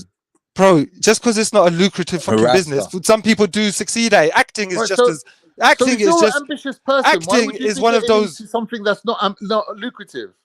They might be really good at it. They might just love it. They might have a passion. They might have a talent. They might Yeah, but if what? they're They might just love intending on it. having children and feeding those children, they'll Listen, make bruv, that you're a sacrifice. fucking idiot. You know what? Talking to you is going jarring, back bro. I hope to you what I wanted guys to talk understand we about have now. been So on now when very we're good talking about women the duties and society we've that we live allowed in, you lot now to we need just to go talk about, on like, and i.e., on the and women's on. rights, And even the now, when laws I'm that trying to obviously speak, our the man children then get taught still about. can't find a way to These allow are us to fundamental speak. things that are not Big up the same yourself, as. man, Natty. Just keep rambling. It's Just keep always going. Natty, You man. can't It's Natty. hear me. You just Don't can't try to hear tar me. me with Natty. Don't even. No, but it's true though, Khan. Like, you got to realize though, bro. Like, you can't be like saying, "Yeah, I'm on Raven's side," and you're not even living the life that he's talking about, bro. Why Like, not? you was Why with not? an Why English, not? because you was 1 with an minute. English woman. All right. Does Yeah, Raven's blueprint but one allow second for though, people because that like me and one, you yeah, but and Shifa? yeah, no, hold on, no, because It's he's allowed for already him, bro. acknowledged that. No. Okay, sorry. You're not black, bro. Listen, Raven's blueprint allows for people like Schiffer who married outside of his color. Even Schiffer admitted that. If Schiffer can accept that, Natty, is your IQ lower than Schiffer's now that you can't see it? Yeah, but no one's crying about it though. Yeah, but Schiffer's not crying about it. Why is none of us are crying about it, bro? Schiffer's definitely crying about it. You're the only one who's butthurt and crying listen, about it because listen, obviously you was a Natty. bum. You was Natty, anything what scientific method can was you hear proving me? just to be a man, bro. Hello? Like, you had to put either Allah or a we turf Yo, or you're a sis, just let Cypriot him do his before thing, your man. relationship We and know not what just it get is. I on don't with know your what life, happened to bro. Natty, Get up. but yeah, let him just do what he's doing. You've Man. made kids, yeah, bro. Get on, look after your kids, and that's it.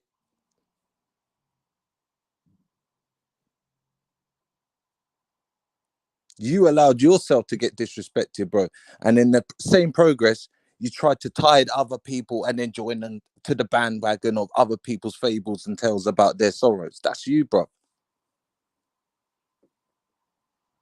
Upside down.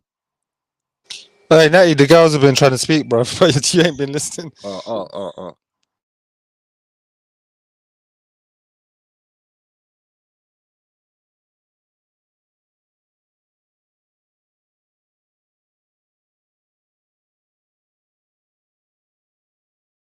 Yeah, so just to clarify, I thought Nainifa asked me if I believed in arranged marriage. So if she's asking me if I got arranged marriage, I didn't. I did not get arranged marriage. I chose somebody myself who happened to be from the same country as well. But the point I is didn't that... ask that method. Oh, is it? Sorry. Thank you very much for even volunteering the additional bit, but Yeah, no, it's because someone in the chat said that. Victoria said that in the chat. That's No, what I she thought definitely you said. asked if you're for arranged marriages. Do you know what I mean? But Yeah, I mean, as an option, I I think wouldn't it's even be so audacious as to ask what your personal thing is. But thank you. yeah. No, that's all good. But yeah, for me, like it's as like I say, as an option, you know, depending on the person themselves, the parents, the family, the community. There's a load of people that get to chip in on the matter. Do you know what I mean? Marriage is a social big kind of event. What So I can say though, Method, and welcome, melanated goddess. Big up yourself. When I was coming up, Method, I was definitely anti arranged marriages. You see what I'm saying to you? I can definitely say that. But I used to be against them when I was a kid as well because Sorry? I used to be against them when I was young as well because of the idea of it, like being Right, forced. right, You know, the right. idea of force. And you just remember in the 80s and 90s, you used to hear them stories Exactly, of girls getting shipped back home and married and brought back, and you know what I mean. Absolutely. But I can, again, like I said about the other thing, I can definitely see the purchase in it. You get me? Trust me. Yeah. I think with a lot of these things, what I find a big problem, what I argue with people is anybody who's extreme on either side, where they're saying I'm so right about something, everybody should do it, and they should be forced to do it. And I'm like, no, well, loads of people throughout history have thought that. Every king, every leader who thought he was running the best country thought that, and that's never been the case. So nobody should be that, forceful about it or so adamant about it. At the end of the day, the idea of choice, Do you think you may have a more relaxed attitude about it because it's something that you're naturally and culturally coming from? What do you mean? So say in terms of like arranged marriages, for example, arranged marriages and even marrying within your own quote unquote kind, just for want of a better word, So I'm saying you seem to have quite a relaxed opinion about it, because you're even saying for your own, you know what I mean, they can choose to do it or not. You're saying your missus will probably prefer it, but you yourself, you're not bothered either way as long as they're happy and the person they choose is of good standing. Yeah. Things, So I'm just asking, do you think that you're not lapsy-daisy, but generally you're kind of, you know what I mean, liberal, let's call it? Yeah. Do you think it's because you're coming from that itself and as such? Do you know what I mean? Because you might look at us thinking like, why are you so, you get me? Why are you trying to put these things in place? And you know what I mean? Like, so I'm saying, is it some, it doesn't even matter, man. No, I know what you're saying. Like, it's because because it's such a part of my background anyway. Therefore, I might have a bias or a kind of a different way of looking at it because of that. But what I would say is though, that I have put it under rational scrutiny as much as possible. And obviously, if there's some inherent biases, maybe that's true as well to some extent. But what I would say is that my general point is that arranged marriages do work a lot of the time.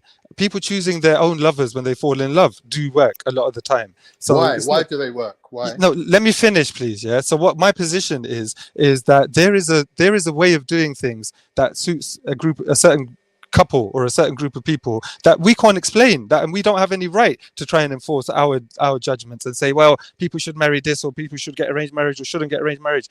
If that's what these people chose and they're not harming anybody and they're genuinely happy and love their lives, we should be happy for them. And if they done it the arranged marriage way and it worked for them, we're happy for them. If they done it finding love their own way and they've done it, we were happy for them. The important thing is that individuals have the right to choose and families have the right to influence the individuals amongst them, and so do communities. But each individual case is going to be unique. So you have to leave it up to them. People are different. I'm going to take that, because I listened to you very intently there. You get me? And you basically put everything in place that is basically your culture. You get me? Because you mentioned family, you mentioned something else, and then you mentioned community. You get me? Yep. And that's really all we're speaking about. You get me? Yeah. And, if we was going to be really sort of emotional about it or whatever, the only reason why we're having to really speak about these things currently is because of our more recent journey. You see what I'm saying to you? Where certain things were severed. Because if that were not to be the case, you probably wouldn't hear persons like, ourselves talk about these things, because it would be quite natural and inherent as it is with yourselves. You see what I'm saying to you? Whereby it's just natural, innit? Even in England. Do you know what I mean? So that's all it is, Bab. And to be fair, I don't use the word care if people understand. You get me? We don't really care if our people need to understand, because whether you understand or not, method, respectfully, and cognitive dissonance and all these funny other people has no bearing on our team. You see what I'm saying? And it shouldn't. It shouldn't. Just like I know, yeah, absolutely. Just like I know that I could never have any bearing on methods community, this, that, and the other. Even if he wanted you Even when we to, were coming you up, still and couldn't. even as we were like, well, because I remember, like I said, I went uni with nothing. I mean, Asians, this, that, and the other. Come the end of uni, none of them were getting ready to get married. So I went to quite a lot of Asian marriages. You see what I'm saying to you, or weddings and that. Yeah. And I'm just making the point that we would have the conversations. You get me? And some of them, they don't even necessarily want to go along with what's on offer or wagwan, but they just know that a solid thing set. Right. And as such, a solid thing go. You know I think scientific's argument is more to do with the argument over individual rights versus the rights of your community over you. In other words, what duty do you have to your community? So like you said, Nanifa, a lot of people might not even, like, left to their own devices, they might not even think about, oh, it's incumbent on me to provide the next generation, so therefore I should get married and have children. A lot of people left to their own devices won't come to that conclusion. But it's the group pressure on them. I agree. I definitely agree with that. I agree with that 100%, man. I agree with that. And but that's the only argument he's making, that people should be free to choose. And the framework that Raven's come up with is some sort of imposition on people. But if you think about it, it can either be a grassroots change where people get together and based on their individual decisions make a change, or a top-down change where someone's saying, here's a criteria that we can all live by.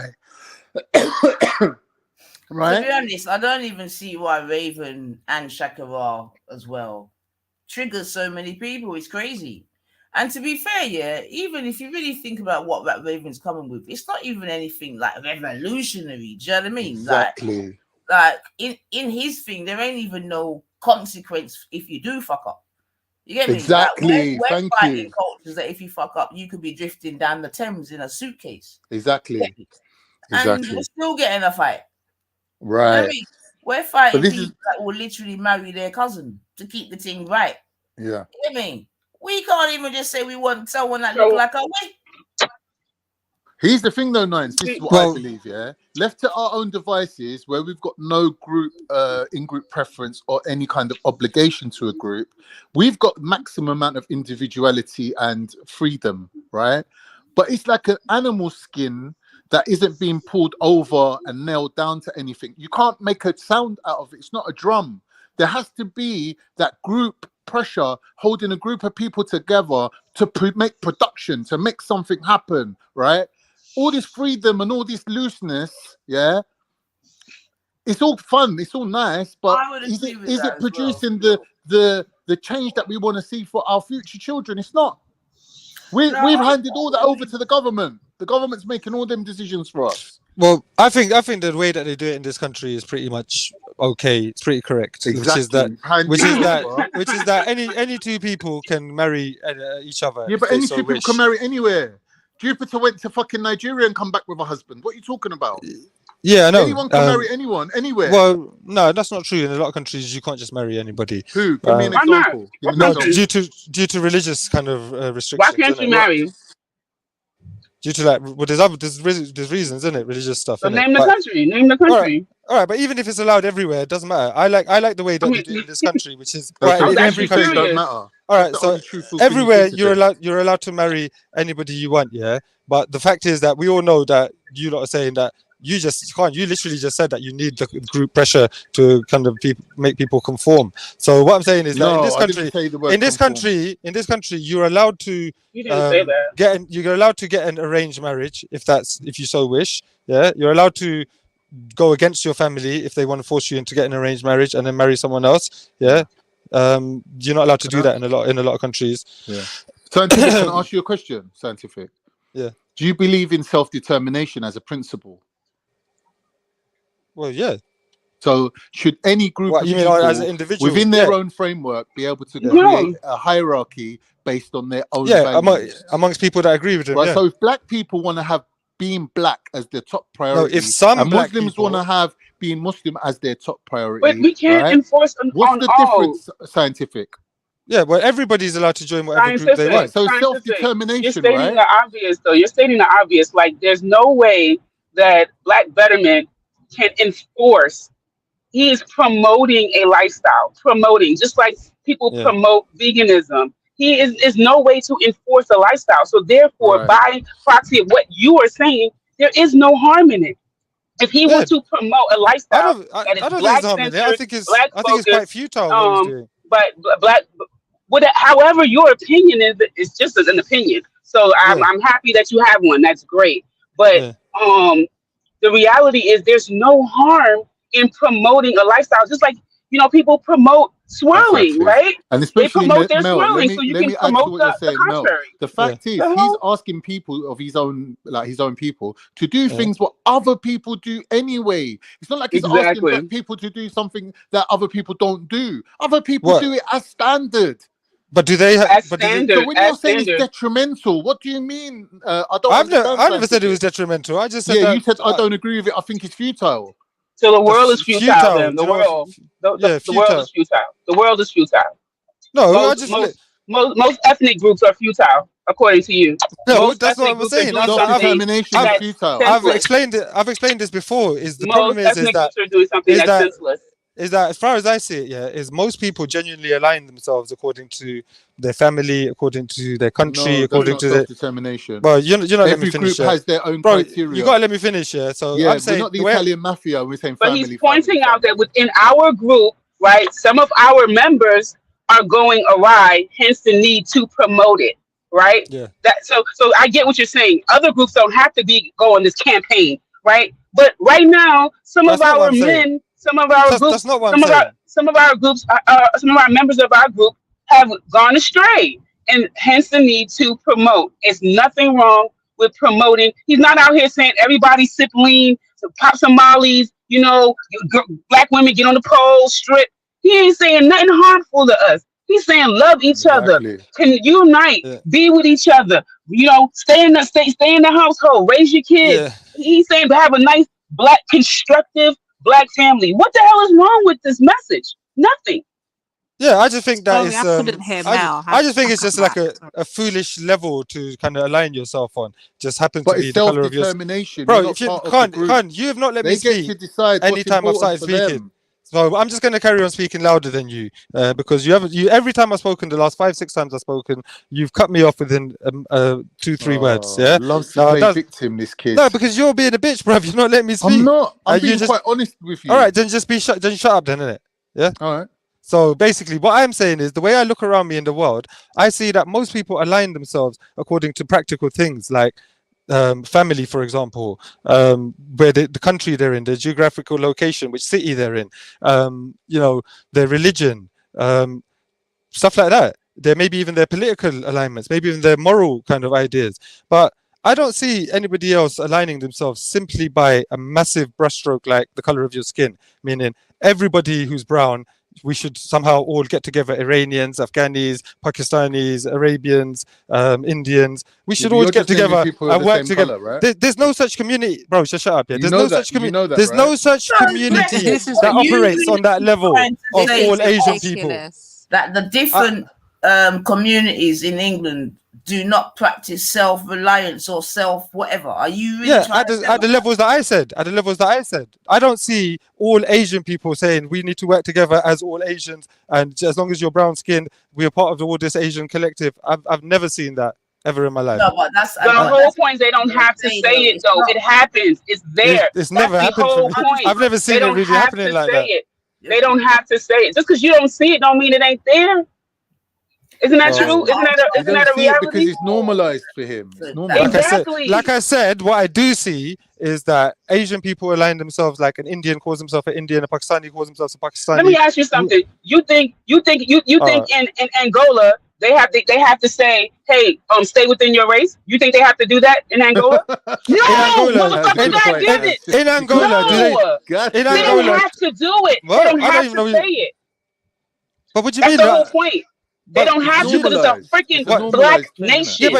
Yeah, but we would have to say it if people thought that we should be unified on that scale. of all skin No, they color. don't, because it's a black nation. There aren't. It's Yeah, not. They but don't you have don't to. They you don't don't have to see it. emphasize. You missed the point. You missed the point on purpose how too. I'm sure because you're smart. how do You're smart. Pakistanis and how do Pakistani and Indians work together as a collective and have unify according to brown skin when they're constantly going to war with each other and fighting each other? How is that the case? Because they have a bigger enemy. Just like when it's time to the Native Americans, the daggone French and the English united to go against They've the Native hardly gone to Americans war and with the anyone enslaved else. Africans. Yeah, I but they don't don't think they've like ever. each other. I don't think they've ever gone to You war saying with anyone Europeans else. don't war other Europeans? You say Native Wait. Americans didn't war other Native Americans? Melanated. Pakistan and India, I think, have hardly ever gone to war with anyone else except each other. That's not true. That's not true. Who have they gone That's to not war true. with? That's not true. There's been wars with so many people in that My bad, region. That's y'all. a very volatile region. Well, other Asians, yeah? Historically speaking, Other Asians. no, Afghans, Turks, Greeks, everyone's warred So India. other brown skinned people, yeah? Not No, white and not Greeks black. are not brown skin. Turks are not brown skin. The So Huns India that has gone to invaded war with northern India. Greece. What? India's gone to war with... I'm talking Of about course. Of in course. the last... What? In the last 60, 70 years, India's gone to war No, with why are you Greece. putting a time frame on it though? Because Pakistan's only been a country since 1948, 7, Yeah, but you said Pakistan and India. I thought you meant together. Yeah, well, anyway, listen, the point is Pakistan, India, Turkey, Afghanistan, Iran, Iraq, they've all been going to war with each other. They don't consider themselves as a unified race of people.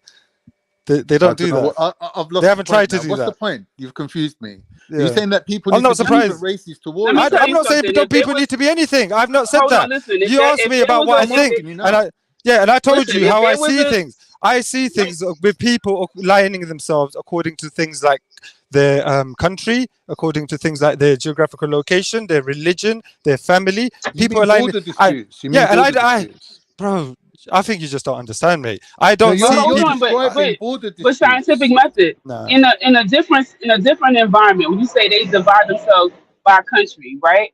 I have I have a colleague, right? She is able to explain. She broke it down through her lens. She said that depending on the environment that she comes together with other Somalis, right? Pause. Or she comes together with East as an East African. So the Kenyans, the Ugandans, the Ethiopians, they'll all like click up, right? Then it might just be continental Africans. Okay, you from Senegal, what I'm saying, depending on the environment. And then it's being black Americans, black Central Americans, black South Americans. You can have and dual, then you can have a dual identity. And then there's just then- being and then- human, and then just being human after that as So well. but you can't knock somebody who acknowledges that they're from East Africa, right? I'm not gonna be upset. So what? I acknowledge that I'm Asian. You are so over what? here saying that something is wrong because I'm not saying this. Let me Listen, finish. Let I'm me not saying finish. it's Okay, wrong. I okay, don't Mr. look at Interruption, things Mr. like that. Interruption. I think it's a silly way of looking at it. Yeah, but I who didn't make cares my about point. you, I didn't scientific? make my point. I Why don't are you know. making We've us heard off your the point. criteria? We've heard your point. You're interrupting me making mine. My point was that you seem to have an issue with people talking about the color of their skin. You minimize it, and they are electing to make that important to them. Right. This is not coming Self-determination. externally. But you someone can do that. You're You don't not. have to take Why my are you opinion. interrupting me? You just had an issue when Khan did it, and now. Oh, but Khan's allowed to keep popping in whenever he wants, yeah? No, you address Khan. Now I'm She addressing likes you. you. She What are you don't like talking you. about? You're I'm thick. addressing you. But look, he keeps chipping in You're doing while it you're to speaking as me. well. He's not chipping in. He's cheerleading. He's agreeing. So then Exactly. there you go. Yeah, You can start doing that, and I won't stop you. Okay, so listen. You have an issue. This is not the external, the government making them say you're black and you're black. You need to be together. You guys need to marry. People are saying I'm choosing to make this my criteria. You got a problem with it? Why, fam? Why? All right, I'll tell you. But then you got to make sure that this idiot doesn't keep chipping in, yeah, because I know what he's like. So basically, you don't have to take anything I say seriously. Like, what do you think I am, some arbiter of truth for everybody? No, my opinion is my opinion, and that's it. You can ignore it, or you can be offended by it, or hurt by it, or upset by it. It's up to you. I don't really care. My opinion is that some people choose to see themselves according to certain scales, and that's up to them. The way I see that most people do it means that you guys are a very small minority, a tiny tiny minority of, I don't even know how much of a percent, yeah, of all black people who actually think what you think and how black people should unite and unify. Most people in your own group that you seem to think that, you know, you're doing all this for or whatever, don't even agree with you, don't even think like that. And I think that is kind of pointless and futile, pretty much wasting your time on something where over 98% of people in your own group disagree with you. 98. So if This I was, is hang on, let me inflated finish. Let me finish. This Let me is finish. inflated statistics right here. You could do a poll right now in 9ether's chat of all the actual black people, and you could see 98% of them won't be on your side. Yeah. 98% of them so won't be on your this chat side. is a great sample of the No, whole of the planet. I'm not saying this chat. I'm saying This chat is a good sample of the planet. So you tell me where's the where's the statistics on the whole 98% of the black community? Because it ain't in the UK.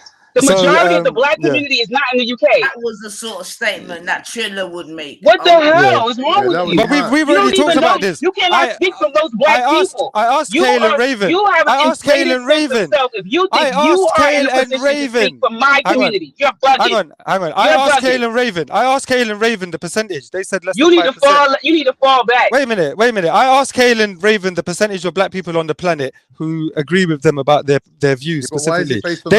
They said, because that's who you're talking about. The black we're people, talking about black people the race. who are diasporans. Right. So we're talking about a tiny percentage. Country. So it's like me saying, me and a few 100,000 people have decided that all Asian people should unite, whether you're Afghani, whether you're like melanated said. In bro, you keep cutting in. So me, listen, me and a few hundred.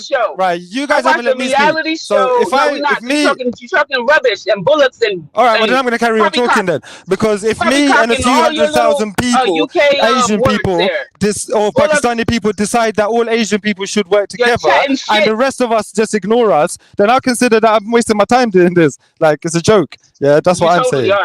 If you think you can speak for the black community, you're definitely wasting your time. No, I told you that's my opinion. Right, that's my opinion. And you have admitted that you are such a tiny. You keep trying to speak for the black community. You guys like Kale. You just cannot. Yeah, but Kale and Raven agreed that that people who agree with them in their own black community is tiny amount, way less than 5%.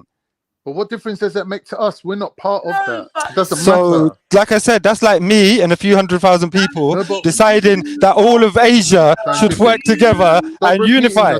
And I think that that's a silly thing to be working towards. Is the self-determination one of the principles? Bro, they're allowed to do what they want. They're allowed to do what they want. But they are going to be a tiny community and are going to be ignored by the rest of the community. Science, bro. In one breath, you're accepting that this is what they want to do, and in the other breath, and they're allowed to do it. In my opinion, it's a waste of time. That doesn't make sense. Of course it makes sense. You're allowed. Listen, you're allowed to eat as much as you want, but it can harm you. I'm allowed to smoke. I'm allowed to exercise or smoke or eat as much as I want, and it can end up harming me. But I'm still allowed to do it. They're allowed to think this, and I think it's pointless. Please, because we've already demonstrated that all that is being spoke of is this what people are doing normal, simple, daily. Yeah, so I don't even see what you're arguing. No, it's not. Well, nobody's trying to unify the whole of Asia. Sorry? Nobody's trying to unify the whole of brown skin together, the whole of Asia together. That's not normal. Turks are doing that. Turks are doing that. What, the whole of Asia? Are Turks trying to unify Indians and Pakistanis with them? Be very careful. Bro, you lot are jokers. I told you it happens on a national scale. I told you about nationalism and ethnicity happening like that, and tribalism.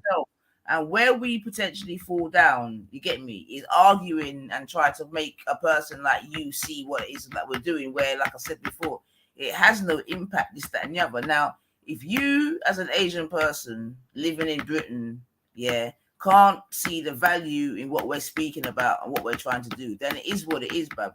Yeah. But what I know for a fact, no matter what you're trying to say up here, is that what we are speaking about, your community and other communities do this normal, natural, daily, whether they're in England, whether they're back home in back. I mean, obviously, when you're back home, it's just natural to do it because you're within your own people them anyway. So there wouldn't even be the need for these sort of conversations. Yeah. Now, the only reason why you lot may not be having everyone does it at a national level, and you guys do that as well, but nobody is doing it at the scale of the color of your skin. What's Look, the you said, can I just say something to him now? You know, being Asian, have you got a skin color that is unique to you, being Asian? No. So you can the same have a color black as Mexicans. Asian, The same color as Mexicans, they're the same color as Arabians. Bruv, if you saw the different skin colors in my family, you'd laugh. Yeah, but that's not the So point. are any of them black? Within a range. No, we're all Asian. We're brown. But within a range, innit? That was funny. That shit was funny. She said, "Are any of them black?" He said, "No, they're Asian." So there is a particular skin color because they're not black. Yeah, she caught you. Yeah, That's but that's got nothing to do with anything. All I said to you lot was But you didn't answer the question accurately. She asked, "Was there a particular?" So like it's there is no, because they're it's not Asian. black. But She it's said, not black. She said, "Are there any of them black?" I said, "No." She didn't ask what country they from. You could be right. She didn't ask you what country, what nationality. Asian She asked people you are mixed up, bro. You're not joking. So Asian people have a look. So okay, and the people in your family have preserved that look. Wait, Melanie, I'm sorry. Nine. range. What did you ask me? You said to me, "What is there a range of skin colors in your family?" And I said, "There is a range of skin colors in my family." You said, "Any of them black?" I said, "No, they're Asian." And Exactly. what does that mean? What does that mean? You're saying that being Asian is synonymous with not She being said black. a particular. She said a particular, not a range. She says they're particular look, skin color in your family. There are lighter and darker skinned people, but none of us are black, and none of us are white. Like, what do you mean? What's so funny about that? We are all Asian. We are lighter and darker brown skinned, and none of us are white. That's what you should have said. None of me. But in my family, but nobody in my family does. She's asked about my family. But that should have still been your answer. Oh, God, shut up, you fucking idiot. She's asked about my family, and there's no black people in my family. So I said no. You fucking idiot. She asked about my family. Wow, you know she what? asked I don't about have my any family. Asian people in my family either. Yeah, but there you go, then, isn't it? If you are, she asked me in my family, are any of them black? I said no. So what's wrong with that? But because you said no, they're Asian. Yeah, they are But Asian. there are some Asian people that qualify as black. Yeah, but where? Yeah, but where Asian black people? What you mean where? We saw them black people in Asian Pakistan. They got, yeah, but that's they not got ethnically. Pakistani black people. What do you mean it's not ethnic? You're an idiot. If they've been there for hundreds and hundreds of years, what the hell are What's they? a spaz? All right, so there's tribes. bugging. So there's tribes of people in Pakistan who qualify as black as well. Yeah. Yes, some, yeah. they showed it on. I think it was either Veli's Yeah. Okay, well, I'm talking about my family, which are part of the Asians that are not black. Exactly. All right, so it's possible. It's possible for there to be black people in Pakistan. Okay, so cool. You made being Asian synonymous with a certain type of skin color that wasn't black. Ruff, this doesn't prove nothing, mate. This has got nothing to do with anything. You lot are being desperate. Is this how desperate you should be? You're not consistent as you think you what are. What about my point that I'm saying is that, look, most people align themselves according to their family, their geography, their country, yeah, and the percentage of Asians who want to unify the whole of Asia is a tiny percentage of people, and that's what these people are. Themselves on something that's I'm not saying they should or shouldn't. I'm saying that's what they do.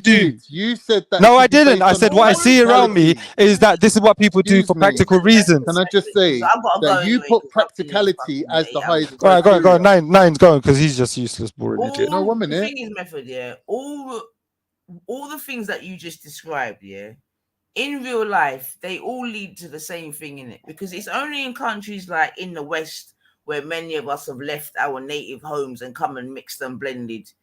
You see what I'm saying to you? Where these conversations need to be had in the first place. Do you know what I mean? Yeah. Because if it was all in our respective countries, these would not be conversations that there'd be nothing to compare it to. We would be amongst our settings, however them settings would be in them them native countries. All right, Nines, let me ask you a question, right? He said that the in-group preference or the criteria of a group should be based on things that's practical, and he's given a list of things that he thinks practical. My argument is this: what's more practical? I didn't say. Wait. Let me land. What's more practical, being black or being Muslim? Because people have built societies based on a belief that you can opt out of. This guy can't opt out of being black. So what's more practical? Tell that to all the black Muslims who call themselves Muslims why first. Are they coming together? Tell that to all the black Muslims who call themselves Muslims first. Right? Now, if I wanted to build a group of people, have those people got the right to define themselves as Muslims before black? Listen. If I wanted to but deal they with know, people, they not I push Muslim first. something that they can't opt out of. My up and coming That's the same bullshit. Just like a trans person saying that they really Well, a that's up to woman them, and they innit? got a penis. That's up to them. That's up to them. If they They're want to define themselves delusional. as, if they want to define themselves as Muslim because that means more to them, Scientific, then look at that's it up this to way. them. You can't I'm marrying force my them. daughter to Who do you, you scientific lot method. think you No, are that you It's just think a that you could definition. It should says be it's able to not force real. them? I'm marrying my one daughter to you. one You're second, Muslim when one you marry her. second, 10 years one later, you second, decide to be an one atheist. second, And I one find out that you're naming my grandchildren John and Peter. Huh? That's So not going to tough, happen to innit? someone who That's tough, married bro. If someone that because happens, they're that's black. tough. They're not going to wake up one day and find themselves sitting next to someone who's Nepalese. Do you get it? You're talking about what's practical. Yeah, but if you guys want the right Being for black is self-determination, practical. hang on, wait, out of it. If you want the right for self-determination, You just then got no they logic, bro. they also get got it. no logic, And if bro. they determine themselves as Muslim first, then that's fine. Yeah, but that okay? can change. Yeah, You but could be that's Muslim But that's up to today them. and That's Christian still up to them. tomorrow. That's still up to what I'm them. saying about you when I'm saying sometimes I think you're a bit too, I don't know, maybe a bit too liberal for your memory bank, yeah? Because, like, isn't it your country whereby you were split a certain way, whereby some of you are now Sikh and some of you are Muslim? Oh, fuck's sake. Oh, that's Well, got what's that got to do with me? What's that got to do with anything? It's got to hurt. Yeah, see, you can't keep. Well, how would that hurt? What doesn't even mean anything? What do you mean it doesn't? So hold on a minute. Let me So just turn what? Something happened in the political history of India. Who's got Ravens 5 slides in denial? Because you're on that slide right now. Are you saying that when your country became split and one set of you became Muslim, one set of you became Sikhs, are you saying that that had no impact on your history? No, but that's got nothing to do with what I just said, or what would you know? Well, Like, how can it not have anything to do with it, right? Because you were just saying it's up to them if they want to self-identify as Muslim, Yep. never. But from Yep. what I understand from my little brief, listings here, there, and everywhere, like many of the now Muslims or Sikh or whichever way it goes were forced to be that way, right? so that was a bad thing then, isn't it? Whether it was a bad thing or not. So okay, we're not asking whether it's good or bad. So something happened. So what? So what? Something happened. Something bad happened. So what? But Method, you're not, bruv. Don't. Something bad happened. Now, listen, we're talking about people's right to self-determination. You want that right, yeah? And Black Muslims have that right also. Now you're telling me, oh, but in history, someone didn't get the right to self-determination. So what? Yo, No, why are you doing this? He's deliberately being ignorant. Why? Why are you doing this? Because you know the exact point that I'm making. Yeah? Which is what? About something that was forced upon a set of people whereby now they call themselves this. Yeah. Yeah? Yeah. But the only reason why they now do that is because a certain event in time has happened, certain bloodshed took place, this, that, and the other. Now, these are the settings. So that could be true of everyone. No, wait. So by you just going on like it ain't nothing, I'm not saying it's not nothing. It's listen. The reason why, listen, whatever you chose to self-determine yourself at is come with the history of everything you know and everything that's happened to you. Because you just used the word whatever you choose. So the people today who in India who call themselves Sikhs, as well as the ones who call themselves Muslims, as well as the ones that call themselves Hindus, they are making a choice of self-determination based on something that happened in their history before they were even born. Yeah, and every Muslim is doing that because they only Muslim because somebody came along and raped and killed some of their ancestors and forced them. The Christians are doing that. The Christians are doing that, but they still have the right in the modern day to do that, to make their self-determination like you want it. So if we now go back to where you, because you're making the inference that people then can decide if they call this or that or the other. I can't hear what you're saying with this idiot fucking moaning along. That we know what the charge is for leaving Islam or not saying that you're a Muslim, this, that, and the other. So I don't know why. So then, and that's a bad thing, BAD, bad. That's a bad thing, man. No one's asking whether it's good or bad. No one's putting that measurement on it. Yeah, so it goes against your claim. Listen, Line, let me simplify this for you. Really, really simple. You want the right to self-determination, which means nobody should force you to be determined, according to anything else other than what you want to call yourself or see yourself as. Everybody else also gets that right. Yeah? and that's it. All right, No, great. that's not true though. That's not true though. Let me ask you my not true, question, though. Nines. But are you allowed to determine yourself? Look. Have you got the One right to minute. self-determination? I've got more determination of myself here in England than arguably someone in a Muslim country in Africa. Yeah. So what about a black Muslim in England who says that he's a Muslim first? Sorry. A black Muslim in England who's got the same right calls himself a Muslim first. No, they haven't. Wait, I'm going to finish. They haven't now, yeah? All right. No, because many of them say that they're Muslim first and they give up their nationality. We've had these conversations. And they've got the same right as you to do that. Sorry? And they've got the same right as you to do that. No, we're going off point here. Though. It's part of becoming a Muslim. It's a distraction. Let me ask you a question. Huh? No, what you're asking me is so basic. It's simple. Like you want the right to self-determinate. You want the right to self-determination. Listen, a black Muslim also has the right to self-determination. He calls himself black. He calls himself a Muslim before black, and he's got every right to do that. Why are we talking about trans identity people? He's just talking rubbish. Listen, scientific, right? As a non-black person who has got no bearing on the self-determination that black people have, right? Strictly put on a selfish hat where you're thinking of your own benefit right now, right? And the benefit of black betterment, of black people living according to black betterment, would that be a benefit to you as well? I can't see that it would affect me in any way, to be honest. Why? If people are doing better, it doesn't have anything to do with me. If the people living around you that you're not a part of, but they're living around you, are doing better, surely that's better for you as well. Well, of course, on that level, everybody doing better is better. Osmosis, isn't that better for everyone? Yeah, of course, everybody doing better is better. So if you don't want them to do better, what does that show? Bruv, I'm not saying that I don't want people to do better. But they're offering I want everybody to do better. Yeah, but I don't think it's a blueprint. I think it's a load of shit. But it's not for you to determine. You're trying to but that's my opinion on it. But you're forming an opinion of how someone else chooses to solve their own problems for their life. Yeah, but the same way someone Muslim. So I'm telling you, I'm choosing to love. I'm choosing to love and be with a black man, and you're saying melanated. Why does your man have to be black? And I'm telling you, my man. That's basically what you're doing. Is you're questioning. If I'm telling you that for me, the best outcome for my life and my children and my household is for me to have a black man, and I verbalize it that way. For you to question, why does it have to be a black man? Because I fucking said so. What the hell? That's you talking about your personal life. If you were to say, so we have, if you got thousands of black women saying it, you got thousands of black men saying it. You're critiquing those people. Yeah, versus millions that disagree. I know millions that will. Listen. I'm yet to see your data. I'm yet to see the data you have. Listen, people out there saying, "Oh, I've got this code of conduct. I've got these 5 rules to live by. I've got this Quran. I've got these 10 commandments. These are the way to live." I can see loads of different groups of people telling me this bullshit, and I look at what they're talking about, and I'm like, "It's bullshit," but it's not bullshit. Right. So to each individual, they think it's the best thing in the world. To a Muslim, they think the Quran is the best thing in the world. And I turn around and say, "Wait, Khan, you're not letting me speak, bro. Like, listen.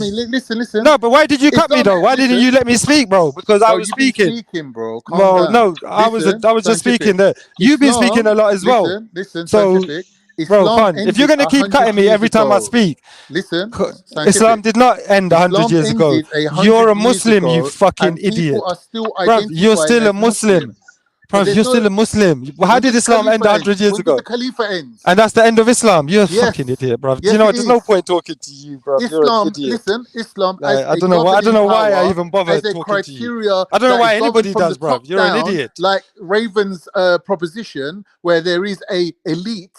Right, doesn't exist anymore. Well, Khan, I don't really bother. I'm not really bothered what your point is, bro, because you're just a waste of time. So I was going to talk about something what Melanated said. Why do people? But you're just changing the whole thing to something else. As Muslim, if it doesn't do nothing for them. Yeah, because they've been brainwashed. Simple as that. Anyway, so the point. Yeah, you can brainwash every. You can brainwash people every successive generation, you idiot. The same way they done from the beginning. Bullshit now. The same way they done from Muhammad's day, brainwashed every successive generation. Bullshit, and that's the only reason why you're a Muslim today. The only reason. Yes, it is. Yeah, you don't know anything about Islam. No, it's not you true. never pray. Because You I've don't. not always been a You Muslim, can't even. idiot.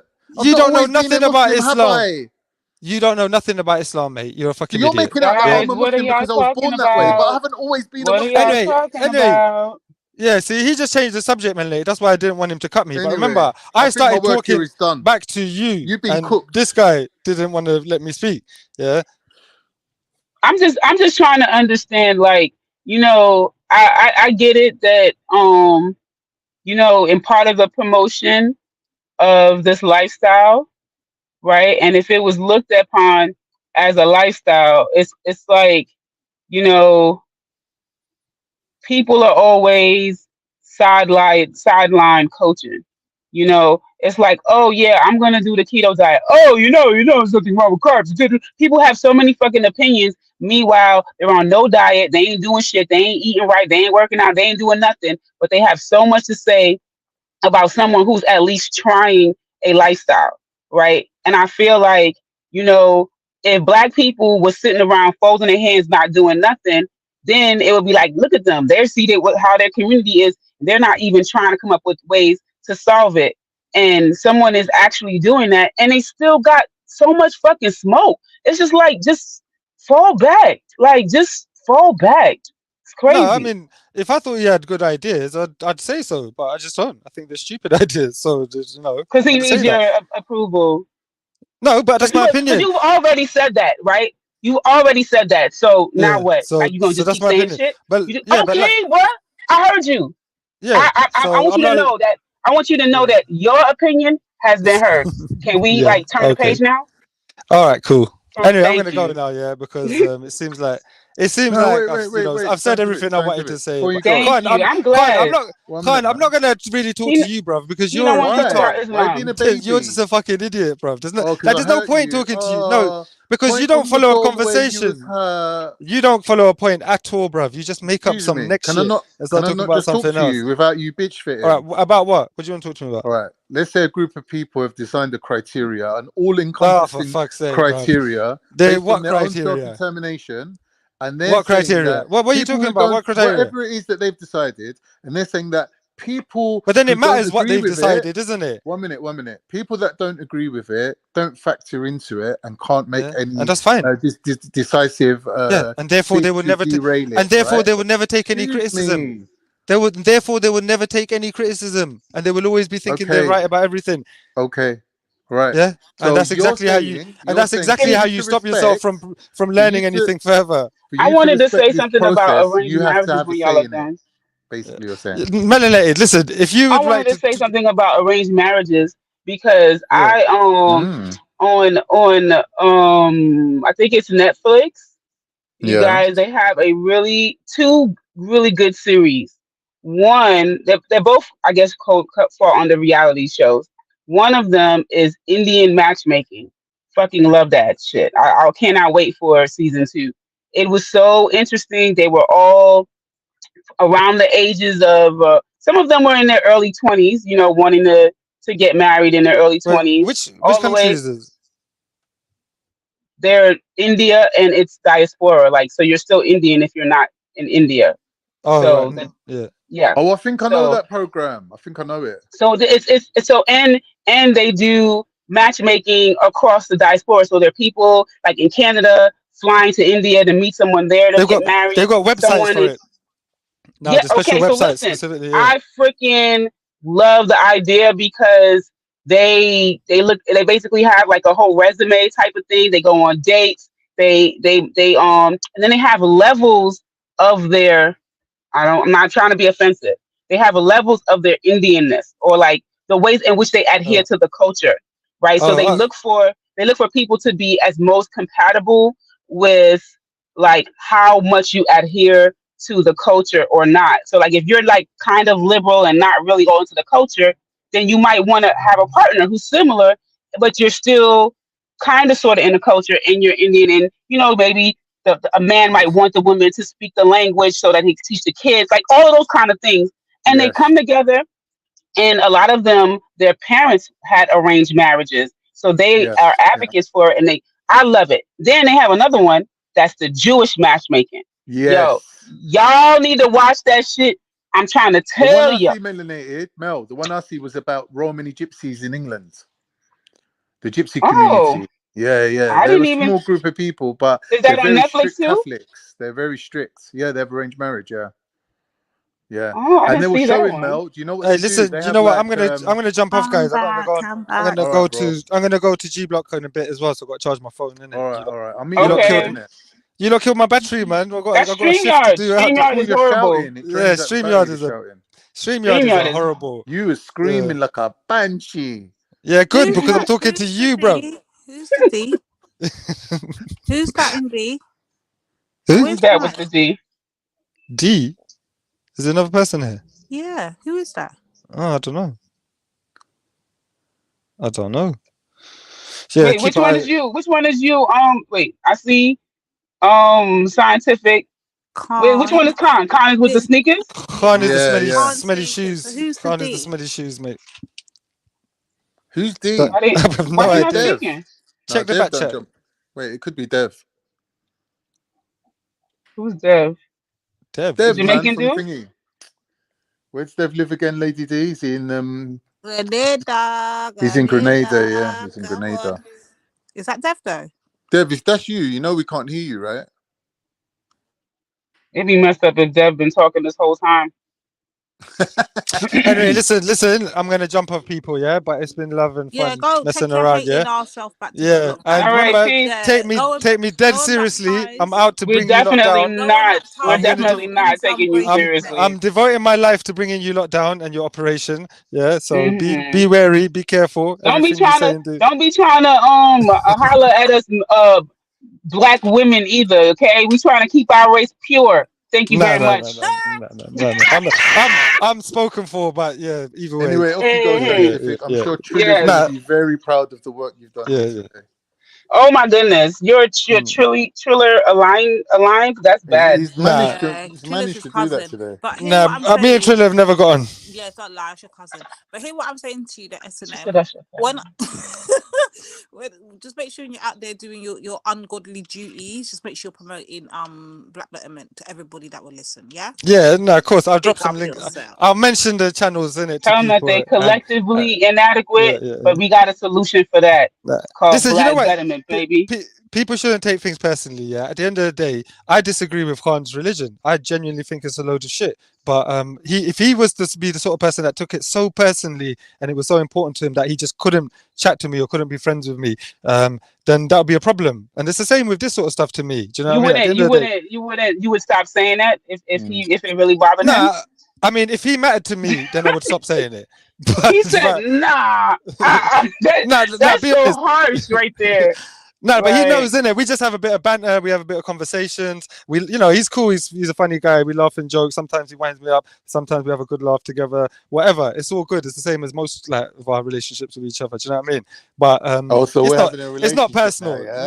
Now I've heard it all. Remember, none of this shit is personal because we don't know each other like that. Yeah, we're just throwing our opinions out there. Even how harsh and strong my opinions are, I'm still open to change, meaning that someday someone might be able to convince me or say something to me or reason with me or show me some evidence, and I might change my mind. And and that's always an option for all of us. So we'll never really dig our sword too deep in the stone, is what I'm saying. Can I just ask you a question? I know you're trying to tip, but I want to ask you a question. How would you feel if, like, like how the majority of Brazil is like racially ambiguous now because they pretty much like bred out the black out of Brazil, right? Yeah. Is that what you foresee, or is that a goal of in yours? England, like for there to be? I'm sincere. I'm asking you. Now, I'm not talking about what will happen. Is that what you would like to happen? Like, would you like does it bother you that when you go to Japan, the people there have a very distinct look, and then you feel like that's primitive? Is that primitive that they're not mixing? Are they being barbaric?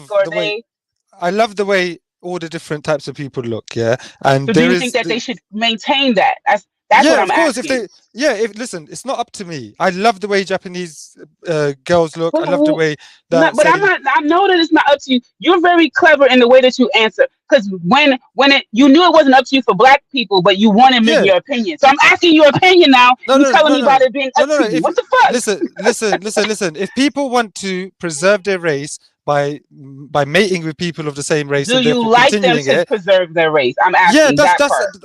that's 100% up let to me them. ask If they you, want, Okay. if they want to One do minute. that, I'm happy with them Lance, doing Lance, that. do you I'm think not that finished. in I'm not law? finished talking. Wait. To She's include black. asked me Oh, something. God. Yeah. Khan, you chip in with stupid shit when they're in the middle of something. Yeah. So melanated. Yeah.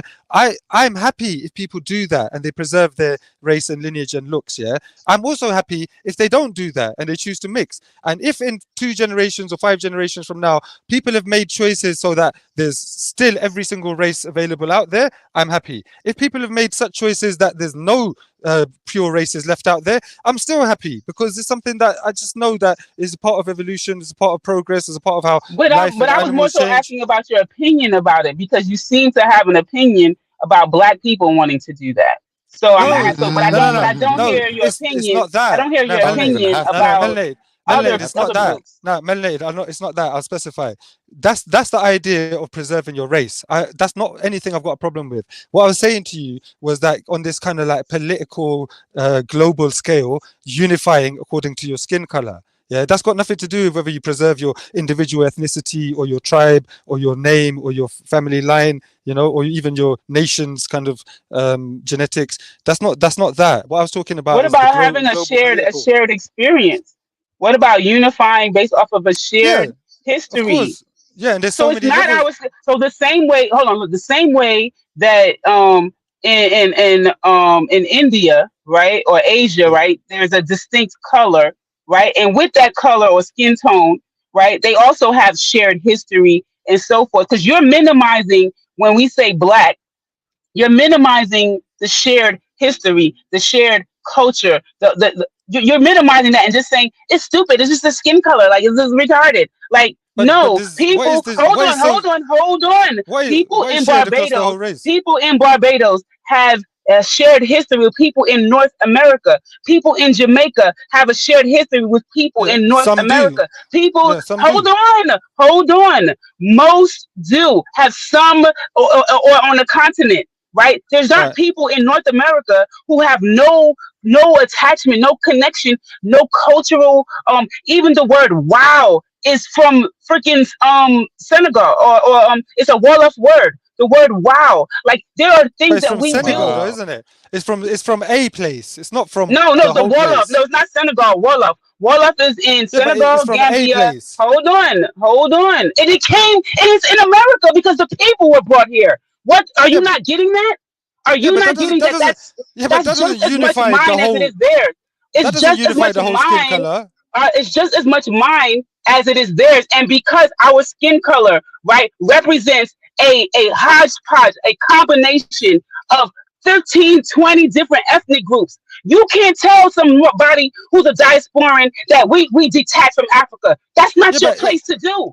That's yeah, but not. if And if we want yeah, to unite okay. with them, you out of line. That's what I'm Well, trying to you tell no, you. well, go listen. I'm telling you, you have my full He's just blessing. a Go ahead and dickhead, try it. man. You have my full blessing. Go ahead and try it. But why don't you think about the fact that probably 98 or Shared 95% of them history, the do same not way agree with like you. in India, the They don't shared agree. history. You said as long as they have language, they have culture, they have da-da-da, you listed it down. But when it comes to black people, because you minimize our history, you minimize No, our culture, no right? way. And I'll tell you the yes, same you're about doing. India. That's All right, I'll tell you the exactly what same. you just He's did. All basically right, well, saying I'll there's tell you no the same value about in being India. black. Well, I'll tell There's you the no same point to about being India. black. That's what Well, he's I'll saying. tell you the same about India, melanated, yeah? Because with the shared history of India, Pakistan, Bangladesh, and Sri Lanka, and maybe Afghanistan a bit as well, the shared history of those countries comes from the Indus Valley from 5,000 years ago. So there's a lot of shared history that all of us have at that scale, 5,000 to 4,000, 3,000 years ago. That's Okay, not what But over true. about the over 400 years ago? yeah, What but about yeah, 400? exactly. Let's just Yeah, go to but the 400. yeah, so after say 500, from yeah. all right, so from 400 years ago, as way before that, when they started getting colonized by Muhammad Ghazni, the Arabs, the Mongols, the Mughal empires, The yeah, Greeks.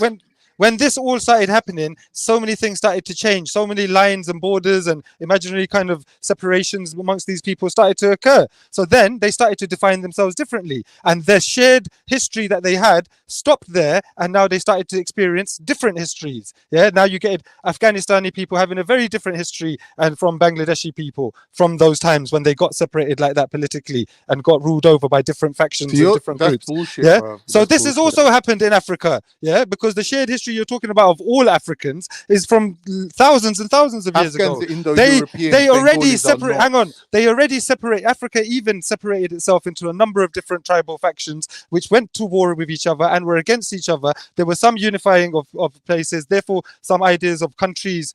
What the British and the French and what the other countries used as lines for countries was to a large extent based on what was already there, based on the tribal kind of experiences of the Africans themselves. Obviously, they changed a lot of shit as well, but there was a lot there in terms of maps and stuff for them to work with and delineate different areas according to different groups and the tribes already, meaning that the Africans had already been separating themselves. Yeah. So then from that time onwards, they were having different experiences. An Ethiopian from the last few hundred years had a very different experience of life than a South African or a Zimbabwean or maybe even a Nigerian. Yeah, but they still have an African culture.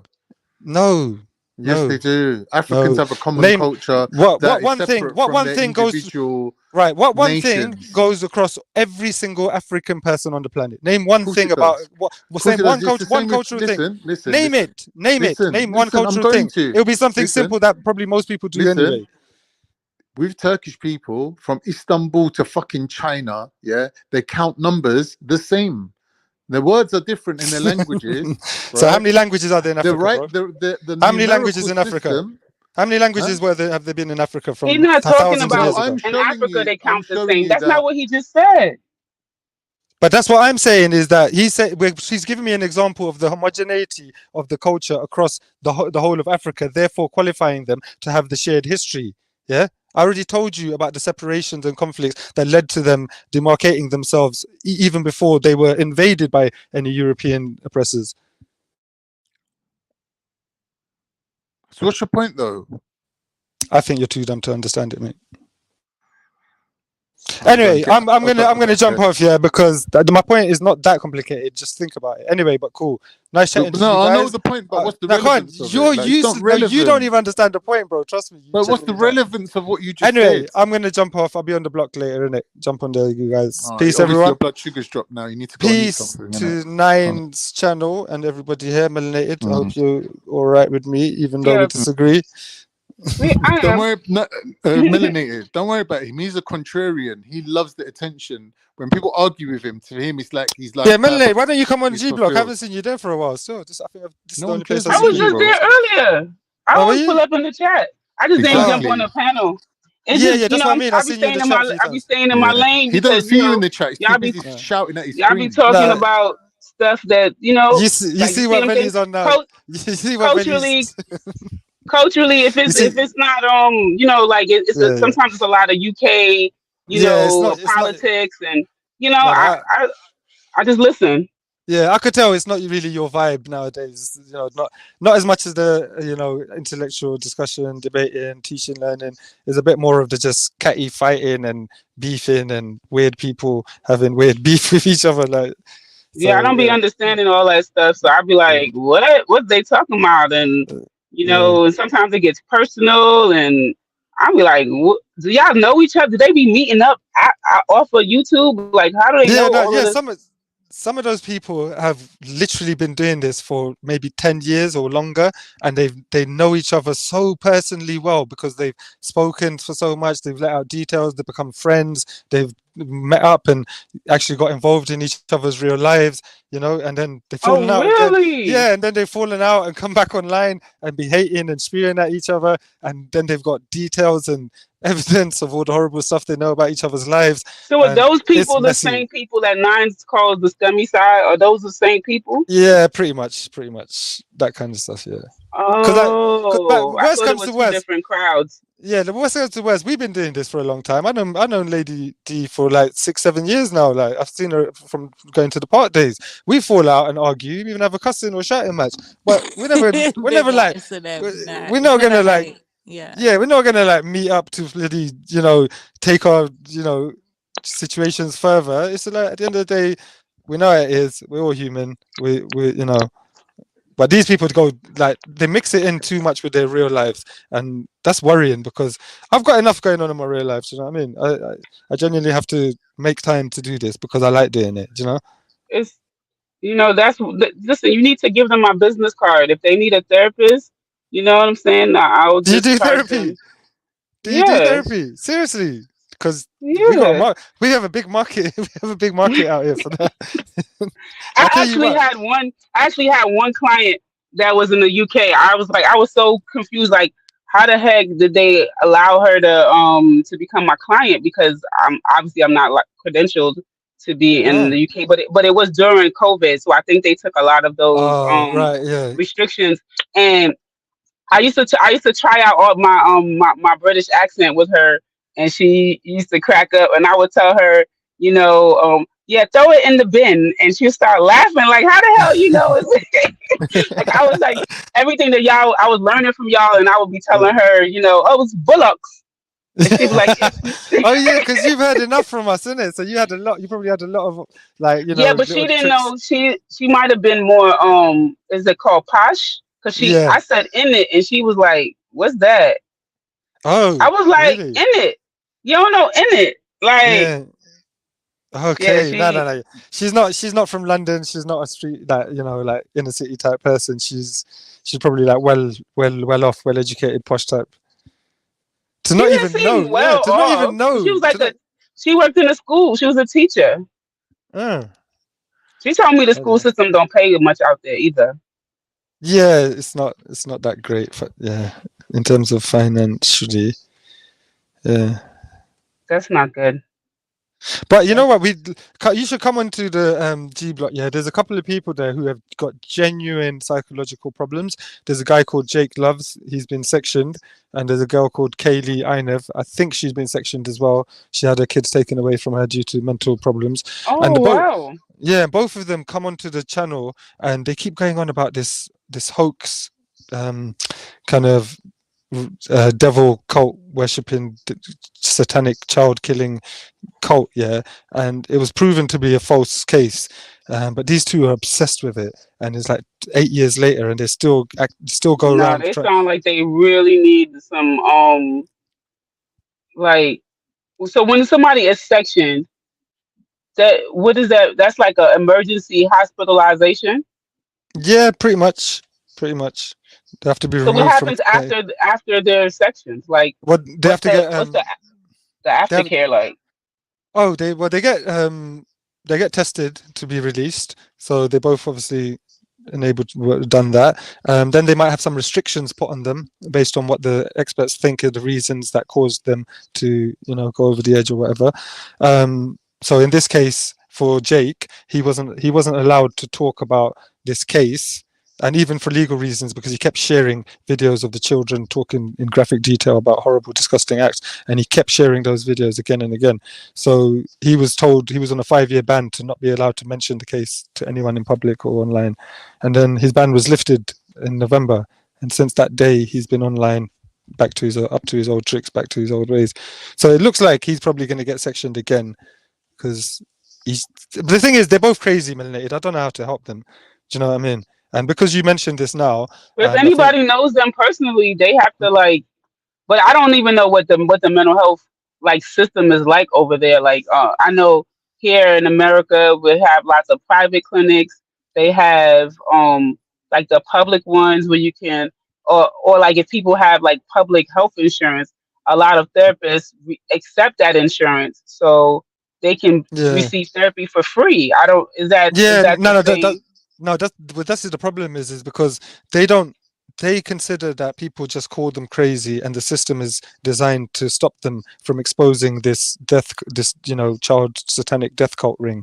Yeah, so they think that the whole system's against them, and they're actually not crazy, and the rest of us are just all against them because they're exposing the truth about the government child. Oh, wow, they got baby real inconspiracy. paranoia. Yeah, but what I was thinking is that they don't want help. They don't think they need help. They're out here That's fighting. because they have paranoia. That's yeah, exactly. Like there's part of certain there's certain mental health conditions that it's kind of like built into the condition where they have a different sense of self, where they don't Yeah. acknowledge that they're.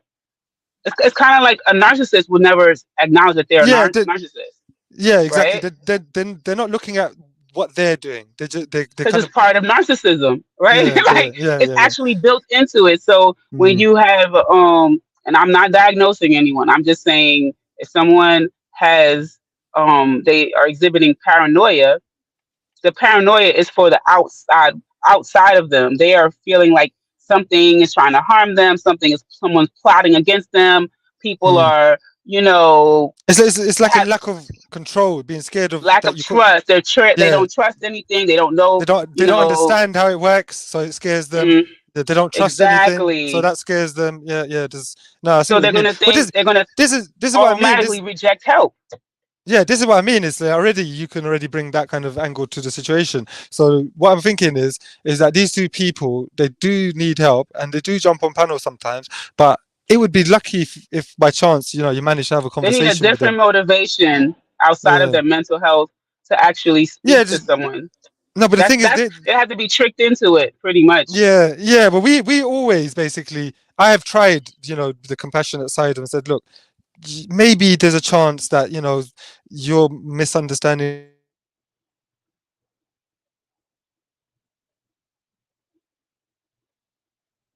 Is that my phone?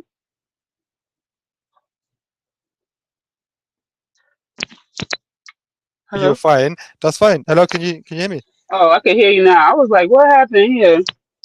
Yeah, I can hear you. Okay, I can hear you now. Yeah.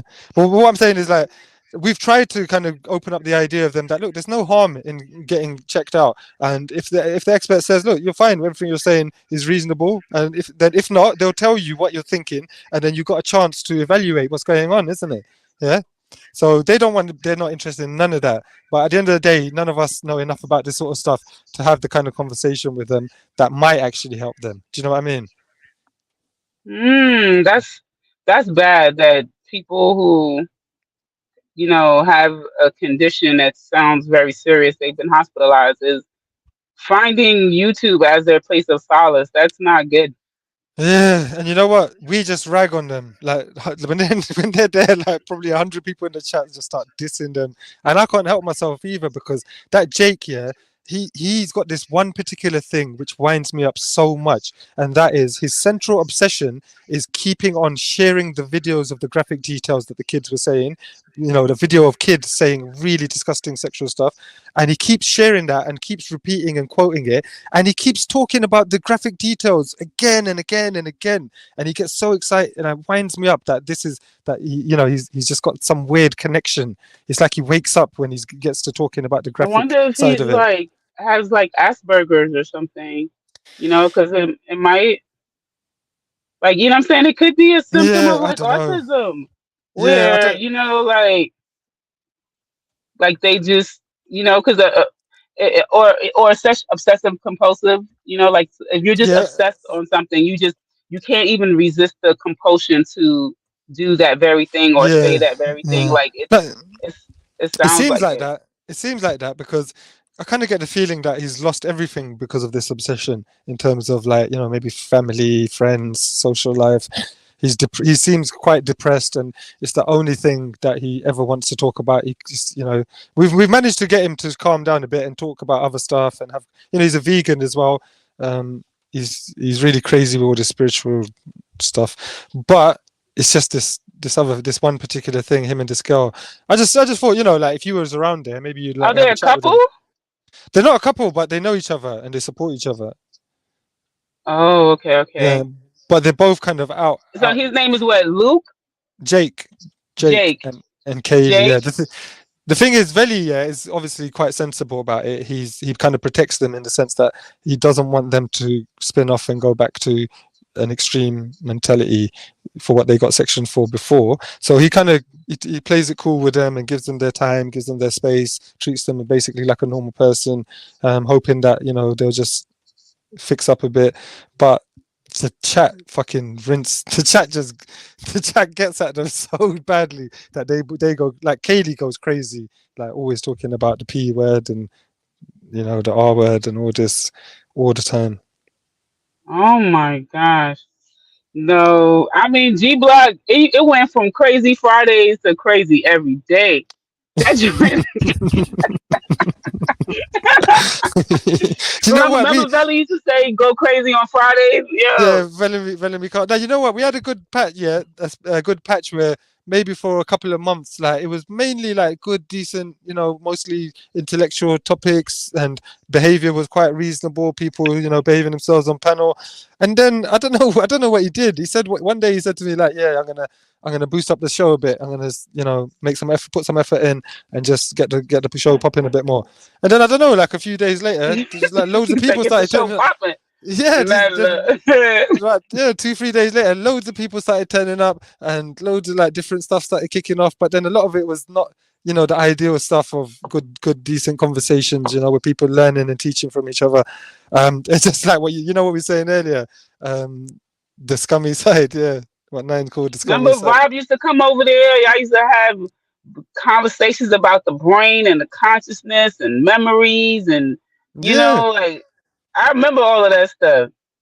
Yeah, that's what I mean. That's the kind of stuff that I like as well, where all you need is to be interested in a subject and there happen to be somebody who knows more than you about it. I love that because then you just like, man, you get education for free. This person's obviously probably spent time to learn all this stuff about something. Like say photography, you suddenly have an interest in photography and you bump into somebody who's been studying it for years. Immediately, rather than going through the hard graft of thinking all the stupid things and learning all the basic stuff, you just ask this guy some questions. He tells you exactly what you need to hear, and you start building up your understanding, quicker. But yeah, nowadays it's a little bit more of a slinging match. But you remember Jupiter? She's quite popular again now. Do you remember Jupiter? I know Jupiter. Yeah, How could I not forget Jupiter? I thought so. Yeah, I haven't had no negative interactions with her, but I know she's not popular, especially not over here. Yeah, she's, what, I have to be honest, just seems like she's just a big liar and a troublemaker, But I guess the overall all it is just tension seeker, isn't it? Yeah, it's kind of like I feel like, to some degree, people come on these panels. Let's keep it real. It is to get attention. It is to like people who are conversationalists. They enjoy having conversations and connecting and so forth. I know I definitely fall in those lines because I can go from Nine Ether's channel and I see people. I see Kane in a lot of channels that are over in the US. I'm like, what up, Kane? I don't even know what Kane look like. I just know what the brother sound like, a few times, and I see him in the chat. But it's kind of like you are connected in a way. I know what his thoughts are on certain topics, and over the years, you get familiar with these people. Yeah, but the thing is, you build up some picture of who they are, and then over time you add to it. You build more of a rounded kind of understanding of who they are as a person. And even sometimes, like people think all kinds of stuff, and you disagree with that, but you might agree with how they carry themselves, or how they are as a human being in the real world, or as a parent. You might disagree with everything to do with their politics, and you might disagree about all sorts of things in science or philosophy, that whatever. But there could be loads of practical stuff that you agree with. I found that no matter what you disagree with people about, a few weeks later, you and that person will be on the same side, arguing the same point against somebody who was on your side the last time. Weird. Yeah, that's the weirdest thing that happens. Like, you'll be like, I'm not supposed to be agreeing with this person here, but But then you just come to realize, isn't it, that at the end of the day, nobody's perfect, isn't it? No, you're not going to find somebody who agrees with you about everything. And even if you did, what would be the point in that? That's such a useless and pointless thing to happen. You bumped into someone who happens to think exactly what you think about every topic. All that tells me is that you could never learn anything from each other. You know what I mean? So then why do men complain so many times when a woman sees things the way that she see it? We not men. We ain't gonna see it how y'all see it anyway. Yeah. Now, you know what? I used to think, because my wife is much less educated than me, I used to think that, I'm more intelligent than her. But really, having been married over like 20 years now, I have to admit that she's smart in practical ways. Like, just I can't explain it. Like, physical household stuff to do with like how the clothes dry or how to do the washing machine. Or I'm not saying that because she does all that. I do like all that stuff as well. Do you know what I mean? I muck in as much as possible. But what I'm saying is I'm rubbish at it. And it's not just because of the experience and time. It's because she thinks about little practical things to do with stuff like that. And, like building cupboards and you get IKEA furniture. She's much better than me at it. She knows she's better with a screwdriver. She's better with a saw. She's better with a bloody drill. But no, she's maybe not better, but she's probably just as good. And yeah, and that kind of surprised me over the years as I learned, you know what? She's actually good at a lot of stuff, like even business. She's much better than me at business. She's just a bit more, what's it called? A bit more focused when it comes to, things like that. A bit more like serious about it and think it through. Whereas I'm a bit, dumb in that when it comes to shit like that. But yeah, then obviously that's just an example of how you come to realize that, I think the more open you are to learning from people about the things that they genuinely know about, the better it is for you. And that's why even here, like when we disagree about stuff, half this stuff, I don't know nothing about it. Like, do you think I honestly know a massive amount about Black history or Black experience or whatever? No, of course I don't. know you know Of course, shit. You don't. Yeah, of course I don't. But I don't claim to think and I don't think that I know. I just happen But to have my opinion. but what you saying that, can you understand that the lack of knowledge that you have kind of taints how you see it? So then, but you're very, you're very, you argue forcefully from a place of ignorance, and you almost give resistance when someone is actually trying to help you understand why they think or are moving or deciding to have the certain alignments that they do have. You're like, but no, that's idiotic. It's you. I was in the chat like, why all these insults? Because when you get upset, everybody's a fucking idiot. It's fucking stupid. I'm like, golly. I love saying that. I love saying that. I don't know why. I just love calling people that.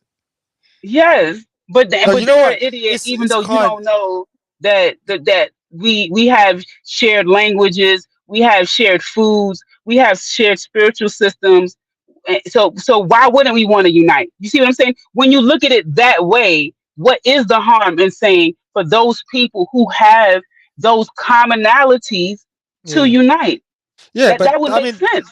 Yeah, that's fine, but then again, it's just going to turn out to be a small percentage of people that have that many commonalities. It's not going to be the whole. For North America, the whole group. I would say there's probably millions of African Americans who can be tied to the country of Nigeria alone. Millions. Yeah, but you see, a lot of them openly don't want to go back there and do anything. You don't have to go back there. That's the whole. See, look, I did not say go back there. They don't even want anything to do. But hold on. But I did not say.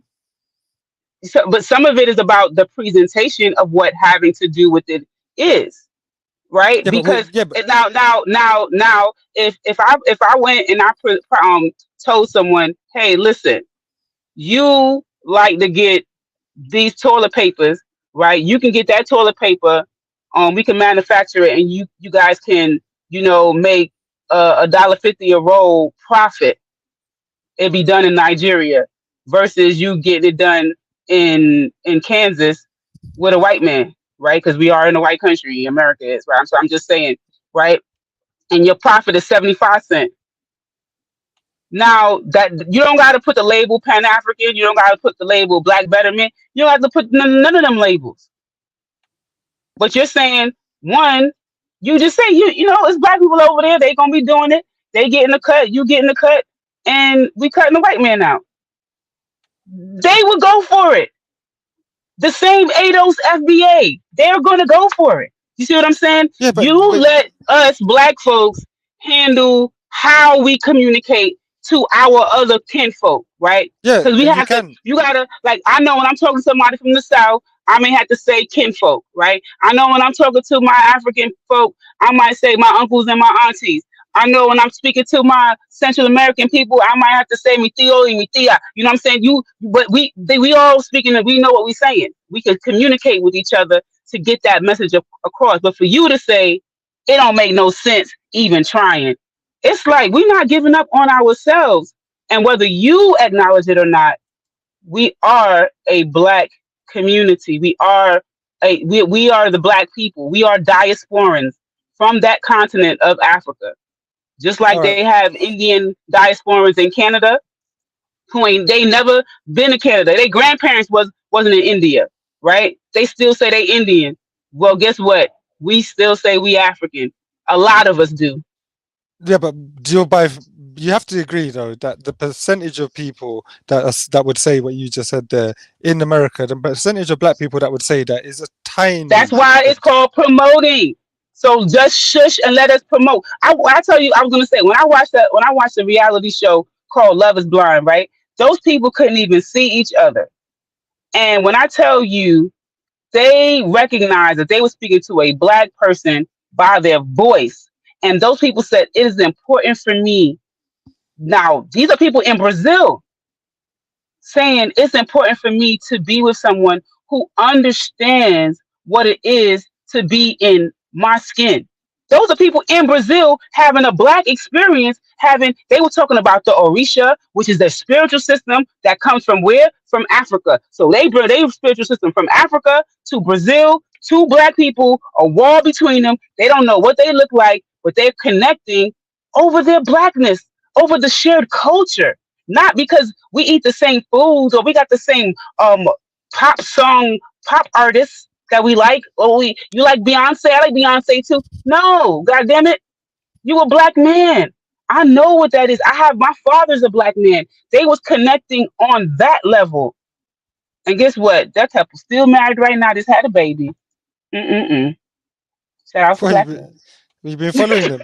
You've been following Yeah, I did. I was curious because a lot of times they people on the show, or a year later or a few months later, they break up. And that particular couple, I was like, was that fake? Was that real? And they are rocking hard.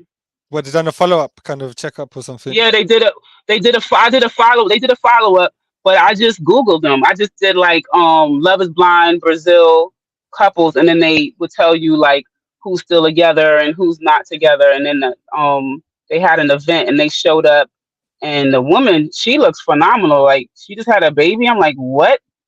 Well, I mean, she looked phenomenal before she got married. So I mean, before they're both like, he's like 6'4", she's like 6'1". I'm like, what? Is this all Brazilian people look? Yep. She is tall.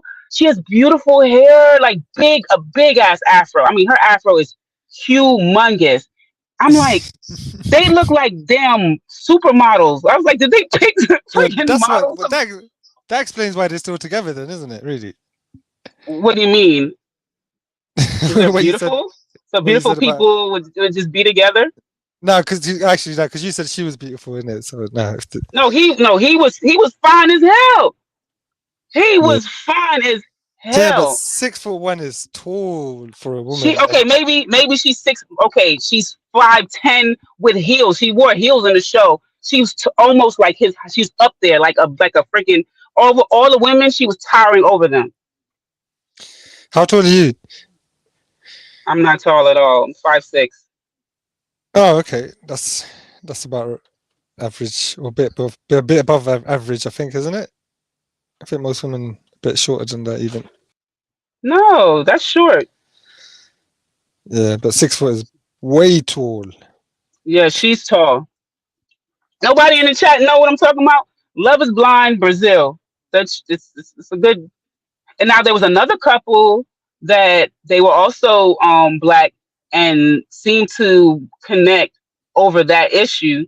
But I want to say I think the guy had a little bit of ageism, because to me the woman was a little bit older than he was, but she was very much fit, very much in shape, took care of herself. But she was, I don't know, maybe she was like 6 years older than him or something. I don't know. Oh, But I think that when they saw each other, I just don't feel like he was as attracted to her that she was attracted to him. So that's the whole purpose of the show, is you're supposed to fall in love with the person's heart and not their outside. So you don't see them until you already have feelings for them. oh, right. That's Right. so you think he was a bit? You think he was a bit disappointed after all that? I'm thinking he was a little disappointed. Like when he saw her, he was like, "Oh," but I mean, he slept with her and everything else, but they didn't. Their relationship didn't last. Right. Well, you know what is that attraction thing is actually really important. We all wish that we could, just. You think so? What do you mean? I had an ugly boyfriend before, and I actually grew to love him. Oh yeah, no, of course. I think that's entirely possible. Yeah, definitely. People grow in you. The more you spend time with somebody. So you saying the attraction is important? I don't think physical is the most. What I'm saying is that people always say, like, I keep hearing this stuff about, after you get married, the whatever becomes boring, and you kind of get sick of each other. Over time it gets a bit stale. And I'll be honest with you, I've been married 23 years. I find my wife million times more attractive than I ever found her when I first saw her. And when I first saw her, I thought she was the most beautiful person in the universe. Now I know she has gone through changes. She's had kids. She's put on weight. She's lost weight. She's aged. But to me, she has only become more and more the most beautiful person I've ever seen. You better do a little clip and send it to your boo boo. No, but I don't know if this was by chance or luck or whatever. I just consider myself lucky that I've never had to worry about things like, people, the idea that you don't find your partner attractive or for me, it's never happened, not even for 1 minute. It ain't never happened for me, because I aged like a bottle of fine wine. You feel me? No, I'm sure you do. But you know what I'm saying? Like another person might see my wife and say, "Oh, she ain't all that. You just got low standards." And like to me, that doesn't matter, because if I just can't explain it. If I was to choose between her and say my most ideal woman, I can't help it. I just find her more attractive. It's weird. It's like sometimes I think that's weird. Like she's not the most attractive person in the world. Because that's you obvious. know her too. It's like yeah. Like, you know what? That's right. Personality is like you could see someone. I'll say someone who's handsome.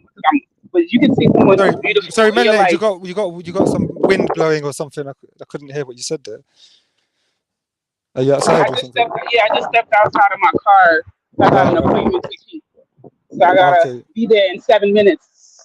But like, let's say you meet a beautiful woman, it's windy, and you meet this beautiful woman, and then all of a sudden, just the idea of like, what if she's dumb? What if you can't have a conversation with her? What if she's lazy? What if her breath stinks? Like, there's so many things that, but you know what? Like you said with your ex-boyfriend, is they grow on you. Like like even anything of hers that I might have considered an imperfection, it makes her perfect now. Like, do you know what I mean? I don't know. It's weird. Like, Oh yeah, my ex-boyfriend used to always wear nice cologne. I'm like, my ugly boyfriend smells good. I mean, he didn't know I called him my ugly boyfriend. He did not know that. That would be horrible. Nah, of course. You know what? I tell you what I saw once. Is I think the first time I ever saw the singer Tracy Chapman. I was like a teenager, innit? So in my mindset at that age, I just thought, oh, she's ugly. You know what I mean? That's just all I thought. And then one day I heard her music. Like, I think, some girlfriend or ex-girlfriend of mine, she used to really like her music. She had quite a few of the CDs. So I listened to it, and then I really got into it. And then, you know what? The next time I saw her, I didn't find her to be unattractive. I found her to be beautiful. Do you know what I mean? And I couldn't explain it because she's not traditionally your attractive kind of person, right. You know what I mean? But like, I saw a meme, but I saw like a collage, and it said beautiful pictures of Tracy Chapman, and they were like black and white pictures, like really close-ups, further away pictures, like, and I was like, I remember thinking this woman looked crazy when I was younger, but it's just like looking at her now. I was like, wow, look how thick her hair is. Like, I was just like looking at different things about her. I don't think she's a bad looking woman myself. It's kind of like a natural beauty, like I don't know. no makeup, no, especially in this It's just era something of about just baby hair being and being a eyelashes, real and person. Something about yeah. her beauty is all about just being a real human being that can, connect and She communicate. got real eyebrows. They're not drawn Yeah, on. You know what I mean? Like, yeah, just being a woman. yeah. It's the songs. The songs are just so deep and powerful that the lyrics, that it just it takes you in, man. It was really like when I was listening to it, I was probably like late teens, early 20s maybe, and so it's powerful music, and deep as well. So I think because of all that, it kind of changes you a little bit, and then you respect that because you think, you know what, I learned from that. That actually made me understand things like love and relationships a lot better than before I'd heard that, and it sounds good, and it becomes a part of you to somewhat, and then you can't help but respect that. Man, I'm gonna have to go because I'm a bad patient. You know when you go to the doctor and you're supposed to fill out forms before you get to the appointment? Oh yeah. I ain't do that.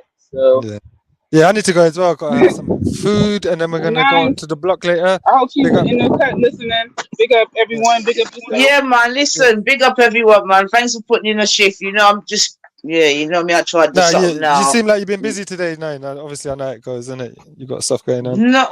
Not busy enough to be honest, but I better get busy now. Do you know what I mean? Otherwise, I might have to come and sleep at your house, man. But well, that offer's still on the table. Oh well, thank you very much. Appreciate. But yeah, man, big up everyone that stayed locked in, man. You done know, hit the notification bell. We're gonna be coming again. I don't know, man. I don't know if I can squeeze because it's half term, man. That's why I'm getting a little squeeze at the moment, still, man. But yeah, man, hit the notification bell. You never know when the line's gonna pop up again. But yeah, man, give thanks for the conversation. Big up Rat Raven. Big up Schiffer for passing through. Natty Dread. Obviously, yourself, SM, and anybody that I have missed. And yeah, man, over to the block we go. See what going over there, so. And yeah, man, keep safe, keep sweet. And until we meet again, you want to say goodbye, boy? Yeah, no, all good, man. Goodbye, boy. Say bye. I thought you were saying to me. Peace to each There other. you go. You got an hasta la vista from my boy. So yeah, man. All right. So big up yourself, family. Big up yourself, SNM, and we'll speak again, family. We'll meet again. Don't know where, don't know when. I know we'll meet again some sunny day. Yeah, man. Peace out, family. One love, man. You don't know. This is the 9, man. And out.